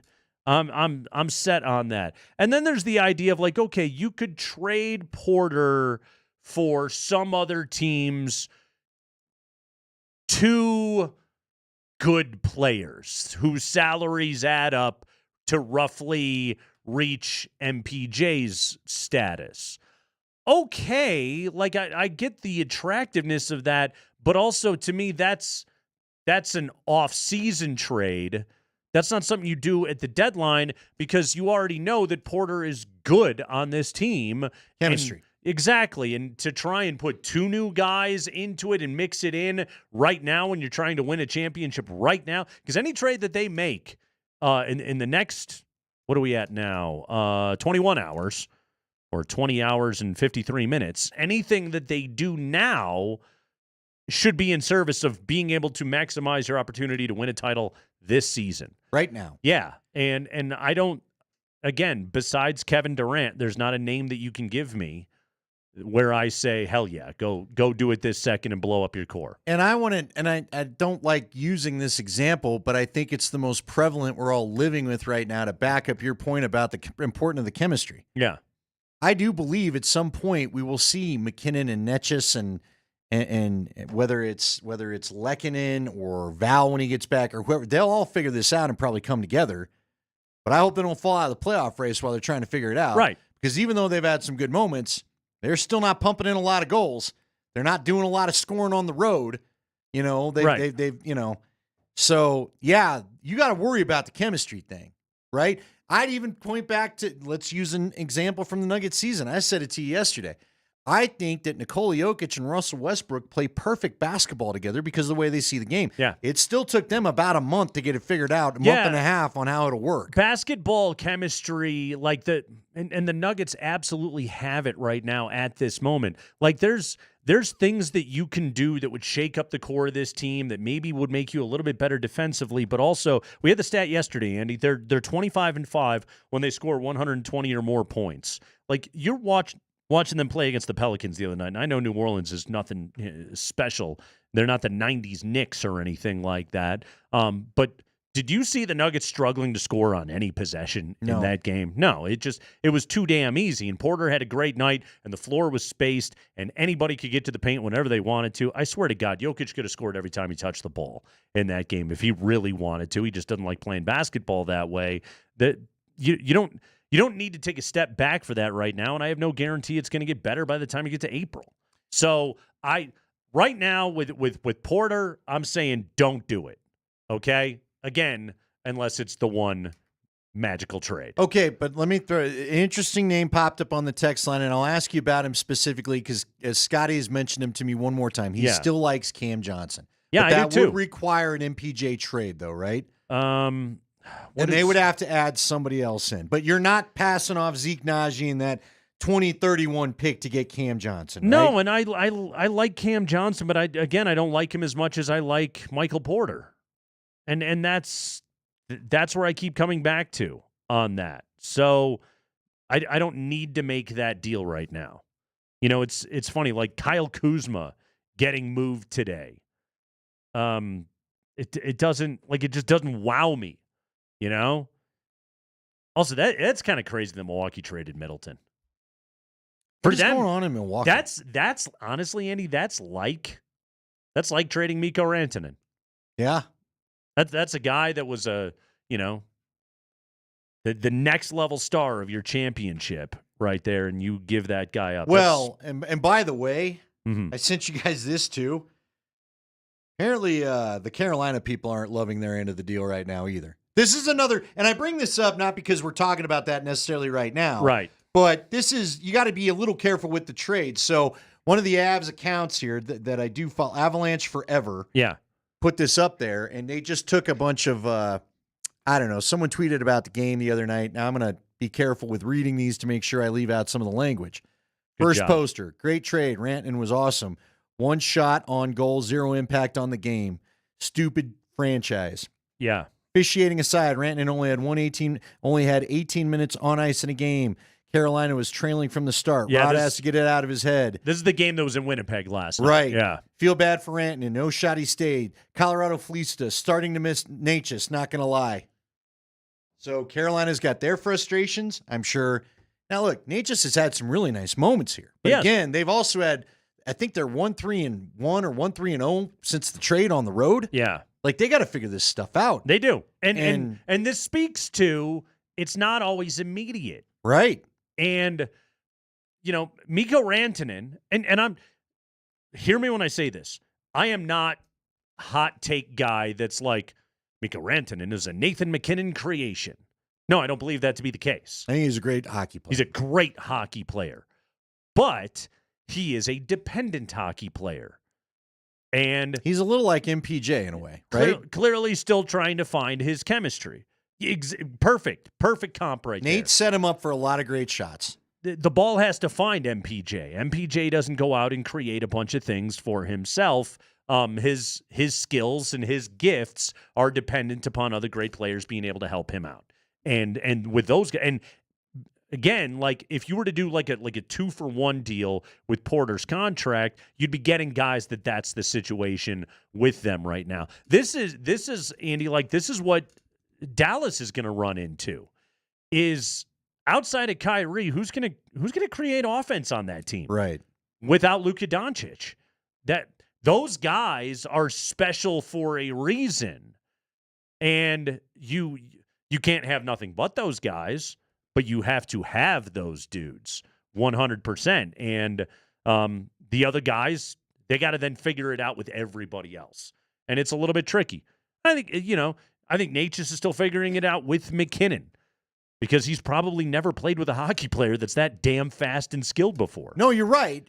And yet they see a lot of the same things. Yeah. And that's something I keep talking about. And it's not just me. John Butchergross, after calling that second game with those two, said in a tweet they should break the two up just because they're looking to do the same thing. Keep them together on the power play. Yeah. And listen, this all starts over again when Val Nichushkin gets back into the mix. I'm still assuming post Four Nations. Now they got it, because at this point, I might be putting Val on the top line with those two. I'm looking at here's another perfect comp of this, okay? Remember when Devontae got to the Jets this year? It wasn't awesome immediately. Like, it took some time. He had games of 3 catches on 9 targets, 5 catches on 12 targets, 6 catches on 13 targets. Like, by the end of the year, he and Rodgers were starting to rediscover some things. He had that great game against Jacksonville. But again, like this is even two dudes that had played a ton of football together. Right. But in this new setting and everything, it still took a minute. Like there's something about that. There is something to wide receivers are sort of like wingers, are sort of like floor spacing outside shooters. Yeah. And Porter's kind of perfect here in many, many ways. Yeah. I saw that too. I love when Twitter guys hate other Twitter guys. Yeah. Thank Someone's you. not a fan of that account. I noted. I just thought it was interesting to see the comments, and I just wanted to use it as a basis to tell everybody, just because you make the big trades, and we've seen it here in Denver. Theo Fleury was kind of this way too. Showed up in Colorado, and that was that after the year. Can I ask you just one more time? And I know we've spent a lot of time on this on the show, by the way. What the hell are we doing with this name? Is it Netches or is it Natchez? I don't even want to ask. Because I'm on altitude last night, and I got Moj Netchison, and then they go to intermission, and I got Keith Natchison over there. And then this morning I'm rewatching the highlights from the Sportsnet broadcast from last night, and these are the Canadian dudes, and they're Natchison all over the place. Yeah, listen, I'm not trusting the Canadians anymore. I still got my beef with the Canadians. You can off the tariff all you want. Me and the Toronto people still got things to work out with your stupid use of your vowels and nobody knows. Touched a Canadian nerve. So you know what? I'm going. If Moser's going Natchez, I'm going Natchez. If the Canadians are saying Netches, I ain't trusting that. I can tell you that, because in America we pronounce an A as Natchez. That's what we do. And if you pronounce it, if you go with hose, it's hose. It's not hoss. It's not hass. It's hose. I thought it was Netches. Hose trouser. See, we got Pal. nowhere. We got absolutely nowhere. Yet again, spinning our wheels. It's the Kreckman and Lindahl show. We'll take a break. I was living with Koluski. What the hell do you want to do? Huh? I've done Del Bianco. Every time I get around a Canadian, you got a different pronouncing for the vowel. Drives me crazy. All I'm trying to do is call a damn game. Do you want to Collect my check, go home. Do you want to get beefy? Oh, I'm already beefy. What else you need? I can we tell. got a good time beef this thing? We're gonna have some good times. Triple beef burger with some beef. Meat Monster. What was that thing? They don't sponsor us. Hell with them. It's all good times, baby. Beef. We're gonna get beefy when we come back. We've got Pittsburgh Steeler beef. Oh yeah. Stick around for this. Do. Keep it here.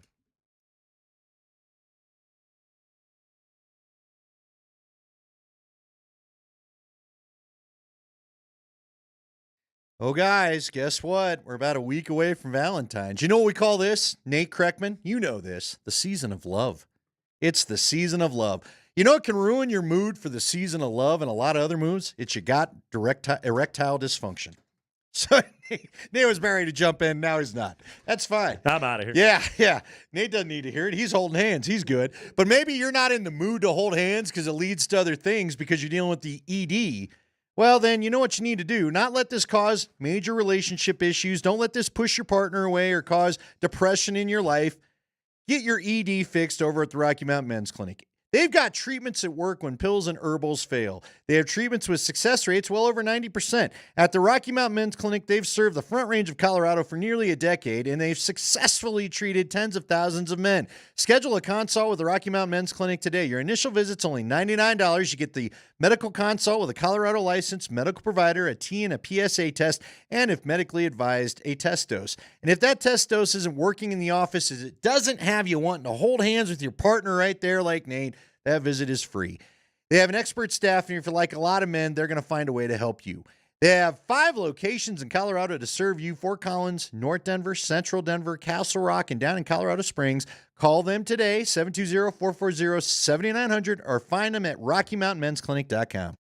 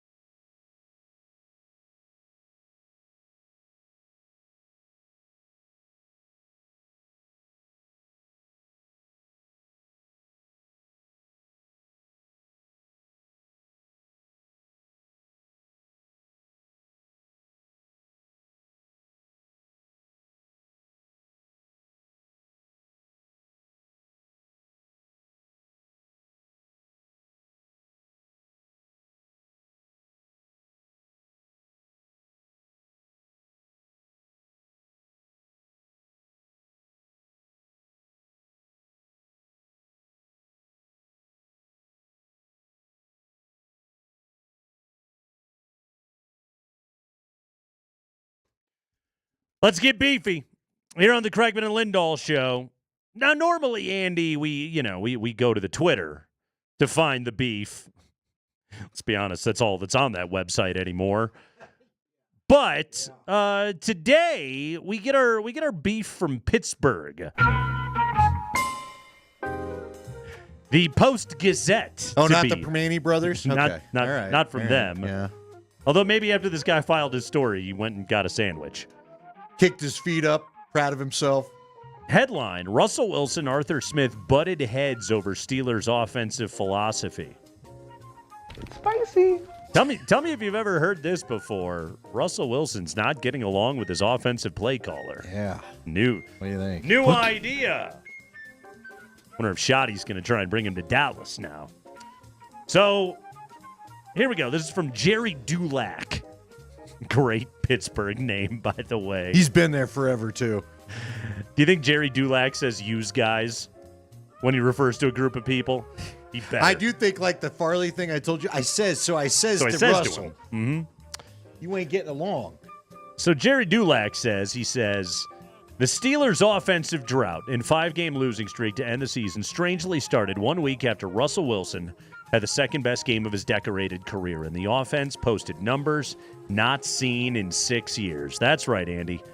After Wilson outdueled Joe Burrow and threw for 414 yards and a 44-point outburst in Cincinnati, the Steelers' offense mysteriously changed and went into a funk in which it failed to score more than 17 points in the final 5 games, including its playoff loss in Baltimore. It was the first time since Chuck Noll's rookie season that the Steelers won 5 consecutive games without topping 17 points. Yeah, so after outdueling Joe Burrow, Russell Wilson suddenly not so good the rest of the way. And he and Pickens weren't on the same page, surprisingly, because Russ's rise to power was mainly off highlight catches from Pickens, much like Cortland Sutton his last year here. I would agree And then, with that. all of a sudden, the connection went haywire. Well, also, Pickens disappeared.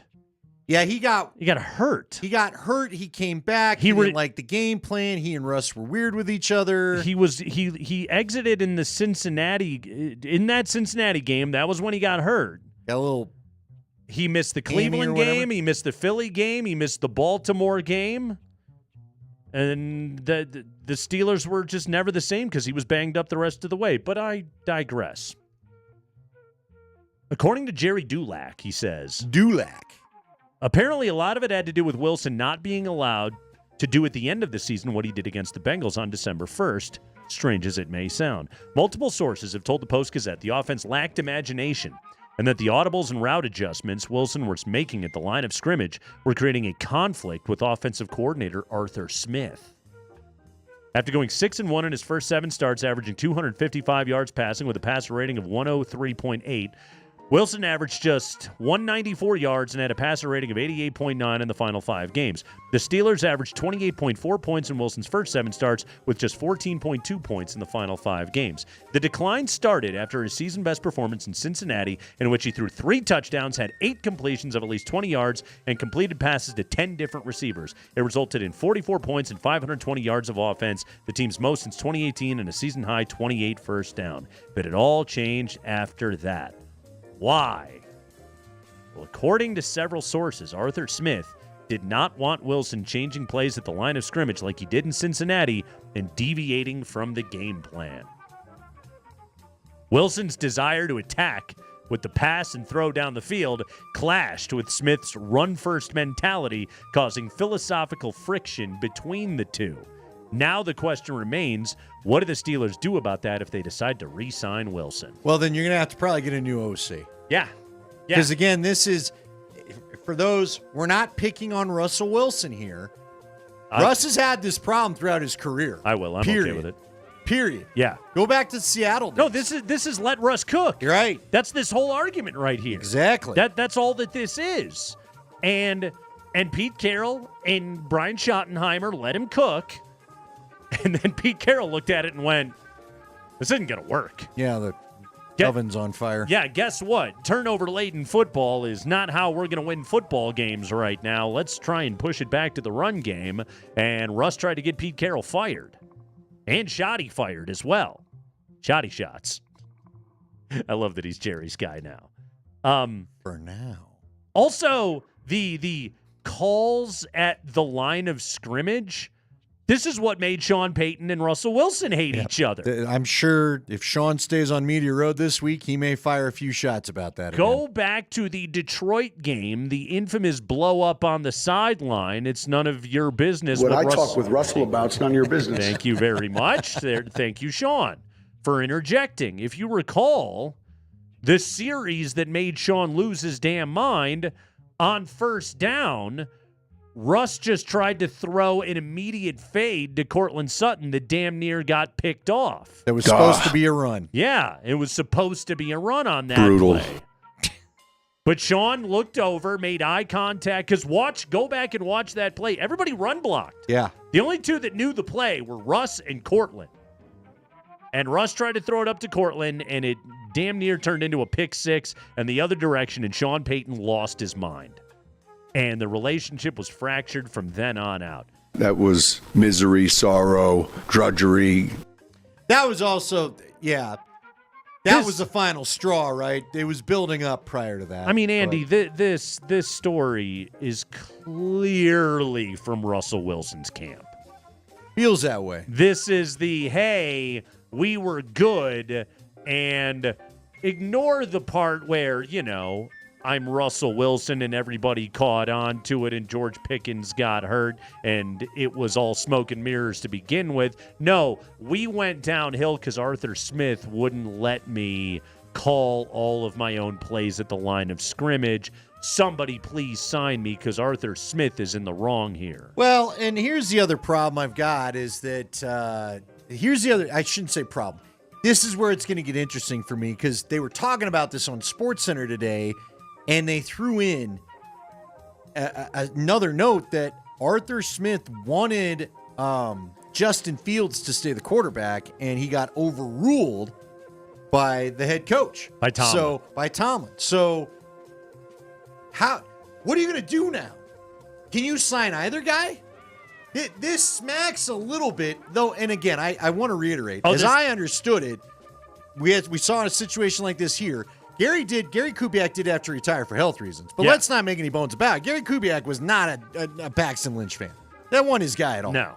And Elway, and we saw it in the next hiring when they got Vance Joseph and when they got Mike McCoy to get shorter play calls so Paxton could run the offense, blah, blah, blah, blah, blah.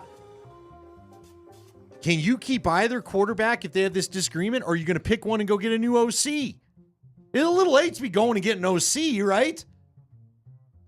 I don't think Arthur Smith's going anywhere. No, I wouldn't think. No, that franchise needs a direction. Well, they probably need a new quarterback, period. They need a reset. But again, they're in the ultimate hell that we talked about where Tomlin is too good a coach for you to just suck and have a top pick. Yeah, they are in fact cursed by the fact that he never has a losing season. There is sentiment in the organization to bring back the 10-time Pro Bowl quarterback who will be 37 in November because they saw what the offense was capable of in his first 7 starts. Team president Art Rooney II said it is unlikely the Steelers will bring back both Wilson and Justin Fields, both of whom are unrestricted free agents. If it's Wilson, the price tag will be a 2 or 3 year deal that averages between $20 and $25 million. If Wilson seeks a larger deal, he might have to do it on the free agent market. Give me those numbers again. 20 and $25 million. What are you? What? For Russ. Yeah. What? It's like a Case Keenum deal, right? Dude, if I were to give Russ a try at best, you're living in the Sam Darnold world of $10 million at best. There you go. That's where, again, this is like... Let me ask you this. If Russ were to get 20 to 25 million, doesn't that doesn't offset the cap hit. That just offsets some of the Bronco money, right? Maybe I ought to be rooting for that. And I believe, here's the way that I would view it, Andy, is it's probably like the money is all backloaded into the second year when he would go off Denver's books. Right. I would assume but is what they would do. But I think they just get cash back. They don't get the hit back. Right. Right? Right. So who cares, really? Yeah. Wow. All right, I got to ask you, because you and I know, You and I have pretty good information that Pete Carroll, and I don't even know why I'm putting it that way. Tyler talks openly about it on his program, too. I think got to be too careful with the secrets here. Pete Carroll gave a lot of people the vibes. He can't stand Russ. Right. Was glad he was gone, was glad. So why does everybody think that Pete Carroll, just because he allowed Russ into his retirement party, is going to have him back in Vegas? Do you buy that at all? Do you really think Vegas is a true viable spot for Russ? No, I don't. I think that Russell Wilson has a very good PR team and agent that gets this stuff out there.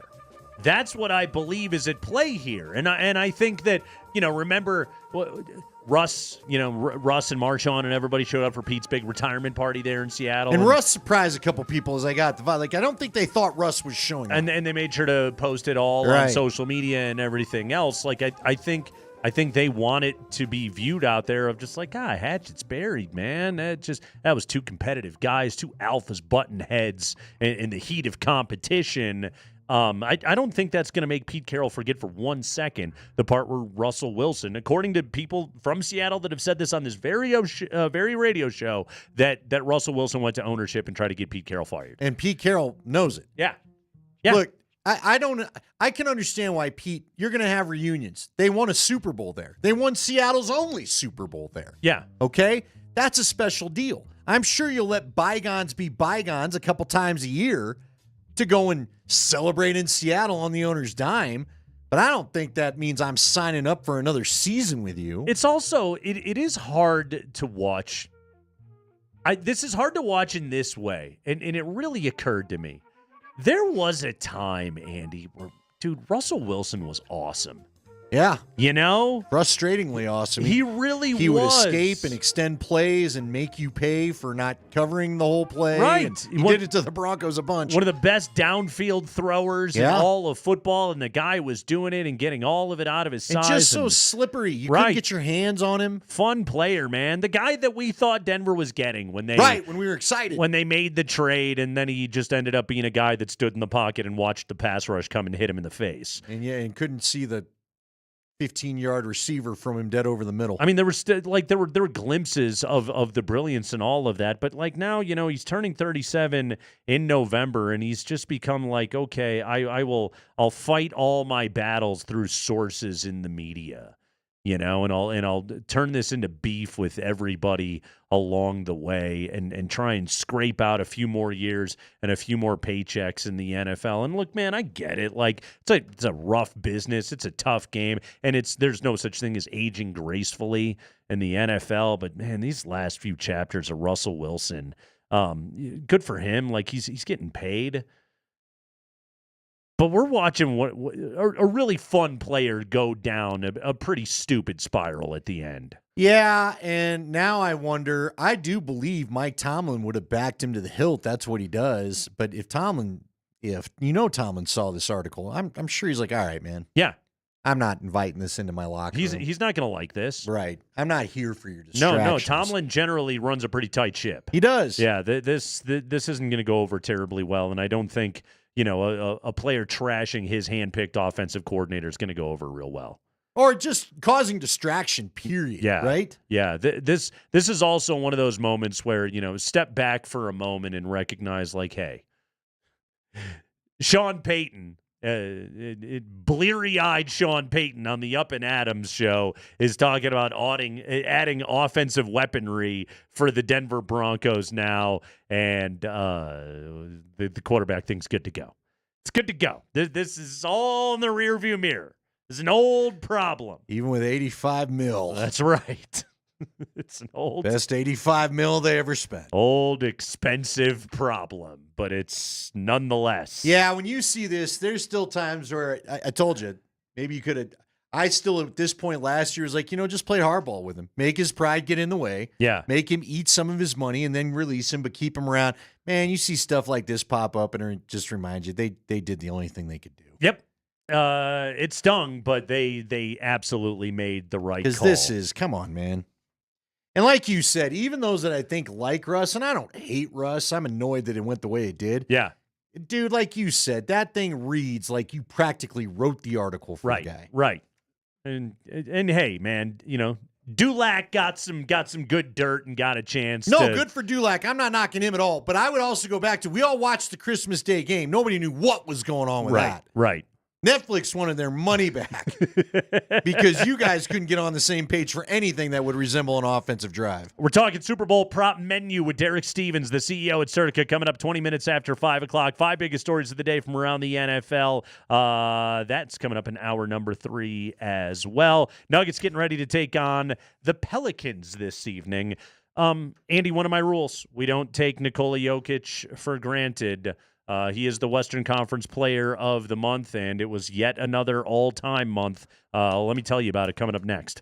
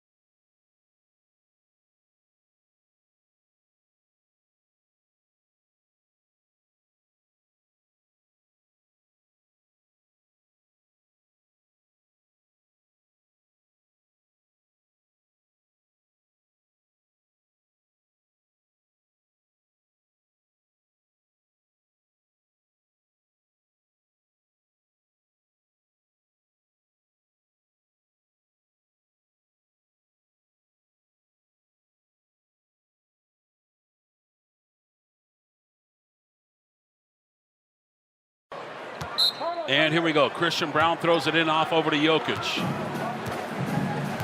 Jokic picked up by Makovic. He throws it top of the key over to Christian Brown.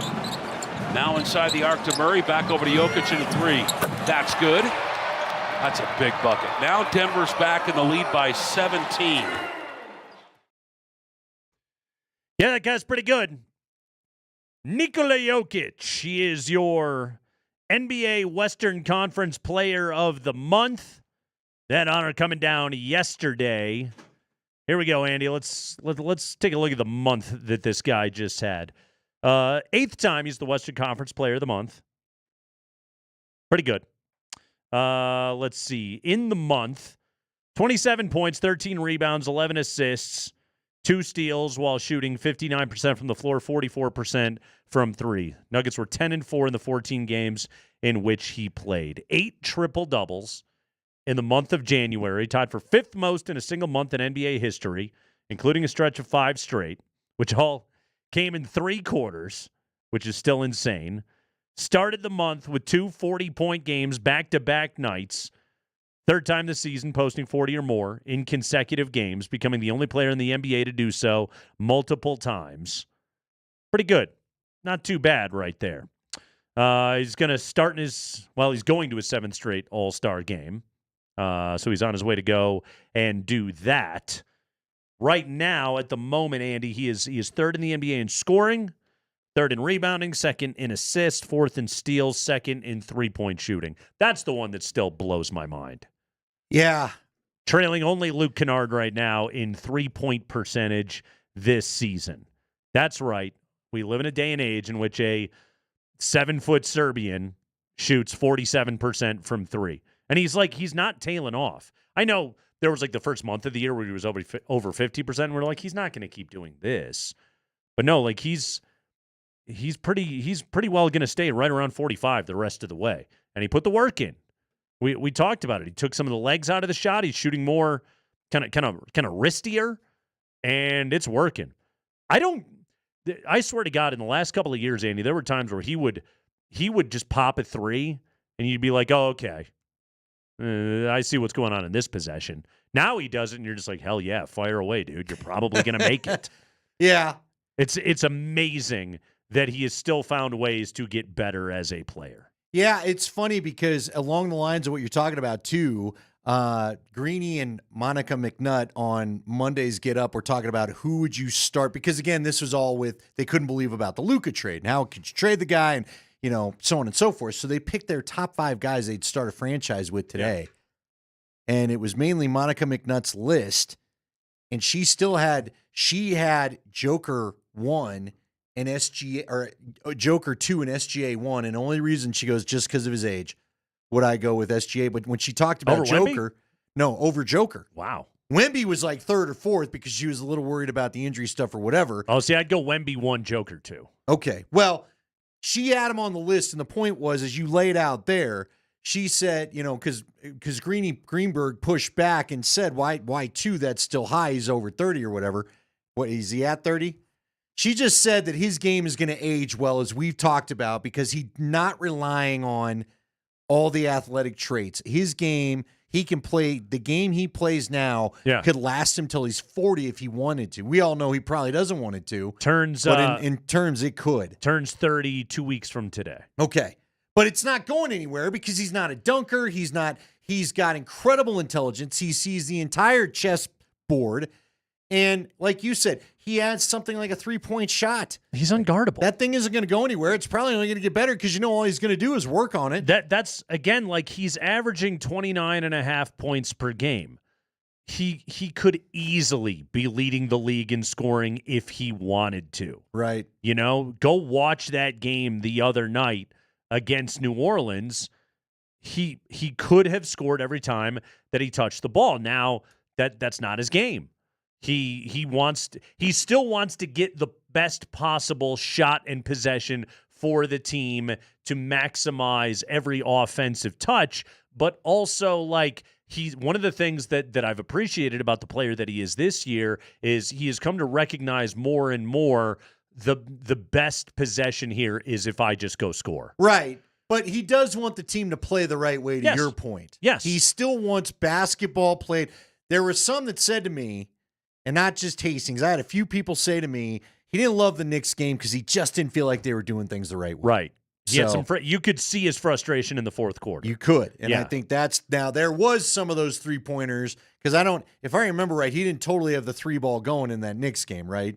But he kept hoisting them up because it just felt like he was frustrated. Yeah. So now it's his game is okay. I can score right here, but I got Porter coming open for a 3. That's a better scoring opportunity right there. I've got CB cutting and going downhill. I can feed him right here. And then there's other times where it's just like, I'm just going to score. yeah, look, I think you said it best. And this applies to McKinnon and McCarr too, but please let's not get bored with greatness, and please let's not appreciate ever what we get to watch, because I was looking for the graphic you sent us earlier that had all the numbers laid It's out. unbelievable. And you had said earlier in the week, what was that, Monday that you gave us that? Yeah. This has got to be the best month of any player in Nuggets franchise history. I can't imagine that anyone. Mutombo wasn't a scorer. He didn't have anything like that. Melo's the only guy that could even come close to that, and he was not the all-around player that Jokic is. He had the 35, 22, and 17 game against Sacramento. Again, that was the game that Wilt is the only other one to have done that. Past Larry Bird this month, fastest player in NBA history, 15,000 points, 7,500 rebounds, 5,000 assists in a career, and he did it in 90 fewer games than Larry Legend. Got it done in the month. First in assists per game, second in double-doubles, fourth in rebounds, fourth in points per, seventh in steals. Let's see, he had 8 triple-doubles in the month. 8 triple-doubles that he put up in just the month of January, which, let me do some, Sabonis is second, I believe, currently in triple-doubles this year. How many does he have for this season? Let's do some quick math. He has, LeBron is second. He's got 10. Domas has 8 for the season. Joker did it last month. By the way, LeBron looked great last night. Oh, yeah, I think LeBron's got a little something to prove. He's I'm not ready to hand this franchise over just yet. Yeah, not saying I'm not going to get along with Luka, but don't go pushing me out the door. He's a little refreshed right now. I'm not ready to take my kid with me. Right, exactly. Although Bronny hit his first 3 last night. Did. Good for Bronny. Way to go, Hey, Bronny. real quick, because I do think it's important. You had the note from Bennett Durando, and we were talking about the buyout market.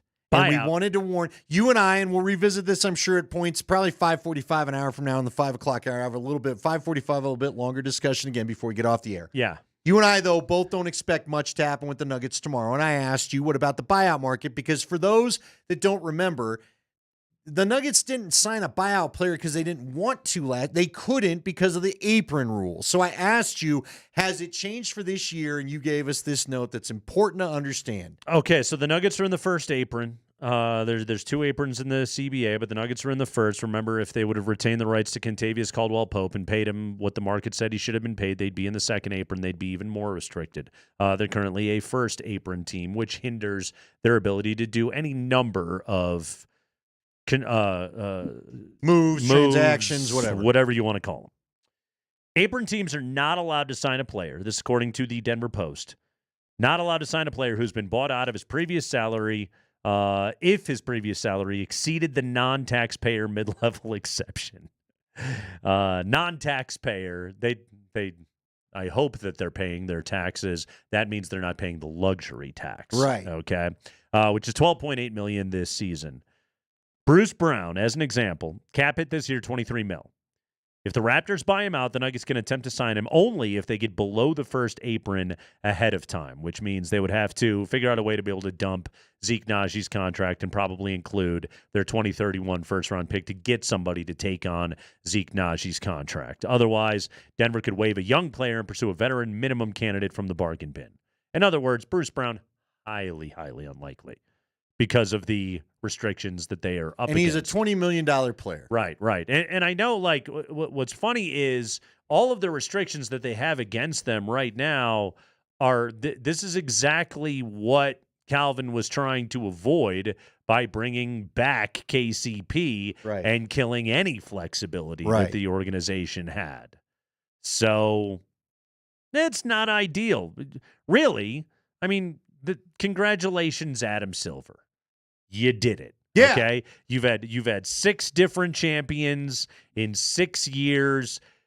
You're probably going to have a 7th this year if the Thunder can rise to their potential and win the NBA championship this season. And for Adam Silver, that's exactly what he wants to accomplish. He wants somebody new winning this thing every single year so that he doesn't hear what everybody is saying right now about this Super Bowl. I've seen this game before. Well, guess what? Adam Silver doesn't have that problem.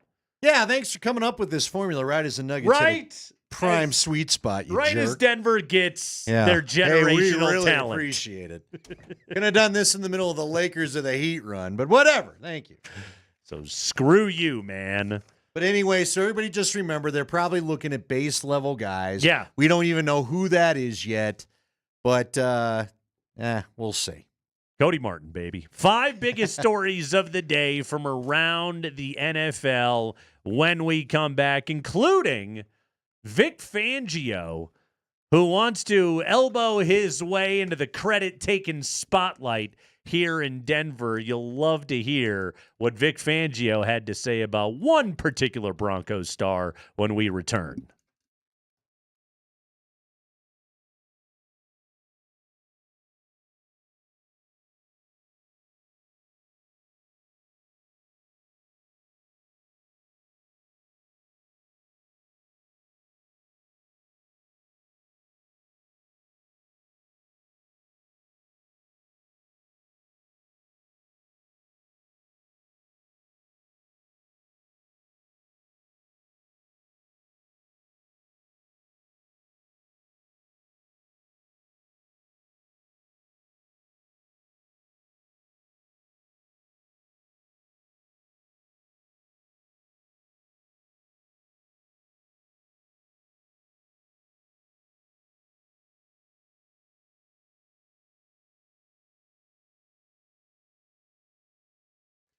What up, dudes? Nate Kreckman here for Roller Auction.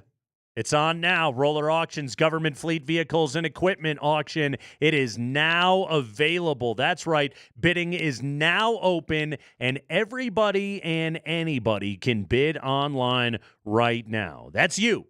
Guys, bidding at Roller Auction, so much fun. And you're going to be amazed at the inventory that they have available to bid right now at roller.bid. Again, that website is roller.bid. SUVs, vans, sedans, Ford Escape hybrid SUVs, four-wheel drive Jeep Liberty SUVs, cargo vans. Imagine what you could haul with a 2010 Ford F-350 Super Duty four-wheel drive utility truck. These are government vehicles, well-maintained and available right now at roller.bid. Plus storage containers, snowplows, golf carts. There's a mini excavator.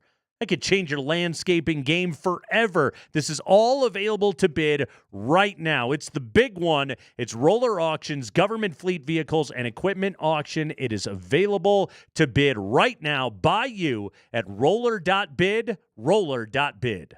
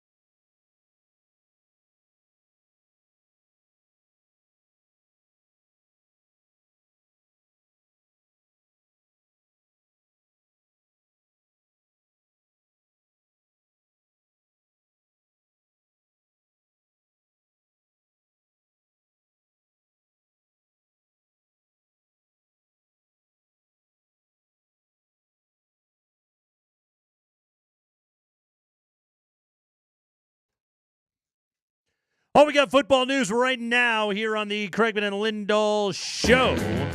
Hour number 3 of the program, best 5 o'clock hour in the biz. Mark Springer. It is the High Five. It's brought to you by Bet365. Whatever the moment, it is never ordinary at Bet365. Sean Payton is out in New Orleans. He was chilling last night. And then he woke up bright and early to go on the Up and Adams show with Kay Adams. And Kay said, hey, Sean, I think your biggest need in the offseason is a veteran wide receiver. And then Sean just started talking to Kay. We do the evaluation of our team. Yeah. And the purpose of that is then to establish what we call musts, needs, and wants. Must, needs, wants. Okay. So who are our musts? Your must, you need a veteran wide receiver. That's what I think. I'd All like right. to see you. I would say we need a joker. You need a Reggie Bush. An interior, and a joker now can be a tight end or a running back that has exceptional. We were spoiled here. Yeah. When you think about it, all right, you had Reggie, you had Jimmy Graham, Jeremy Shockey, Yeah. Darren Sproles, Alvin Kamara. Those are interior, either tight ends or running backs. Jokers. That they have to be elite receivers that play tight Understood. end or running back. Got you. And then you get the matchups, and we had quite a few of them here because you're getting too high defense and you have to work the inside. And so I think, Where does a veteran wide receiver go in which bucket? I think a Want? veteran wide receiver fits in a need, Not and a yet, must-have. man, I would say we're stronger there than some would think. Okay. A Devon Bailey, Troy Franklin. There's a number of receivers that we drafted a year ago. We'll look closely through the middle, inside linebacker, safety. There'll be a few other positions. There's a real interrogation there at one point. Stop asking me about veteran wide receivers. I'm answering. Yeah. He wants a joker. He does. And none of us blame him. I don't think that's BS either. You go back through it. Reggie Bush. Okay, let's just go through the guys he names. Reggie Bush, 294 catches in 60 games playing for Peyton in New Orleans. Darren Sproles. Right. 232 catches in 44 games played. Alvin Kamara, from 17 to 21, playing for Sean Payton, 373 catches in 73 games. All those guys, 5 receptions per games. Javonte Williams was your leading receiver amongst backs this year, and it was 3.7 catches per game. So he wants that production up. Start talking about tight ends, especially Jimmy Graham was the best he ever had. Shockey was okay when he was with the Saints. Yeah. But Jimmy Graham was spectacular. Who was Shockey drafted by the Jets? The Giants. He was better with Peyton than he was, I think, with the Giants, if I remember right. Yeah. Kind of. He was all right, but I felt like he had he kind of had a rebirth. Maybe I misremember. I felt like he had a rebirth with the Saints. He was compared to what he was with the Giants. Good with the Saints. Was he great with the Giants? I mean, pretty good. Never had a 1,000-yard season.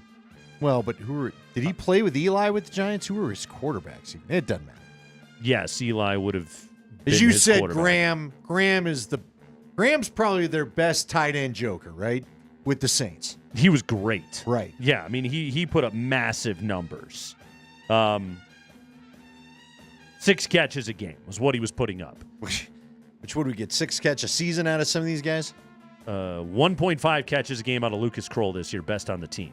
They flat out don't have the guy. And Sean talked about it right there. Like his interior tight ends and running backs, he needs them to be elite wide receivers because every defense wants to keep everything in front of them right now. And guess what? Like this is what Mahomes does. Okay, again, like he'll dink and dunk you to death, and he's got no problem with it, and he'll be comfortable in that spot. And Sean Payton wants to run that screen game. Okay, that's what he wants to do, and he needs playmakers though in order to be able to do it. And they did remarkably okay this year, given the lack of For weapons. what they had, they did just fine. But they have to get so much better. Yeah. at those spots in terms of versatile talent. They absolutely have to because, again, you've been talking a lot about it with MPJ. They need an MPJ, a floor spacer. Yeah. You know, in this case, a field space.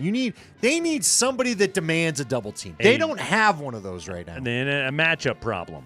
Yeah, they don't really have that. You know, and he likes Vele, and he should like Devon Vele. He should. And he likes Troy Franklin, and Troy Franklin's one of those guys that we're going to look at right now and say, okay, man, take a big step forward here in year 2. Let's see the production start to match the physical gifts, and I think Sean likes the guy. Look, I think they need to keep unlocking stuff with Mims, too. Yeah. There's still more to Mims, I think. Exactly. Like, there's some okay pieces out there, but the running back and tight end thing, that's why basically every mock you look at has a running back or a tight end going to Denver. Also, Sean Payton had an awesome time last night in New Orleans. Oh, he did. There still was a little left over. Right? There sure were. Yeah. Out there hanging with Gruden. Yeah. Oh, yeah. Promise you 60% of the adults in that city that were on Bourbon Street felt like those two. I bet you Gruden sounded the same. Hey, Except Gruden might have been able to just go home and go to bed. Shout out to Sean for making to his interview on time. Well, yeah, there is that, too. You know, again, that's what a pro does. Well done, dude. Go ahead, Spring. High five. All right, also on the Up and Adams show, Sean Payton was asked by Kay about the Chiefs and the refs. Here is their exchange. And if you gave me like 1 or 2 sentences on what you think about the narrative that Patrick gets all the calls.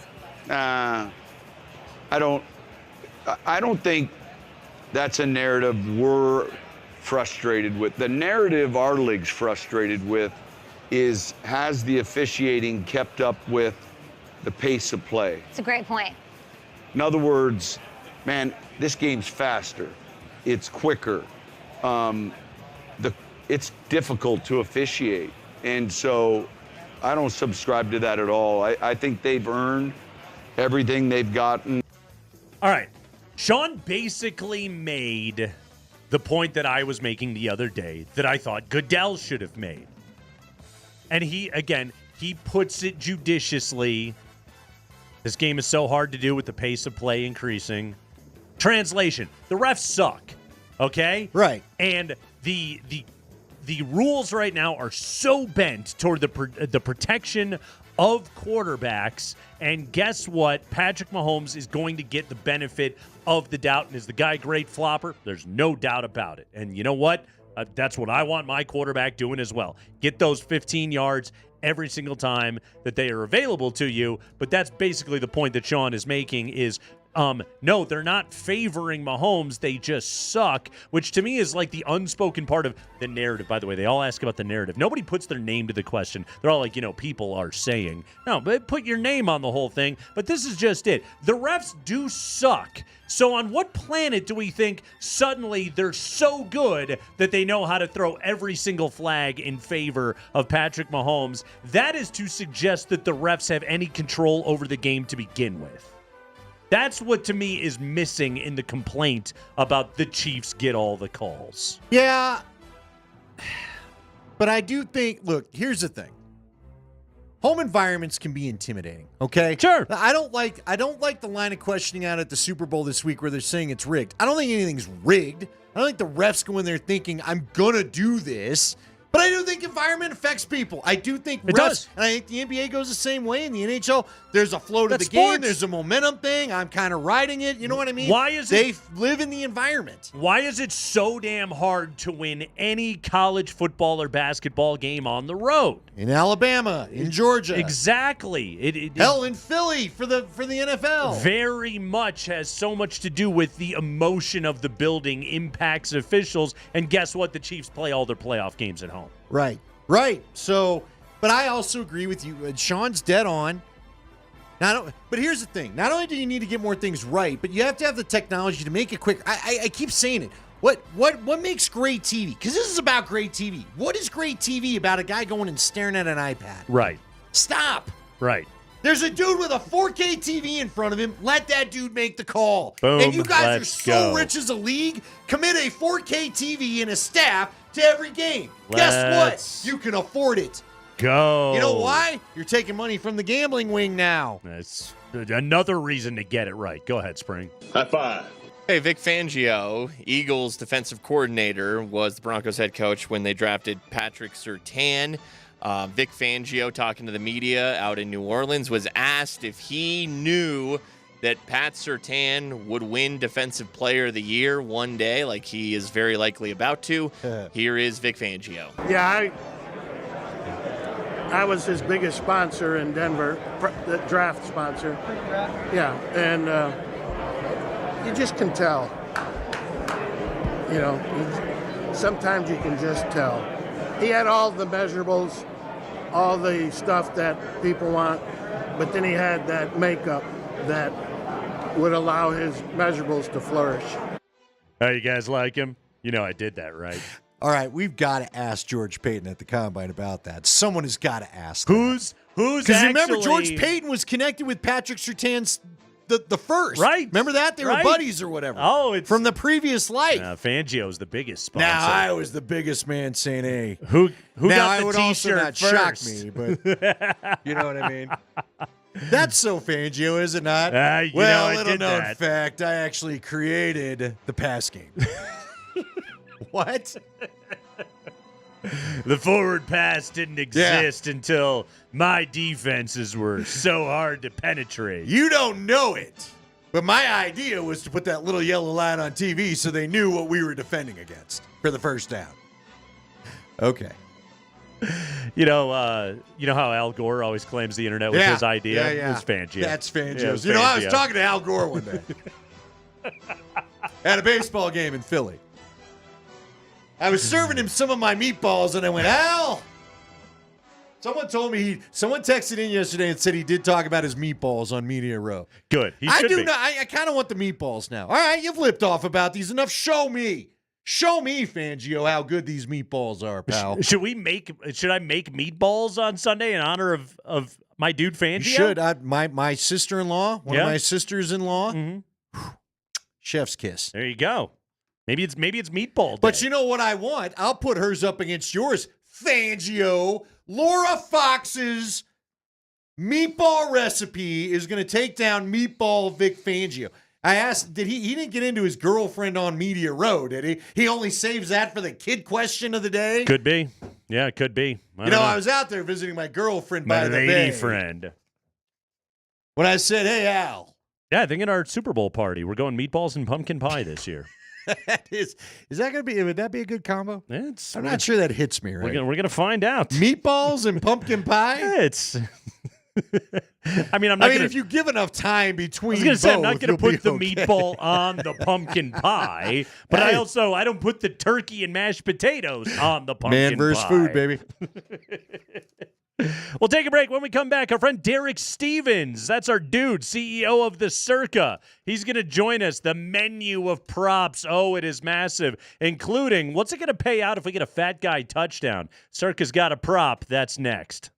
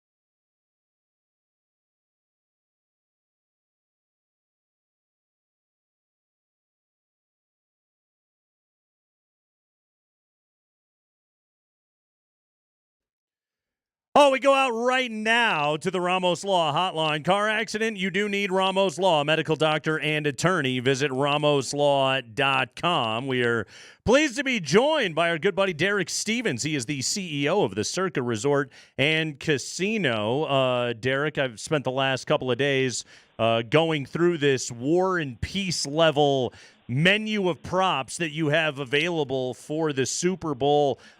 Derek, when did prop betting really take off as really just the draw for gambling on the Super Bowl for everybody? When did Vegas just go crazy for this stuff? Well, you got to go back a ways. There was one bet that really stands out to me, and that might have opened the door. And that was in the Bears in the Super Bowl when Would William the Refrigerator Perry score a touchdown, and then that's when things went crazy after that. Now you've got props on everything, hundreds and hundreds, I guess. And if you look at all the different books together, you probably got 1,000 different props out there. That's why it's so important. When you're in your listening audience in Colorado, it's so important to have multiple sports betting apps, because one sports book might have Jalen Hurts over a certain number of rushing yards. Another sports book has it much higher. Another one has it higher than that. So it's really important to have at least 3 sports betting apps on your phone. When you make your plays, it may or may not make a difference that day, but it certainly will make a major difference over the course of a year. It's because every sports book is a little bit different and takes money a different way. And there's nothing more important than doing that when we're talking about Super Bowl and props. You really got to have a few different sports betting apps on your phone. By the way, it's Circa right now. Jalen Hurts to go over 60 rushing yards plus 245. So good value right there. But I ask you this, Derek, you singled out the Fridge's touchdown in Super Bowl 20 against New England, which, by the way, Ditka took a ton of heat for that, for not getting Walter a touchdown in that game. But is that what inspires you to have the Fat Man touchdown prop that you guys have at Circa? I'm looking at it right here. Will any player that weighs 300 or more pounds score a touchdown? Yes at plus 3,000. No at minus 15,000. Yeah, we call it the big bet, or maybe the Husky bets over here, but you're right. We're getting an undue amount of action on this particular play. Our risk guys at Circa Sports came up with it, and I would tell you that I'm very impressed with their creativity, because this one's getting a whole lot of action, that's for sure. Now realize, when we say over 300 pounds, it is listed out. There are a number of very specific names that are listed, so it's very clear-cut who falls into the category. This is not something where we have to go and do a weigh-in before and after the game. But, Derek, I am curious, and I got a very serious question for you when we're done talking prop bets, but I am very curious right now. How do you come up with these? Are you guys sitting around having some fun? Do you give something like a try one year to see, who came up and decided to do the anthem length or something like that? Where are these generated from? Well, it really comes down to trying to get a feel for what the customer's looking for, and trying to put something out there that can add excitement to the particular game. Obviously, with Super Bowl, there's so much focus. I mean, Super Bowl's now a lot more than just a football game. This is a cultural event within our country. Parties all over the country, and we're just really trying to provide some opportunity for people to enjoy the game, enjoy it a little bit more, than if they didn't have money on the game. The other thing you just mentioned is who comes up with the betting on the length of the national anthem? Well, I can tell you, it's not us, because that's not legal. In America, you have to have a governing body. So any wager that includes Taylor Swift doing this or doing that, or will she get engaged after the game, or anthem length, that's all done offshore. So in America, it's really done for entertainment purposes. But that's not something a legal sports book like Circa Sports can offer. Yeah, got to go offshore if you want to get sketchy like that. Derek Stevens, CEO of the Circa, joining us right now. Derek, take us back, what was it, 3 weeks ago now?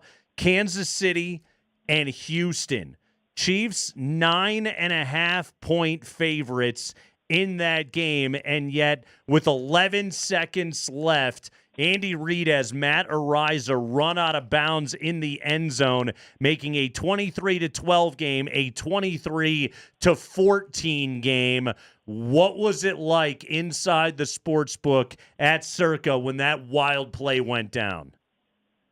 Well, it's a few weeks later, and I'm just getting over it, so thanks for reopening the wound, guys. Yeah, it was a disaster. It was an absolute disaster. That cost us like $300,000. The moment it happened, everybody in the sports book roared. People were already in line, ready to cash out the tickets and didn't understand what happened. We had people that were in line to cash, and they lost or they pushed. We had people that thought they lost but then pushed or won. At the end of the day, it was a really bad day for Circa Sports. And it's another good reason why you got to have 3 sports betting apps on your phone, because that half a point meant a lot in that game. Yeah, sure did, man. If you had Kansas City at 9.5, you wanted to put your damn head through the wall. We're talking to Derek Stevens, CEO of the Circa. All right, so Derek, Circa Survivor this year, $14.266 million. You ended up, you had 8 entries, finished the year at 20-0, so they split up. So roughly every one of those teams taking home $1.7 million. We were talking about Survivor when we were out there this summer, getting everybody signed up. Again, you're picking one straight-up winner every single week. You can't use the same team twice. One loss and you're done. Extra week for Thanksgiving, extra week for Christmas. Unbelievable contest. But Derek, tell us how it went down at the end, and in particular, I heard a wild story about one of your teams, Vodka Johnny. What happened to Vodka Johnny, Derek? Yeah, Vodka Johnny. He was one of the 8 that made it. Going into the last week, there were 14 Circuit Survivors, but a bunch got knocked out on that last weekend. And at the end of the day, 8 Circus Survivor entries made it, and then they split that $14.2 million. One of them was an entry by the name of Vodka Johnny, and Vodka Johnny was an entry of a bunch of friends, brothers, buddies, stuff like that. There ended up being a total of 17 of them that were on this one ticket. The one lead fella, Johnny. He actually, after 4 weeks, he actually backed out and said, "You know what? I got too much to do," and he sold his share to his other partners. Well, one thing led to the next. The partners got more partners, and they actually never told Johnny that they made it all the way to the end until after they won. And old Johnny's back on the vodka, I guess, because he got squeezed out of the deal. He didn't even follow it all year long. He just backed? The brothers didn't tell him they were still alive. They were embarrassed to tell him. Oh, that's brutal. I hope they sent him a nice bottle of Why? vodka. He backed out. At the very Tough. least. Get him something.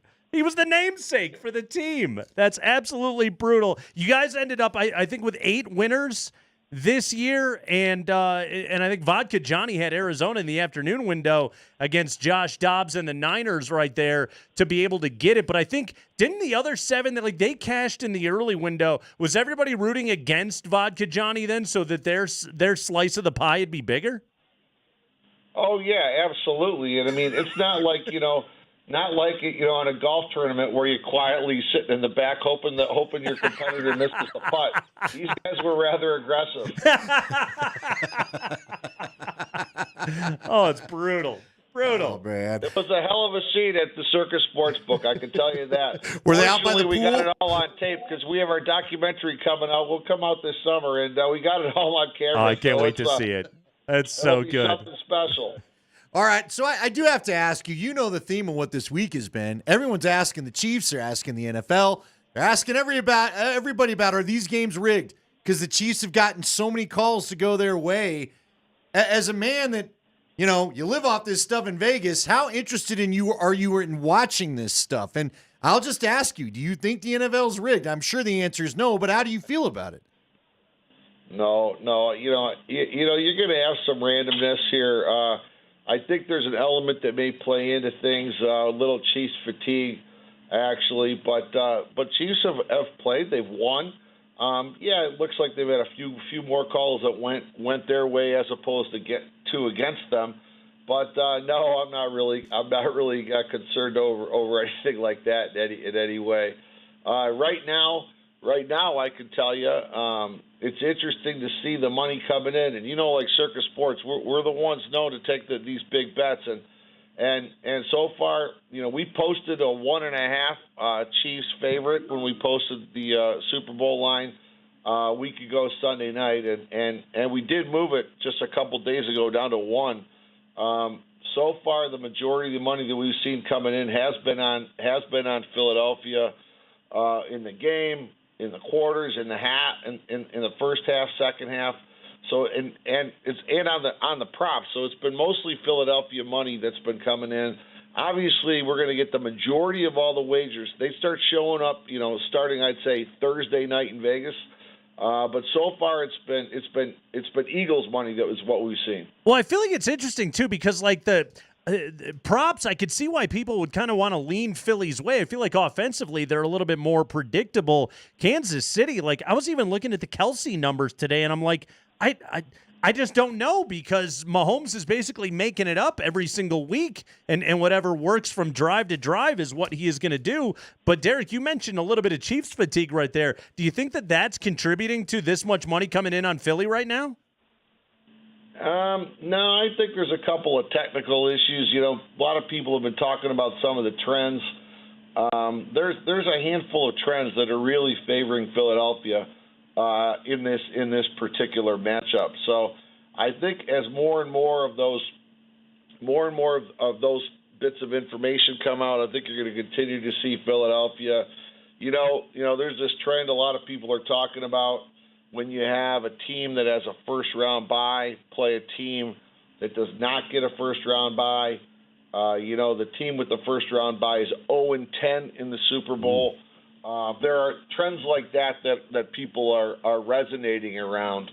And then there's a handful more similar to that are giving people confidence in the Eagles.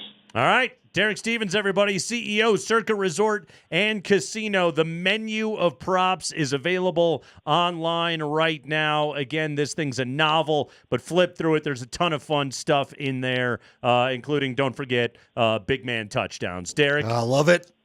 We appreciate it, man. Great to talk to you guys. Hey, one thing I do want to tell your listeners, make sure you go to Circa Sports Colorado and check out our Circa Squares.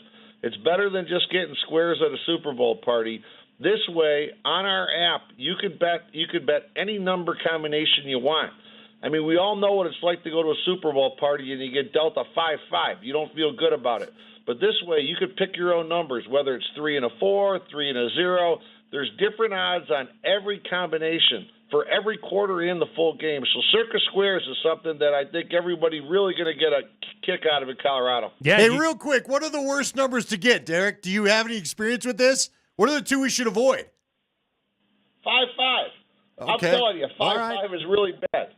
So, yeah, that's why it pays something like 5,000 to 1. Yeah, 5,000 to 1 at the end of the first quarter for 5-5 right now as I'm looking at this. You never had a 15-5 end of the quarter score. Final score 250 to 1 on 5-5. Yeah. Get the hell out of 5-5. Derek, man, we appreciate it. Thank you so much. Hey, great. Thanks a lot. Have a great Super Bowl Sunday, and I'll see you and all your listeners out at Circa Las Vegas when you get a chance to bust out here. Thanks a lot, fellas. All right, damn right. Yeah. That is Derek Stevens. He is the CEO of the Circa Resort and Casino. Wide as hell, but I'll be at the pool. End of the first quarter, 5,000 to 1 on 5-5, 5,000 to 1 on 5-2 as well, Andy. Man, 5-2. He's got me thinking about that now. 5 really is terrible, isn't it? I mean, I've never really, because it's most of the time you just get assigned, right? Yeah. But you'd have to get the 35 for a usual score, wouldn't you? Go shopping, man. Yeah, you can absolutely go shopping over there at Circa. You don't get 25 too often in a game. You don't get 15 all that often. Nope. Yeah, you can shop every single quarter here on the Circa app. This is great. Yeah, pick your numbers. I love the big man touchdown. And then I love the fact I did not know that if I'm dealing in anthem length, because that's when I always hear about that you're going offshore. Illegal. Will any offensive lineman have a reception? 40-1, yes. No, minus 22.5. Will any offensive lineman score a touchdown? Yes, plus 27.50. No, minus 12,500. Will any player that weighs 300 or more pounds score a touchdown? Yes, plus 3,000. No, minus 15,000.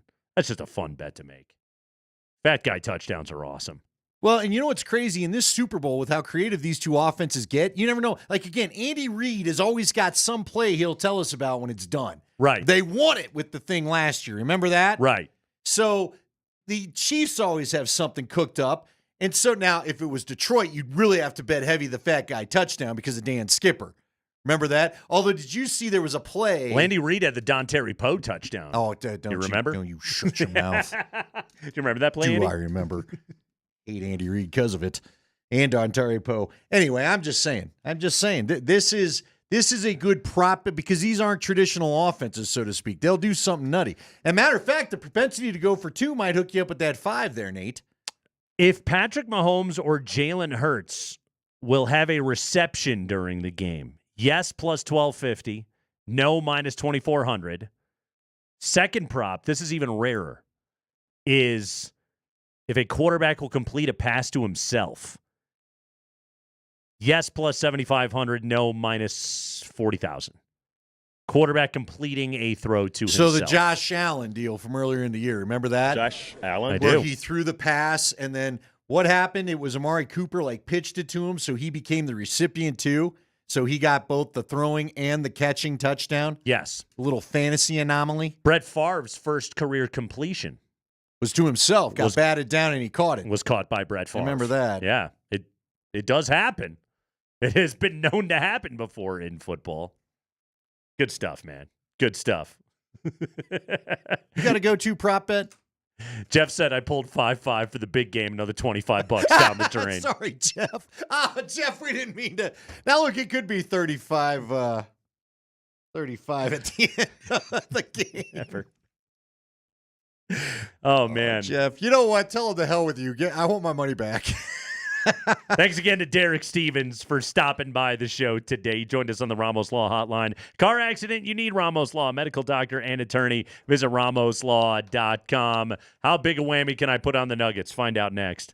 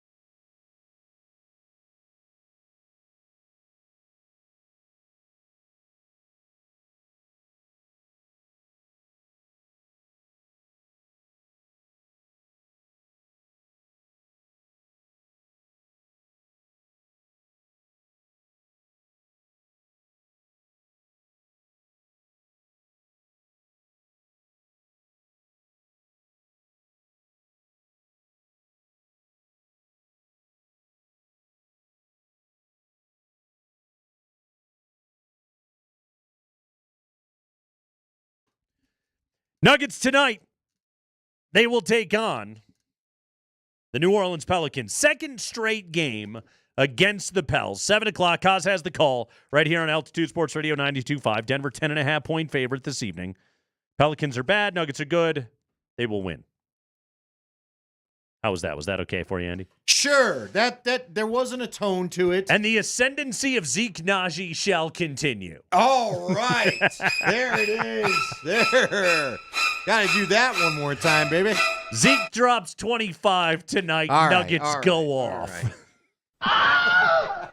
Yeah. Zeke Unload the holds clip. Zion under 10 points tonight. Maybe not.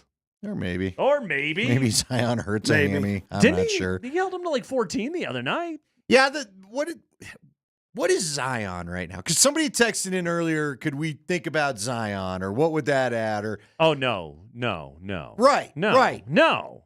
He just is not. No. Come on. He's a sign that No. the draft is a crapshoot.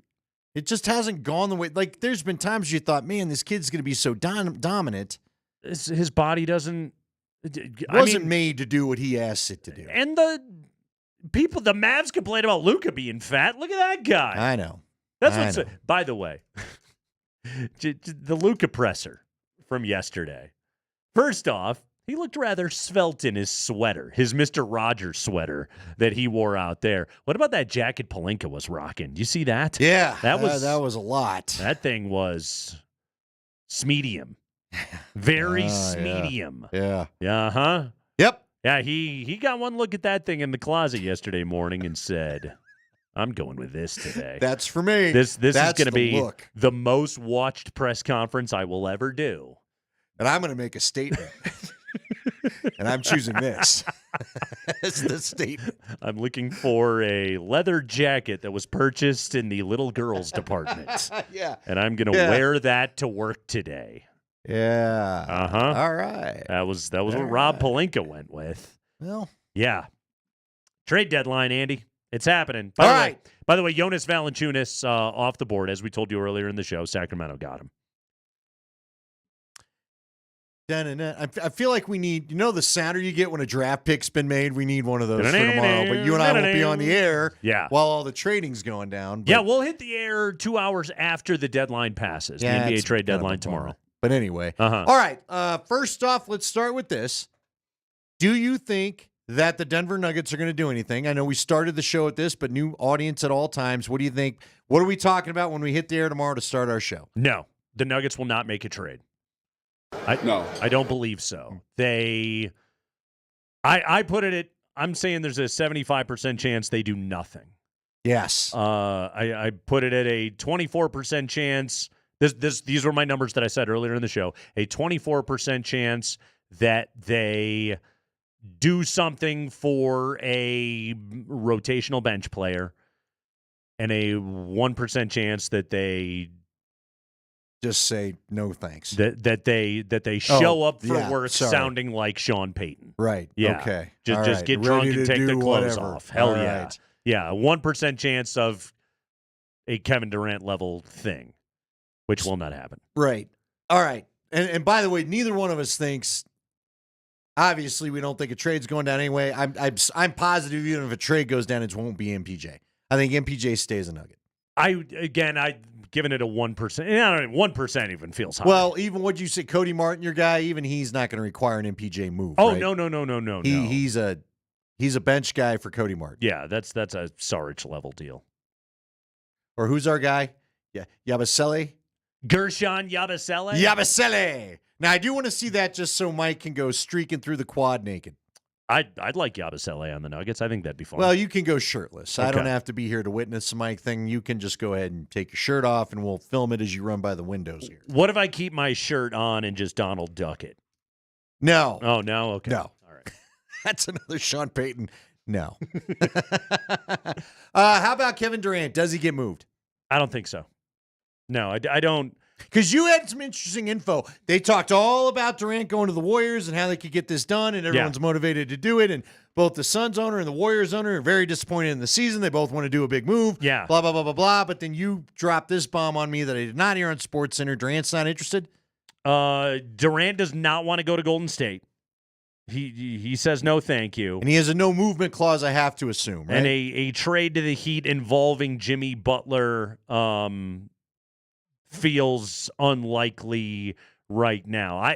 I will be surprised. One of the things that we got to remember here is the Luka trade was the biggest NBA trade of all time. Yeah, it shocked literally everybody. It's the biggest NBA trade of all time. If you want to go back to Kareem to the Lakers, by all means, I wasn't alive yet.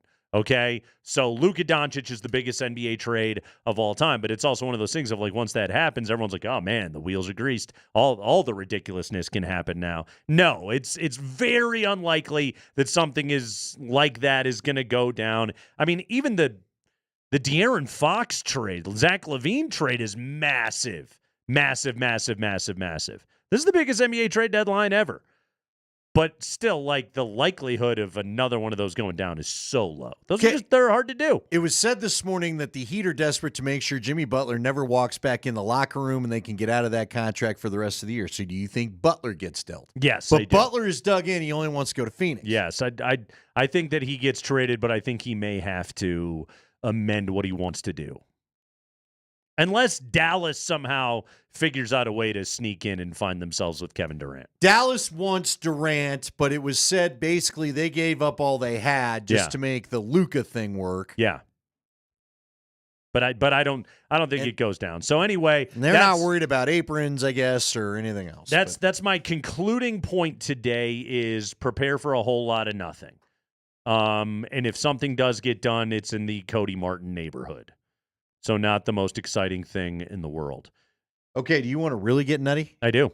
Just before we get out of here? Get real weird. One more quick minute and a half of just living in la-la land like when I bounced Durant off you yesterday. We might as well. Spring, why don't you get into this room too? Go ahead, hit the vape pen.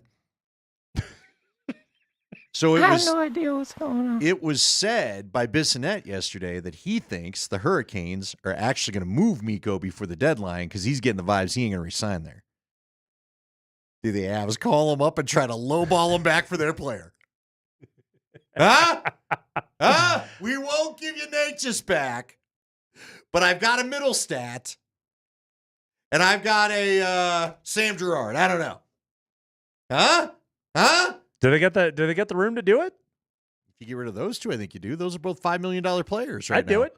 And and then you call him a rental? I'm interested. And he's a rental. Now he's a rental. I'm interested. I'm dead serious about that. On Spittin' Chicklets yesterday, Bissonnette said, I don't think he's resigning there, and I think Carolina better move him. Because who they acquire last year? They acquired a big star last year, and then he left. Yeah, Jake Gensel. Yes, they already got nothing for Gensel. So now the pressure's on that if this isn't going to work after like 5 games, poor Mikko may be moving again. That'd be nuts. If you Piazza send him back to the Western Conference, I'm going to be so mad. Wasn't that what happened to Mike Piazza? He was on the Marlins for like 2 weeks. Right. And they said, Asta. And then they traded him again. Yeah. Eric Burns was on the Rockies for that was like 3 weeks, wasn't it?